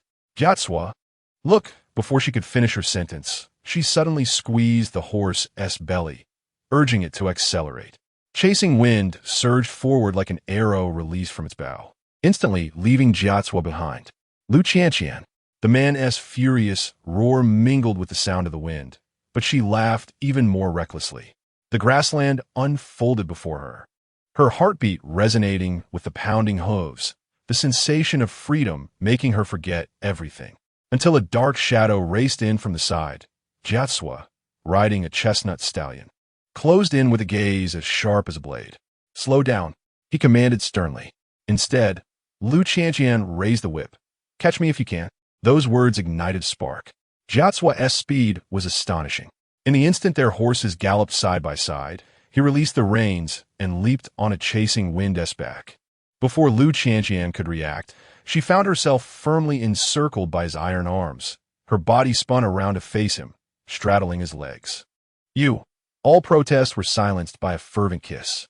Jiatswa's lips and tongue wielded a punishing intensity, nearly robbing her of all breath. The reins had long been lost to oblivion, while the spirited steed paused, lowering its head to graze on the verdant grass. "Are you provoking me?" He pressed his forehead against hers, his crimson gaze aflame, aware of the impending consequences. Lu Qianqian's fingertips trembled, yet her resolve remained firm. Isn't the master one to uphold decorum? The second kiss was more fervent than the first. His canine teeth grazed her lower lip, his hand slipping beneath the hem of her riding attire, pressing firmly at the small of her back. In this moment, I am the very embodiment of decorum.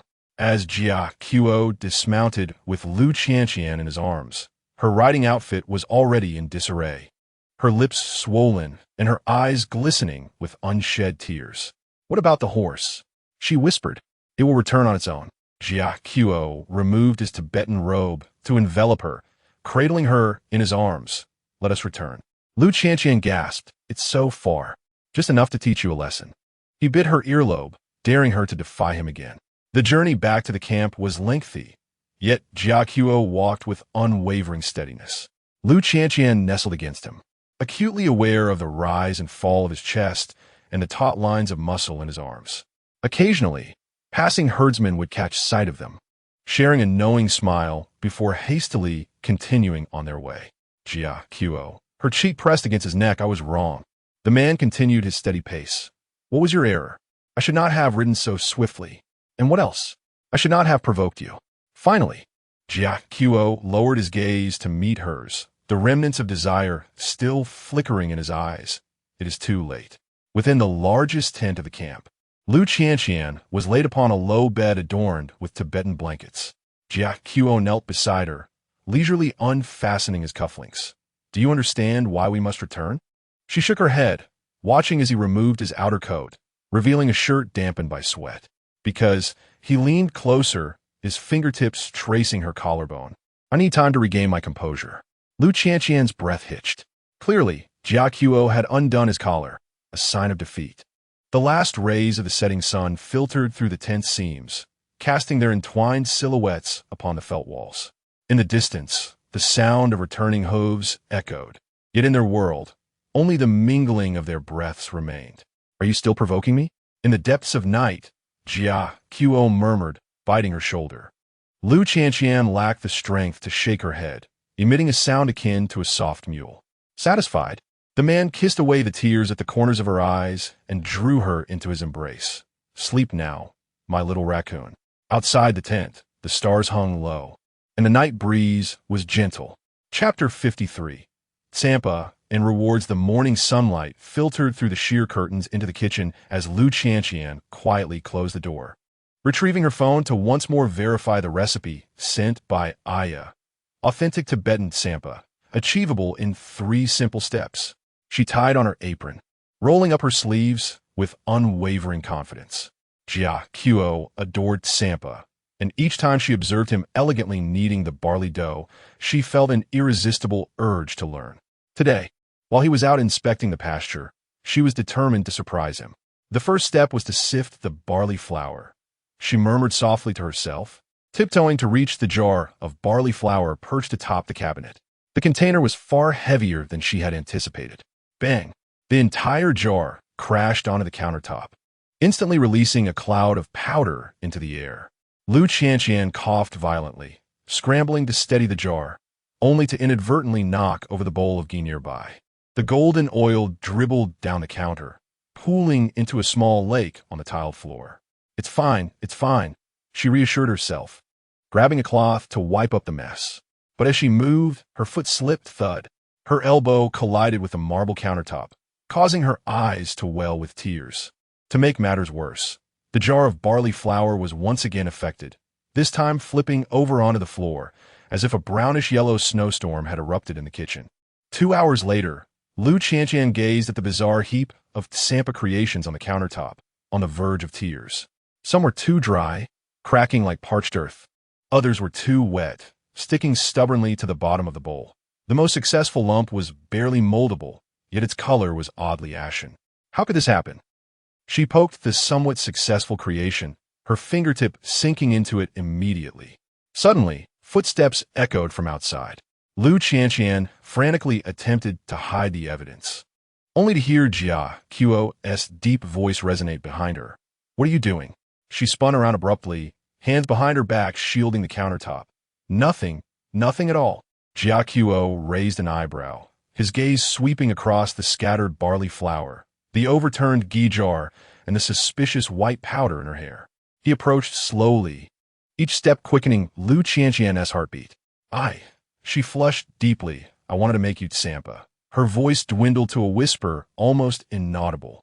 Jia Qiu's attention fell upon the failed creations. The most outrageous lump had even managed to pull a corner off the tile, resembling some sort of corrosive extraterrestrial organism. Lu Qianqian followed his gaze, utterly mortified, wishing desperately for a crack in the ground to swallow her. Don't look. I'll clean it up right away. Before she could finish her sentence, Jia Qiu had already picked up the most presentable piece of Tsampa and, without a change in expression, took a bite. Jia Qiu. She thought of snatching it away. You can't eat that. He deftly evaded her grasp, chewing thoughtfully, his Adam's apple bobbing as he swallowed. Not cooked enough. Too much ghee. He then picked up the offending lump that had shattered the tile, breaking off a small piece and placing it in his mouth. This barley flour is undercooked. Lu Qianqian stood there in stunned silence, watching as this man, notoriously fastidious about food, sampled her terrifying concoctions without so much as a grimace. You don't have to eat that. Her voice trembled. Jia Qiu gently brushed the flour off her nose with his thumb, remarking, "Because you made it." In the next moment, Lu Qianqian found herself lifted off the ground, cradled in his arms. "Jia Qiu," she exclaimed, panic rising as she clung to his neck. "The kitchen is still a mess. Someone will take care of it," he replied, striding towards the bedroom. "It is time for your reward." "Reward?" She blinked in surprise. "But I messed it up." Jia Qiu kicked open the bedroom door and placed her on the carpet, deftly unbuttoning his shirt with one hand. Effort deserves recognition. As he leaned down, she caught the scent of barley flour and ghee, evidence of her failure, yet at that moment transformed into the most intoxicating fragrance. "Wait," she pressed her small hand against his chest. "You truly don't think it's unappetizing?" Jia Qiu seized her wrist, pinning it above her head. "Unappetizing." His soft lips brushed against her collarbone, but sweet. As the sun dipped low in the sky, Lu Qianqian lay languidly against Jia Qiu's chest, her fingertips tracing circles on his torso. "Teach me the proper method." Jia Qiu captured her restless fingers. "Now, the kitchen is all tidied up." She propped herself up, her nightgown strap slipping down. "Jia said to use warm water, but I use cold." Her incessant chatter resembled that of a little sparrow eager to impress. Jia Qiu's gaze darkened. He suddenly rolled over, pinning her down. "Theoretical instruction is over." "Huh? What did you teach me?" "Just now." He bit through her shoulder strap. "Now for the practical."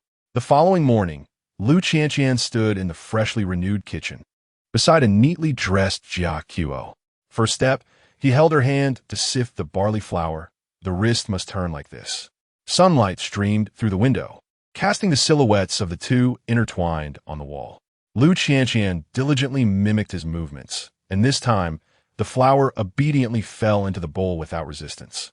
When the first perfect lump of sample was formed, she turned around excitedly. "I did it." Jia Qiu took a bite from her raised hand. Passable. Only passable?" She pouted. He lowered his head, kissing her pouting lips. "The remaining score." His arms tightened around her, "will be addressed in the bedroom." Outside, the morning light illuminated the peaks of the snow-capped mountains, while in the kitchen, a new round of teaching was just beginning. Chapter 54. The Tipsy Kitten. The banquet hall of the Jiatsua family was ablaze with light, the intertwining scents of sandalwood and butter tea wafting through the air. Lu Qianqian sat beside Jiatsua, her fingers unconsciously twisting the cuffs of her Tibetan robe. This was her inaugural appearance at a family gathering in the role of hostess. The room was filled with conversations in a language she barely understood. The occasional curious gaze directed her way, making her feel rather uneasy. "Nervous?" Jiatsua's fingertips gently squeezed her palm beneath the table. She shook her head, but subtly leaned closer to him. "Are they discussing me?" The corners of Jiatsua's mouth lifted slightly as he suddenly uttered something in Tibetan, causing the elders around them to burst into laughter. An elderly gentleman with silvery hair even raised his glass in her direction. "What did you say?" She whispered. "I said my little wife is as shy as a snow rabbit." He poured her a glass of a pale golden liquid, urging her to drink something sweet to relax. Trusting him, Lu Qianqian lifted the glass to her lips and took a sip. It was sweet with a hint of spice, reminiscent of fermented glutinous rice, but richer in flavor. Delicious. Her eyes sparkled as she tilted her head back and drank it all. Jiatsua's gaze darkened suddenly. "Lu Qianqian, this is." Before he could finish, she had already poured herself another glass. After 3 cups, Lu Qianqian felt the entire banquet hall spinning around her. The lights seemed exceptionally bright, and the laughter of the guests echoed in and out of focus. Strangely, Jiatsua beside her appeared particularly handsome. His eyelashes cast delicate shadows in the light, and the curve of his nose was as perfect as a deity depicted in a thangka. "Jiatsua," she tugged at his sleeve, "your eyelashes are so long." The man turned to find his little wife with flushed cheeks and glistening eyes, staring intently at him. "You're drinking homemade barley wine." He helplessly took the cup from her hand. Its after-effects were potent. Lu Qianqian tilted her head and suddenly reached out to touch his eyelashes. 1, 2, 3. The room erupted in astonishment. In Tibetan tradition, counting someone's eyelashes in public is a most blatant form of flirtation. Amidst the laughter of the elders, Jiatsua's ears turned a rare shade of red. "Qianqian," he grasped her mischievous hand, Don't be naughty. Not being naughty. She suddenly stood up, swaying as she pointed at him. Jiatsua, you tricked me into getting drunk. Then, to the shock of all present, she plopped down into his lap. The banquet hall fell silent. Lu Qianqian was oblivious, preoccupied with fiddling with Jiatsua's collar, unfastening and refastening the exquisite silver buttons. Her warm breath brushed against his neck, mingling with the sweet aroma of barley wine. Our little lark is tipsy, remarked the elderly gentleman with a smile. Jiatsua took a deep breath, suddenly lifting the one in his arms. Lu Qianqian gasped, instinctively wrapping her arms around his neck, the hem of her robe falling away to reveal her fair calves. Pardon us. He nodded slightly to the guests as he strode toward the inner chamber. Laughter erupted behind him, some even shouting something in Tibetan that elicited roars of mirth from the crowd. What are they saying? Lu Qianqian asked, dazedly tilting her head up. Jiatsua continued walking. They say I am to be devoured by a little sprite. In the master bedroom, the thick and soft Tibetan carpet cradled Lu Qianqian gently as she was placed in the center of the bed. Are you uncomfortable? Jia Qiu inquired, kneeling beside her to remove her heavy Tibetan robe. She shook her head and suddenly knelt up to meet his gaze. Jia Qiu, are you angry? No, he replied. You're lying. She poked his chest. Your heart is racing. Indeed it is. Ever since she had boldly settled into his embrace in front of others, his heart had not calmed. Do you know what it means to count a man's eyelashes at a banquet? He asked in a hoarse voice. Lu Qianqian tilted her head in contemplation. It means you like him? It signifies a desire for intimacy. She blinked and suddenly burst into laughter. Then I was right. Jia Qiu's restraint shattered in that moment. As the night wore on, Lu Qianqian's intoxication began to wane. She found herself wrapped in a woolen blanket, while Jia Qiu gently wiped her forehead with a warm towel. The sounds of the banquet outside had long faded, leaving only the occasional chime of the wind bells. Are you awake? He asked in a low voice. Fragments of memory began to reassemble, counting eyelashes, sitting on laps, being carried away. Lu Qianqian abruptly covered her head with the blanket. I'm doomed. Jia Qiu chuckled softly, enveloping both her and the blanket in his arms. So now you feel shy? Peering out from the edge of the blanket, she revealed her eyes. Will everyone think I am frivolous? They won't. He kissed the tip of her nose. They'll be pleased to see me break my vow. Break what vow? The vow of chastity. Lu Qianqian's face flushed once again, but he lifted her chin gently. As her sobriety returned, Jia Qiu's thumb caressed her swollen lips. It's time to settle the score. The man silenced her bargaining mouth with a kiss. Outside, the clouds atop the snowy mountains slowly dispersed, while their journey together was just beginning, stretching long ahead of them. Chapter 55. Love letter. The morning sun filtered through the sheer curtains, casting dappled shadows upon the carpet. The light, especially piercing after a night of indulgence, made Lu Qianqian squirm beneath the covers, her forehead throbbing, her throat parched as though she had swallowed a handful of sand. As she turned over, she realized that Jia Chao was no longer in bed, leaving only a faint scent of cedar lingering on his side of the sheets. Fragmented memories of the previous night began to resurface. She had sipped barley wine, counted Jia Chao's eyelashes, and even audaciously nestled into his embrace in front of others. She buried her face in her hands, mortified, her toes curling in embarrassment. On the bedside table, a glass of honey water awaited her alongside a note. The hangover remedy is in the thermos. Come find me in the study once you're done. Jia Chao. The handwriting was sharp and neat, as uncompromising as the man himself. Sipping the honey water slowly, her gaze fell upon a laptop on the desk. Jia Chao must have had a video conference that morning. She wondered if the executives had noticed the suspicious red marks on the usually stern Master Luo's neck. After finishing the hangover remedy, Lu Qianqian tiptoed toward the study. The door was slightly ajar, and just as she was about to knock, she overheard Jia Chao speaking in Tibetan, his tone deep and serious, as if attending to some significant matter. Hesitating momentarily, she opted to search for something to eat in the kitchen. As she passed the study, her peripheral vision caught sight of a slightly ajar drawer on the desk, revealing a corner of familiar pink stationery, her discarded draft of a love letter from last month, which had inexplicably gone missing. Her heart raced. Lu Qianqian glanced around, confirming the corridor was empty, and quietly pushed the study door open. Jia Chao was indeed absent, likely taking a call. She stealthily approached the desk and gently opened a drawer. Inside, neatly arranged, were all of her missing drafts. The first attempt at a love letter to him, crossed out and rewritten 17 times, the discarded version of wedding vows, though you can be fierce at times. I still, altered to though you appear cold, yet, even a hastily drawn sketch of his profile from her time in Singapore. The paper already yellowed with age. At the very top lay a pristine sheet of paper, inscribed with Jia Chao's sharp handwriting. Collection list. 1. The love letters discarded by the little raccoon, 23 letters. 2. The little raccoon's shopping list, including items like buying butterfly pastries, provoking Jia Chao, etc. 3. The little raccoon's draft papers. The misspelled versions are even more endearing. Lu Qianqian felt her eyes well up, her fingers trembling slightly. She had never realized that these seemingly insignificant fragments were cherished and preserved by him with such reverence. Have you found a treasure? A deep voice resonated from behind her, causing Lu Qianqian to jump in surprise. As she turned, Jia Chao stood behind her, his tall figure completely enveloping her. When did you? While you were sneaking in. He leaned against the desk, trapping her within the confines of his arms. Are you fully sober now? Blushing, Lu Qianqian nodded, still clutching the list in her hand. Jia Chao's gaze fell upon her fingertips, and he suddenly chuckled. It seems my secret has been uncovered by you. Why, she whispered, do you keep the scrap paper?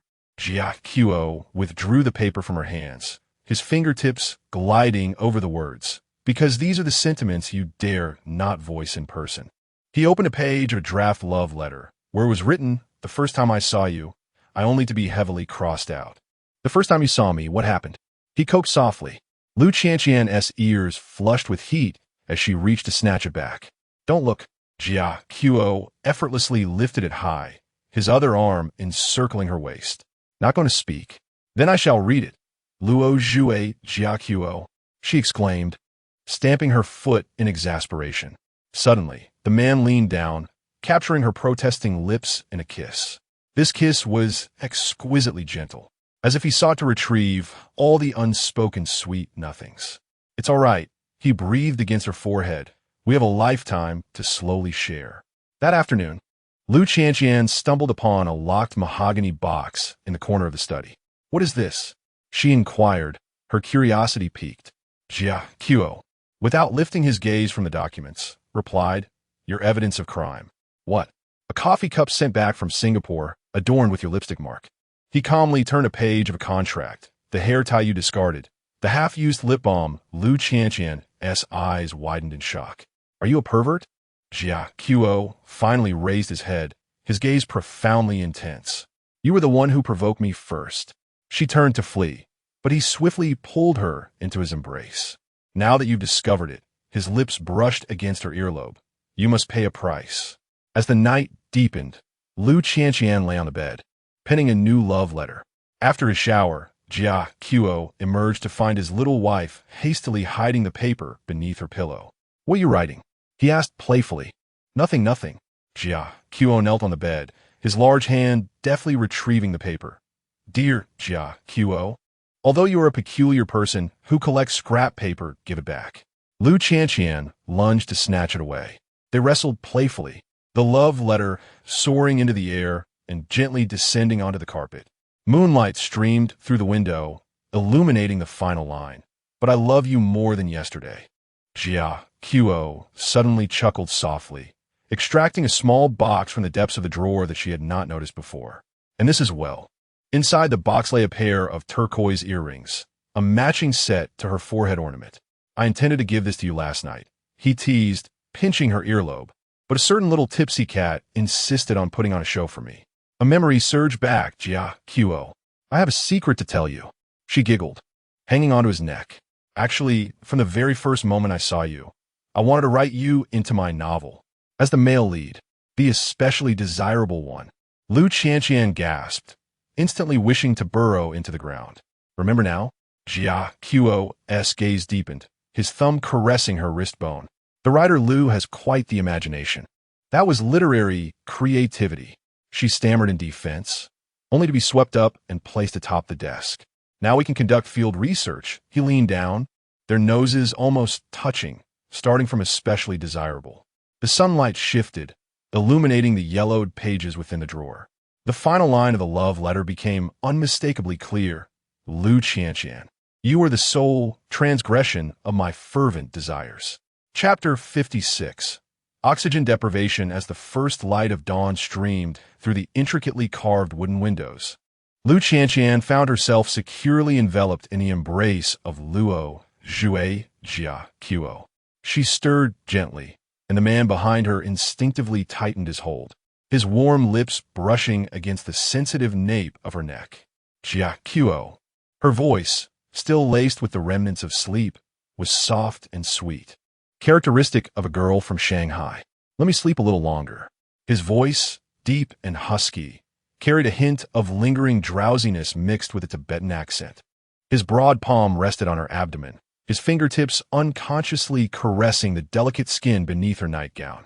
Turning to face him, Lu Qianqian's nose grazed his chin, feeling the faint prick of his stubble. She lifted her gaze, noticing the soft shadows beneath his half-closed eyes. He had waited for her to finish writing a chapter of her new book before sleeping, and by then, the moon had already risen high in the plateau sky. We're visiting teacher Sangji today, she reminded him softly, her fingers playfully tracing the faint red marks she had left on his collarbone the previous night. Suddenly, Luo Zhui Jia Qiuo's eyes flew open, a glint of danger flickering in his dark irises. With a swift motion, he rolled over, pinning her beneath him, his solid chest pressing against her petite frame. Lu Qianqian, he whispered, his breath warm against her ear. Do you think that now that we're married, I can't handle you? She giggled and attempted to evade him, but he seized her wrist, pinning it to the pillow. As he leaned down to kiss her, she deliberately turned her head, and his lips landed on her cheek instead. Oxygen deprivation. She blinked innocently, mimicking his tone when he had previously rejected her. Luo Zhui Jia Qiuo's Adam's apple bobbed as his gaze deepened. With one hand, he loosened the belt of his robe, revealing his muscular chest, and then, without warning, swept her into his arms. Ah! Lu Qianqian exclaimed, instinctively wrapping her arms around his neck. What are you doing? I'm taking you to a higher altitude, he declared, striding toward the bathroom with a mischievous smile, to let you experience true oxygen deprivation. As the steam enveloped the bathroom, Lu Qianqian melted against Luo Zhui Jia Qiuo's shoulder, surrendering to his gentle ministrations as he meticulously dried every inch of her skin with a towel. His touch was tender, as if handling fragile porcelain, a stark contrast to his earlier assertiveness. Teacher Sangji will notice, she murmured, watching him dress her in a carefully coordinated Tibetan outfit, a light blue satin robe, adorned with intricate lotus embroidery at the collar and cuffs, crafted especially for her by the finest tailor in Lhasa, kneeling to help her into her boots. Luo Zhui Jia Qiuo looked up, his gaze intense. Notice what? That I love my wife dearly. A blush crept across Lu Qianqian's cheeks as she instinctively covered his mouth with her hand. He seized the opportunity to kiss her palm, his tongue brushing lightly over the lines of her hand, causing her to retract it as if electrified. You're incorrigible, she whispered, yet found herself unable to resist, leaning down to kiss the top of his head. His hair, still damp, exuded a unique blend of cedar and Tibetan herbal scents, the fragrance that brought her the utmost comfort. Outside the door, the butler's respectful cough interrupted. Sir, the car is ready. Luo Zhui Jia Qiuo rose, adjusting her forehead ornament, the family heirloom, a silver chain embedded with celestial beads and turquoise, now resting gracefully upon her smooth brow, accentuating her porcelain skin. Absolutely stunning, he remarked. He murmured in awe, his fingers tenderly brushing her cheek. Lu Qianqian stood on tiptoe and pecked him gently on the lips, saying, because you chose it. The elderly writer Sangji's courtyard was nestled on the outskirts of Lhasa, adorned with blooming gesang flowers. Upon seeing them arrive hand in hand, a warm smile spread across the wrinkled face of the old man. Little Lu looked radiant today. Sangji offered her a cup of butter tea, his wise gaze lingering on her flushed cheeks before casting a meaningful glance at Luo Zhijiakuo. Lu Qianqian's fingers trembled slightly as she held the teacup, nearly spilling its contents. Without flinching, Luo Zhijiakuo accepted the cup, testing its warmth before returning it to her. She had been writing a new book and staying up late. His tone was calm, yet his hand discreetly patted her back in a soothing manner. Sangji laughed heartily, exclaiming, "Ah, the youth." He turned to Lu Qianqian. "Let me see your new work." She quickly retrieved her laptop from her bag, opening the latest chapter of Loving You in Hypoxia at 3,650 meters. The screen displayed a passage she had written the night before. He kissed me at an altitude of 3,650 meters, claiming that his racing heartbeat found justification. I laughed at his cleverness, yet in his deep gaze I saw my own flushed ears. Perhaps hypoxia and infatuation need not be distinctly separated. As Sangji finished reading, his eyes glistened with unshed tears. "You have a story in your eyes, child," he said, patting Luo Zhijiakuo's shoulder. "You have given her a piece of the starry sky." As they departed, the setting sun bathed the Patala Palace in golden hues. Suddenly, Luo Zhijiakuo halted the car by the roadside, taking Lu Qianqian's hand and leading her to a secluded hillside. "What's wrong?" she asked, puzzled. He did not answer, but instead removed his jacket and laid it on the grass before pulling her down beside him. In the distance, the snow-capped summit of Mount Everest shimmered with a rose-gold glow in the twilight.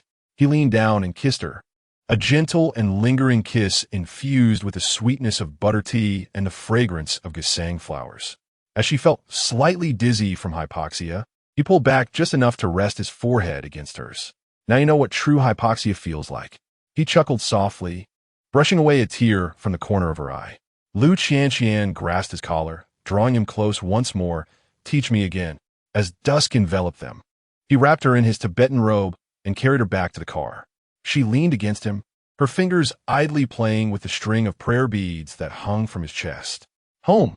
he asked softly, his lips brushing her hair. "MMM." She nodded, suddenly recalling something. "By the way, you Haven Tea, given me your feedback on today's new chapter." A glimmer of mischief sparkled in Luo Zhijiakuo's eyes as he started the engine. "Tonight in bed, I shall thoroughly review it." The car headed towards their home beneath the snow-capped mountains, where the document for Loving You in Hypoxia at 3,650 meters remained open in the back seat. With the latest edition reading, "His love for me is like the sun on the plateau, fierce and pure. I often ponder, perhaps in a past life, I was truly a butter lamp before his Buddha, and in this life, I am cradled in his hands, illuminating my remaining days." A week later, morning sunlight filtered through the sheer curtains, casting fragmented patterns on the floor. Lu Qianqian curled up on the wool blanket in her study, her fingertips intermittently striking the keyboard, her brow slightly furrowed. The document on the screen scarcely comprised 50,000 words, and she had already revised a new chapter 3 times. At an elevation of 3,650 meters, even breathing felt like a luxury. Yet, when he kissed me, I would willingly forsake oxygen. She stared at that line for several seconds before. In a moment of defeat, she pressed the delete key. "I can't write," she murmured, resting her chin on the desk, her fingertips unconsciously curling her hair. The study door creaked open gently, and Jia Qiuo entered, carrying a cup of butter tea, still imbued with the morning dew's chill. He donned a deep gray turtleneck sweater that accentuated his broad shoulders, with rolled-up sleeves revealing the turquoise bracelet she had gifted him, resting on his wrist. "Stuck?" he inquired, placing the teacup beside her. His warm hand naturally caressed the nape of her neck, gently kneading it. Lu Qianqian looked up at him with a pitiful expression. "I can't capture that feeling. It's the accelerated heartbeat from lack of oxygen, and what?" He leaned in, his breath brushing against her ear. "And the difference when you kiss me." Her ears flushed, her voice dwindling to a whisper. Jia Qiuo chuckled softly, suddenly lifting her from the chair and, after sitting himself down, placing her on his lap. "Do you need to revisit the experience?" Lu Qianqian blushed and pushed him away. "I am serious. The old writer said there are stories in my eyes, but I cannot articulate them." Last week, when Jia Qiuo took her to visit the elderly Tibetan writer, he had remarked this while gazing at her. The old man's wise eyes seemed to pierce through her every thought, leaving her both anxious and exhilarated. Jia Qiu turned her chin towards the screen, then write about your genuine feelings. Such as? For instance, he continued, his fingertips gliding to her collarbone. When his lips touched the sensitive skin behind your ear, the first time you saw me at the Jiakang Temple, your legs went weak not from altitude sickness. Lu Qianqian widened her eyes. I did not. Another example, he pressed on. The male protagonist tattoo behind his ear in the piece you wrote titled The Kiss of the Prayer Wheel. How did you know about that one? She suddenly turned, nearly toppling off his lap, but he caught her waist with a firm grip. Jia Qiu raised an eyebrow, pulling out a folder from the desk drawer. Inside lay printed copies of all her published works, some pages adorned with his annotations. Here, the male lead should exhibit a stronger presence. The kiss scene lacks authenticity. A suggestion, experience it firsthand and rewrite. Lu Qianqian stared in astonishment. When did you? Every night after you fall asleep, he replied, nibbling on her fingertip as he checked her progress and collected her manuscript fees. What manuscript fees? Before she could finish, Jia Qiu had captured her lips in a kiss. This kiss, imbued with the rich aroma of butter tea, was both tender and assertive, as if compensating for all the inadequacies in her writing. We finally released her. Both were left breathless. Can you write now? He asked, his thumb brushing against her moist lips. Lu Qianqian's heart raced like thunder. She suddenly leaped up and lunged for the keyboard. You need to leave. I must write. Jia Qiu chuckled as he stood, leaving a note on her desk. Today's manuscript fee will be collected tonight. Evening, study room as the sun dipped below the horizon. It bathed the snow-capped mountains in a golden hue. Lu Qianqian stretched languidly, having finally completed the first chapter. Rubbing her sore neck, she suddenly noticed a warm cup of milk had appeared on her desk, accompanied by a few pieces of her favorite milk candy. The document on her screen lay quietly, displaying the last paragraph of the chapter. At an altitude of 3,650 meters, science informs us that hypoxia can lead to palpitations, dizziness, and weakness in the limbs. Yet, no one has revealed that loving someone can evoke the very same symptoms, except that there is no remedy, nor any desire for one. The door creaked open once more, and Jiao Tuo leaned against the doorframe, holding a beautifully bound notebook. Submission. Lu Qianqian proudly saved her document, only to see him approach and open the notebook, filled with his handwritten remarks, meticulously detailing the strengths and weaknesses of each of her stories. The final page bore a graphical analysis, a statistical count of kiss scenes, a curve charting the male protagonist's assertiveness, and a bar graph depicting the female protagonist's frequency of coquetry. Lu Qianqian, embarrassment and anger surged within her as she lunged to snatch the notebook away. This is academic misconduct. Jiao Ta effortlessly lifted her onto the desk, tossing the notebook aside. Then let us engage in some field research. As his kiss descended, Lu Qianqian suddenly recalled something and turned her head to evade him. Wait, what you mentioned on your note about manuscript fees is. The man chuckled softly, biting her earlobe as he whispered, daily updates warrant daily payments. Outside, the last ray of sunlight vanished behind the snow-capped peaks, while the computer screen on the desk remained aglow. The document now adorned with a new line at the bottom. Special thanks for this work, Professor Luo Zhui Jiao Tuo, for his personal guidance. Chapter 57. Highland Indulgence. Lu Qianqian curled up within the embrace of the Tibetan blanket, cold sweat dampening the wisps of hair at her temples.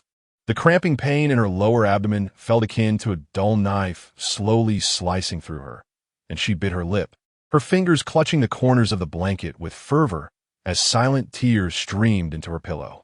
Jiazuo was not at home. He had gone to partake in a blessing ceremony in the pastoral region, with the promise of returning only tomorrow. She groped for the painkillers on the bedside table, but accidentally knocked over a glass of water. The shattering of glass echoed piercingly in the stillness of the night. Qianqian. The door was thrust open abruptly, and the corridor light delineated Jiazuo's tall silhouette. He was still clad in the deep crimson Tibetan robe worn during the ceremony, the golden chain of the prayer wheel in his hand swaying gently. Lu Qianqian wished to speak, but the pain rendered her only capable of emitting a feeble whimper akin to that of a kitten. In a flurry, Jiatsua crossed the room in 3 strides, his palm pressing against her forehead, slick with cold sweat. When did it begin? Earlier, this afternoon, she weakly grasped his sleeve. Didn't you say you would return tomorrow? Panic-stricken, he replied tersely, already pivoting to rummage through the medicine cabinet. It feels as if someone is dragging my soul back. Kneeling beside the bed, Jiatsua suppressed his anger as he assessed the contents of the medicine cabinet. Only expired painkillers lay within. Where's the housekeeper? His voice was terrifyingly low. Lu Qianqian shook her head. I didn't say in truth, she had dismissed the housekeeper 3 times, insisting she was fine. Now, regret washed over her, threatening to bring forth more tears. Jiatsua's gaze made her feel as if she had committed an unforgivable sin. The man inhaled deeply, suddenly rising to shed his Tibetan robe. To the hospital? She inquired softly. To the Holy Lake. Jiatsua had already donned a thick mountaineering outfit, ready for the journey. Lu Qianqian's eyes widened in shock. The medicinal mud from Nam Ko was a Tibetan medical secret, yet the round trip would take at least 6 hours, and now, outside, a blizzard howled fiercely. At 3 in the morning, Lu Qianqian lay in a state between pain and anxiety, half awake, with every gust of wind rustling the prayer flags. She hoped it was Jiatsua returning. It wasn't until the roar of an engine echoed from outside that she struggled to rise, nearly tripping over her skirt. When the porch light flickered on, she saw a snow-covered figure step inside.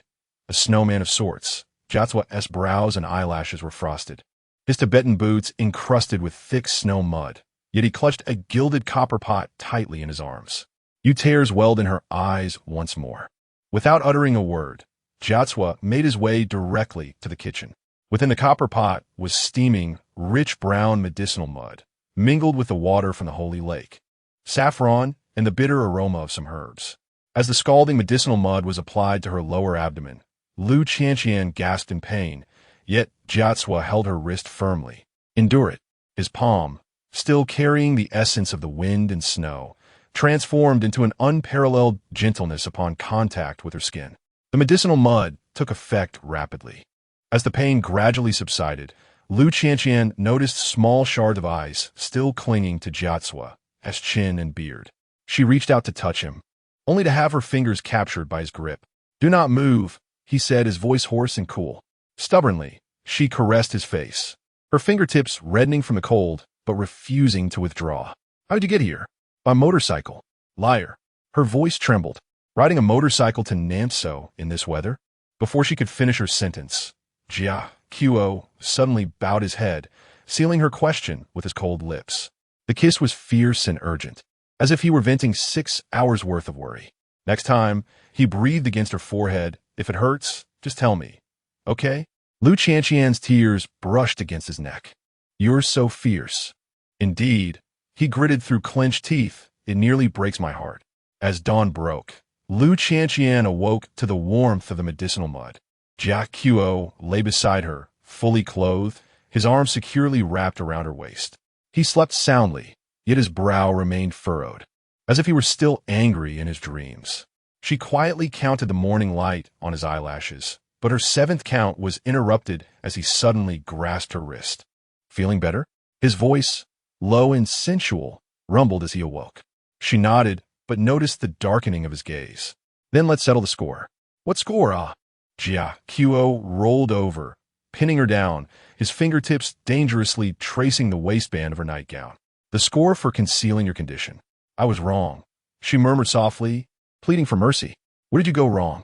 "I shouldn't have been so stubborn." "And?" "I shouldn't have worried you." His kiss descended, more fervent than the medicinal mud. The punishment doubles.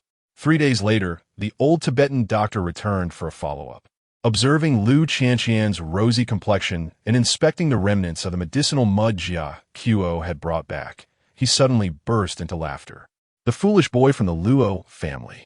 This is a remedy for pregnant women." Lu Qianqian spat out a mouthful of butter tea. Jia Qiu froze, his ears visibly reddening. The old doctor continued chattering, "But it does have a good warming effect on the uterus." That evening, Lu Qianqian discovered an open Tibetan medical text in the study. Resting on the page regarding the treatment of menstrual pain, beside which were Jia Qiu's densely packed notes. The last line stood out. Prepare a month in advance next time. Never ride a motorcycle again. You're foolish boy. Outside, the first breath of spring brushed against the prayer flags. A misunderstanding regarding the remedy for maintaining pregnancy became their sweetest shared jest. In recent days, Lu Qianqian felt exhausted and weak.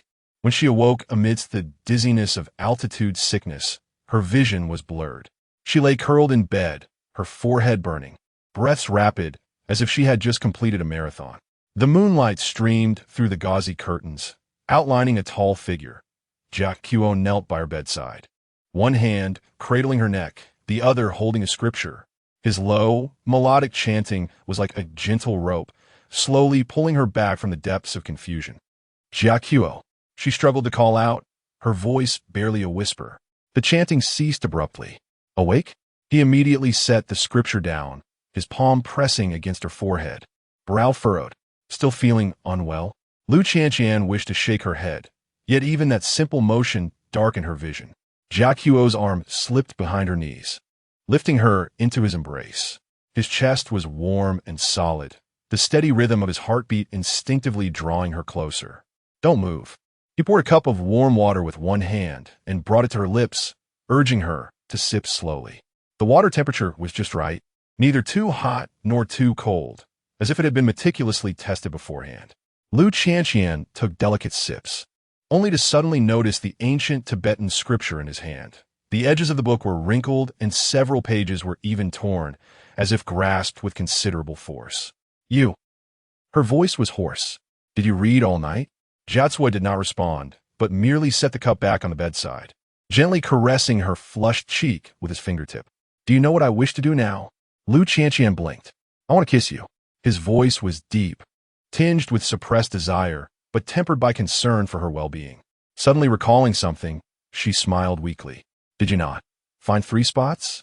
This was an inquiry she had posed to him the previous week, curious as to why his kisses during her altitude sickness always landed on specific places. Jiatsua's gaze darkened, and without warning, he leaned down, his lips brushing against the delicate pulse on the inner side of her wrist. Here, his kiss was as light as a feather, the pulse faint, ensuring her heartbeat remained unaffected. Lu Qianqian held her breath, watching as he slowly traced his way up her inner arm, finally pausing at the crook of her elbow, his tongue gently grazing that sensitive skin. Here, he murmured, his voice husky, the vessels are shallow, allowing me to feel your body warmth. Her fingertips trembled slightly as she watched him continue downward, his lips eventually landing on the inner side of her ankle, a place often overlooked. Here, he lifted his gaze to meet hers, his eyes profound, the farthest from the heart, and thus the safest. 3 kisses, 3 locations, each as precise as a pilgrimage. Lu Qianqian felt her eyes welling with emotion, suddenly tugging at his collar to draw him closer. There's south one place you haven't tried. Jiatsua raised an eyebrow. Oh, she tilted her head, pressing her lips against his Adam's apple. Here. Why? His voice tightened. Because.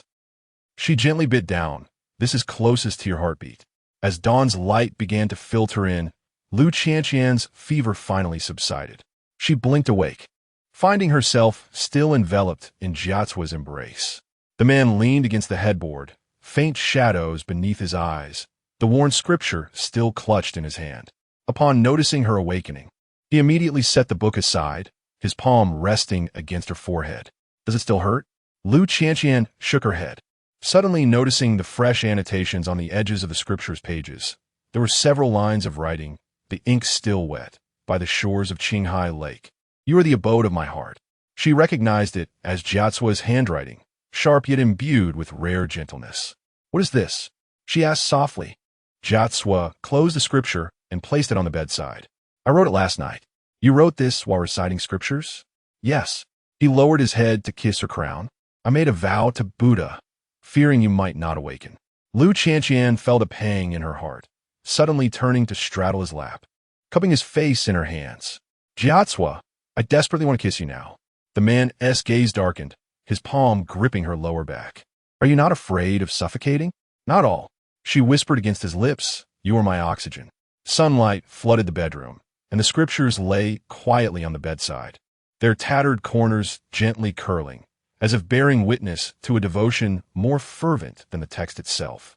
Chapter 58. The inspiration of sweet and crispy ribs. Lu Qianqian rested her forehead against a notebook on her desk, the nib of her fountain pen spreading a dark ink blot across the page. The final chapter of Loving You in Oxygen-Deprived Heights had been stalled for 2 days. Despite her incessant revisions, she could not conjure a satisfying conclusion. Outside, the night breeze of Lessau rustled the prayer flags softly, while moonlight filtered through the Tibetan window frame, casting delicate patches of light beside her. "I can't write," she murmured softly, her fingertips tapping restlessly on the table. The study door creaked open gently, and Jia Qiu entered, carrying a gilded teapot. The sleeves of his crimson Tibetan robe were rolled up to his elbows, revealing well-defined forearms. He set down the teapot and placed his palm on the nape of her neck, kneading it with a balanced pressure. "Take a break," he said, his voice low and imbued with an air of authority that brooked no refusal. Lu Qianqian shook her head, grasping his wrist. "Just give me 1 more hour." Jia Qiu's gaze fell upon her, noting the faint shadows beneath her eyes, his expression deepening slightly. "Half an hour. 45 minutes. She countered. He pinched her nose playfully. "Deal." The following morning, Lu Qianqian was roused by the sounds outside her window. Groggily, she pushed open the window, and the morning breeze, laden with the fragrance of blossoms, enveloped her. What had once been an empty courtyard had transformed into a garden overnight. Jasmine, roses, and gesang flowers bloomed vibrantly under the highland sun. Even a few white magnolias transplanted from Shanghai were thriving. Jia Qiu knelt among the flowers, the hem of his robe dusted with soil, carefully planting a rose into a ceramic pot. "Jia Qiu," she called from the windowsill. He looked up, sunlight casting a golden hue upon his chiseled features. Rising, he brushed the dirt from his hands and approached the window. "Awake now? These flowers, they are for you." He gently tucked a stray lock of hair behind her ear. "When you find it hard to write, look at them." Lu Qianqian felt warmth welling in her eyes and, in a sudden burst of affection, leaped over the windowsill into his embrace. Jia Qiu caught her securely, his robe carrying the fresh scent of morning dew and earth. "Do you like them?" he asked softly. She nestled into the crook of his neck, her nose brushing against his cool skin. "I adore them." That evening, Lu Qianqian found herself again struggling with her writing. Biting the cap of her pen, she stared blankly at the empty computer screen until the alluring aroma wafting from the kitchen caught her attention. Following the scent, she abandoned her pen and ventured forth. Jia Qiu stood at the stove, his black shirt sleeves rolled up to his elbows, intently stirring the ribs in the pot. The caramelized meat sizzled, filling the air with a rich fragrance that instantly made her forget her earlier woes. "Can you make sweet and crispy ribs?" She leaned in, resting her chin on his shoulder. "I learned from a master in Shanghai," he replied, turning to plant a kiss on the top of her head. "Want to try?" He picked up a piece that had cooled slightly and offered it to her mouth. Lu Qianqian bit into it, the crispy exterior enveloping the tender meat, the sweet and salty sauce bursting on her tongue, and she closed her eyes in bliss, resembling a contented kitten. "Is it delicious?" She nodded eagerly, reaching for a second piece from his chopsticks. "I want more." Jia Qiu chuckled softly, allowing her to frolic in his embrace until the plate of ribs was emptied. At that moment, he took the chopsticks from her hand. "Have you found inspiration?" Lu Qianqian licked the sauce from the corner of her mouth and suddenly leaned in to kiss him, exclaiming, "With you, what more inspiration do I need?" At 2 a.m, Lu Qianqian was engrossed at her desk. When Jia Qiu entered, she was deep in thought, biting the cap of her pen, with her draft paper filled with chaotic paragraphs. He approached from behind, covering her eyes with his palm. "Time for sleep. Just a little longer," she protested, pushing his hand away. "No," he replied firmly, closing her notebook with one hand and lifting her from the chair. "We'll write tomorrow." Lu Qianqian kicked her legs in defiance. "Jia Qiu, this is tyranny." "Indeed," he said without missing a beat, carrying her towards the bedroom. "For your well-being, I shall always be a tyrant." She was tossed onto the soft bedding, and before she could voice her objections, Jia Qiu leaned down, his fingertips brushing against her lips. The punishment for staying up late. Do you wish to claim it now or tomorrow morning? Lu Qianqian blinked and suddenly wrapped her arms around his neck. Now, Jia Qiuo's gaze darkened as he bent down to kiss her. As you wish. The following morning, Lu Qianqian awoke to the sunlight streaming in, only to find Jia Qiuo absent from the bed. Rubbing her eyes, she approached the window and discovered him watering the flowers in the courtyard. The morning light casting a glow upon him, outlining his broad shoulders and narrow waist. Suddenly inspired, she grabbed her notebook and rushed back to her desk, her fingers flying over the keyboard. He is like the sun on the plateau, both fierce and gentle.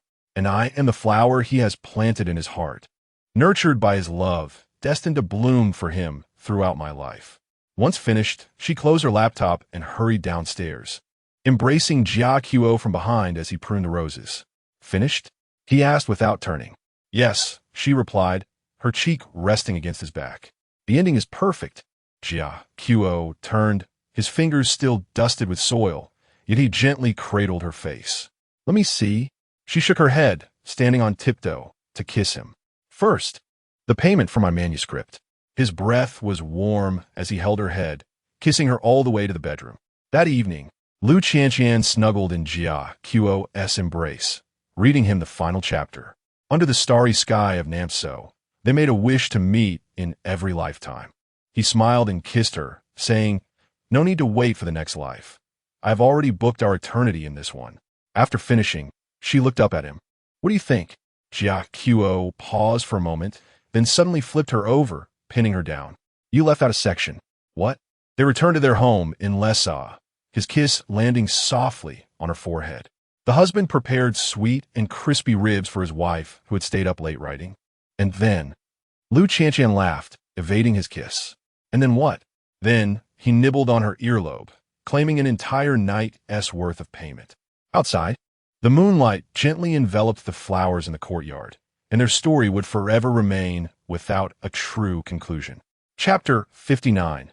The surprise of the signing event. The editor, adjusting his glasses, pushed the final proof of the book towards Lu Qianqian. The golden embossed title in 3650 meters of oxygen deprivation. I Love You shimmered enticingly on the cover, with a dedication inscribed on the title page, to the one who makes me breathless. Lu Qianqian's fingertips caressed the pages, her ears warming slightly. Each story within was a cherished memory shared with Jia Qiuo. Their first encounter at the Jiakhang Temple, the breathlessness of the Shodan Festival, the starry sky over Namso, even the moments when he prepared sweet and sour ribs for her in the dead of night. With an initial print run of 100,000 copies, the book sold out in 3 days. The editor excitedly flipped through the sales data, announcing that the signing event was scheduled for the following Saturday. Just as Lu Qianqian was about to nod in agreement, the study door swung open. Jia Qiuo entered, carrying a cup of butter tea, his black turtleneck accentuating the sharpness of his jawline. Setting the cup down, his gaze swept over the proof, and a smile tugged at the corners of his lips. Do you need me to accompany you? Not necessary, she replied, deliberately turning her face away. Fans would recognize the master of the Luo family. Jia Qiuo chuckled softly, his fingers grazing the nape of her neck. Just give it a try. On the day of the signing event, the sun shone brightly over Lessa. A long queue formed outside the bookstore, and Lu Qianqian sat behind the signing table, her pen gliding smoothly across the title page. The 57th reader was a tall man wearing sunglasses, his muscular silhouette barely concealed under a navy trench coat. What message would you like me to write? She asked, lowering her gaze to arrange the signature page. The man remained silent, sliding a note across the table. Written in Tibetan and Chinese, the handwriting sharp as a knife. All rights reserved, held for life by Luo Zhu Jia Qiuo. Lu Qianqian's head snapped up, her face flushing red as it was reflected in his sunglasses. Jia Qiuo leaned against the table, the scent of cedar enveloping her as he spoke. Lu, will you not sign? Whispers of curiosity rippled through the surrounding fans. In a flurry, she bent down to sign, but felt him grasp her wrist. His warm breath brushed against her ear. Tonight, I shall remind you of Chapter 32. The chapter depicted their first encounter in the study. The pen clattered onto the table. In a rugged vehicle on their way back, Lu Qianqian pretended to be engrossed in reading the fan messages, deliberately ignoring the man at the wheel. Are you intentionally ignoring me? Jia Qiu asked, one hand steering while the other suddenly gripped the nape of her neck. She turned her head to gaze out the window. Isn't the master of the Luo family supposed to care about his face? Why did they? The vehicle abruptly halted by the roadside. The seatbelt clicked open, and Jia Qiu seized her waist, pulling her onto his lap. In a confined space, his warmth radiated through her clothing. Are you provoking me again? And if I am? She tilted her head back, her fingertips poking at his chest. In the next moment, their lips met fiercely. The kiss bore the weight of punishment, his teeth grazing her lower lip, his tongue sweeping across the roof of her mouth until she clutched his collar, gasping for breath. Don't beg for mercy tonight. As the Tibetan clock chimed 10 times, Lu Qianqian found herself pinned against the study door. Jia Qiu deftly untied the sash of his Tibetan robe, while the other hand opened the new book to chapter 32. He pressed her against the ancient bookshelf, the prayer beads digging into her waist. Stop reading, she exclaimed, lunging to cover his mouth. The man effortlessly restrained her wrist, whispering as he nibbled on her earlobe. Isn't fidelity to detail the hallmark of a writer? The scent of ancient sandalwood, the dampness of, and the mingling of breaths. All the nuances were rendered with exquisite precision. At 3 a.m, with tears glistening in her eyes, Lu Qianqian bit into his shoulder, murmuring, I was wrong. What did you err? I shouldn't have. Written with such depth. Jia Chao chuckled softly, kissing away the tears at the corners of her eyes. It's too late. As the sun rose high, Lu Qianqian awakened, her body languid and sore. On the bedside table lay a new book and a cup of honey water, with a gilded note tucked between the pages. Today is a day of rest. Accompany writer Lu for a signing session. You're a lifetime holder.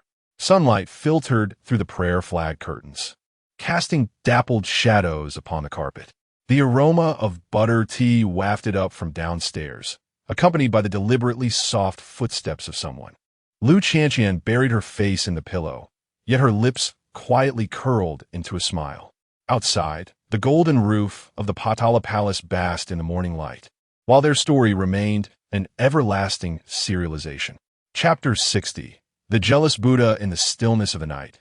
Lu Qianqian curled up on a single sofa in the study, her fingertips unconsciously gliding across the tablet screen. The trending topic Lu Qianqian, Chun Ang's old engagement lingered at the forefront, with marketing accounts releasing a few indistinct old photographs. She stood beside Chenong in a light-colored gown, a polite smile gracing her lips. The malicious speculations in the comments section spread like venomous serpents. No wonder she could pen such novels. She is well-versed in experience. Did the head of the Luo family know she nearly got engaged to someone else? The glow of the screen cast a pallor on her face, her fingers trembling slightly. The study door creaked open, and Jia Chao entered, holding a cup of warm milk. His gaze swept over her rigid figure before settling on the tablet. Still awake? His voice was low as he placed the milk beside her. Lu Qianqian hurriedly locked the screen, forcing a smile. I'll be sleeping soon. Without a word, Jia Chao snatched the tablet away, his fingers tapping the screen lightly, revealing the malicious comments in an instant. The color in his eyes darkened ominously. At 2 a.m, the Luo Family S legal team was fully assembled online. Jia Chao occupied the main seat in the study. His sleeves rolled up to his forearms, revealing taut muscle contours. In a video conference, the lawyer reported, we have identified the IP addresses of 3 defamatory accounts, and the evidence has been secured. We will proceed with the lawsuit. Jia Chao's voice was as frigid as the ice on a snow-capped mountain, leaving no room for leniency. Lu Qianqian stood outside the door, her fingers nervously gripping the hem of her nightgown. She had never seen this side of Jia Chao, his brows sharp, jaw clenched, transformed once more into the awe-inspiring head of the Tibetan family. As the meeting concluded, she turned to leave, but was suddenly yanked into the study with force. Jia Chao pinned her against the door, his palm cradling the back of her head, his breath hot against her skin. What are you hiding from? She opened her mouth, only to be interrupted by him. Has he ever kissed you? Lu Qianqian's eyes widened in shock. Jia Chao's thumb caressed her lower lip, his gaze dark and intimidating. Has Chunong ever touched you here? Of course not, she retorted angrily, punching his shoulder. That was just a dinner photo with my parents. The man's expression remained unyielding. Instead, he leaned closer. What about your hands? Your waist? None of that. She struggled to push him away. You know my past. I want to hear you say it. He suddenly bit her earlobe, demanding every detail.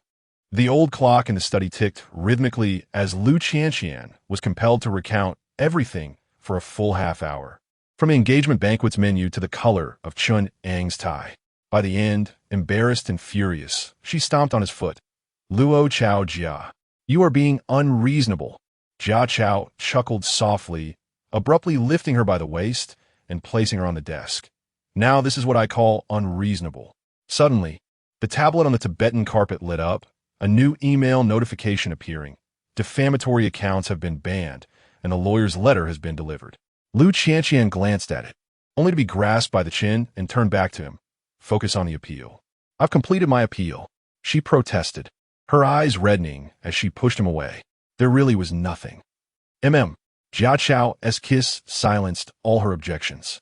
It was fierce and urgent, as if he intended to rebrand every inch that another might have touched. As she gasped for breath, her head tilted back as if starved for oxygen. She heard his hoarse voice whisper, not enough. Outside, the morning light of Lhasa gradually spilled over the snow-capped mountains. Lu Qianqian, utterly exhausted, sank into her pillow, listening to Jiatsua murmur near her ear, Now, the entire world knows to whom you belong. Drowsily, she reached out to touch the stubble on his chin. It has always been so. When a midday sun flooded the bedroom, Lu Qianqian was awakened by the ringing of her phone. The excited voice of the editor from the publishing house burst forth. All the rumor-mongering accounts have been shut down. A mysterious benefactor has purchased every billboard in the city center, showcasing your wedding photos. She sat up abruptly, a wave of soreness coursing through her waist. Outside the floor-to-ceiling window, on the giant screen facing the direction of the Potala Palace, there it was, her wedding photo with Jiatsua from the Shodan Festival, where she adorned a red coral headdress, being swept off her feet by him, her skirt billowing in the air. In the lower right corner, a line of Tibetan script read, "My wife Qianqian, a testament to the Pure Land." The bathroom door swung open, and Jiatsua emerged, towel in hand, his shoulders still bearing the faint marks of passion. Noticing her stunned expression, he raised an eyebrow and asked, "Are you satisfied?" Lu Qianqian buried her face in the quilt. What a spendthrift. The man lifted the quilt and pressed down upon her. There are even greater extravagances. Chapter 61. The Rules of the Buddha's Child in the morning. The sun shone brightly, casting warm and gentle light over the entire city of Lhasa. Outside the largest bookstore in Lhasa, crowds surged. Lu Qianqian sat behind the signing table, her pen gracefully inscribing signatures on the title pages. Amidst the rising chorus of excited shouts, "Wife! Over here! Qianqian, I love you!" She lifted her gaze and smiled, scanning the crowd, only to catch sight of a familiar tall figure in the last row. Jia Chao, wearing sunglasses and a black trench coat that accentuated his sharp shoulders, exuded an aura that warned others to keep their distance. The corners of Lu Qianqian's mouth lifted slightly as she deliberately winked at a male fan who called out to her, "Thank you for your support." In the next moment, she distinctly felt a sudden drop in temperature from the back row. After the signing event concluded, Lu Qianqian had just stepped into the backstage lounge when she was abruptly pulled into a nearby storage room with force. In the darkness, Jia Chao pinned her against the bookshelf, his breath hot against her ear. "Wife?" She blinked innocently. Just a term of endearment from the fans." "Just a term?" He bit her earlobe, his canine teeth grazing her skin. "Does the esteemed author enjoy this?" Just as Lu Qianqian was about to argue, footsteps approached from outside the lounge. "Teacher Qianqian, where are you?" "There's an interview." Jia Chao covered her mouth with one hand while the other slipped under her shirt. "Tell them the interview is canceled." She shook her head, but he captured her lips in a deep kiss, releasing her breathless only when the footsteps faded away. "Let us go home," he rasped now. The Tibetan carpet in the bedroom was strewn with new books and gifts from fans. Jia Chao knelt beside the bed, his fingertips deftly unbuttoning her shirt, his movements gentle yet irresistible. "Here," His lips brushed over her collarbone. Here, his fingers glided over her waist, and here, his palm pressed over her heart. All belonged to me. Lu Qianqian trembled under his kisses, softly protesting. Is this reasonable? Not at all, he replied, unfastening her bra. According to the rules of the Luo family, there can only be one title for a wife. What title? Mine. Later that night, with tears glistening in her eyes, Lu Qianqian pushed against his shoulder. Enough, there's a signing event tomorrow. Jia Chao grasped her chin, forcing her to gaze at her reflection in the dressing table mirror, her long hair disheveled, her body marked with red bruises, resembling a candy that had been devoured. Will you still let the fans call you wife? No, no more. She shook her head, her voice trembling, unaware of how sweetly it sounded. Jia Chao's gaze darkened, suddenly flipping her over, too late. As the sunlight filtered through the sheer curtains, Lu Qianqian awoke, her body aching all over. On the bedside table lay a cup of honey water and a gilded note. New rules. 1. Responding to the title wife is prohibited. Violators will face nightly punishment. 2. Wedding rings must be worn at signing events. Violators will face daily punishment. 3. At least 10 utterances of husband are required daily. Violators will face immediate punishment. The note bore a small drawing of a prayer wheel, alongside her familiar handwriting. The sound of running water ceased, and Jia Chao emerged from the bathroom, drying his hair, with fresh scratches still visible on his shoulder. Upon seeing her awaken, he leaned down to kiss her brow. Do you remember? Lu Qianqian buried her face into the pillow, murmuring, "Tyrant." The man chuckled softly, drawing both her and the blanket into his embrace. There exists an even more tyrannical one. Outside the window, the majestic Patala Palace stood resplendent, its dazzling golden roof basking quietly in the gentle morning light. The dawn, like delicate threads, penetrated the thin air, cloaking this sacred edifice in a shroud of mystery and brilliance, while their tale had merely begun to unfold in its first chapter. Chapter 62. Exclusive marked the trending topic exploded at dawn, as Lu Qianqian's phone began to vibrate uncontrollably at 6 in the morning. Groggy, she extricated herself from Jia Qiu's embrace, and as her fingertips brushed the screen, she was inundated with a flurry of Weibo notifications. Prototype of the love letter from the Tibetan region exploded.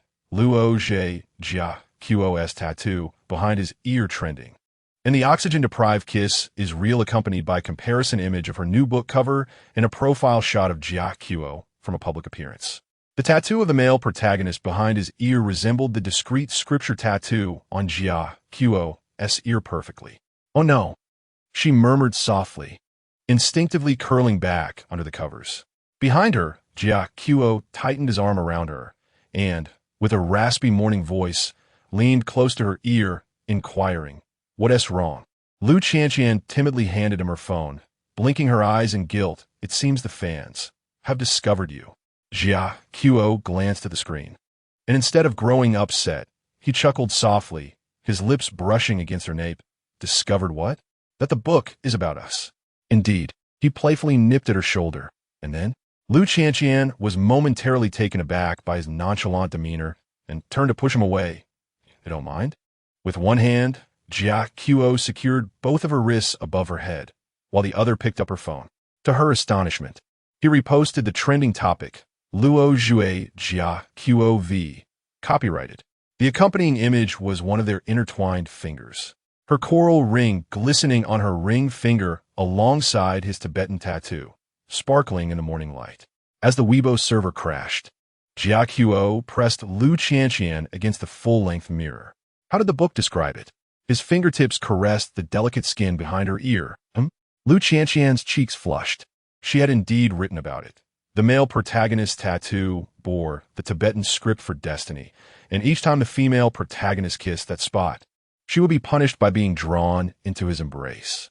I may have embellished a bit," she defended softly.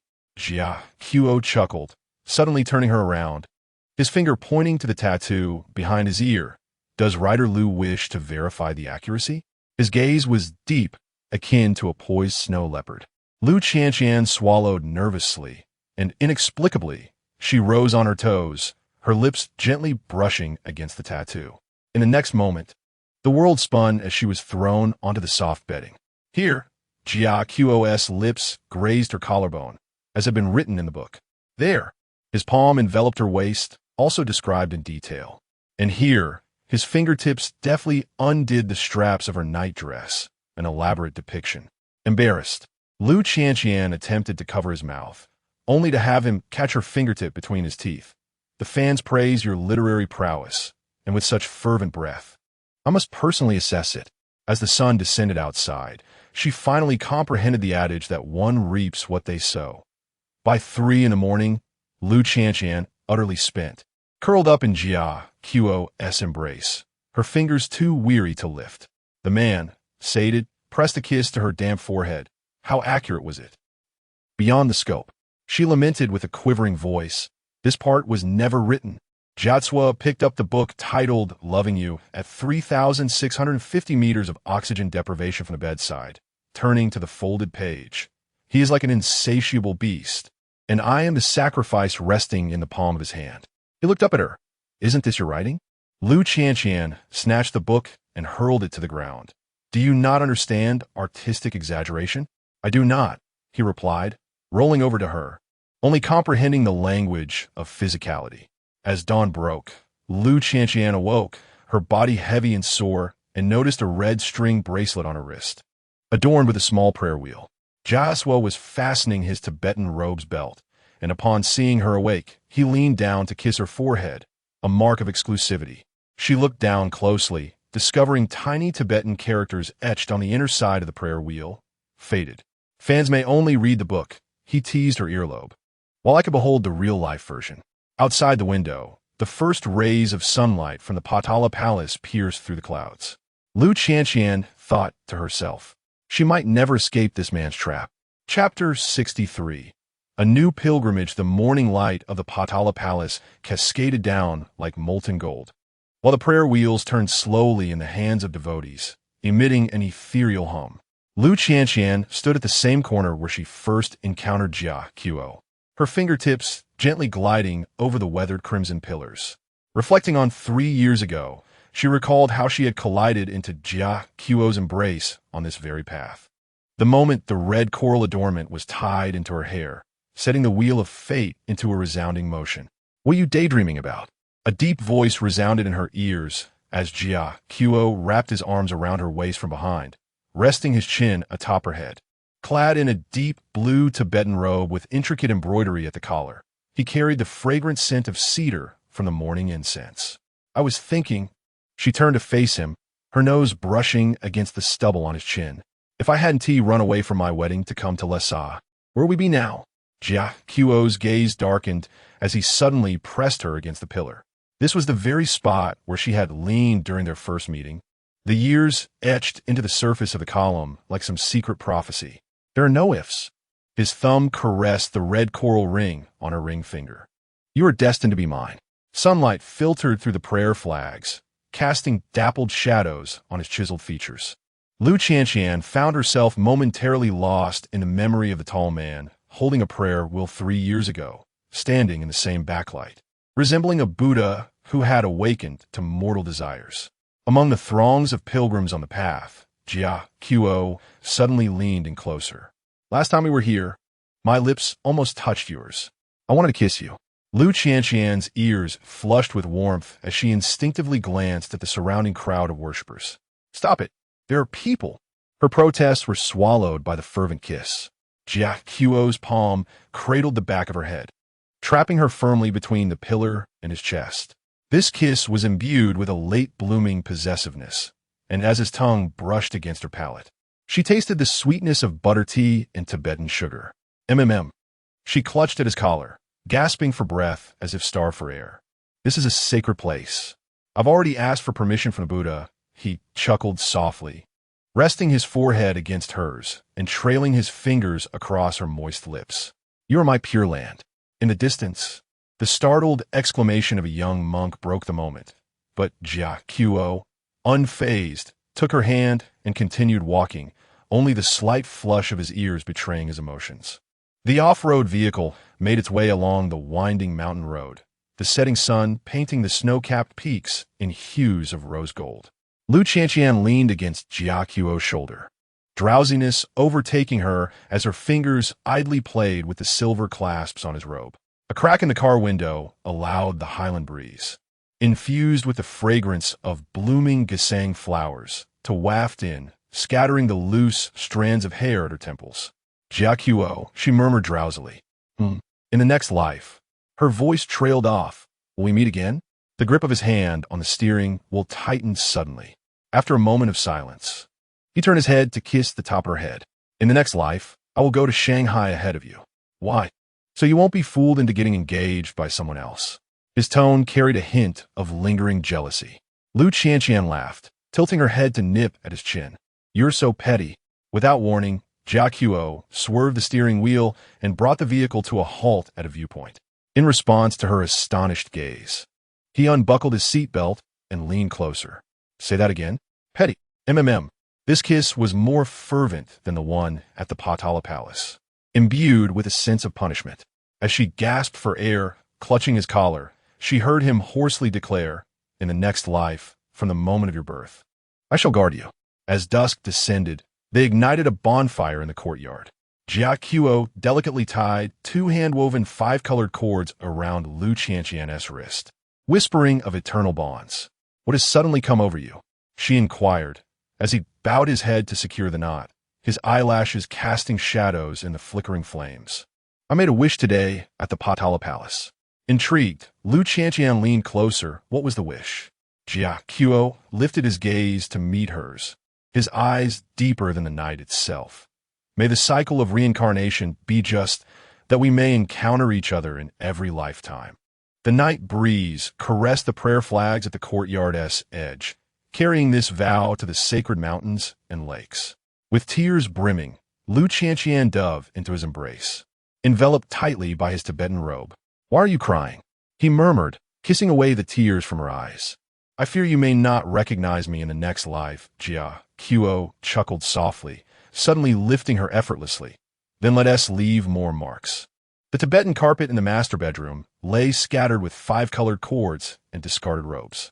Lu Qianqian found herself pressed against the floor-to-ceiling window. Behind her, the resplendent galaxy. Before her, the warmth of Jia Qiuo's chest. He kissed the eternal bond on her wrist, his canine teeth grazing her pulse. Here, my lips trace along the inner arm, and here I bite the strap of your nightgown, and here my palm upon your lower back shall bear my name. In his embrace, she melted like spring water, yet still dared to provoke. I senti the noble son of Buddha to uphold his vows. Jia Qiuo tossed her onto the bedding, pulling aside his collar to reveal the bite mark on his collarbone. I have long broken my vows. The moonlight filtered through the gauzy curtains, casting their entwined figures upon the wall. In the distance, the hum of a prayer wheel echoed, while their pilgrimage had only just begun. Chapter 64. Day and Night Lhasa. Late at night, Lu Qianqian leaned over her desk, her fingertips tapping the keyboard to conclude the final sentence with a period. Outside the window, the night breeze of the plateau swept across the vibrantly colored prayer flags, which danced gracefully in the wind, producing a soft, continuous rustling sound akin to ancient incantations whispering in the dark. She stretched languidly, a gentle hiss escaping her lips as the ache in her shoulders and neck reminded her of her long hours. In the next moment, a large Tibetan robe was draped over her shoulders, carrying the familiar fragrances of cedar and Tibetan incense. Jia Qiuo encircled her from behind, resting his chin atop her head. Finished? Yes. She tilted her head back, the back of her head resting against his chest, relieved that this chapter had finally flowed without interruption. Jia Qiuo chuckled softly, his fingers parting her disheveled hair, placing a kiss at the nape of her neck. This time, I won tea let you feel breathless. His words felt like both a promise and a hint. Lu Qianqian felt a warmth creeping to her ears, suddenly recalling the wish she made 3 years ago in front of Jiakhang Temple. Back then, she could never have imagined that she would find herself, at an altitude of 650 meters, being so cherished by a Tibetan man that even her breathing would become erratic. Jia Qiuo turned her around, his palm resting on her waist, lifting her gently onto the desk. The keyboard was pushed aside, replaced by his warm hand supporting her on either side. "Shall we celebrate?" he inquired softly, his gaze under the lamp deep and dark as ink. Lu Qianqian swung her dangling legs playfully, feigning ignorance. "How do we celebrate?" Jia Qiu did not answer. Instead, he leaned down and kissed her. This kiss was more tender than usual, infused with the rich aroma of butter tea and the sweetness of milk candy, rendering her instantly pliant. When he finally pulled away, both of their breaths were uneven. "That is how we celebrate." His voice was husky, his thumb brushing over her moist lips. Lu Qianqian clutched his collar, wishing to say something more, but he suddenly scooped her up in his arms. "Jia Qiu, my document ISNT saved. We'll discuss it tomorrow." He nibbled at her earlobe, striding toward the bedroom, for there were more pressing matters at hand. Morning. Vanity table morning light filtered through the gauzy curtains, casting mottled shadows on the wooden floor. Lu Qianqian rubbed her eyes as she sat up, noticing the bed beside her was empty, leaving only the indentation of a pillow and a trace of warmth. Barefoot, she stepped onto the carpet and approached the vanity table, where she suddenly discovered a leather-bound notebook. On the title page, Jia Qiu's bold handwriting proclaimed, Lu Qianqian's next book topic, 108 Ways Jia Qiu Pampered His Wife, Material Provider, the author herself. She chuckled softly, flipping to the inner pages to find a pre-written table of contents. 1. How to properly feed Shanghai's little raccoon, with recipes. 2. 3 kissing positions for altitude sickness, proven effective. 3. 100 methods to adjust the sweetness of butter tea. The last page held a photograph, one of her hunched over the desk writing, with the prayer flags fluttering outside and in the glass reflection. Jia Qiu was bending down to kiss the top of her head. "Are you awake?" Jia Qiu's voice called from the doorway, and Lu Qianqian turned to see him entering with breakfast. Today, he was unusually not clad in a Tibetan robe, but rather a simple white shirt, the collar loosened, revealing the faint red mark she had accidentally left on his collarbone the previous night. "What is this?" She shook her notebook, unable to suppress her laughter, a spark of creative inspiration igniting within her. He placed the tray beside the bed, kneeling on one knee to assist her into her slippers, ensuring that the writer Lu would not suffer from writer's block the next time. Suddenly, Lu Qianqian leaped forward, wrapping her arms around his neck, her entire being hanging on to him. "What is the first way?" Jia Qiu steadily supported her, leaning down to whisper a phrase in Tibetan into her ear. "What does it mean?" she inquired, her cheeks flushed. "Look it up yourself." He playfully nipped at her nose, declaring, "This is the second way." In the study at noon, sunlight poured into the room, illuminating Lu Qianqian as she sat on the carpet by the window, her notebook spread open before her. Before heading to the ancestral home for a meeting, Jia Qiu had thoughtfully placed a Tibetan dictionary within her reach. Flipping to the first page, she stumbled through the words he had spoken that morning. The first way is, "You will always reside in my heart." A wave of warmth washed over Lu Qianqian as she suddenly heard familiar footsteps outside the window.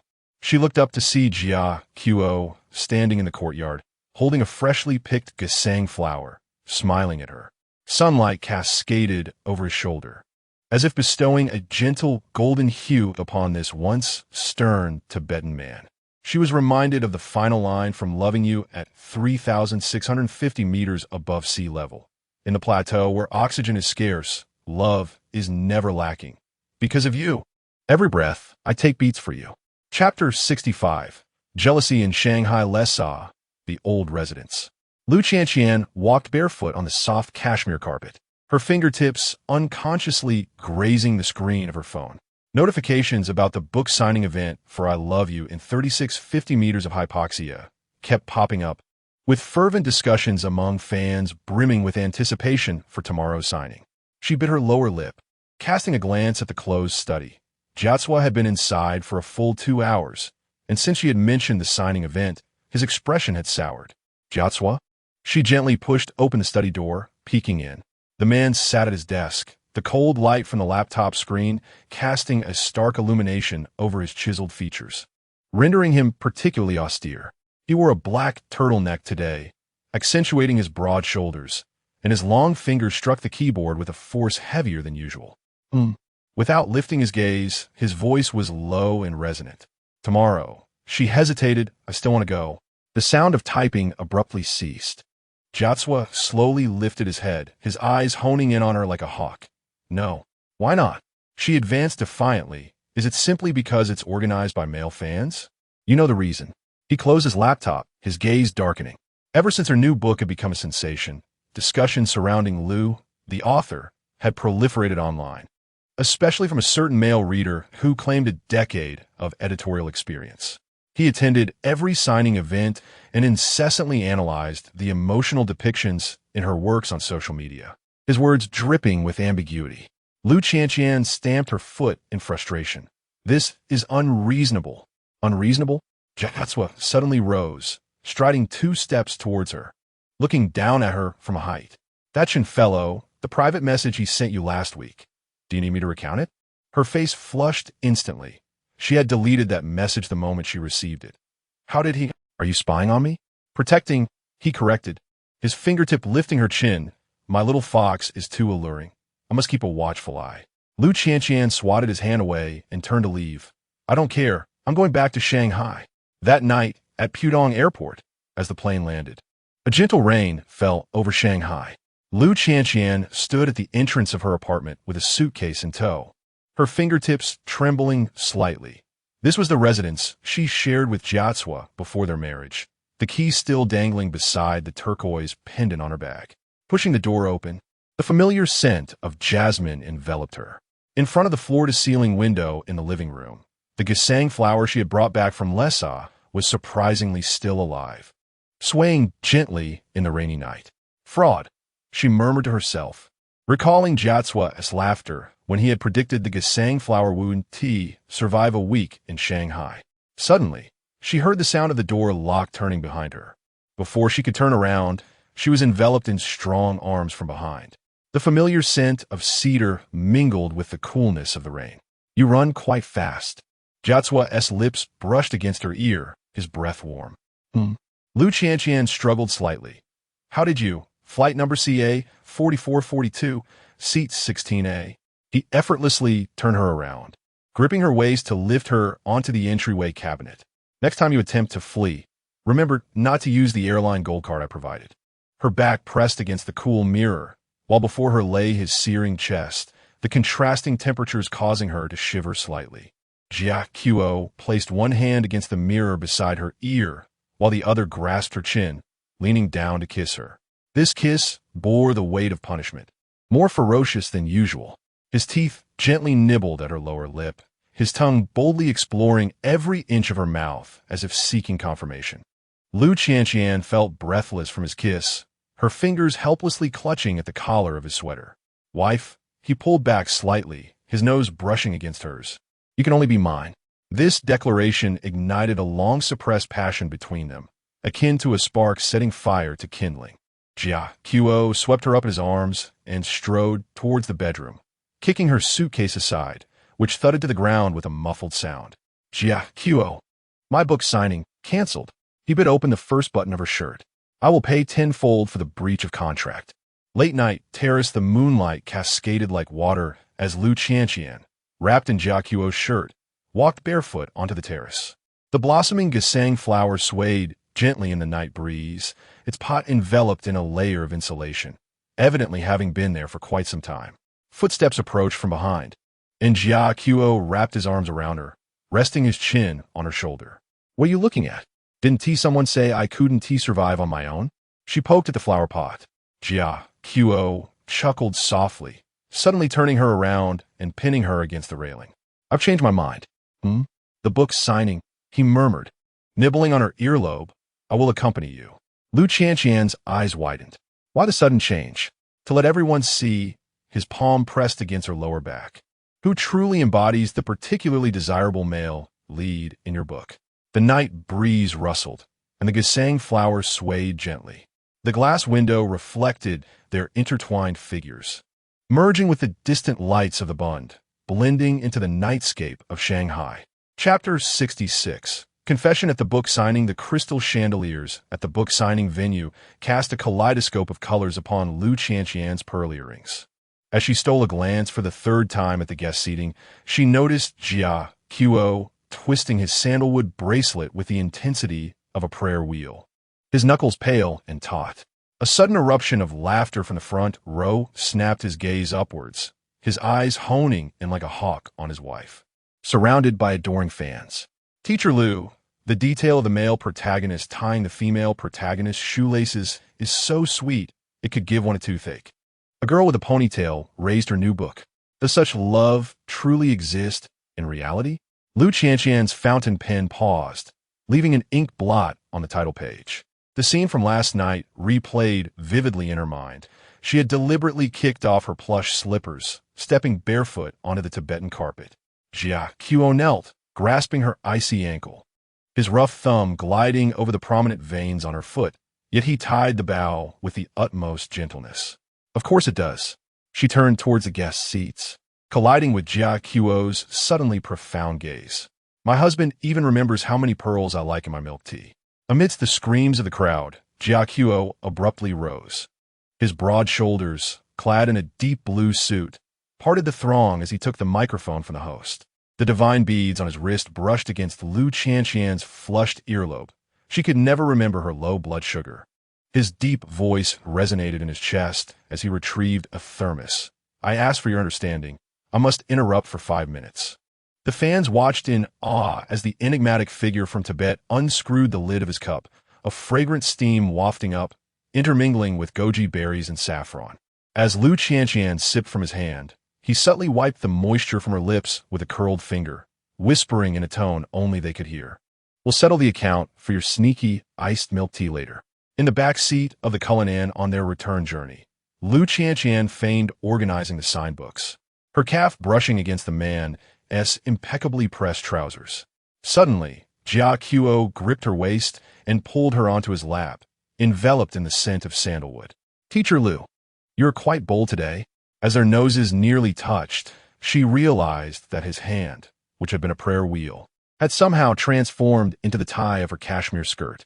Jia Qiu. She hastily pressed down on his hand that was unbuttoning her second button as the partition rose. He captured her protesting lips with his own, and as his Adam's apple moved, he had already lifted her onto the custom seat. The leather cushion still retained warmth. He knelt between her legs, the beads on his wrist tapping the window with a crisp sound. Now tell me, which little girl flirts and runs off right after a book signing? Lu Qianqian suddenly felt the fine sweat on the back of his neck, her toes instinctively curling in triumph. So, Mr. Jia Qiu, it seems you've been enduring quite a bit. No sooner had the words left her lips than he seized her chin and kissed her deeply. As his fingers glided along her spine and slipped beneath her skirt, she trembled, grasping the loosened tie around his neck. We need to go home. There's no time. Jia Qiu loosened the tie, binding her wrist with it, as he bit the pearl clasp at her neck. The Cullinan glided past the dazzling lights of the Bund. His scorching lips and tongue traced her collarbone, re-imprinting the faint pink marks left from yesterday. Be good, don't make a sound. When the car halted in front of the apartment building, Lu Qianqian, enveloped in Jia Qiu's suit, found herself cradled in his arms as he carried her out. The elevator's mirror reflected her swollen lips and the suspicious lipstick mark on the man's collar, prompting her to bury her face in his chest in embarrassment and frustration. It's all your fault. Suddenly, Jia Qiu lifted her by the hips and pressed her against the mirror, the prayer beads entwined around their intertwined fingers. Doesn't Teacher Lu wish to know the conclusion of the new book? He nudged her thigh with his knee, his voice a husky whisper. Tonight, I shall let you experience a real-life version. In the master bedroom, the down comforter cascaded like clouds, while Lu Qianqian's lace nightgown still bore the badge from the book signing event. After kissing the red mark on her butterfly bone left by the shoulder strap, Jia Qiu's palm measured her slender waist, suddenly frowning. You've lost weight again. He pulled over a wool blanket to wrap around her, pouring out 4 hours of simmered cordyceps chicken soup from a gilded thermos. Don't. She turned away to evade the spoon, but he captured her lips, delivering a mouthful of soup. The broth, too swift to swallow, trickled down her chin, and Jia Qiu's kiss followed suit, his tongue exploring the glistening dip of her collarbone. If you keep resisting, I will change my method of feeding. He teasingly stroked her neck with his thumb, causing her to hastily cradle the soup bowl. As the night rain tapped against the window, Lu Qianqian, enveloped in a satisfying drowsiness, felt her ankle being held. Jia Qiu was applying a third layer of foot cream, the dim wall lamp casting a warm glow upon his silhouette. Suddenly, she recalled a fan's question, sleepily curling her pinky around his. "Why are you so good to me?" The scent of sandalwood enveloped them as Jia Qiu pulled her close, blanket and all. The ancient treasure bracelet on his wrist lay against her heart, his deep voice mingling with the gentle rain outside. "The Buddha brought me to you, not for the salvation of all." As his kiss landed on her eyelid, his callous palm rested upon her flat abdomen. It is selfishness. Chapter 67. The overbearing presence by the Huangpu River. The moment Lu Qianqian was embraced by Jia Qiu as they entered the elevator, she found herself enveloped in his embrace, imbued with the cool fragrance of Tibet. As the elevator doors slid shut, the man's hand secured itself at the nape of her neck, his warm breath cascading over her ear. "It seems our esteemed writer is quite popular at university," he mused. "Indeed, those vying for my attention could line the Huangpu River," she retorted, tilting her chin defiantly, her fingertips playfully prodding against his taut chest. The raucous cheers from the gathering earlier had clearly stirred something within this Tibetan prince, and the thought brought an involuntary smile to her lips. Jia Qiu's gaze darkened abruptly. With a swift motion, he unfastened his suit jacket and pressed her against the mirrored wall. "Let us see if you can still recall the names of those admirers," he challenged. Before his words faded, a kiss, rich with the scent of sandalwood, descended upon her. This kiss was far more fervent than usual. The metal handrails dug painfully into her lower back as she whimpered and attempted to push him away, only to have her wrists seized and lifted above her head. As the elevator reached the top floor, her lipstick had already smudged, a testament to their passionate exchange. "Jia Qiu, someone," she stammered, casting a frantic glance towards the opening doors. But he swiftly enveloped her in his coat, lifting her effortlessly and eliciting a startled gasp. The corridor lights blurred into a warm golden glow as the sound of him kicking open the door startled her into his embrace. "Now you know fear?" Jia Qiu tossed her onto the plush bedding, untying his tie with one hand, revealing the alluring contours of her throat. "You were quite bold when you mentioned the river earlier." Lu Qianqian curled her legs in retreat, the silk hem of her dress brushing against her thighs. "That was all ancient history," she began, but was abruptly interrupted as her ankle was seized, and in a dizzying whirl, she found herself beneath him.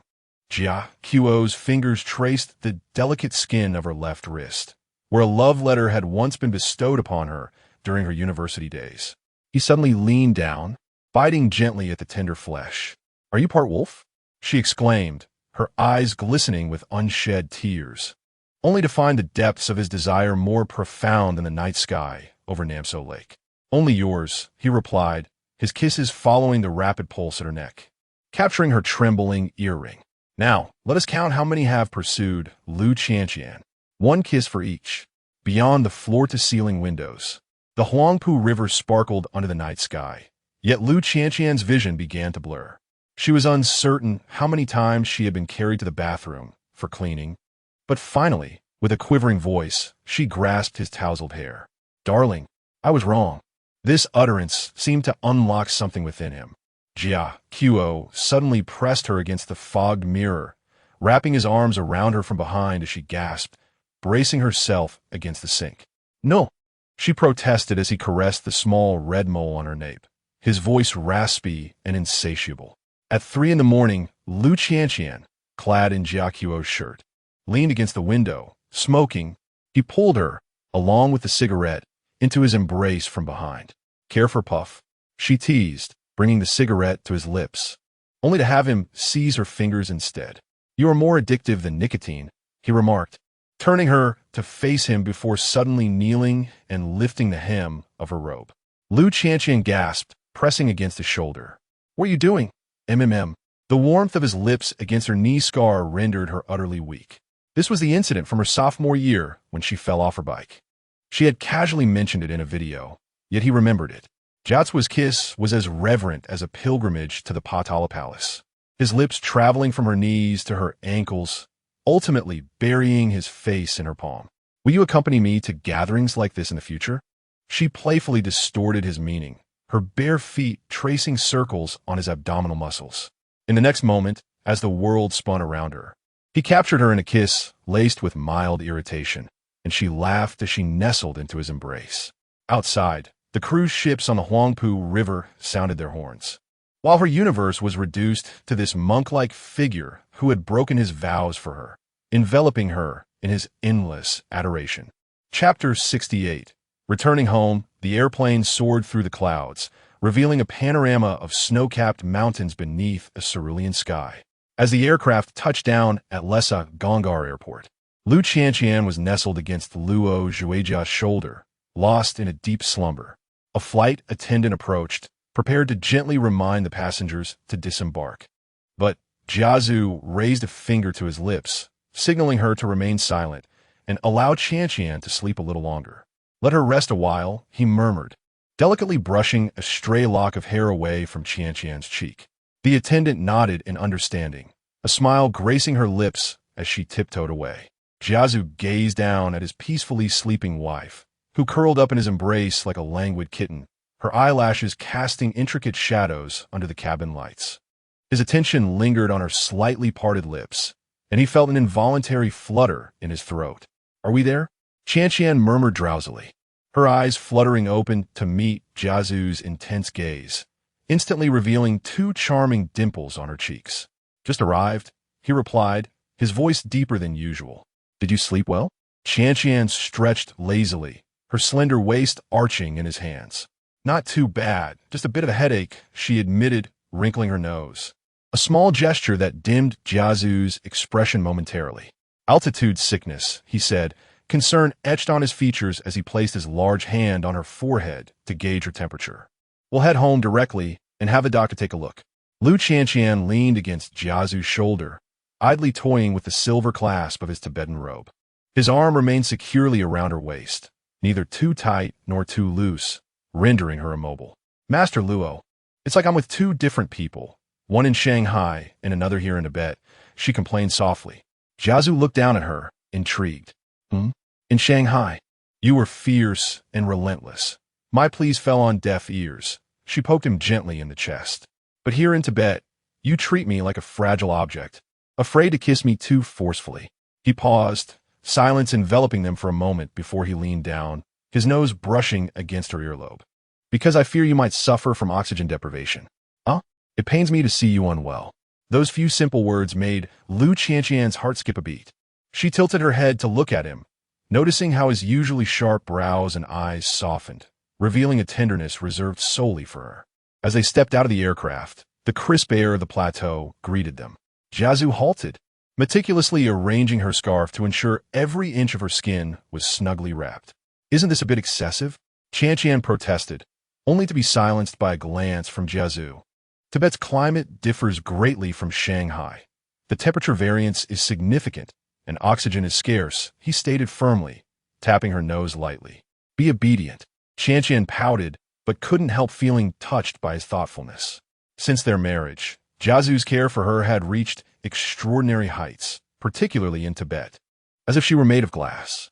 Outside the airport, Jiazu's black SUV awaited them, having been parked for quite some time. The butler, Duoji, noticed his master emerging with his wife and promptly stepped forward to greet them. Master, madam, you have had a long journey. Uncle Duoji, Qianqian exclaimed, struggling to break free from Jiazu's embrace, only to be pulled in tighter. Madam experienced a slight altitude sickness, and Xiao Qiao succinctly instructed, carefully placing Qian into the back seat before joining her, immediately enveloping her in his embrace. As the vehicle departed from the airport, the scenery outside gradually transformed from modern architecture to the vast expanse of the plateau. Qian leaned against the window, marveling at the distant snow-capped mountains and the sky, which was as blue as a pristine lake. How beautiful, she whispered in awe. However, Xiao Qiao's gaze remained fixed upon her face. Indeed, it is beautiful, he murmured, his fingers gently entwining with her hair. When Qian turned to look at him, She realized he had not been gazing outside, and she understood his words. Her cheeks flushing with warmth. Such smooth talk. Only for you, Jiao Qiu chuckled softly, leaning down to plant a gentle kiss on her ear. My little rose from Shanghai. Upon returning to their old residence in Lhasa, the butler had already prepared medication and oxygen tanks to combat altitude sickness. As Qian eagerly bounced towards the newly arrived Tibetan Mastiff in the yard, Jiao Qiu swiftly pulled her back into his arms. Slow down. I'm not a porcelain doll. She protested. Jiao Qiu remained silent, effortlessly lifting her with one arm while he opened the bedroom door with the other. Sunlight streamed through the colorful prayer flag curtains, falling upon the bed covered in Tibetan carpets. He gently set her down, his fingertips grazing her slightly flushed cheek. At 3650 meters, you are my porcelain doll. Just as Qian was about to retort, her lips were sealed by his kiss. This kiss was exquisitely tender, as if afraid of shattering something precious, yet intoxicatingly passionate, leaving her dizzy. Look, Jiao Qiu chuckled softly, resting his forehead against hers. And you're already breathless without doing anything. Frustrated, she playfully bit his chin. Then why did you kiss me? I couldn't help myself, he confessed candidly, his fingers deftly unfastening her first button, but let us keep it to just this once tonight. In the stillness of the night, Qian awoke to the familiar scent of cedar. Jiao Qiu reclined against the headboard, engrossed in a Tibetan ancient text, his brow slightly furrowed. She sleepily reached out to touch his firm abdomen. Can't sleep? No, he replied, closing the book and swallowing hard. Just reading the sutra. Qian instantly became more alert. Last time he mentioned reading the sutras, it was after enduring 2 long years in Singapore. Stealing a glance, she indeed noticed the unmistakable outline beneath the covers. Actually, she blushed and nestled closer to him. I'm quite all right, not lacking oxygen. Suddenly, Jiao Qiu flipped over, pinning her down, his breath heavy. Are you sure? In the moonlight, she caught sight of the veins straining at his temples and the longing swirling in his eyes. This man, who maintained a composed demeanor before the Buddha, was now exerting all his restraint for her sake. Qian's heart ached, and she tilted her head to kiss his prominent Adam's apple. I grant you permission to be a little fiercer. With her consent, Jiao Qiu transformed into a liberated beast. He kissed every inch of her skin, but suddenly halted at the last moment. Retrieving an oxygen mask from the bedside table, first, take some oxygen. Luo Zhui Jiao Qiu, she exclaimed in exasperation. You want me to use oxygen at a time like this? He gripped her flailing ankle with one hand, his gaze dangerous. Life or continuation? You, the cry, tinged with desperation, utterly shattered her reason. Jiao removed his oxygen mask, and as he leaned forward, the string of prayer beads fell, leaving faint red marks on her snow-white skin. As you wish. It was only later that Lu Qian realized that engaging in such activities at high altitudes indeed led to oxygen deprivation. In the latter half of the night, nestled in Jiao's embrace, she gazed at his handsome face, which was so close, and suddenly recalled something. Right, you promised to teach me Tibetan. Jiao chuckled softly. All right, today I will teach you the simplest phrase. He drew her in closer, whispering, which means darling. Qian clumsily mimicked the pronunciation, but it was utterly incorrect. Jiao patiently corrected her several times, before finally kissing her in resignation. Forget it. It's better if you stick to Mandarin. He laughed. Your Tibetan pronunciation is too adorable. Qian feigned annoyance, playfully hitting his chest, but he seized her wrist and held it above her head. However, there's one phrase you must learn. He suddenly grew serious, his deep eyes locking onto hers. What does that mean? Qian was taken aback by his sudden earnestness. Jiao leaned down, whispering in her ear, I love you. Those simple 3 words made her eyes well up with warmth. She lifted her head and kissed him, responding to his deep affection with action. Jiao's response was gentle and restrained, as if afraid to hurt her, even slightly. I will also learn the language of your love. After parting, Qian said earnestly, not just Tibetan, but everything about you. Jiao's gaze softened beyond belief as he tightened his embrace, completely enveloping her within his protective circle. Sleep now, my little rose from Shanghai. He gently patted her back, I will watch over you. Outside, the starry sky of Tibet sparkled exceptionally bright, and Qianqian peacefully fell asleep in Jiacua's warm embrace, dreaming of his scent and the Tibetan words of love. The following noon, Lu Qianqian awoke feeling sore all over. Jiacua was sitting by the window, handling documents. Upon noticing she was awake, he immediately brought her a warm cup of butter tea. "Are you feeling unwell?" She wrapped herself in the blanket, pretending to be asleep. "I will never believe you're just once again." Laughter echoed as the mattress dipped slightly. Jiacua lifted both her and the blanket onto his lap, feeding her tea as if she were a child. "Today we will do nothing but bask in the sun." Sunlight streamed through the prayer flags, casting colorful patches on the Tibetan carpet. Leaning against him, Lu Qianqian suddenly remembered. That book, 108 Ways to Pamper Your Wife, still has 36 entries unwritten. Jiacua opened his laptop, creating a new document. Now supplementing. Entry 73. After losing control at high altitude, provide a full day of human cushion for the little cat. She laughed and pinched his waist. "What kind of pampering is that? How about this?" He suddenly nibbled on her earlobe. Entry 74. Provide kissing services at all times. Outside, the golden roof of the Potala Palace shone brilliantly, and their story, forever, had new chapters being written. Chapter 69. Collapse morning farewell as Jiacua departed. The dawn had yet to fully break. Lu Qianqian, still in a haze of slumber, sensed the mattress beside her gently yielding, followed by a warm palm brushing across her cheek, imbued with the familiar scent of cedar.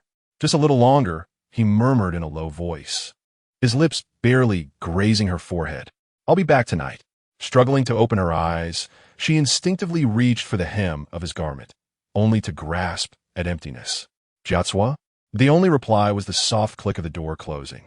Sunlight streamed through the sheer curtains, casting a glow on the desk as Lu Qianqian bit down on the cap of her pen, staring vacantly at the computer screen, which displayed 108 Ways to Pamper Your Wife.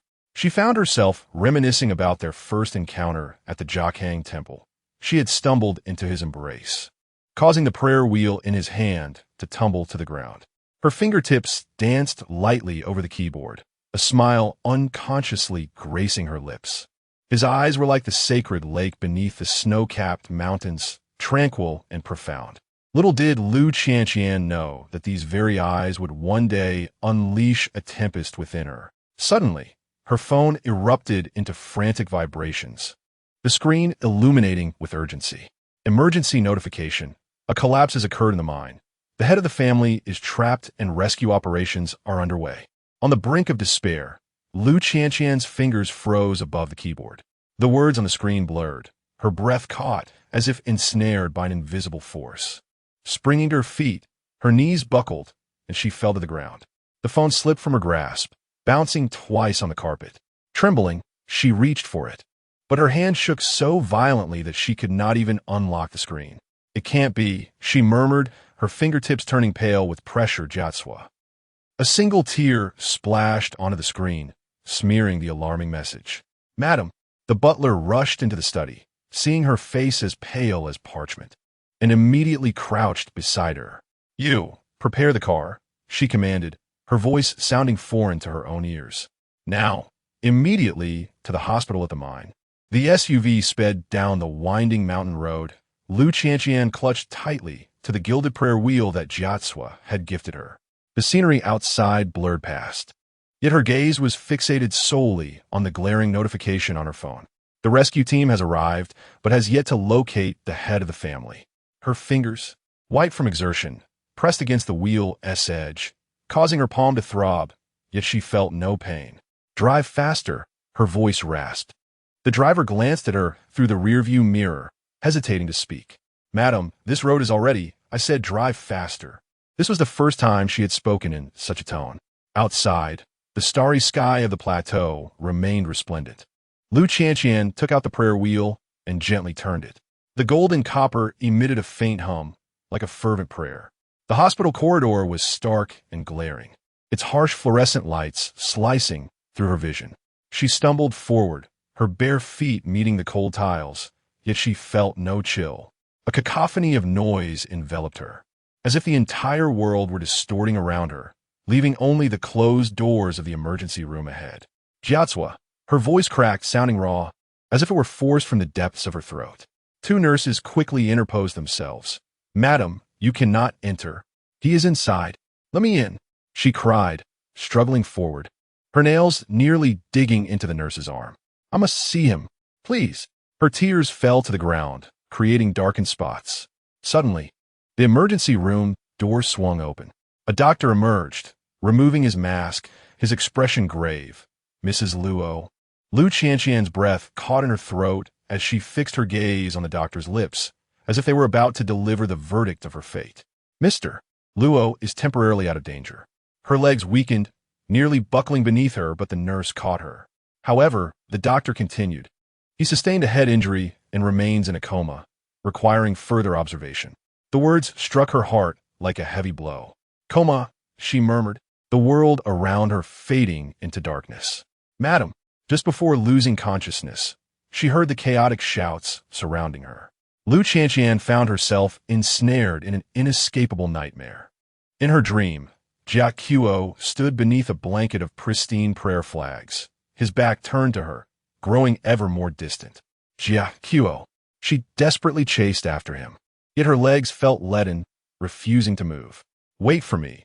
His figure grew increasingly blurred, ultimately vanishing into the swirling snowstorm. "Don't, please, don't leave me," she cried out, waking to find herself in a hospital room, and 4 needle inserted into her hand. The butler hurried over. "Madam, you have finally awoken. Where is Jia Qiuo?"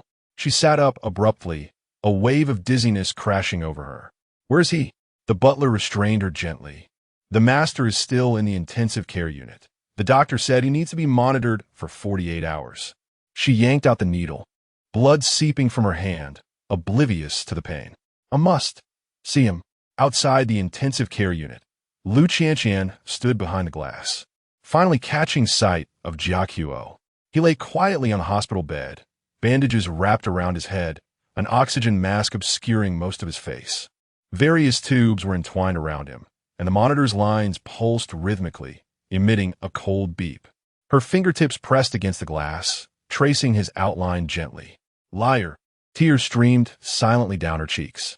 "You promised you would return safely." Suddenly, the monitor's heart rate fluctuated. The nurse looked at the screen in surprise. "His brainwaves are reacting." Lu Qianqian's head shot up. "What does that mean?" "Sometimes comatose patients respond to the voices of their loved ones." The doctor approached briskly. "Madam, please continue speaking to him." Donning sterile clothing, Lu Qianqian was finally able to approach Jia Qiuo's bedside. His complexion was pale to the point of translucence, shadows cast by his eyelashes beneath his eyes, appearing both serene and fragile.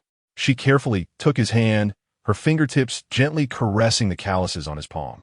"Jia Qiuo, I'm here." Her voice was as soft as a feather. "You promised to teach me how to ride.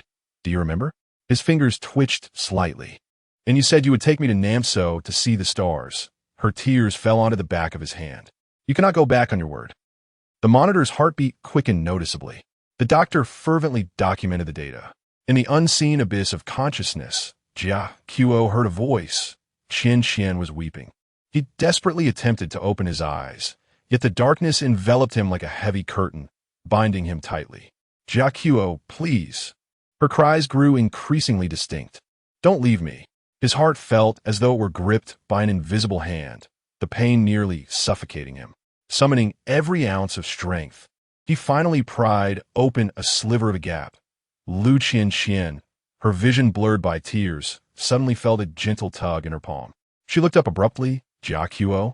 His eyelashes fluttered, slowly revealing a narrow slit. Beneath the oxygen mask, his pale lips moved slightly, silently calling her. "Qian, Qian." Tears cascaded from Lu Qianqian's eyes as she bent down to embrace him gently, whispering, "I am here. I have always been here." Outside the window, the first light of dawn on the plateau finally pierced through the clouds. Chapter 70. Fragile Boundaries. 3 days later, when Jia Qiuo opened his eyes, his vision was hazy, as if veiled by frosted glass. The scent of antiseptic, the mechanical beeping of the monitor, and the distinctive winds of the plateau outside gradually seeped into his consciousness. Yet, the first thing that became clear to him was the coolness of the hand resting in his palm. Qian Qian? His voice was hoarse, barely audible, as though his throat was filled with coarse sand. Lu Qian suddenly looked up, tears welling in her eyes. Jia Qiu. She rushed to the bedside, her fingers trembling as they brushed against his face, yet she dared not apply too much pressure, fearing she might shatter him. Does it hurt? Are you uncomfortable? Should I call the doctor? Jia Qiu wished to shake his head, but found even such a simple motion sent sharp pains shooting through his temple. Instead, he could only gently curl his fingers around hers. Water. After the doctor's examination, he cast a subtle glance at Jia Qiu. Mr. Luo, your recovery is progressing well, but you will need to remain hospitalized for a week. You're being discharged today. Jia Qiu's voice was soft yet unequivocal. Lu Qian's eyes widened in disbelief. No, the doctor cleared his throat awkwardly. Actually, you're being discharged today. Jia Qiu's gaze turned cold. The doctor sighed and turned to Lu Qian. Madam, may I speak with you privately? In the corridor, the doctor lowered his voice. Mr. Luo has fractures in his third and fourth ribs on the left side, a fracture in his right tibia, and a mild concussion. He was aware of all this, but insisted on discharge. Lu Qian's nails dug into her palm. What could be the consequences? Increased pain, extended recovery time, and in severe cases, potential long-term effects. Tears brimmed in her eyes once more. I understand. Upon returning to the ward, Lu Qian stood at the bedside, looking down at Jia Qiu. The doctor says you need to be bettered in for at least a week. He met her gaze calmly. I can rest at home as well. You. Her chest heaved with anger. Can you not be so willful? The moment the words escaped her lips, she regretted them. For Jia Qiu's expression shifted, his usually composed demeanor revealing a rare vulnerability. Qian, he spoke softly. The smell of antiseptic reminds me of the moment the mine collapsed. Her fury extinguished in an instant. This was the first time Jia Qiu had shown weakness in front of her. In the end, they reached a compromise. Jia Qiu would be transferred to a private family hospital, with Lu Qian personally overseeing his treatment. Turn over, she commanded with a stern face. Jia Qiu complied, allowing her to examine the bruises on his back. As her fingertips grazed a particular spot, his muscles tensed visibly, yet he remained silent. Does it hurt? She glared at him with reddened eyes. Serves you right. You should not have been so stubborn. While her words scolded him, her touch was as gentle as a feather. Suddenly, Jia Qiu grasped her wrist. Come here. What? Lie with me for a while. He shifted aside slightly. Just for a moment. Lu Qian hesitated for a moment before cautiously curling into the uninjured curve of his arm. Don't press on your shoe. He kissed the top of her head. Just like this, don't move. At 3 a.m, Lu Qian was startled awake by suppressed gasps. Jia Qiu, drenched in cold sweat, furrowed his brow, his right hand clenching the bedspread tightly, evidently ensnared in a nightmare. Jia Qiu, wake up. She gently tapped his face. He abruptly opened his eyes, his pupils constricting violently, breathing as though he had just completed a 10-kilometer run. Qian. His voice trembled. I'm back. Lu Qian's heart twisted painfully. She leaned down to embrace him, softly patting his back as one would comfort a child.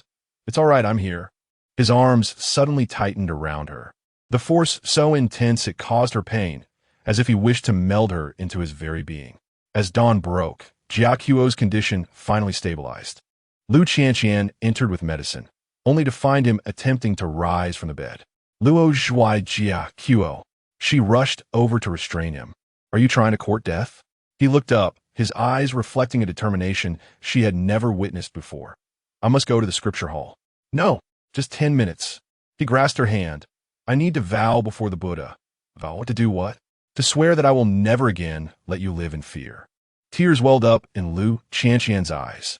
She helped him slowly sit back down and placed the medicine in his hands. First, take your medicine. The Buddha will fulfill it. Outside the window, as the first rays of sunlight pierced through the clouds, they illuminated the two hands intertwined. Chapter 71. Rehabilitation Diary. After being discharged, Lu Qian remained devotedly by his side. The morning sunlight filtered through the sheer curtains and filled the bedroom. As Jia Qiu opened his eyes, he was met with a pair of round, glistening apricot-shaped eyes. Lu Qianqian sat cross-legged on the small sofa beside the bed, clutching a thick notebook, gazing at him with utmost seriousness. "Are you awake?" she inquired, immediately setting the notebook aside to check his forehead. "Do you feel dizzy? Does your rib still hurt? How about your leg?" Jia Qiu helplessly grasped her wandering hand. "It doesn't hurt." "You're lying," she retorted, flipping open her notebook to point at a specific line. "At 3:17 yesterday morning, you frowned while turning over. You must have pressed on the injury." Jia Qiu raised an eyebrow. "You keep track of this?" "Of course," she exclaimed proudly, showcasing her meticulously kept Luo Zhe Jia Qiu Rehabilitation Observation Diary, which was filled with records of his temperature, medication times, and even subtle changes in his expressions. "I'm quite rigorous." He chuckled softly, suddenly pulling her onto the bed. "Shouldn't the diligent Dr. Lu conduct a more thorough examination?" "Jia Qiu, your injury is already healed." He rolled over, pinning her beneath him, but winced as his rib ached from the movement. Lu Qianqian immediately flared up. "See, I told you it wasn't healed." In the afternoon, the butler delivered a stack of documents. Leaning against the headboard, Jia Qiu perused them, his brow furrowing deeper with each page. "What's wrong?" Lu Qianqian entered, carrying medicine. He quickly closed the documents. "Nothing, just a mining area reconstruction plan." She narrowed her eyes, suddenly snatching the papers from him. There lay an accident investigation report, marked with potential human sabotage. "Jia Qiu," her voice trembled. "This is murder." He paused for a moment, pulling her into his embrace. "Don't be afraid. I will handle it." "No." She clutched his collar. "You are not to get involved until you are fully recovered. Qianqian. Otherwise, I will tie you to the bed." She threatened fiercely, though her reddening eyes betrayed her lack of intimidation.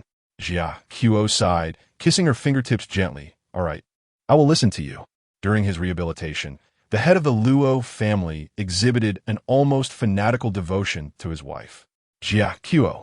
Lu Qianqian stormed into the study. "Did you have someone airlift Shang Jian to Shanghai again?" He remained unfazed as he closed the documents. "And Macham, what about the butterfly pastries from the International Hotel? The fresh meat mooncakes from Guangming Village?" "MHM. You." She stamped her foot. "This is such a waste." Jia Qiu beckoned with his finger. Reluctantly, she approached, only to be swept into his lap. "It's not wasteful." He whispered in her ear.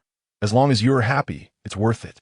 Lu Qianqian's ears flushed, and she muttered quietly, "Spendthrift." In the dead of night, Lu Qianqian awoke from a nightmare, instinctively reaching for the space beside her. Empty. She rushed barefoot out of the bedroom, discovering the study was still lit.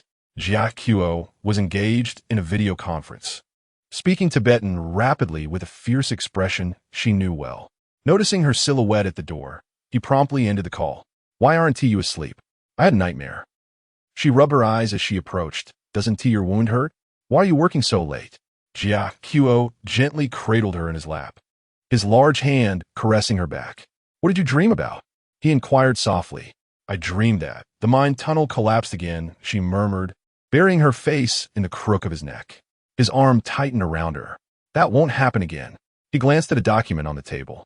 "Look, this new reinforcement plan can withstand an 8-point earthquake." Lu Qianqian scrutinized the details and suddenly pointed to a specific location. "It would be better to add another support beam here." Jia Qiu regarded her with astonishment. "What is this?" she replied, raising an eyebrow with pride. "I have been studying mine safety regulations for half a month." On the day the doctor finally declared Jia Qiu healed after 3 months, Lu Qianqian spun around in excitement. "I want a reward." He embraced her from behind. "What reward?" "To Namso Lake." She turned to glare at him. "You just recovered, and you want to go to the plateau?" "Absolutely not." Jia Qiu hoisted her onto his shoulder. "You have no say in this." "Luo Zhui Jia Qiu. Put me down." "Not a chance." He playfully nipped at her calf. "I will never let you go." As night fell, they stood atop the highest point of the estate, gazing at the golden rooftops of the Patala Palace in the distance. Suddenly, Jia Qiu knelt on one knee, retrieving a gold chain adorned with red coral from his breast pocket and fastening it around her ankle. "This is—" she began, A tradition of the Tibetan land, he replied, looking up at her, to bind our lives together in this existence and pledge for the next. Lu Qianqian felt her eyes welling with emotion as she leapt into his embrace. It's a promise. The night breeze whispered around them, the prayer flags fluttering and resonating as if bearing witness to their vow. Chapter 72. The night at Namso. On the day Jia Qiu announced his intention to journey to Namso, Lu Qianqian was in the kitchen experimenting with a newly learned butter tea recipe. They were set to depart the following day. He encircled her waist from behind, resting his chin on her shoulder, and informed her that he had instructed the butler to prepare the tent and supplies.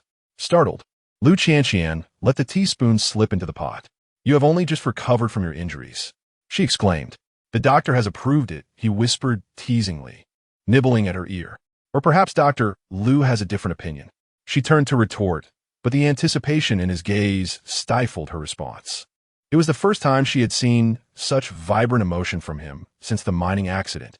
Reminiscent of the day, he insisted on taking her to the Buddha unveiling ceremony before Jiakhang Temple.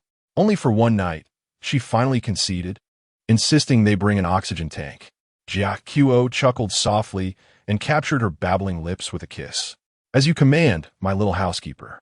The evening at Namso was breathtakingly beautiful. The lake shimmered a deep blue like a precious gem, reflecting the snow-capped mountains and colorful clouds. Wrapped in Jia Qiu's Tibetan robe, Lu Qianqian sat by the lakeside, watching him deftly pitch the tent not far away. His movements were swift and powerful, betraying no hint of the severe injuries he had sustained 3 months prior. With the sleeves of the robe rolled up to his elbows, his strong forearms were revealed, and every bend of his body highlighted the graceful lines of his back muscles. "Have you seen enough?" He suddenly turned, perfectly capturing her covert gaze. Lu Qianqian's ears flushed warm as she feigned interest in the wildflowers at her feet. "Who is looking at you?" The tent was quickly erected, and Jia Qiu knelt before her on one knee, offering a freshly picked gesang flower in his palm. "Are you hungry?" he inquired. She shook her head, but then noticed a fresh abrasion on his right wrist. "What happened here?" "It's from pitching the tent," he replied, attempting to retract his hand, yet she held on tightly. Lu Qianqian produced a cotton swab soaked in iodine and carefully began to disinfect the wound. "How many times have I told you? Wounds need to be treated promptly." Her gentle chiding was interrupted by a kiss.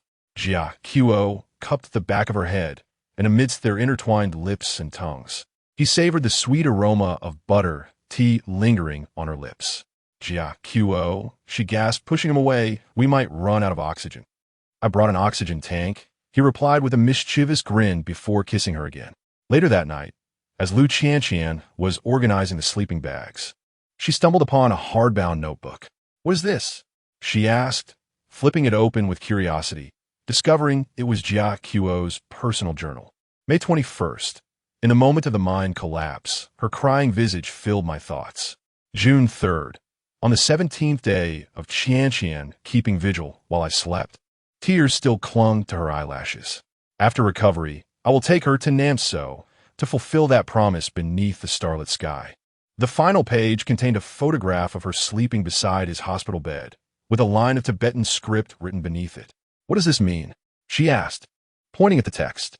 Jia Qiu embraced her from behind, his lips brushing against her ear as he softly translated, "My soul's place of refuge."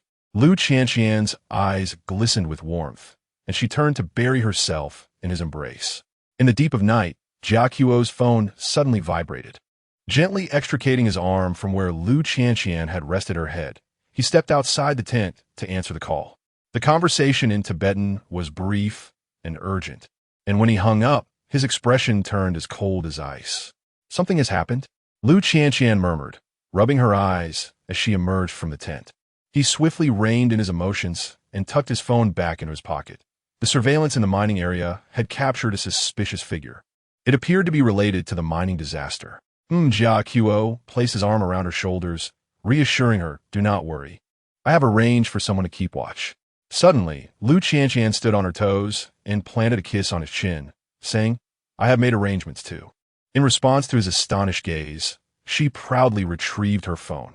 On the screen was the contact information of a mining safety expert, and their chat history revealed they had been in communication for nearly 2 weeks.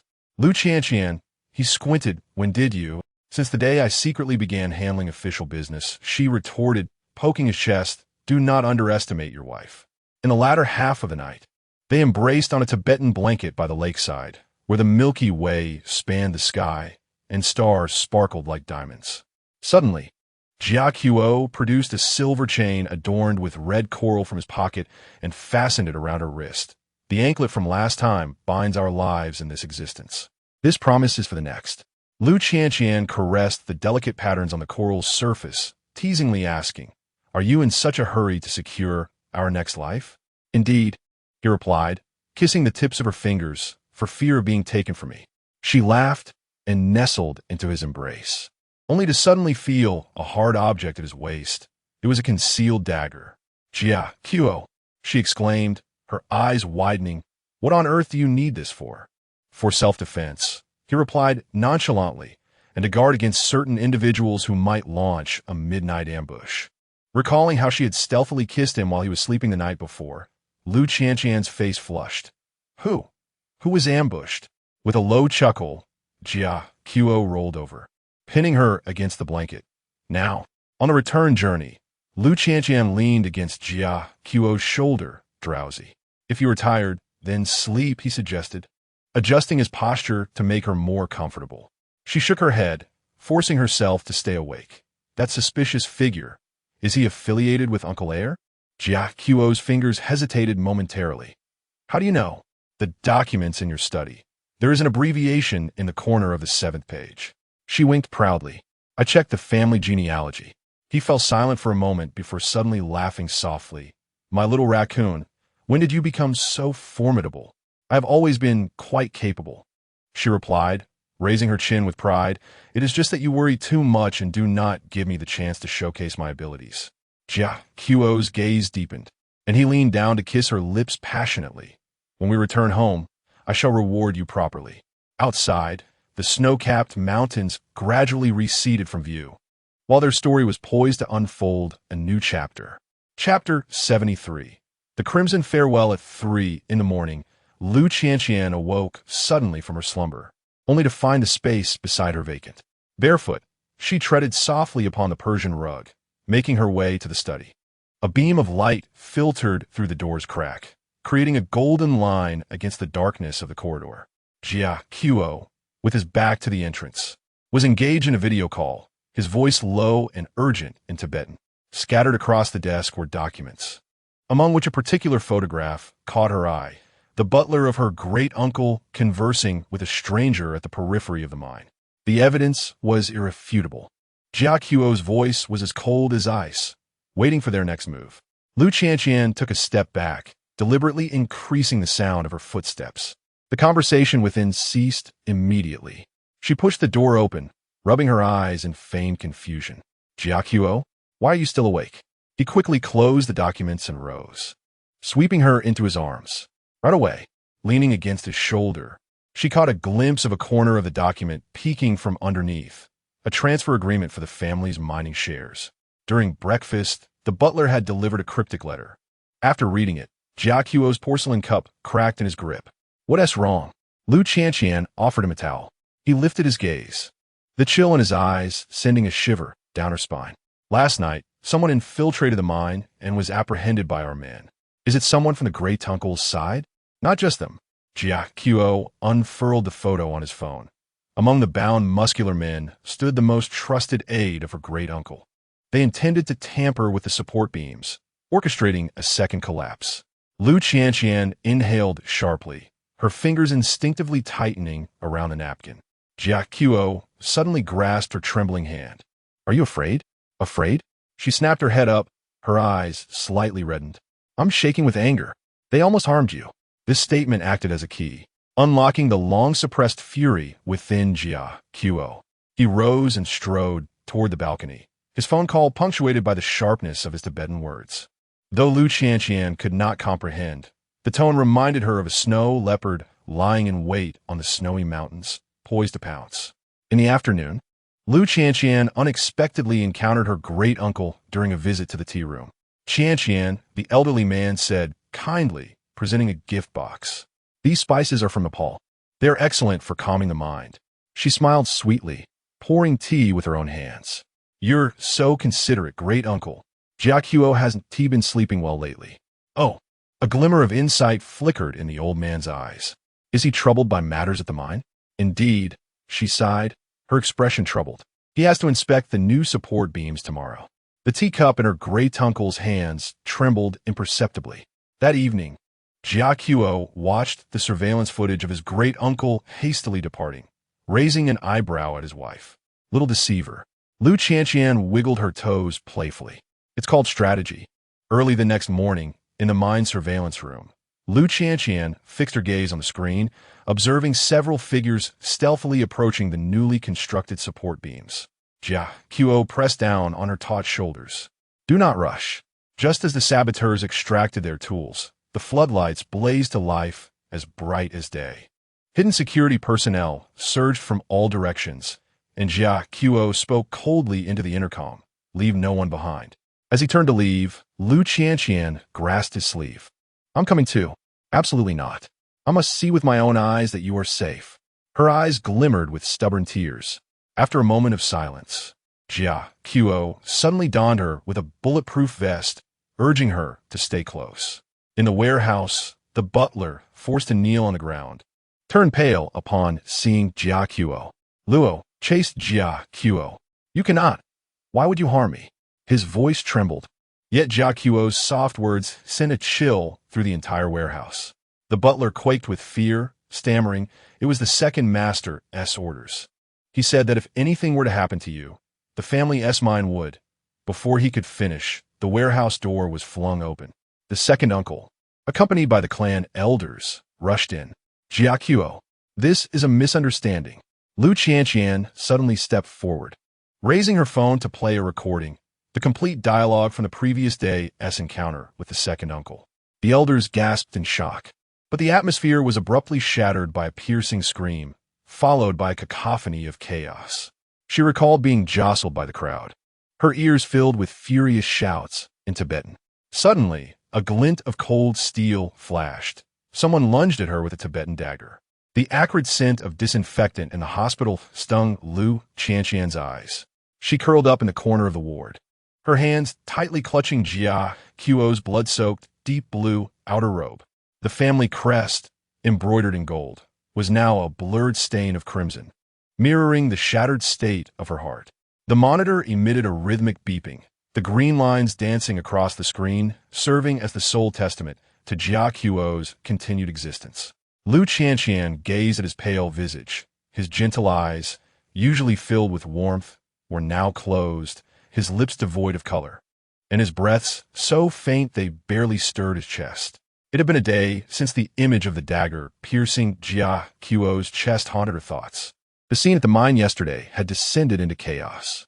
She had followed Jia Qiu in an attempt to unveil his uncle's nefarious scheme, unaware that the news had leaked, attracting a group of troublemakers. When the dagger was thrust toward her, she heard Jia Qiu's voice tearing through the clamor. "Qianqian." Before she could react, he enveloped her in a warm embrace. She heard the dull thud of the blade entering flesh, felt Jia Qiu emit a muffled groan beside her, followed by the warmth of blood soaking into her back. "No, please." Lu Qianqian's fingers instinctively tightened around the robe, tears blurring her vision anew. She wished fervently that she had reacted more swiftly, that she could have pushed him away, or perhaps that the blade had been meant for her. The monitor suddenly blared an urgent alarm. Lu Qianqian jolted upright, noticing a slight furrow in Jia Qiu's brow, his fingers moving ever so slightly. "Doctor! Doctor!" She stumbled toward the bedside bell, her knees colliding with the edge of the bed, yet she felt no pain. As the medical staff rushed into the room, she was forced back into the corner. Through the gaps in the wall of bodies, she saw Jia Qiu slowly open his eyes. Those usually gentle eyes, now dimmed by pain, still scanned the room with an undeniable authority until they locked onto her. "Qianqian." His voice was hoarse, barely discernible, yet he stubbornly repeated her name. Do not cry. Once the medical personnel completed their checks, they finally cleared a path. Lu Qianqian almost lunged towards the bed, yet her fingers froze just before they could touch him. She dared not make contact, fearing that her touch might aggravate his wounds, and even more so, that her foolishness would tarnish the divinity that shielded her from harm in this moment. However, Jia Chao summoned all his strength to lift his hand, gently brushing away the tears from her face. Do not cry, my little ancestor. His fingertips were icy, yet his movements remained tender, only a mere skin injury. This statement utterly shattered Lu Qianqian's defenses. She knelt by the bedside, resting her forehead against the edge, her shoulders trembling violently. A skin injury? That knife nearly pierced his lung. The doctor had warned of excessive blood loss. Had he arrived 10 minutes later? Why? Why did you stand in front of me? Her voice fractured. The knife was aimed at me. It should have been me. Jia Chao's fingers wove through her hair, his touch as gentle as if he feared shattering her. Because you are my life. Those words struck her heart like a dull blade, slowly yet cruelly stirring her emotions. She looked up, and through her tear-filled eyes, she saw the faint smile on Jia Chao's pale face. Even in such dire circumstances, he was still concerned for her. Do not look at me like that. Jia Chao frowned slightly, his fingers delicately tracing her brows and eyes. I am fine. Truly, it is all my fault for being so foolish. Lu Qianqian bit her lip until she tasted blood. How she longed to believe his words. Yet she could not erase the doctor's grave expression when the operating room doors had opened, nor could she forget his ashen pallor, or the blood-stained fabric of his clothing. In the days that followed, Lu Qianqian remained unwaveringly by his side in the hospital room. She learned to feed him water and medicine, cautiously helping to clean his body while avoiding the thick bandages encircling his chest. Whenever Jia Chao winced in pain, she felt as though an invisible hand was fiercely gripping her heart. Do not rush. Jia Chao would often grasp her hand, urging her to lie beside him for a while. Lu Qianqian would always shake her head, forcing a smile. No, it will press on your wounds. Then she would turn away to tidy the bedside table, which needed no tidying, merely to conceal her impending tears from him. On the morning of the 7th day, the doctor finally agreed to remove the bandages for an examination. Lu Qianqian stood by, watching as the gruesome knife wound was exposed to the air, a deep crimson scar traversing Jia Chao's honey-colored chest, the stitches lined like centipede legs on either side. A sharp pain twisted in her stomach, forcing her to lean against the wall for support. The recovery is progressing well, the doctor remarked with satisfaction, but he must still avoid strenuous activity. Complete healing will require time. Jia Chao nodded, yet his gaze remained fixed on Lu Qianqian's pale face. Once the doctor departed, he extended his hand. Come here. Lu Qianqian mechanically approached the bed, her eyes fixated on the floor. Lu Qianqian, look at me. Jia Chao's voice was gentle yet insistent. She slowly raised her head, catching sight of the glaring scar beneath his open hospital gown. Tears welled up again, and she hastily wiped them away with the back of her hand, only to find more cascading down. Do not cry, Jia Chao sighed, pulling her close while carefully avoiding his wound. Enclosing her in his embrace, it truly does not hurt anymore. Lu Qianqian leaned rigidly against his uninjured side, attuned to the steady rhythm of his heartbeat. This man, who once exuded solemnity in the temple and commanded respect in the marketplace, now lay frail upon the hospital bed. It still sought to console her. And she, what had she done besides bringing him danger and suffering? Tomorrow, he would be discharged. Jiao so kissed the crown of her head, suggesting, we shall return home, shall we? I have had the bedroom redecorated. You will adore it. That sunlit courtyard filled with the fragrance of blossoms, that terrace where he loved to hold her while gazing at the stars, that bed where they had shared countless tender moments.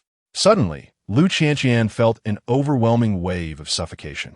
She began to doubt her worthiness of Jiao Tso's profound affection. On the day of his discharge, the sky loomed ominously. Lu Qianqian gently assisted Jiao Tso into his coat, handling him as if he were a fragile artifact.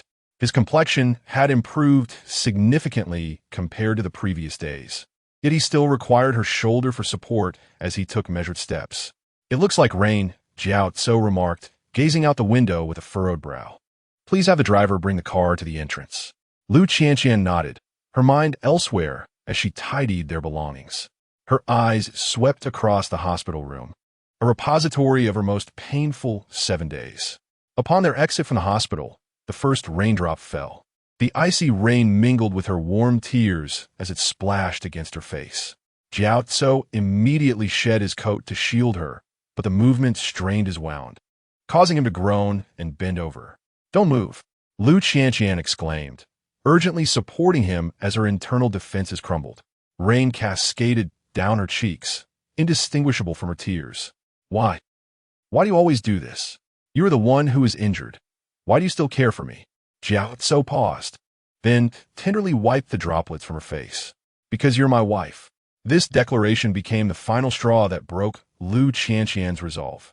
She stepped back, evading his touch, her voice trembling uncontrollably. "Luo Zhui Jiao Tso, I am foolish and unworthy. I do not deserve to be your wife. I beg you, please do not love me so." The rain intensified, soaking both of their garments. Jiao Tso's face turned ashen. "Qianqian, do not speak such nonsense."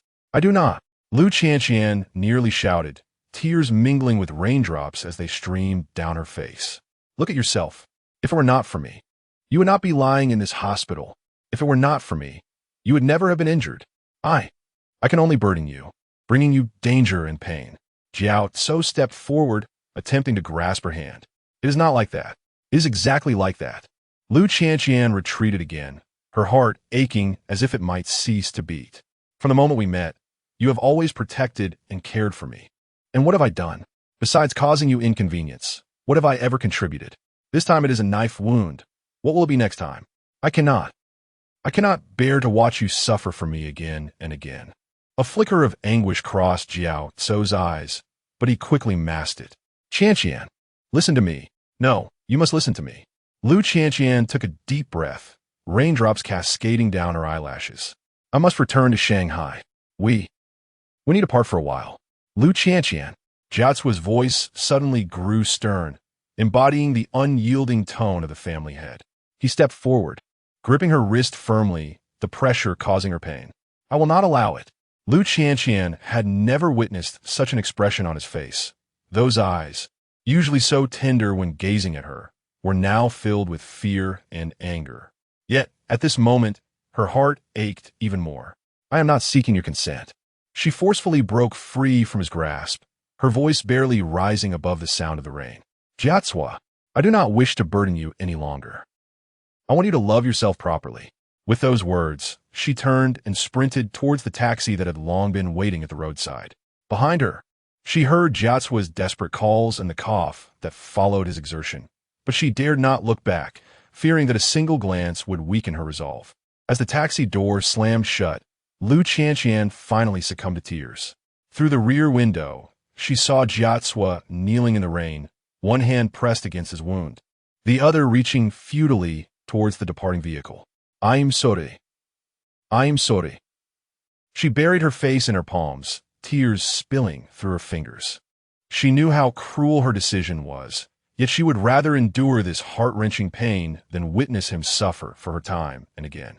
In the airport waiting lounge, Lu Qianqian mechanically processed her boarding procedures. Her phone vibrated incessantly in her pocket. 37 missed calls, all from Jiao Tso. She dare not answer, fearing that hearing his voice would compel her to run back heedlessly. As the plane ascended into the clouds, Lu Qianqian gazed out at the diminishing city of Lhasa, her heart feeling as though it were being sliced. This place held her most cherished memories. The monk who broke his vows for her in the temple. The husband who always indulged her whims in the courtyard. The lover who regarded her as a treasure in their bedroom. And now, she had pushed all of it away with her own hands. For she had finally understood that sometimes the deepest love is not found in a tight embrace, but in the painful act of letting go. As the plane soared through the clouds, sunlight suddenly flooded in, stinging Lu Qianqian's swollen eyes. She retrieved the family heirloom ring, Jiao Tso's token of affection from his proposal, gently pressing it to her lips. "Goodbye, my monk," she whispered, tears silently streaming down her cheeks. Chapter 74.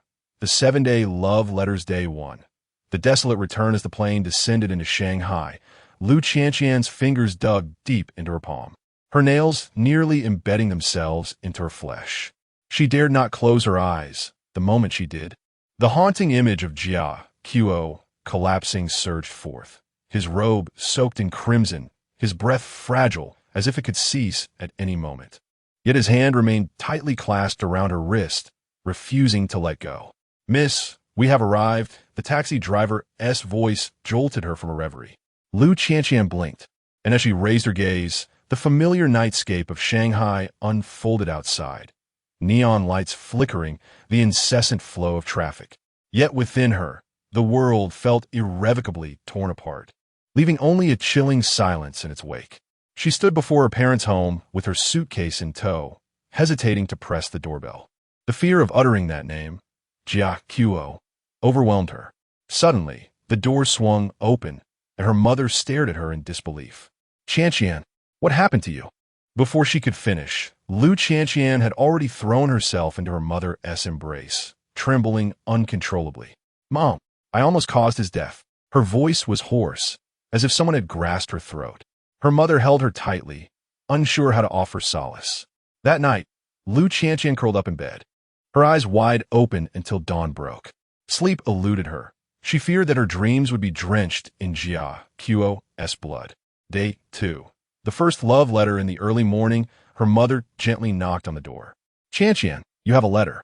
Lu Qianqian froze, her fingers trembling slightly. The envelope bore a familiar Tibetan wax seal, Jia Qiu's insignia. With shaking hands, she tore it open, revealing a thin sheet of paper. The words pressing through the page, "Qianqian, on the first night after you left, I returned to our bedroom. The bed still carries your scent, and there is a strand of your hair on the pillow. I wounded around my finger, as if you were still by my side. The wound aches, but it pales in comparison to how much I miss you." Jia Qiu tears streamed down Lu Qianqian's cheeks, blurring the ink on the page. She bit her lip until the metallic taste of blood stifled the cries that threatened to escape. She recalled how Jia Qiu was always like this, injured. Yet his first concern was whether she would weep. "Idiot," she choked out, "who asked you to be like this?" Day 3. The second love letter. The second letter arrived with the dawn. "Qianqian, today the doctor asked why my recovery is so slow. I didn't tell him it's because there's no one around to scold me for moving about. When you scolded me, your eyes widened like a puffed-up kitten. I miss you." Jia Qiu clutching the letter. Lu Qianqian's tears fell silently. She remembered how she would sternly warn him not to move while changing his bandages. Yet Jia Qiu would always smile and pinch her cheek, calling her a little tyrant. And now, there was no one to oversee him. Would he neglect his recovery altogether? Day 4. The third love letter. The third letter was shorter than the previous two, containing but a single line.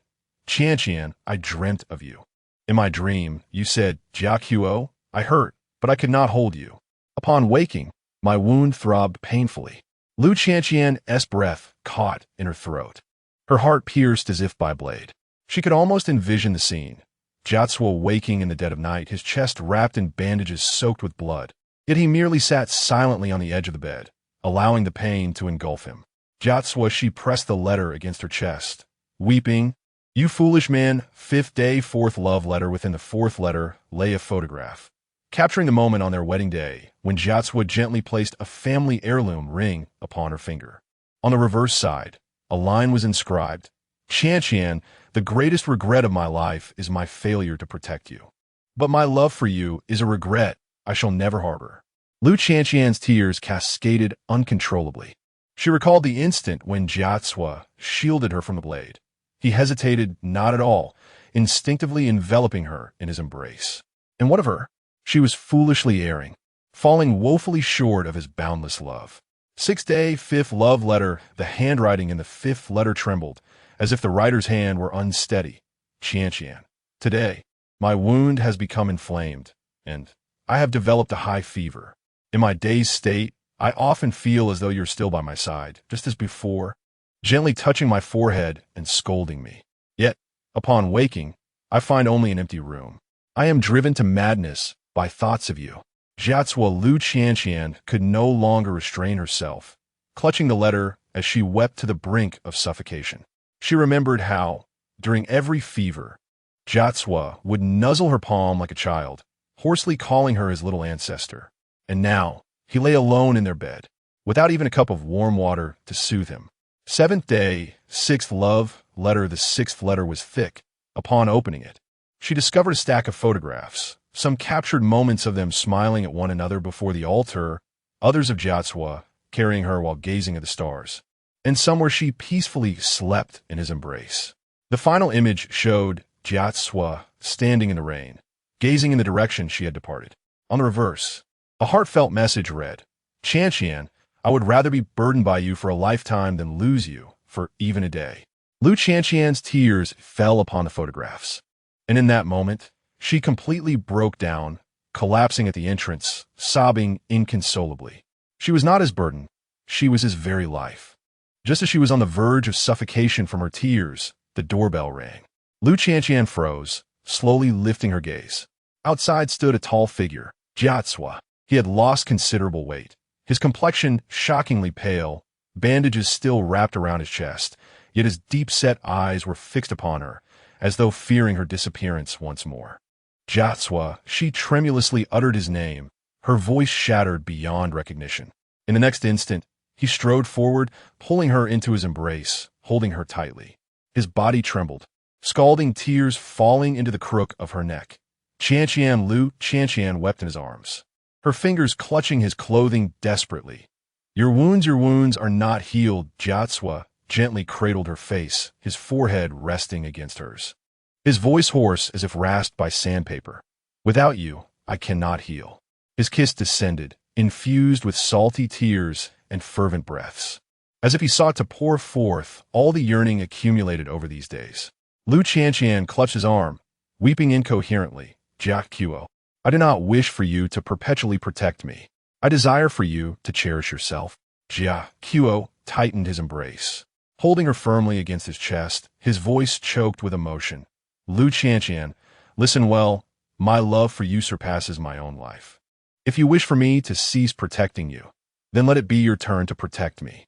I beseech you, do not leave me." Lu Qianqian's tears soaked his clothing, and at last she nodded through her sobs. "I will not leave, never again." Jiaqiu held her even tighter, as if he sought to meld her into his very being. Outside the window, the night rain over Shanghai had ceased, and at last, their tears fell in unison upon the same ground. Chapter 75. Guardian. The rainy night in Shanghai was damp and chilly. Lu Qianqian's fingertips gently brushed against the bandage on Jiatswa's chest, the white gauze already stained with blood in small patches. "Have you lost your mind?" Her voice trembled, tears cascading onto his bare chest. "Your wound is inflamed, and you still dare to fly to Shanghai." Jiatswa leaned against the headboard, his complexion pale to the point of translucence, yet his deep-set eyes remained fixed on her, as if fearing that the mere blink of an eye would cause her to vanish. He reached out to wipe away her tears, his fingertip warm. "It doesn't hurt." "Liars!" Lu Qianqian choked back sobs as she tore open the bandage, exposing the ghastly knife wound to the air. Several stitches had come undone, and the flesh was slightly turned outward, tinged with an unhealthy red. Her heart felt as if it had been tightly clenched, nearly suffocating her with pain. This was the wound he bore for her, the blood he shed for her. Yet Jiatswa grasped her trembling hand, gently pressing it against his own heart. "Here hurts more." His voice was hoarse. "In the 7 days you were gone, it felt as if this place had been hollowed out." Lu Qianqian's tears overflowed. She leaned down to embrace him, her cheek pressed against his feverish skin, hearing the heavy thump of his heart within his chest. "I'm sorry."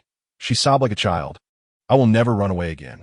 Jiatswa wrapped one arm around her waist, the other tenderly stroking her long hair, his atoms apple-bobbing.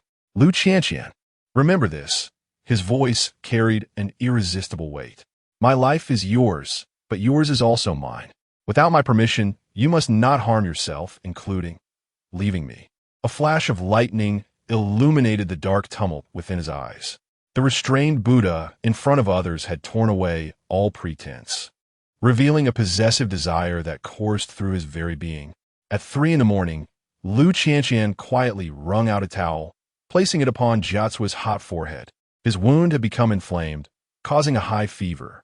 Before leaving, the doctor had warned sternly, if you agitate it again, the infection could be fatal. She gazed at Jiacuo's furrowed brow, recalling the doctor's words, and her heart twisted painfully. Her fingertips unconsciously traced the contours of his face, his brow, nose, and thin lips. This was her Buddha, her deity, yet he had nearly fallen because of her. If I continue to look, I will be unable to resist kissing you. Suddenly, Jiacuo opened his eyes, his voice raspy beyond measure. Startled, Lu Qianqian withdrew her hand, only to have him grasp her wrist firmly. His palm was scorching, holding her with an unyielding force. What are you hiding from? You need to rest, she stammered, but he pulled her close to his chest. Jiacuo's breath brushed against her ear, imbued with the heat of medicine. You are my remedy. Before his words could settle, a sudden knock echoed through the room. The anxious voice of the butler reached them.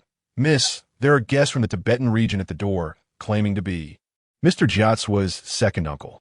Lu Qianqian sensed the body in her arms tense suddenly. Jiacuo's gaze turned icy in an instant, shedding any semblance of frailty. He propped himself up on one arm, swiftly putting on a shirt with a fluidity that belied his injuries. Make him wait. No. Lu Qianqian pressed down on his hand, which was busy fastening buttons. Your wound will reopen. Jiacuo lowered his gaze to her, a smile suddenly curving his lips.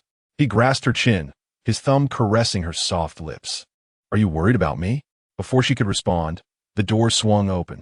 A middle-aged man clad in a Tibetan robe stood at the threshold, his hawk-like eyes scanning the room, ultimately settling on their entwined hands. It seems I have arrived at an inopportune moment. Lu Qianqian recognized Jiacuo's second uncle, Luo Zuizi Shi. He bore a resemblance to Jiacuo, yet exuded a sinister air.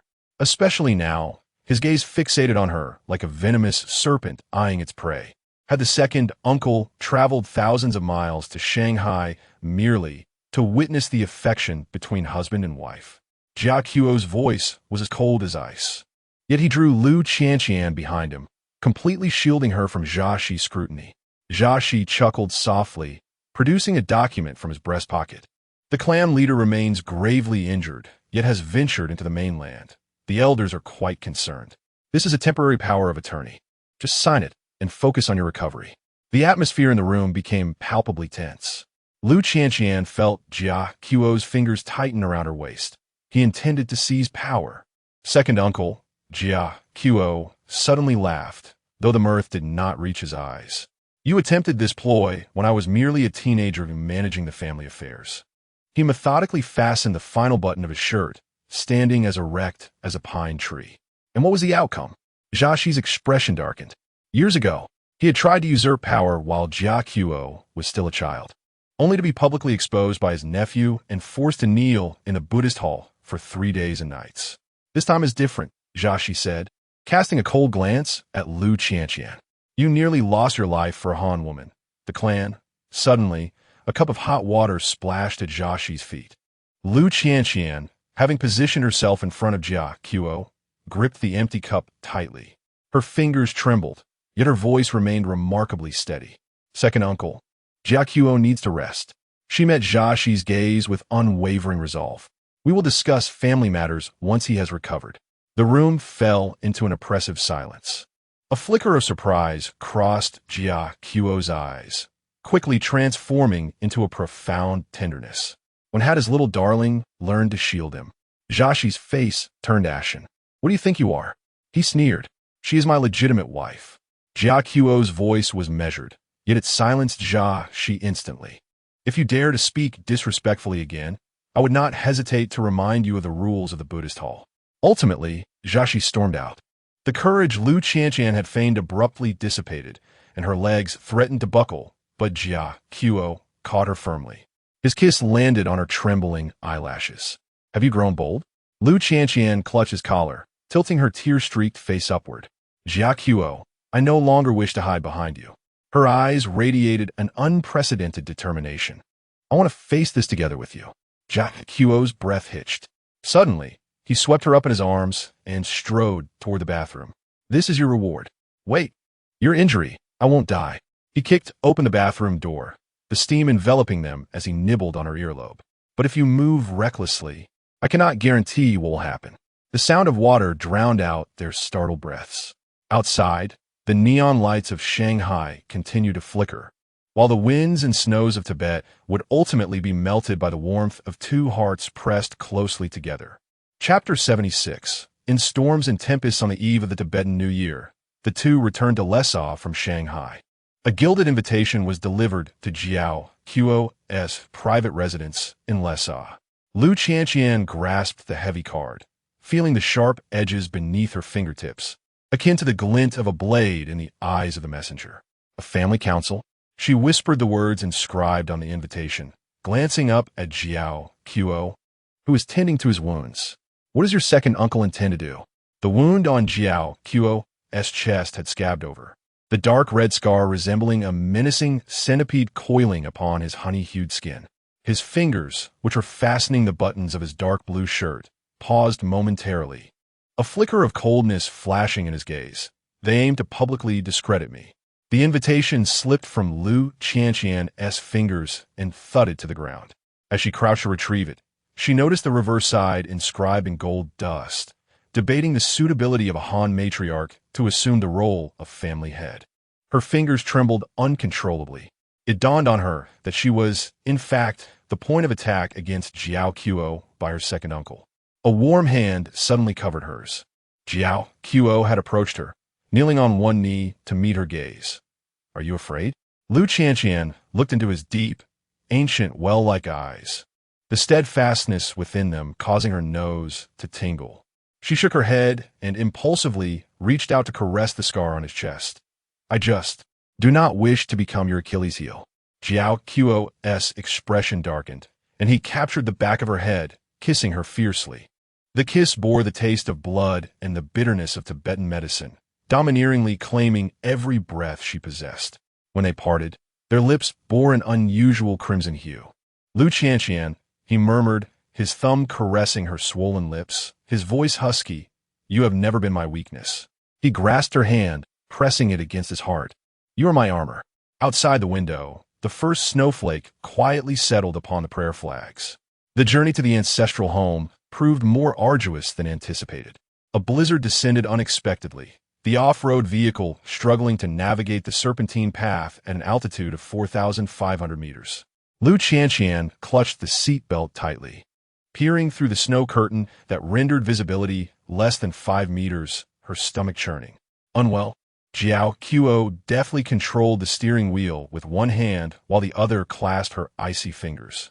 Lu Qianqian shook her head, but in the next moment, clamped her mouth shut. Jiao Quo immediately signaled to turn, and before the vehicle had fully halted, she surged into the storm, retching violently. A pair of warm arms encircled her from behind. Jiao Quo enveloped her in his Tibetan robe, resting his chin atop her head. We must return. No.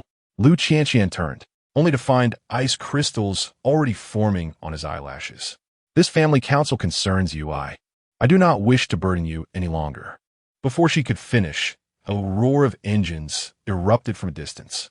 3 black SUVs encircled them, their headlights piercing through the snow like the eyes of a beast.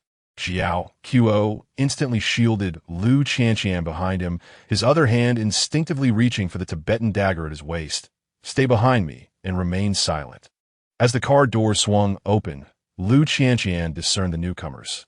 It was her second uncle's confidant, the monk Dorji, with whom she had crossed paths at the temple. He twirled a prayer wheel in his hand, his smile sending chills down her spine. Master, the second master has sent me to escort you. And your young wife. Leave. Jiacuo's voice was colder than the biting wind and snow. Duoji's smile vanished. You are still so oblivious to the circumstances. He clapped his hands, and a dozen brawny men wielding clubs descended from the vehicle. Second Master has said that as long as you sign the equity transfer document, you shall remain the esteemed young Master Luoi. Lu Qianqian sensed Jiacuo's body tense like a bowstring drawn to its limit. She understood that with his skills, handling these men would pose no challenge. However, should he resort to violence, his wound would undoubtedly reopen. Just as Jiacuo drew his blade, she suddenly dashed in front of him, Master Doji, she exclaimed in the Tibetan she had just learned before the Buddha, are you truly prepared to resort to violence? Duoji appeared momentarily taken aback. Seizing the opportunity, Lu Qianqian retrieved a string of prayer beads from her bag, an emblem of their bond gifted by Jiatsua, composed of sandalwood blessed by generations of family heads. This is, Duoji's expression shifted. Bestowed upon me by Rinpoche Jiatsua, she deliberately used the honorific, raising the beads above her head. Will you, in the presence of the Buddha, strike against one who holds these? In the swirling snow, Duoji's countenance transformed, and ultimately, he bowed deeply, retreating with his men. Upon returning to the vehicle, Lu Qianqian realized her back was completely soaked. Jiatsua cradled her trembling hand, discovering that the beads had left marks of blood on her palm. Are you foolish? His voice was hoarse as he bent down to lick the blood from her hand. Yet Lu Qianqian smiled. I wish to protect you as well.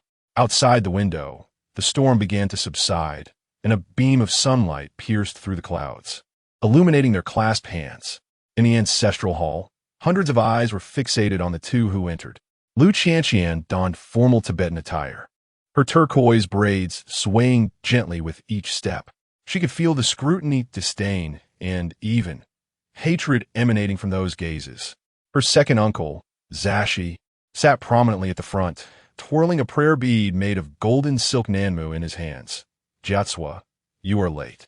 I encountered a few dogs obstructing the road. Jiatsua replied, leading Lu Qianqian directly to the main seat, his movements aggravating his wound, causing fine beads of sweat to form on his forehead.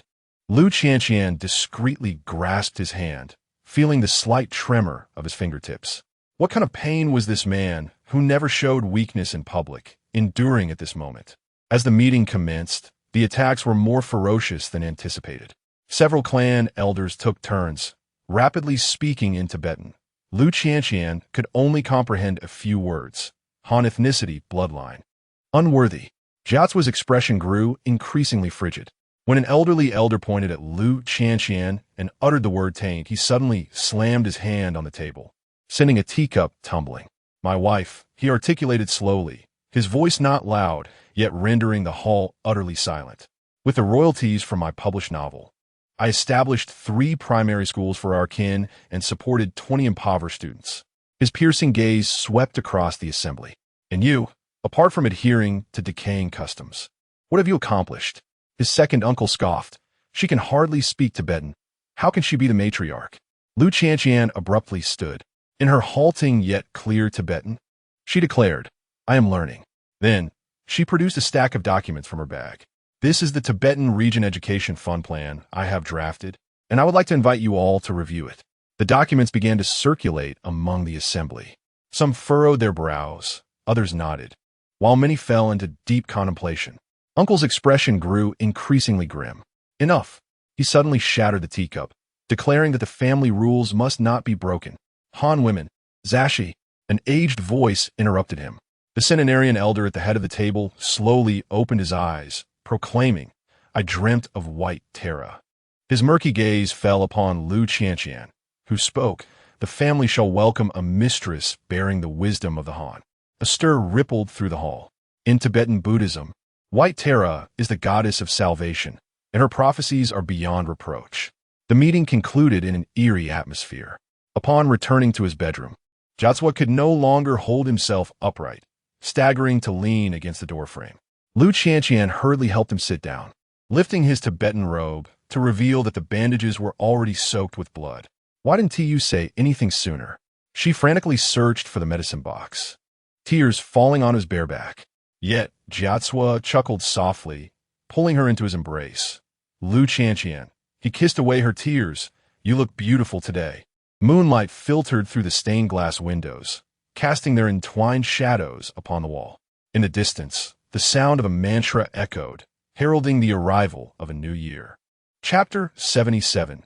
Gentle rain. The morning light penetrated the thin mist, bathing the fragrant bedroom in a honeyed hue. Lu Qianqian tiptoed, using tweezers to remove the last scab from the wound. Jiaquo's scar had faded to a delicate pink, resembling a faint moonbeam in the morning glow. The doctor had declared him healed. Her fingertips brushed over the scar, as if caressing fragile porcelain. Suddenly, Jia Qiu grasped her wrist, his grip firm yet gentle, rendering her unable to escape. The warmth of his palm radiated through her skin, sending a tremor to her heart. Over the past 3 months, his voice bore the huskiness of early morning, and with his other hand, he caressed her waist, murmuring, "You've worked hard, my little ancestor." Lu Qianqian found herself pulled down onto the edge of the bed, her nose colliding with his solid chest. The familiar scent of Tibetan incense mingled with that of medicinal herbs, evoking memories of countless days and nights spent together. His restrained breaths as she dressed his wounds, the feverish heat of his forehead, and the tender kisses he placed in her hair during the depths of the night when pain would strike. "Not hard at all," she began, but her words were silenced by his lips. This kiss was softer than the morning light, as Jia Qiu's tongue traced the contours of her lips, akin to a pilgrim reverently worshipping a divine figure. One hand cradled the back of her head, while the other lingered at her waist, the heat of his fingertips searing through the thin fabric of her nightgown. "Jia Qiu," she gasped between breaths, "your injury. It's healed," he murmured against her earlobe, his voice deep and soothing. "All better." His kiss suddenly turned fervent, as if the desires suppressed for 3 months had finally found their release. Lu Qianqian was pressed onto the soft Tibetan carpet, the morning light illuminating the stormy depths of his gaze. The restrained Buddha in public had now shed all pretense. "Do you know what I've been thinking about every day these past 3 months?" His lips wandered along her neck, playfully nibbling at her collarbone. Like this. His palm slipped beneath her nightgown, his warm hands gliding over every inch of her skin, as if confirming the return of a cherished treasure. And like this, he abruptly lifted her into his arms and strode towards the bathroom. In the hazy warmth, he deftly unfastened the buttons of her nightgown with a skill that belied a novice. "Jia Qiu." Lu Qianqian blushed, attempting to shield herself, but he secured her wrist, pressing it against the cool tiles. "Shu," he whispered, planting kisses upon her trembling eyelids. "Let me take a good look at you." Water droplets cascaded along his jawline, splashing on her chest like a localized rain. His gaze felt tangible, traversing every contour of her body, finally lingering on her flushed cheeks. "My little ancestor," he chuckled softly, his voice laced with satisfied delight. "Feeling shy?" Lu Qianqian, embarrassed and annoyed, tried to cover his eyes, only to be drawn into his embrace. The warm water cascaded over their closely entwined bodies, his heartbeat resonating through their pressed chests, steady and powerful. "We have an entire day's worth of lessons to catch up on," he whispered in her ear, his breath warm against the sensitive skin behind her ear, laden with the weight of 3 months' longing. As the sun began to set in the west, Lu Qianqian finally mustered the strength to rise from the bed. Her waist ached as though it belonged to someone else, while the culprit reclined leisurely against the headboard, engrossed in an ancient Tibetan text. "Awake?" Jia Qiu set aside his book and drew her into his embrace. His bare torso bore no visible signs of injury, save for the fresh scratches on her honeyed skin that stood out conspicuously. Lu Qianqian buried her face in the crook of his neck, her voice muffled. You're being too much." Jia Qiu chuckled softly, the vibrations resonating through her entire being. "In what way am I excessive?" His restless hand slid beneath her nightgown, teasingly exploring here, or here. "Jia Qiu," she gasped, attempting to evade, but he flipped her over, pinning her down. "What should I call you?" His nose brushed against hers, his breath warm. "Husband." Her face flushed as she relented, earning her a lingering kiss. The last rays of the setting sun streamed through the cracks in the curtains, casting a golden sheen over their entwined figures. Jia Qiu's kiss transitioned from fervent to tender, eventually resting softly on her lips, as if treating a fragile treasure with utmost care. Qianqian, he suddenly became serious, his thumb caressing her slightly swollen lips. "Thank you." Lu Qianqian froze. The memories of the past 3 months flashed in her mind. Her vigil by his side during his high fever, her gentle humming to soothe his pain, and her warm embrace during his nightmares. "Silly boy," her nose tinged with emotion. "What are you thanking me for?" "Thank you for not leaving me." His forehead pressed against hers, his voice as soft as a sigh. "Thank you for loving me." Lu Qianqian's heart felt as if it were drenched in honey, sweet and swelling. She tilted her head to kiss his Adam's apple, feeling his body tense instantly. "So how will you repay me?" She mischievously blinked, her fingers tracing circles on his abdominal muscles. Jia Qiu's gaze darkened in an instant.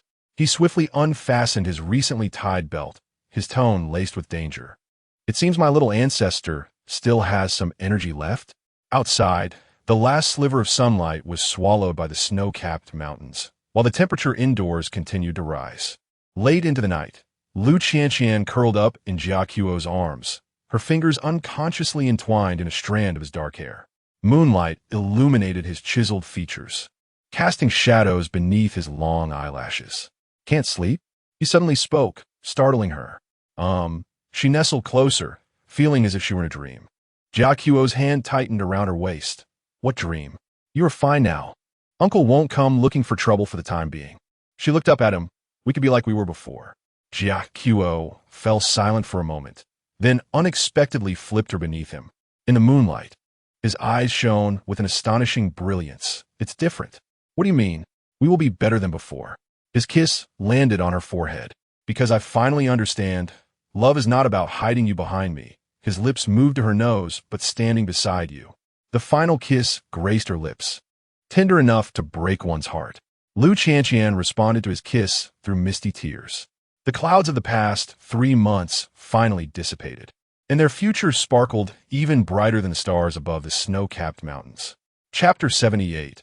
A surprise in the Buddha Hall in the serene morning of Lhasa. The aroma of sandalwood wafted through the Buddha Hall.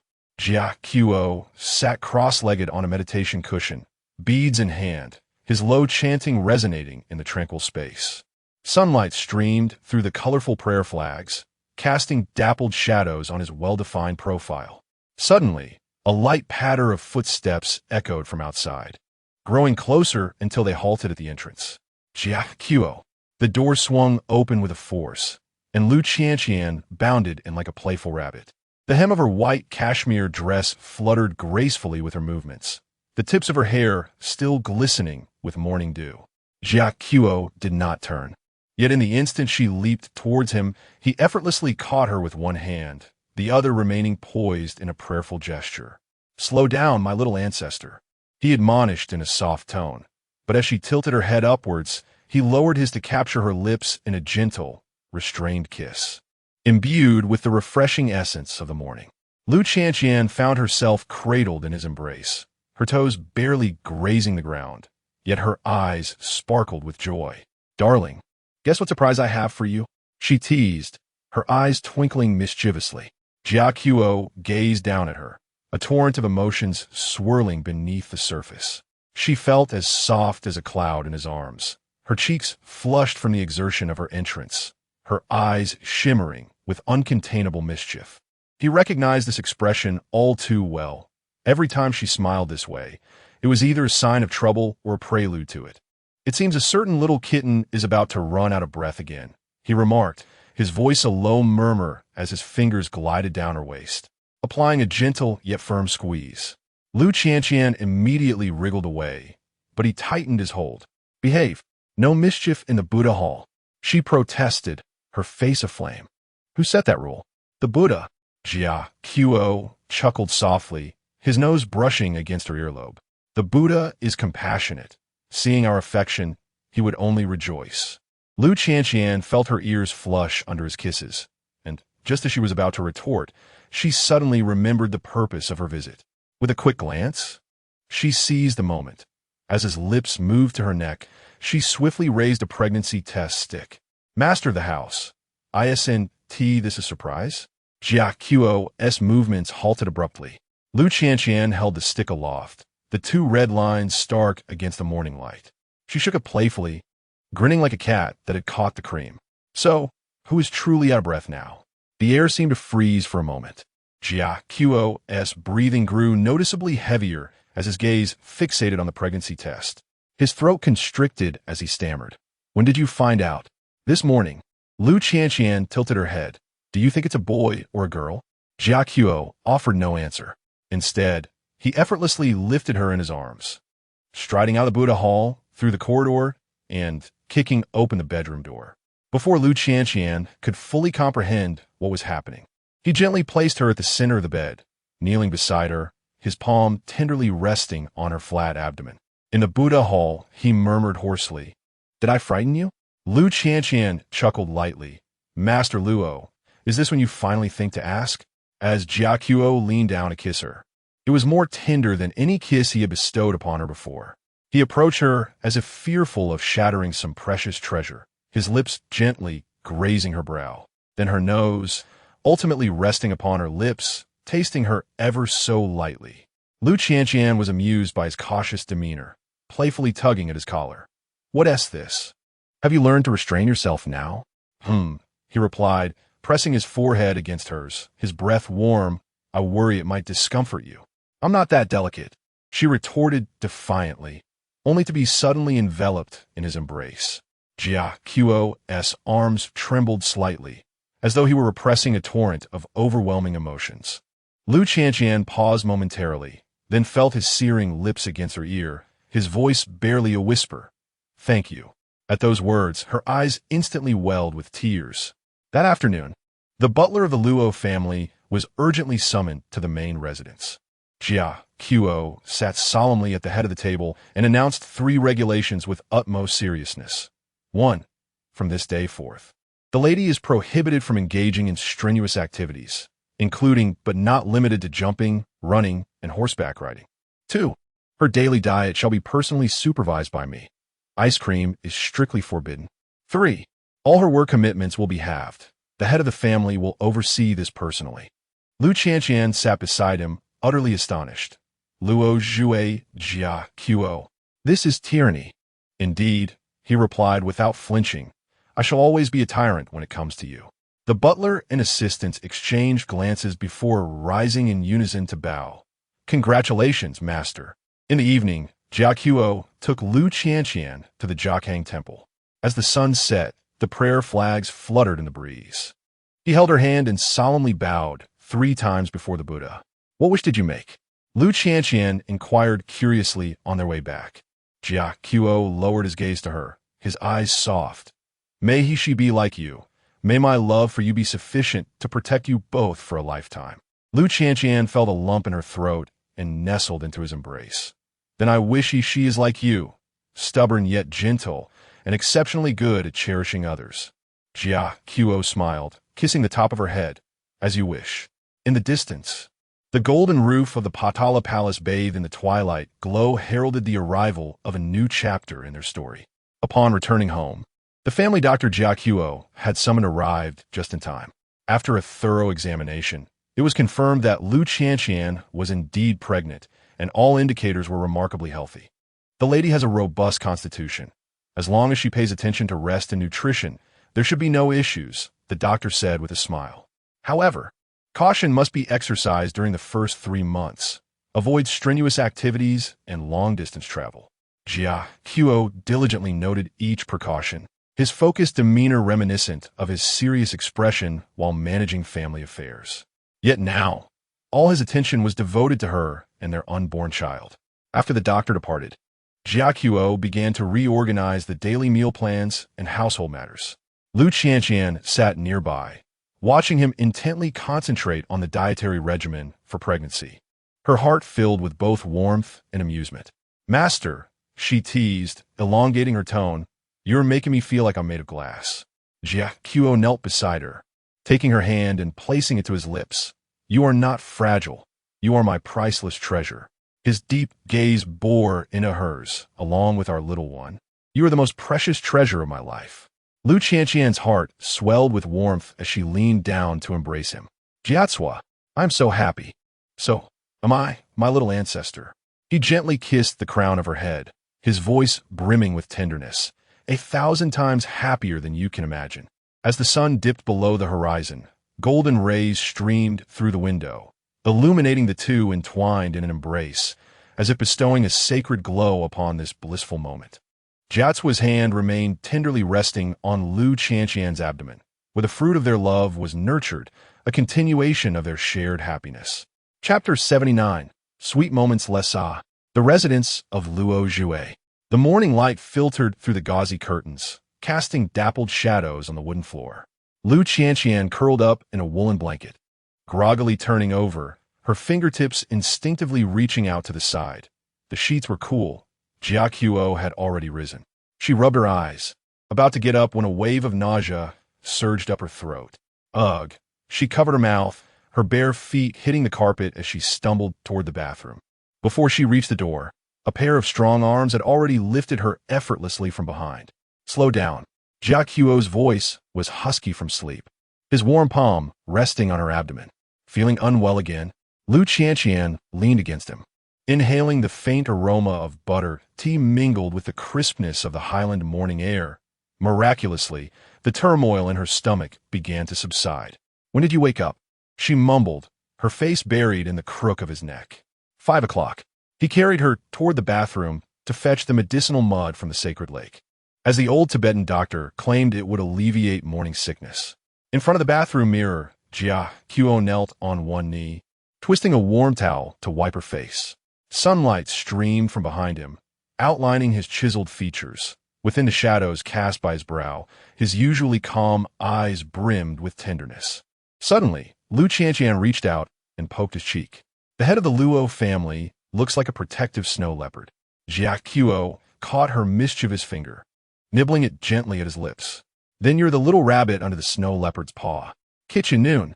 Lu Qianqian sat cross-legged on the kitchen counter, swinging her feet as she watched Jia Qiuo prepare milk tea. The tall figure of the man busied himself at the stove. The sleeves of his Tibetan robe rolled up to his elbows, revealing his well-defined forearms. He held a copper pot in his left hand and a wooden spoon in his right, moving with a grace reminiscent of a sacred ritual. "Jia Qiuo." She wiggled her legs. "I want to eat glutinous rice balls." Without turning his head, he replied, "No, too sweet. Just one bite, not even half a bite." Lu Qianqian puffed out her cheeks, suddenly struck by inspiration. "Then, the baby says he wants to eat." The copper pot clanged against the stove. Jia Qiuo turned, striding over to her, placing his hands on the counter beside her, effectively trapping her in place. Lu Qianqian. He leaned down, his nose brushing against hers. "Have you learned to use the child as a bargaining chip?" She blinked innocently, inheriting your negotiation skills. Jia Qiuo's gaze darkened. Suddenly, he scooped her up by the hips, striding toward the pantry. "Choose for yourself, but only half a spoonful of sugar." Within the pantry, shelves lined the walls filled with ingredients air-freighted from Shanghai. Fresh meat mooncakes, sweet fermented rice, and even her favorite eel sauce from a renowned old shop. Lu Qianqian's eyes widened. "When did you?" "The day after the wedding," he whispered, nibbling her earlobe. "I knew this day would come." Bedroom, midnight. Moonlight poured in like water, casting a silver glow across the floor through the intricately carved wooden window. Lu Qianqian lay on her side in bed, Jia Qiuo's palm gently massaging her back. After 3 months of pregnancy, her waist always felt sore and swollen. Each night, she required his tender ministrations to find sleep. "Be a little firmer," she instructed with a playful hum. Jia Qiuo immediately increased his strength, his thumb pressing precisely on the aching acupoint. His palm radiated warmth, the heat seeping through the delicate fabric of her nightgown and into her skin. Suddenly, she turned to him, grasping his wrist. "Do you wish for a boy or a girl?" The man paused for a moment in silence, then leaned down to kiss her still flat abdomen, whispering, "I hope for one like you." "Why?" she inquired. "So I can spoil another little Qianqian." Lu Qianqian felt her eyes well up, tugging at his collar to draw him closer. "You already spoil me plenty." Jia Qiuo took the opportunity to embrace her, his fingers weaving through her long hair. "Not enough." Outside, the highland sky sparkled like diamonds. As Lu Qianqian began to drift into slumber in his arms, she suddenly felt her ringed finger being gently caressed. The wedding ring, unbeknownst to her, had been removed and was now being restrung with a red thread. "What are you doing?" she murmured. "Tibetan custom," he replied in a low voice, wrapping the ring in a good fortune not to bless the safety of mother and child. In a half-dreaming state, she felt a tender kiss upon her lips, accompanied by a soft whisper in Tibetan, "You will forever reside in my heart." The next morning, the sunlight filtered through the sheer curtains, casting a warm glow over the Tibetan-style bed. Lu Qianqian awoke to the familiar scent of cedar. Jia Qiu's hand rested gently on her slightly rounded abdomen, the warmth seeping through her silk nightgown. Awake? His deep voice, still husky from sleep, inquired as his kiss landed on her nape. Is our little lark behaving today? Lu Qianqian turned to Nestle in his embrace, her nose brushing against the faint red marks on his collarbone, remnants of her discomfort from the previous night. Much better than his father, she mumbled, her fingers idly toying with the red coral pendant on his chest. Jia Qiu chuckled softly, the vibrations resonating in her ear. With one hand, he retrieved a warm cup of lemon honey water from the bedside table, while the other expertly supported her lower back. Take a sip first. At 10 in the morning, Jia Qiu was engaged in a video conference in his study. The executives on the other end noticed that the typically stern head of the Luo family had his collar slightly unbuttoned, revealing small bite marks on his collarbone. Regarding the mining development plan, his speech suddenly faltered as his gaze softened, drifting toward the door. Lu Qianqian stood barefoot, clutching a plush blanket, the hem of her nightgown revealing a glimpse of her fair calf. She formed her lips into a silent request, craving soup dumplings. The executives watched in astonishment as the usually stern expression of their leader melted away. 10-minute break. In the kitchen, Jia Qiu donned a navy blue apron, kneading the dough. Lu Qianqian perched on the counter, swinging her legs and occasionally pinching off pieces of dough. Jia Qiu. She suddenly leaned closer to whisper in his ear, "You look particularly alluring when you knead." A cloud of flour puffed into the air. Jia Qiu turned, trapping her between the counter and himself, his flour-covered fingers gently grasping her chin. Lu Qianqian, do you realize the consequences of teasing a pregnant woman? She giggled, licking the flour from his fingertip. I do. Her voice trailed off, soft and lingering. In the sunroom, Lu Qianqian rested her head on Jia Qiu's leg, teetering on the edge of slumber. The man gently caressed her long hair with one hand while reviewing documents with the other. Jia Qiu. She drowsily grasped his fingers, placing them against her lips to nibble lightly, murmuring, "You smell delightful." The documents slipped from his grasp and fell to the floor. Jia Qiu leaned down, capturing her pouting lips in a deep, fervent kiss. It was only when she gently pushed against his chest, gasping for breath, that he reluctantly released her, whispering, "Sleep now, my little cat." In the dead of night, Lu Qianqian awoke to a painful cramp in her calf. Before she could fully regain her senses, Jia Qiu had already propped her leg upon his knee, his warm hands expertly massaging the muscle. "It hurts," she whimpered, burrowing into his embrace. Jia Qiu pressed a kiss to her damp eyelashes, murmuring, "Is my fault." Suddenly, he knelt by the bed, reverently kissing her rounded belly, lamenting, "You suffer, my dear." Moonlight filtered through the patterned curtains, casting their entwined silhouettes upon the wall. Lu Qianqian counted his thick eyelashes, suddenly recalling the austere monk she had first met, who had now descended into the earthly realm for her sake. At dawn, Lu Qianqian discovered a gilded box on her vanity. Inside were candies crafted from barley and honey, each wrapped in paper inscribed with sweet bilingual vows. "You are my eternal path of prayer, a promise that lasts longer than the snow-capped mountains, destined to find you in the next life." Jia Qiu encircled her from behind, feeding one of the candies between her lips, asking, "Is it sweet?" Lu Qianqian turned to transfer the other half of the candy to his mouth, replying, "Not even a fraction as sweet as you." Outside, the golden rooftops of the Patala Palace basked in the morning light, while their tale was poised to unfold into a new chapter of sweetness. Chapter 80. Sweet trap. As the morning light streamed through the sheer curtains, Lu Qianqian abruptly sprang from her bed, rushing barefoot towards the bathroom. Jia Qiu, startled awake, swiftly followed her with long strides. She leaned over the sink, retching, when a warm hand gently rested on her back. "Take it slow, breathe," Jia Qiu urged, gathering her disheveled hair with one hand while offering her a warm glass of lemon water with the other. With tear-filled eyes, Lu Qianqian looked up, her reflection revealing the man's furrowed brow. His robe hung loosely, exposing the bite marks left from her playful antics the previous night, yet his expression was etched with concern. "It's all your fault," she mumbled, turning to punch him lightly in the chest, only for her wrist to be tenderly grasped. Suddenly, Jia Qiu knelt, pressing his ear against her slightly rounded belly. "I was wrong. Don't trouble your mother," he murmured in a deep, tender tone of Tibetan that sent shivers through Lu Qianqian's heart. During a video conference, executives watched in astonishment as the head of the family unexpectedly rose. "Let's take a 10-minute break," Jia Qiu announced before stepping away from the camera. Moments later, he returned, his tie slightly askew, a smudge of cream at the corner of his mouth. The financial director, gathering his courage, inquired, "Mr. Luo, is there an issue at the mining site?" "Yes," Jia Qiu replied, unfazed, adjusting his cuffs. "A little mischievous cat has knocked over the ghee cake in the kitchen. I want to eat Shanghai-style pan-fried buns."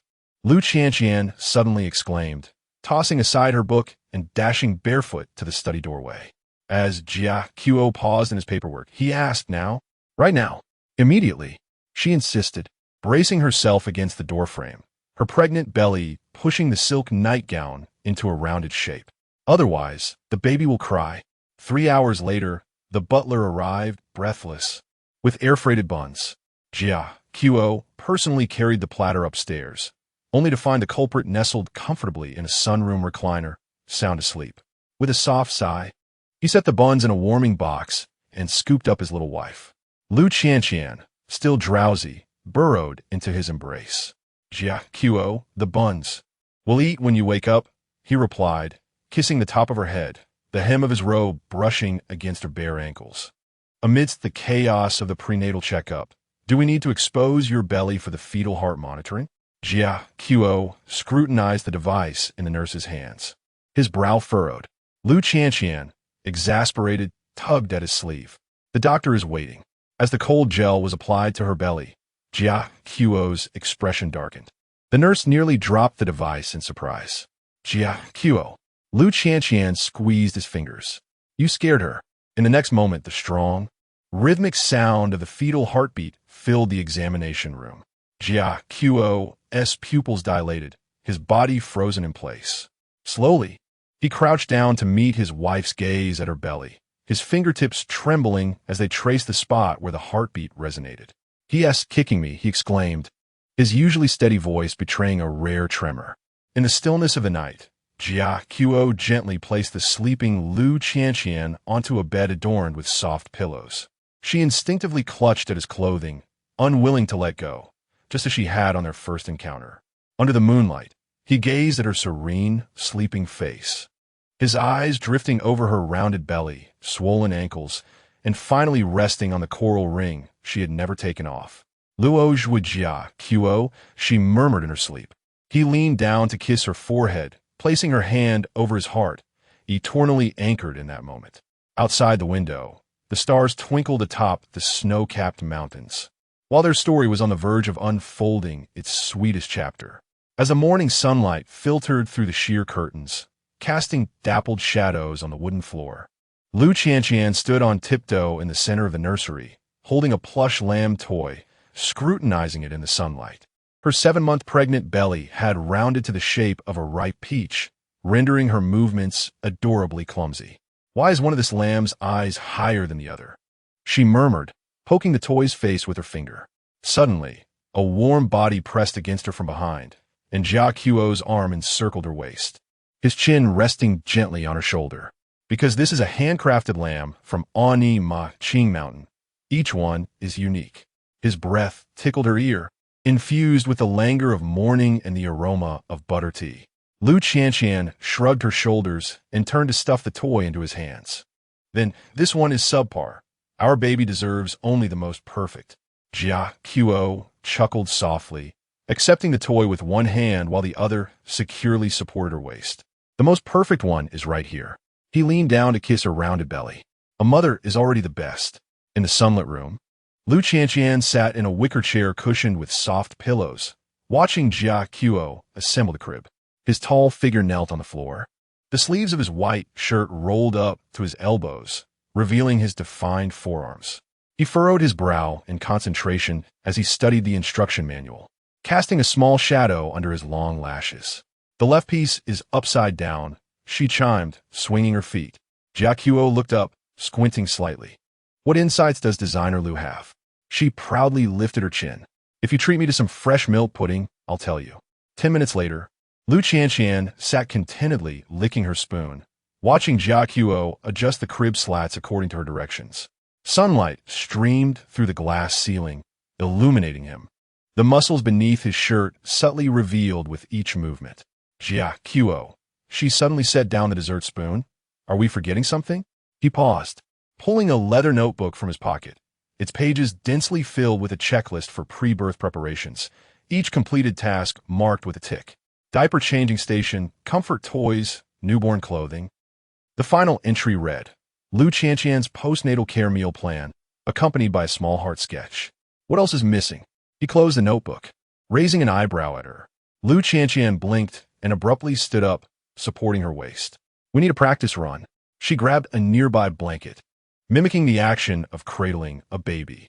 See, is this how you hold them? Jia Qiu's gaze darkened, and he strode over, taking the blanket with one hand while the other lifted her effortlessly. No, it should be like this. His demonstration brought them intimately close. Lu Qianqian's face flushed, her fingers gripping the front of his shirt. I meant for you to demonstrate how to hold the baby. First, let's practice holding the mother. He whispered against her ear.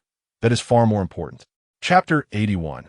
A celebration of life. Lessa, Sacred Lake Hospital at 3:27 in the morning. The delivery room was illuminated by harsh, blinding lights. Lu Qianqian's fingers, gripping the bedsheet, had turned pale, and the wisps of hair on her forehead were soaked with sweat, clinging to her ashen cheeks. The contractions surged like relentless waves, each one rendering her vision dimmer. In her haze, she noticed Jia Qiu kneeling beside the delivery bed, his usually immaculate shirt now a crumpled mess, the cuffs stained with the blood and tears from her bitten lip. One more push, madam. The doctor's voice seemed to echo from a distant realm. She shook her head, her eyes bloodshot, tears mingling with sweat as they cascaded down her face. I can't. Jia Qiu. I truly can't. A trembling hand suddenly cradled her face. Jia Qiu pressed his forehead against hers, breath coming in ragged gasps. Lu Qianqian, look at me. Struggling to focus, she saw the normally composed man with reddened eyes, his lashes clumped together with moisture. His Adam's apple bobbed as he spoke hoarsely, almost inaudibly. Let us not have any more children. Just this once, we won't have any more. Those words struck her like a bolt of adrenaline. Lu Qianqian arched her back, summoning her final reserves of strength. Wah. The piercing cry of a newborn shattered the tension in the delivery room. The nurse's delighted voice rang out. It's a boy, weighing 6 pounds and 7 ounces. Exhausted, Lu Qianqian collapsed back onto the pillow. Through her blurred vision, she saw Jia Qiu's hand trembling as he cut the umbilical cord, nearly losing his grip on the scissors. When the nurse brought the cleaned little one over, he instinctively took a step back, as if afraid to shatter a precious treasure. Would you like to hold him? The nurse asked, puzzled. Taking a deep breath, Jia Qiu finally extended his arms. The resolute head of the Luo family, who was decisive in business, now appeared clumsy, as if cradling fragile glass, holding his breath in anticipation. The tiny infant nestled in his large hands seemed exceptionally delicate, its wrinkled face suddenly squirming, precisely grasping one of his fingers. Jia Qiu's voice caught his throat, his hands are so small. Lu Qianqian smiled weakly, reaching out to touch the baby's cheek, only to feel a warm droplet, Jia Qiu's tears, fall upon the little one's blanket. VIP ward. Morning light filtered through the gaps in the curtains as Lu Qianqian drowsily opened her eyes, discovering herself carefully cradled in a warm embrace. Jia Qiu leaned against the headboard, allowing her to rest her head on his arm, while his other hand gently rested on her waist. The rosy little one slept soundly in the swaddling blanket between them. She stirred slightly, and Jia Qiu immediately awoke. Does it hurt? Should I call the doctor? His voice was laced with undeniable tension. Lu Qianqian shook her head, her gaze falling upon his shirt, still the same wrinkled one from yesterday, stained with blood. The cuffs marred by her grip. You haven't changed your clothes? Jia Qiu glanced down at himself, a rare look of disarray crossing his features. I forgot. He reached for the call button, revealing deep bite marks encircling his wrist. evidence of her agony from the previous night. Lu Qianqian felt a pang of guilt as she touched the wound, but he grasped her hand reassuringly. It doesn't hurt. When the nurse entered to examine the baby, Jia Cue stood guard like a sentinel on high alert, meticulously verifying every instruction 3 times over. As the nurse mentioned bathing the infant, he swiftly positioned himself as a human shield before the bed, firing off rapid inquiries. Might the child catch a chill? What precise temperature should the water be? Which brand of cleanser would be most appropriate? The young nurse was at a loss for words when questioned, and Lu Qianqian couldn't help but laugh, only to inadvertently tug at her wound, causing her to wince in pain. Jia Cue immediately turned around, his complexion even paler than hers. What's wrong? What does it hurt? She grasped his hand gently and placed it upon the baby's delicate face, whispering, "It is worth it." Jia Cue's fingertips trembled slightly as he leaned down to kiss her damp forehead, murmuring, "Just this once." The evening glow painted the snow-capped mountains in hues of gold, while Lu Qianqian nestled in Jia Cue's embrace, observing the nurse as she demonstrated how to change a newborn's diaper. "Fold it this way and secure here." The nurse showcased her technique, suddenly looking up in astonishment. "Sir, you are learning remarkably quickly." Jia Cue had expertly wrapped the little one in a diaper, his movements precise as though he had practiced 1,000 times. When Lu Qianqian leaned in for a closer look, she noticed that the edges of the diaper were even folded into perfect right angles. Had he secretly practiced? She whispered softly. The man's ears tinged pink as he pulled a miniature diaper model from his pocket, its edges already frayed from constant handling. "While you were napping," he confessed in a hushed tone, "I went through 3 packs of practice pads." Lu Qianqian's eyes grew moist. Then suddenly she remembered. "Have you decided on the baby's name yet?" Garchin gently placed the slumbering infant back into the cradle, retrieving a time-worn Tibetan parchment from his suit's inner pocket. "Left by my father." Gilded Tibetan characters shimmered upon the aged paper, beneath which lay an inscription in delicate script, "For my unborn grandchildren. Choose one," he inquired. Lu Qianqian pointed to one of them and asked, "This one sounds lovely. What does it mean?" Jia Cue gazed at her, his eyes soft as the spring waters melting from the snow-capped mountains. "Zhewuda Wa," with Zhewu signifying the morning star's brilliant glimmer, and a Wa representing the moon, much like his mother. Chapter 82. The Facade of Asceticism Lhasa. Lotse residence at 3:17 in the morning. The wailing of an infant shattered the stillness of the night. Lu Qianqian drowsily opened her eyes, only to find the bed beside her vacant. The tall silhouette of Jia Cue stood by the crib, the moonlight filtering through the gauzy curtains, accentuating the taut lines of his shoulders. He awkwardly cradled the crying little one, his posture rigid as if he were holding a bomb that could explode at any moment. "Is he hungry?" Jia Cue's voice was barely above a whisper, as if he feared to disturb the tranquility of the night. Lu Qianqian propped herself up, the lingering pain in her abdomen from 6 days post-delivery still present. "Bring him to me," she requested. Jia Cue, as if granted a reprieve, hurried to the bedside, carefully handing her the swaddled infant.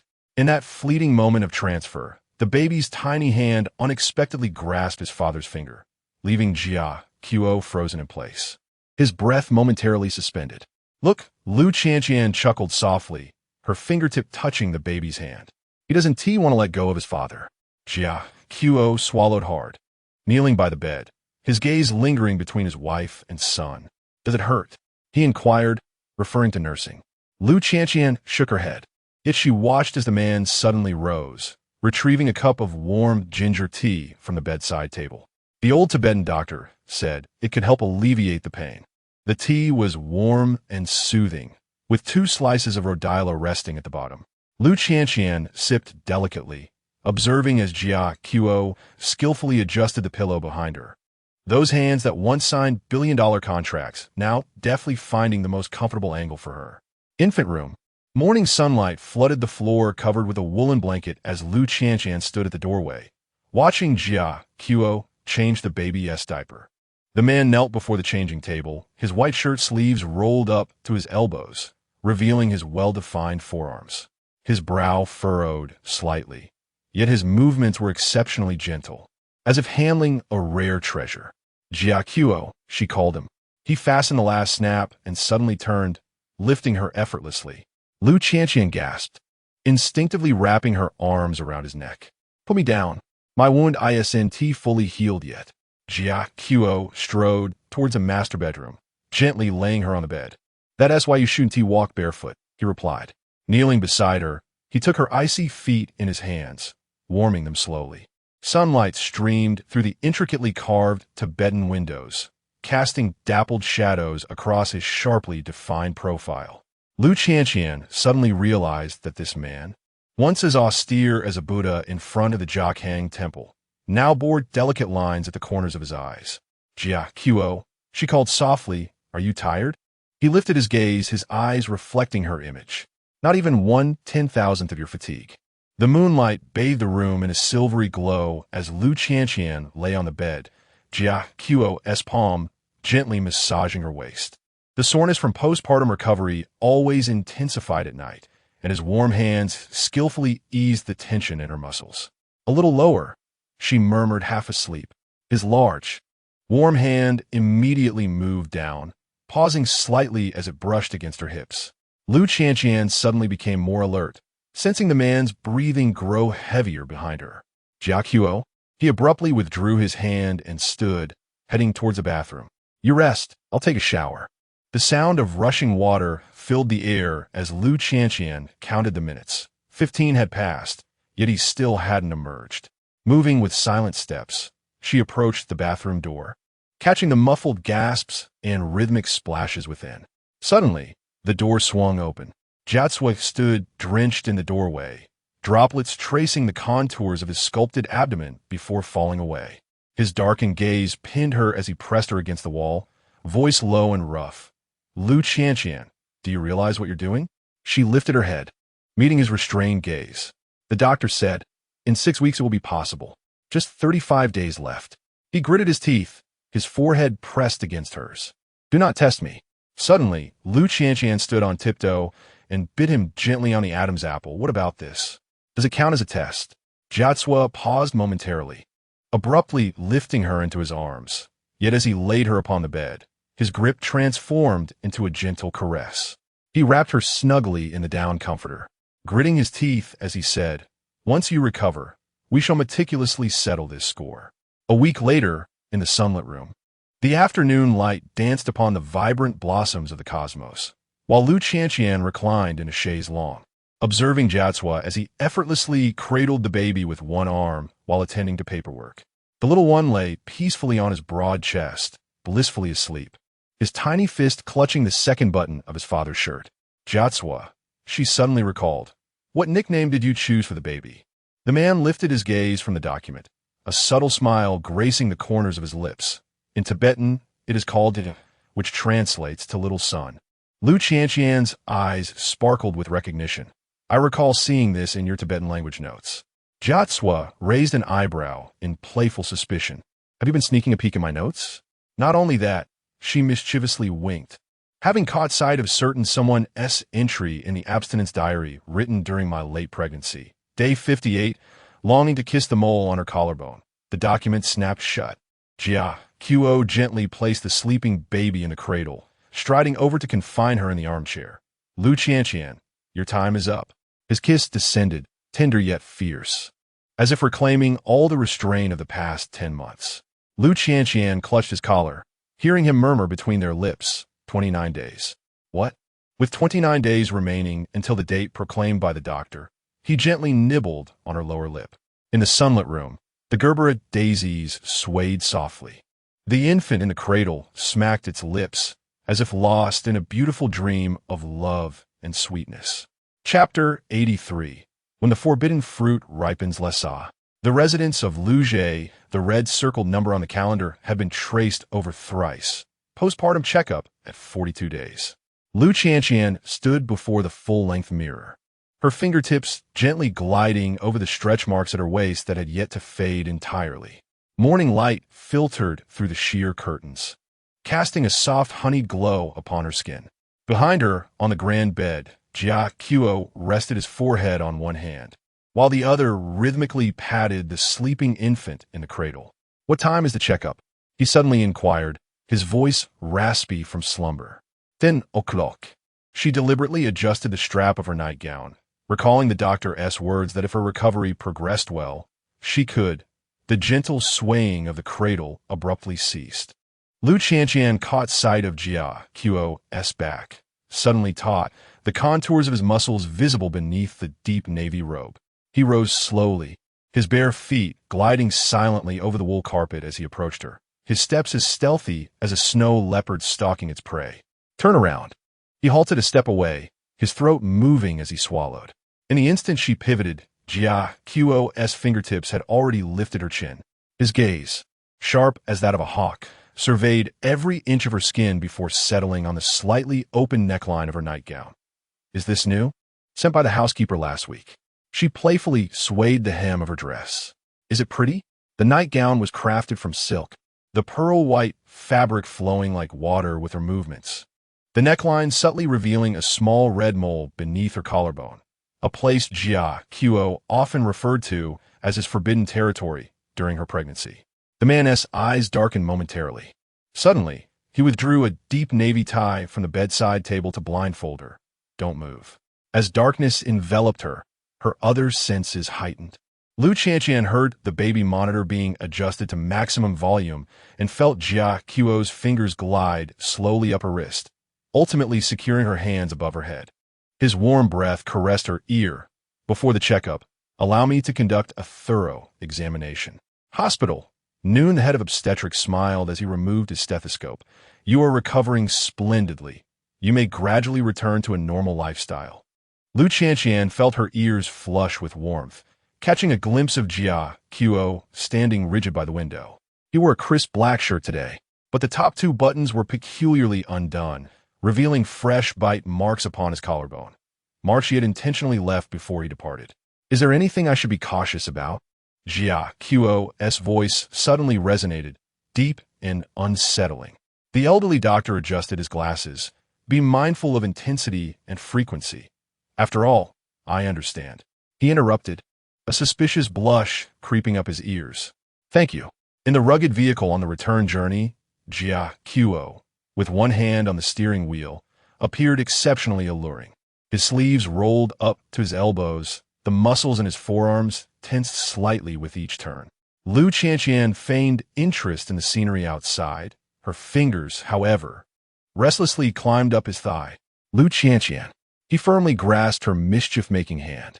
27 minutes from the hospital to home. So, you have 26 minutes to reconsider. Master bedroom. Dusk, the monitor in the nursery displayed little Zhu Jia sleeping soundly. Just as Lu Qianqian set down the monitor, she was swept up in his arms. Jiacua's steps were both hurried and steady, yet when he placed her gently in the center of the bed, it was as though he were handling a fragile treasure.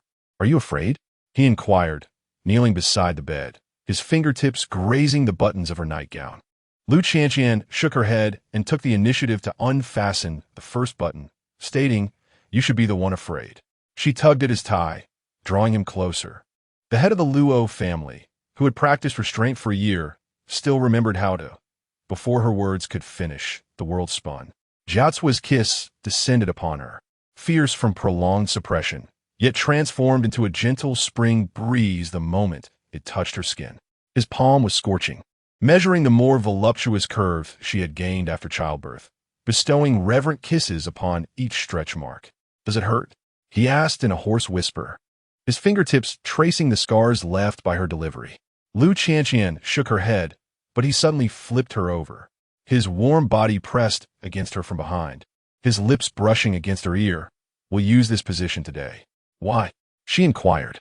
I can see the monitor. He bit down gently on her shoulder blade, adding, It also allows me to control my strength. As the moonlight gradually climbed along the bed's edge, Lu Qianqian curled in Jiacua's embrace, counting his heartbeat. His hand lingered at her waist, occasionally caressing her as if to reassure himself of her well-being.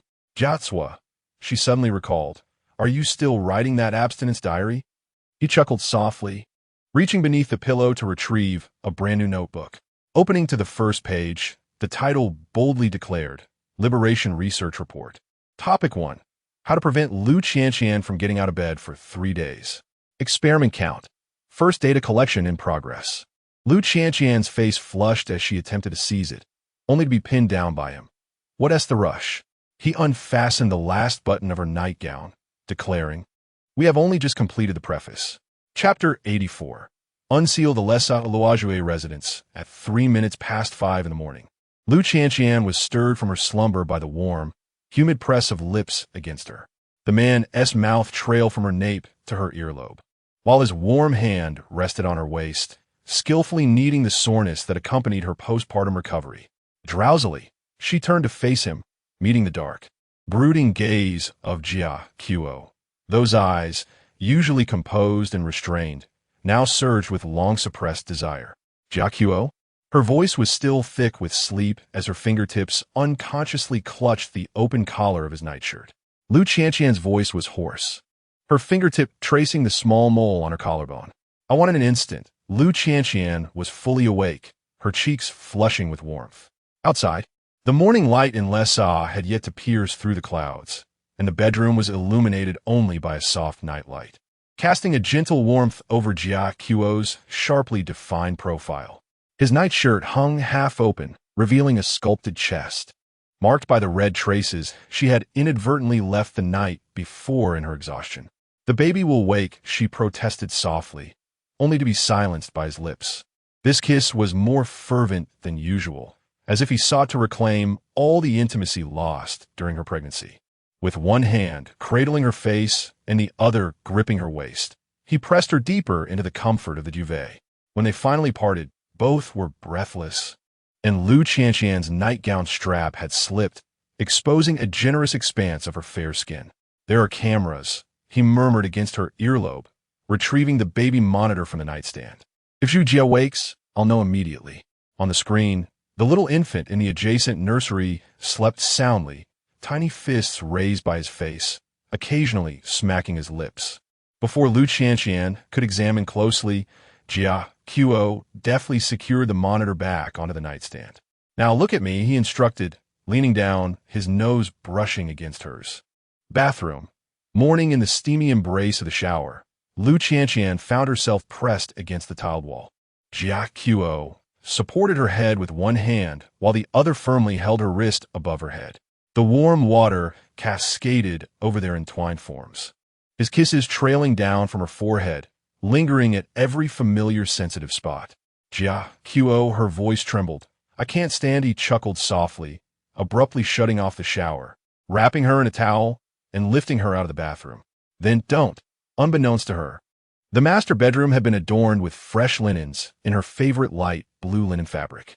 Jia Qiu gently placed her in the center of the bed, kneeling beside it to retrieve a bottle of essential oil from the drawer, its subtle snow lotus fragrance wafting through the air, specially formulated by an elderly Tibetan doctor for postpartum relief. "Turn over," he instructed in a deep voice, his fingertips already lifting the hem of her bathrobe. With a blush, Lu Qianqian complied, feeling his warm palm press against her lower back. The oil warmed in his hands as he began to massage along her spine, skillfully easing the stiffness that had settled from prolonged sitting after her delivery. His technique was surprisingly adept, as if he had undergone specialized training in massage. "When did you learn this?" she asked, her toes curling in delight. "Last week," he replied, his voice muffled as his fingers circled her waist. "While you were at your checkup?" As Lu Qianqian's heart softened, she was about to turn away when he firmly grasped her shoulder and said, "Do not move." His kiss descended upon the faint stretch mark on her lower back, tender beyond belief. This, too, must be well cared for. At noon, as the sound of the baby's cries emanated from the monitor, Lu Qianqian found herself ensnared by Jia Qiu at the kitchen counter, locked in a kiss. The buttons of the man's shirt were undone at the top 3, revealing the fresh bite marks she had left on his collarbone, while her nightgown lay in disarray. "Goodness!" Jia Qiu gasped as he stepped back, his thumb brushing against her swollen lips. "You should rest." Lu Qianqian tugged at the hem of his shirt, asking, "Can you prepare the formula?" He raised an eyebrow and retrieved a folded note from his pocket, meticulously detailing the formula ratios, water temperature requirements, and feeding intervals, even accompanied by a flowchart. He playfully nipped at her fingertip, assuring her of his competence. 10 minutes later, as Jia Chao returned to the living room cradling the well-fed little one, Lu Qianqian had already curled up on the sofa, fast asleep. Sunlight streamed through the floor-to-ceiling windows, casting a radiant glow upon her skin, which resembled jade. He gently placed the baby into the cradle and knelt before the sofa, gazing at her peaceful visage. As his fingertip delicately traced her slightly furrowed brow, Jia Chao suddenly remembered something. He retrieved the book titled Abstinence Diary from the drawer of the coffee table, flipped to the latest page, and inscribed, "Release, morning session, satisfactory. Afternoon session, to be continued." At the bottom, he drew a small cat with its fur ruffled, resembling someone who had been kissed into a daze. Chapter 85. The daily life of new parents. Lu Qianqian stood before the dressing mirror, her fingertips gently tracing the stretch marks along her waist. 2 months postpartum, her skin radiated a faint warmth, stirred by an unspoken anticipation. From the baby monitor, the soft coos of little Zhu Jia filled the air. Just as she was about to turn, a pair of warm hands encircled her waist from behind. Jia Qiu rested his chin on her shoulder, the morning stubble teasing her neck. The mirror reflected his chiseled silhouette, the deep blue robe slightly open, revealing his defined chest. The old steward had taken him to the ancestral home. His voice, tinged with the huskiness of early morning, caressed her ears as his palm glided along her waist, lingering there throughout the day. The final 3 words he uttered were imbued with weight, akin to a proclamation. Lu Qianqian felt her ears flush as he turned her to face the mirror, pressing her against its cool surface, while his heated body enveloped her from the front, creating a delightful juxtaposition of temperatures that made her shiver gently.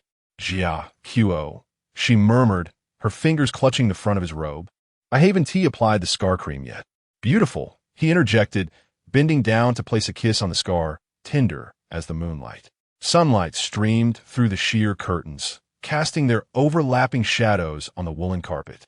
Jia Qiu's kiss traveled from the scar upward, grazing her slightly quivering abdomen, pausing at her ribs, and finally enveloping the small mole that rose and fell with her breath.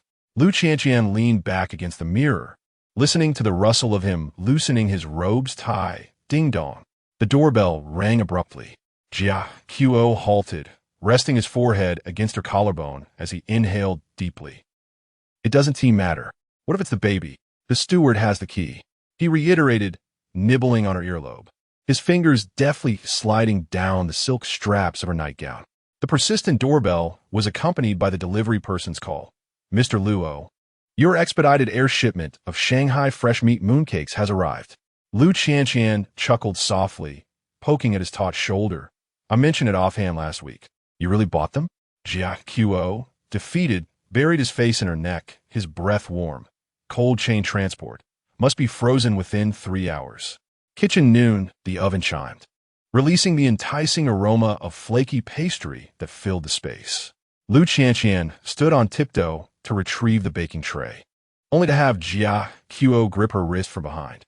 "Careful," he cautioned, slipping on an oven mitt with one hand while keeping his other securely around her waist. "Step back." Deliberately, she leaned against him, her back pressed against his chest. "Is this far enough?" The tray was placed heavily on the counter. Jia Qiu removed his mitt and suddenly lifted her onto the marble surface. The cold sensation elicited a soft gasp from her, quickly countered by his warm palm supporting her lower back. "Which one shall we eat first?" His voice was deep, his gaze dancing between her and the mooncakes. Lu Qianqian swung her dangling legs, her fingertips lightly brushing against his Adam's apple. "Guess?" The fresh meat mooncake lay neglected on the plate, its flaky crust gradually losing its warmth. Yet, Jia Qiu savored a far more exquisite flavor, the remnants of pastry at her lips, the delicate scent of jasmine from her neck, and the quickened breaths inspired by his touch.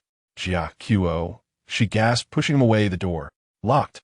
He effortlessly restrained her mischievous hands, as the entire smart home system ensured soundproofing even in the nursery.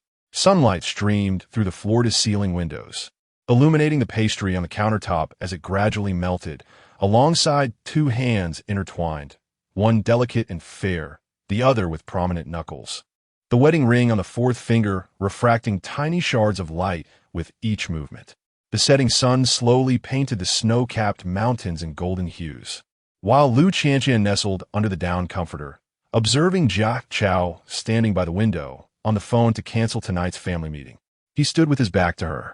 The contours of his shoulder blades rising and falling with his movements, fresh red marks adorning his lower back.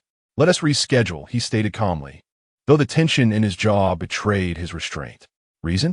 Turning to see her mischievous smile, he suddenly added into the phone, "Accompanying my wife for rehabilitation." Lu Qianqian grabbed a pillow and threw it at him, only for him to catch it effortlessly with one hand. After hanging up, Jia Chao returned to the bedside, kneeling on the mattress to check the skin on her waist. "Does it still hurt?" She shook her head, suddenly recalling something. "Wait, the rehabilitation doctor is scheduled for tomorrow, I know." He leaned closer, their noses brushing, but tonight there's another rehabilitation session. The phone on the bedside table vibrated suddenly, illuminating the screen with a message from the old housekeeper. "The young master is asleep. Do you need him brought back tonight?" Jia Chao glanced at it, then long pressed to turn it off. Lu Qianqian laughed, burying herself under the covers. "You're the bad daddy." He pulled both her and the blanket into his embrace, playfully unwrapping her cocoon. "Indeed, I shall only be your villain." The moonlight gradually replaced the sunset, the bedroom door lock clicking softly. Downstairs in the kitchen, the plate of cold fresh meat mooncakes remained untouched, while on the doorknob of a nursery on the second floor hung a Tibetan wooden sign that read "Do Not Disturb." At 3 in the morning, the sound of a baby's cries shattered the tranquility of the bedroom. Lu Qianqian groggily opened her eyes, and just as she was about to rise, a warm hand gently pressed down on her shoulder. "I'll handle it." Jia Chao's voice was deep and tender, laced with the raspiness of just waking. In her half-dreaming state, she watched as Jia Chao skillfully lifted the little one from the crib, his movements tender as if cradling the most precious Thanka. Moonlight filtered through the sheer curtains, outlining his broad shoulders, the Tibetan robe draping loosely over him, revealing swathes of honey-toned chest. He.s. hungry Lu Qianqian rubbed her eyes, reaching out for the child. However, Jia Chao held the baby with one arm, using the other to support her as she leaned against the headboard, thoughtfully placing a soft pillow behind her waist. "Take it slow." The little one eagerly began to suckle the moment he touched his mother, and Lu Qianqian looked down at the tiny face that mirrored Jia Chao's, unable to suppress a smile. "So domineering, just like you." Jia Chao sat at the edge of the bed, his fingers gently combing through her cascading hair. "You've worked hard." His gaze fell upon the slightly open neckline of her blouse due to breastfeeding, and he swallowed hard. Lu Qianqian noticed and felt her ears flush. "What are you looking at how beautiful my wife is?" He leaned down, placing a kiss atop her head, softly murmuring ancient blessings in Tibetan. "Jia Chao." He peed again. In the early morning, sunlight flooded the nursery, where Lu Qianqian was frantically trying to hold down the wriggling little one. Just as she removed the diaper, a perfect arc shot forth. Jia Qo, quick-witted and agile, intercepted it with a fresh diaper, achieving a near-perfect block. "Well done." Lu Qianqian applauded. Jia Qo raised an eyebrow, effortlessly subduing the restless infant with one hand. In a few swift motions, he changed the diaper, his actions as smooth as taming a wild stallion. Truly, he was the master of the Luo family, Lu Qianqian thought, tilting her head to admire him. Even changing a diaper looked so dashing. Suddenly, the man leaned in, his nose brushing against hers. "There's something even more handsome. I'll show you tonight." Seizing the precious 2 hours while the baby was with the grandmother, Lu Qianqian indulged in a long, hot bath. When she emerged from the bathroom, towel drying her hair, she found Jia Qo seated at the edge of the bed, a hairdryer in hand. "Come here," he beckoned, patting his thigh. Obediently, Lu Qianqian sat beside him, relishing the sensation of his long fingers weaving through her hair, the warm breeze gently caressing her scalp.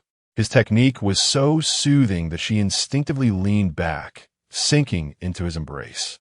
"Jia Qo." She looked up at him, but before she could finish her sentence, the hairdryer clattered to the floor. Jia Qo grasped the back of her head, kissing her with urgency and depth, his other hand slipping into her robe. "Miss me?"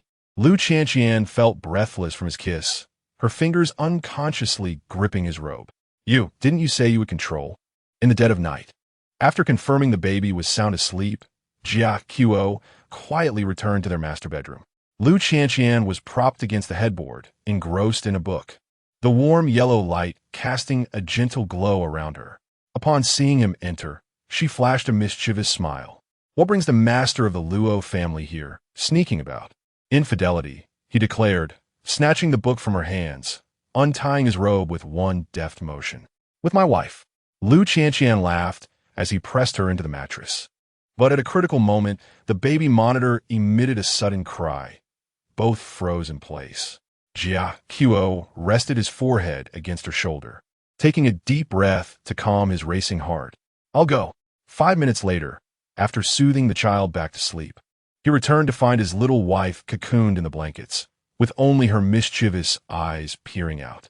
"Oh, esteemed Buddha, form is emptiness." Jia Qiu scooped her and the blankets in his arms. "Now, let me show you what emptiness truly means." In the stillness of the night, Jia Qiu gently placed the sleeping baby back in the crib.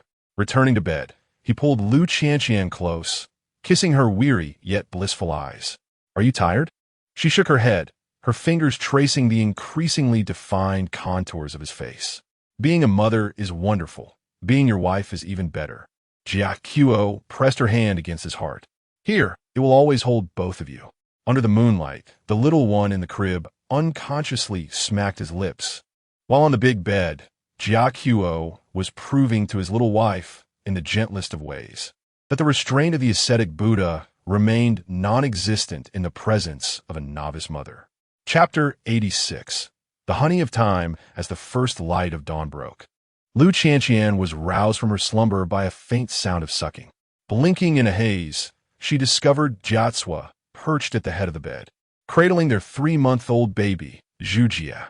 The man's large hand gently supported the infant's delicate head, his usually sharp brows softened to an astonishing degree.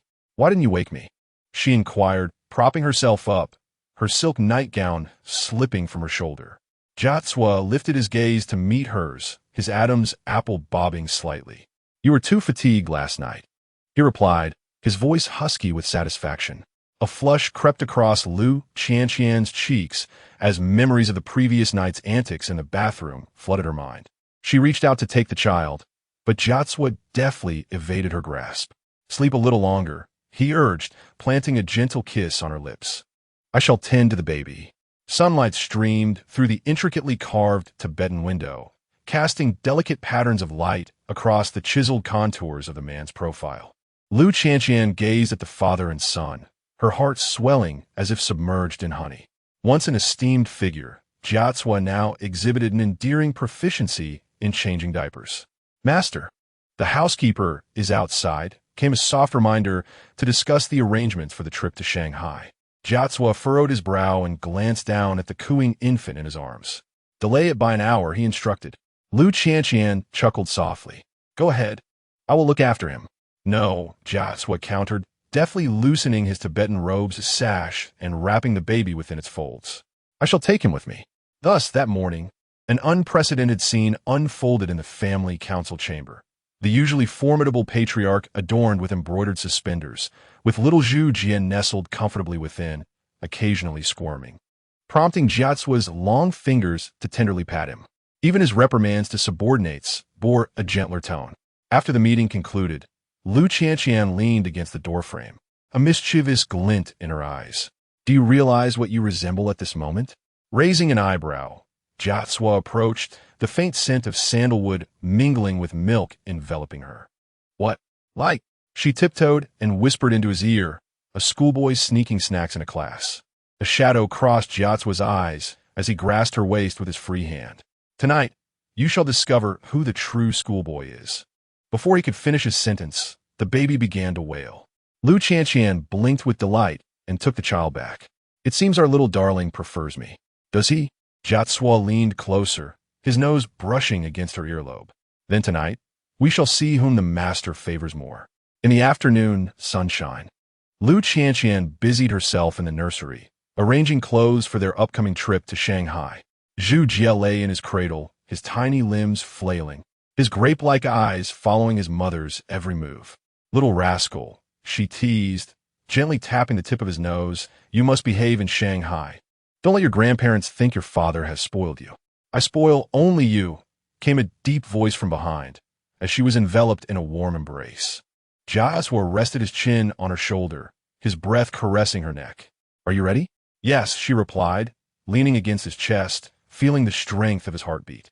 "Do you think my parents will find Zhu Jie too much like you?"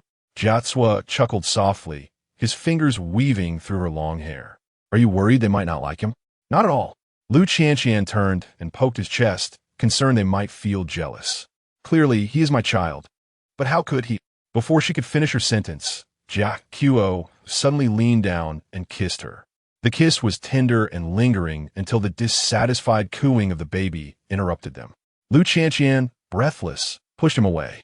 "You, our son is watching." Jia Qiuo glanced at the wide-eyed little one in the cradle and suddenly scooped up the baby with one arm, while the other arm tightened around his wife. "Zhu Jie, let father teach you your first lesson." He leaned down and gave Lu Qianqian another peck on the lips. "How to coax your mother." Lu Qianqian felt her ears burn and was about to rebut when the butler's voice called from outside. "Master, the list of gifts from Shanghai requires your review." Jia Qiuo sighed and handed Zhu Jie back to her. "We shall continue this later." As she watched him walk away, Lu Qianqian leaned down and whispered to her son, "Look, your father is just a—" Before she could finish her thought, Jia Qiuo unexpectedly returned, pinning her against the wall and kissing her deeply. This kiss was imbued with an irresistible intensity, and he only released her when her legs felt weak. Behind her, he playfully rubbed his thumb across her moist lips, teasing her for speaking ill of him. As night fell, Lu Qianqian had just lulled Zhu Jie to sleep when she turned and bumped into a solid wall of muscle. Jia Qiuo stood behind her, clad in a dark robe that hung loosely, revealing his sturdy chest. "Are you tired?" He took the rattle from her hand, his fingertips brushing against her wrist deliberately. Lu Qianqian shook her head, but he suddenly scooped her up. "Jia Qiuo, the baby just fell asleep." "Hush!" He kicked open the door to their master bedroom and laid her down on the bed strewn with rose petals. "Tonight, you shall sleep with Grandma." Only then did Lu Qianqian notice the room lit with butter lamps, the warm candlelight casting shadows on the man's chiseled features. She recalled the late stages of her pregnancy, when Jia Qiuo would suppress his desires each night, merely caressing her rounded belly and whispering in her ear, "Just a little longer." "What are you thinking about?" Jia Qiuo undid the silver hairpin in her hair, allowing her long locks to cascade like a waterfall. "Thinking of you." She reached out to trace his brow. "Is it hard to bear?" His gaze deepened suddenly, and he loosened the belt of his robe with one hand. "Now, I can reclaim what is mine." His kiss descended upon her, contrasting sharply with the gentleness of the day, infused with long-suppressed yearning. Lu Qianqian felt as if she had fallen into a honey trap, completely enveloped by his presence. As his lips wandered to her still sensitive waist, she couldn't help but shiver. "There are stretch marks." Jia Qiuo paused, reverently kissing the faint lines. "They are beautiful." He lifted his gaze to hers, his eyes filled with starlight. "This is the gift Zhu Jie has bestowed upon us." Lu Qianqian felt a warmth swell in her eyes and pulled him closer. The moment their skin touched, Jia Qiuo took a deep breath. "Is it still all right?" She nodded, allowing him to lead her into a world of passion. Their long-awaited union elicited satisfied sighs from both, with Jia Qiuo's movements being incredibly gentle, always attentive to her reactions. As passion reached its zenith, he gently bit her earlobe and whispered, "Qianqian, I love you." Lu Qianqian held him tightly amidst the waves, her voice tinged with tears as she responded. Moonlight bathed their entwined figures, while the prayer flags outside fluttered softly, silently bestowing blessings upon this sweet romance. Chapter 87. The flames of jealousy. As the dawn's light began to break, Lu Qianqian knelt on the cashmere carpet, meticulously organizing her suitcase. The collar of her silk pajamas slightly parted as she bent, revealing a glimpse of her alabaster neck. Jiatsua leaned against the doorframe, his gaze heavy as he observed her busy silhouette, his throat involuntarily tightening. "Should I take this?" she inquired, holding up a pale lotus-colored silk qipao. As she turned, strands of hair cascaded down to her collarbone, glimmering softly in the morning light. Jiatsua did not respond. Instead, he moved directly behind her, encircling her waist with his arms, enveloping her within his embrace. He lowered his head to gently nibble at her sensitive earlobe, his voice husky. "Take the simplest style." "Why?" She tilted her head slightly, only to be met with his lips kissing the side of her neck. "Because." His hand glided over her flat abdomen, caressing her through the fabric with a light touch. "It's easier to remove." Lu Qianqian's ears flushed instantly, and she playfully elbowed his chest. "Luo Jue Jiatsua. We're going back to see my parents." The man chuckled softly, pressing her down beside the suitcase, the hem of his robe brushing against her bare calves. "So let's collect some interest first." His kisses trailed down her spine, lingering at her waist. "After all, for the next 7 days, I shall have to share your attention with your parents." "Are you really jealous of my parents?" She laughed, struggling against him, but he held her wrists above her head with one hand. "Yes," he admitted without hesitation, his other hand deftly unfastening the first button of her pajamas. "Especially when—" His kiss landed on her heaving chest. "You smell so sweet and milky right now." Suddenly, a light cough from the butler outside interrupted them. "Master, the car is ready." Jiatsua paused, resting his forehead against her shoulder as he inhaled deeply. Seizing the opportunity, Lu Qianqian broke free. Her face flushed as she fastened her clothing. "We can continue this later." His eyes narrowed dangerously, his fingertips brushing against her swollen lips. "Remember what you said." In the VIP passage of Pudong Airport, Jiatsua cradled a sleeping infant in one arm, while his other hand remained protectively at Lu Qianqian's waist. She wore a cherry-pink modified qipao today, her hair loosely styled, revealing her slender neck adorned with jade earrings, making her stand out in the crowd. "Qianqian?" A warm male voice called from behind. As Lu Qianqian turned, Jiatsua distinctly felt her body stiffen. "Zhou Xuezhang?" Her voice was laced with unexpected delight. The approaching man, dressed in a sharp suit, adjusted his gold-rimmed glasses, his eyes visibly brightening upon seeing Lu Qianqian. "It really is you. I thought your silhouette looked familiar at the check-in counter."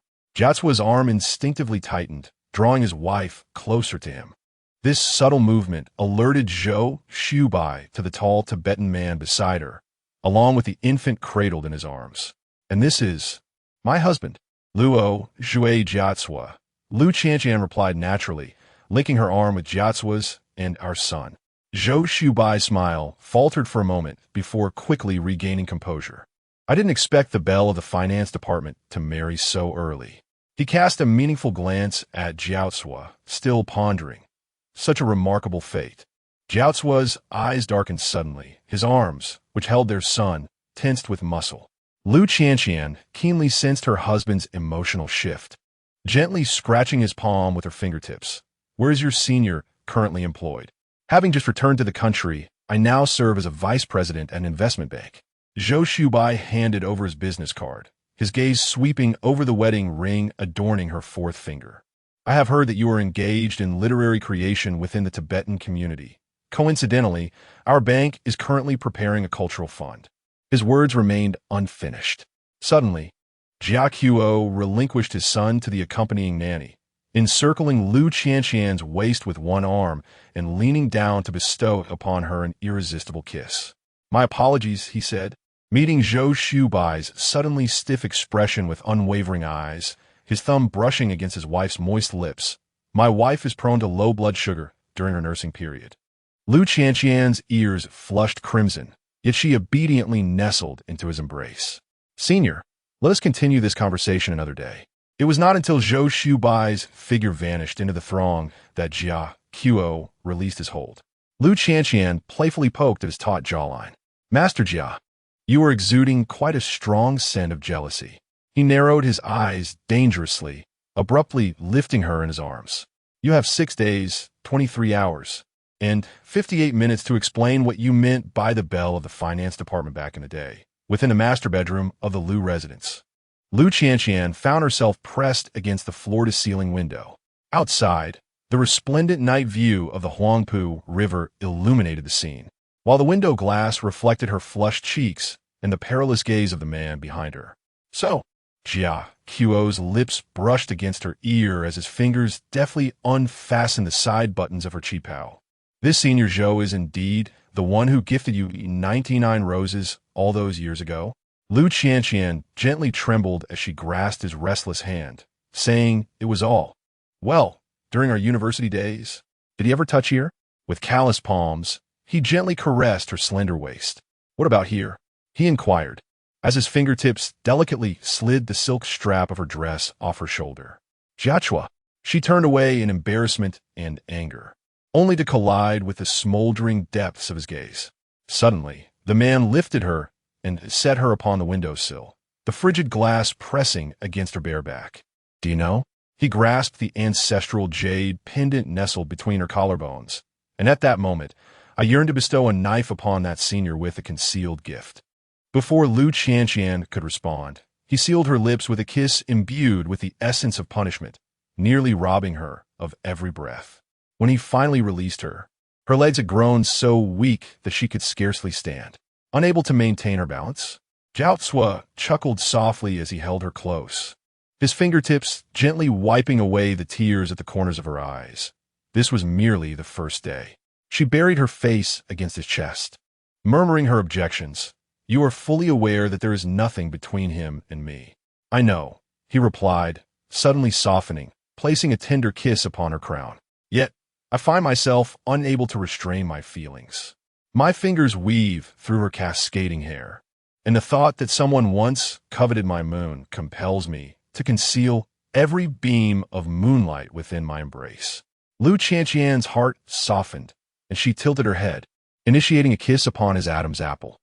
Do you see it now? She guided his palm to rest upon her heart, whispering that here from beginning to end, there was only him. Jia Chao's gaze suddenly darkened, pressing her into the soft bedding. Not enough. His kiss descended upon her trembling eyelids. And I shall take 7 days and 7 nights to affirm it. Outside, the bells of the bund toll 12 times, while the temperature within the room has only just begun to rise. Chapter 88. A love letter from the land of the gods. As the airplane descended upon Lessa Gongar Airport, the little one nestled in Lu Qianqian's arms was soundly asleep, her delicate face pressed against her chest, with eyelashes fluttering like tiny fans in the sunlight. With one hand grasping the luggage, Jiao Cui gently placed the other on her waist and leaned down to whisper in her ear, Are you tired? The warm breath brushed against her ear, causing Lu Qianqian's ears to flush slightly as she shook her head. Not tired. She lifted her gaze to the azure sky of Lessa, inhaling deeply. The air here was starkly different from that of Shanghai, arid and crisp, yet inexplicably comforting, much like Jiao Cui's embrace. Home. Jiao Cui took the baby with one hand and interlaced his fingers with hers with the other. At that moment, Lu Qianqian felt his thumb gently caressing her hand, a silent gesture of reassurance. As their vehicle passed by the Potala Palace Square, the baby in Lu Qianqian's arms suddenly awakened, his large, dark eyes curiously peering out the window. He seems to love this place, Lu Qianqian murmured. Jiao Cui's gaze met hers in the rearview mirror, deep and tender, just like his mother. On the 3rd day back in Lessa, Lu Qianqian finally reopened her laptop. The screen displayed her unfinished novel draft, 108 Ways for Luo to Pamper Jiao Cui. The dusk in Lessa arrived later than in Shanghai. Sitting before the floor-to-ceiling window in her study, she gently tapped the keyboard with her fingertips. Outside, the golden roof of the Potala Palace was bathed in the orange hues of the setting sun, while the distant snow-capped mountains stretched endlessly and the clouds hung low, seemingly within reach. The cursor blinked on the blank page as she absent-mindedly bit the pen cap. Suddenly, a pair of warm hands encircled her waist from behind. Struggling to write, Jiao Cui rested his chin on her shoulder, his voice imbued with mirth.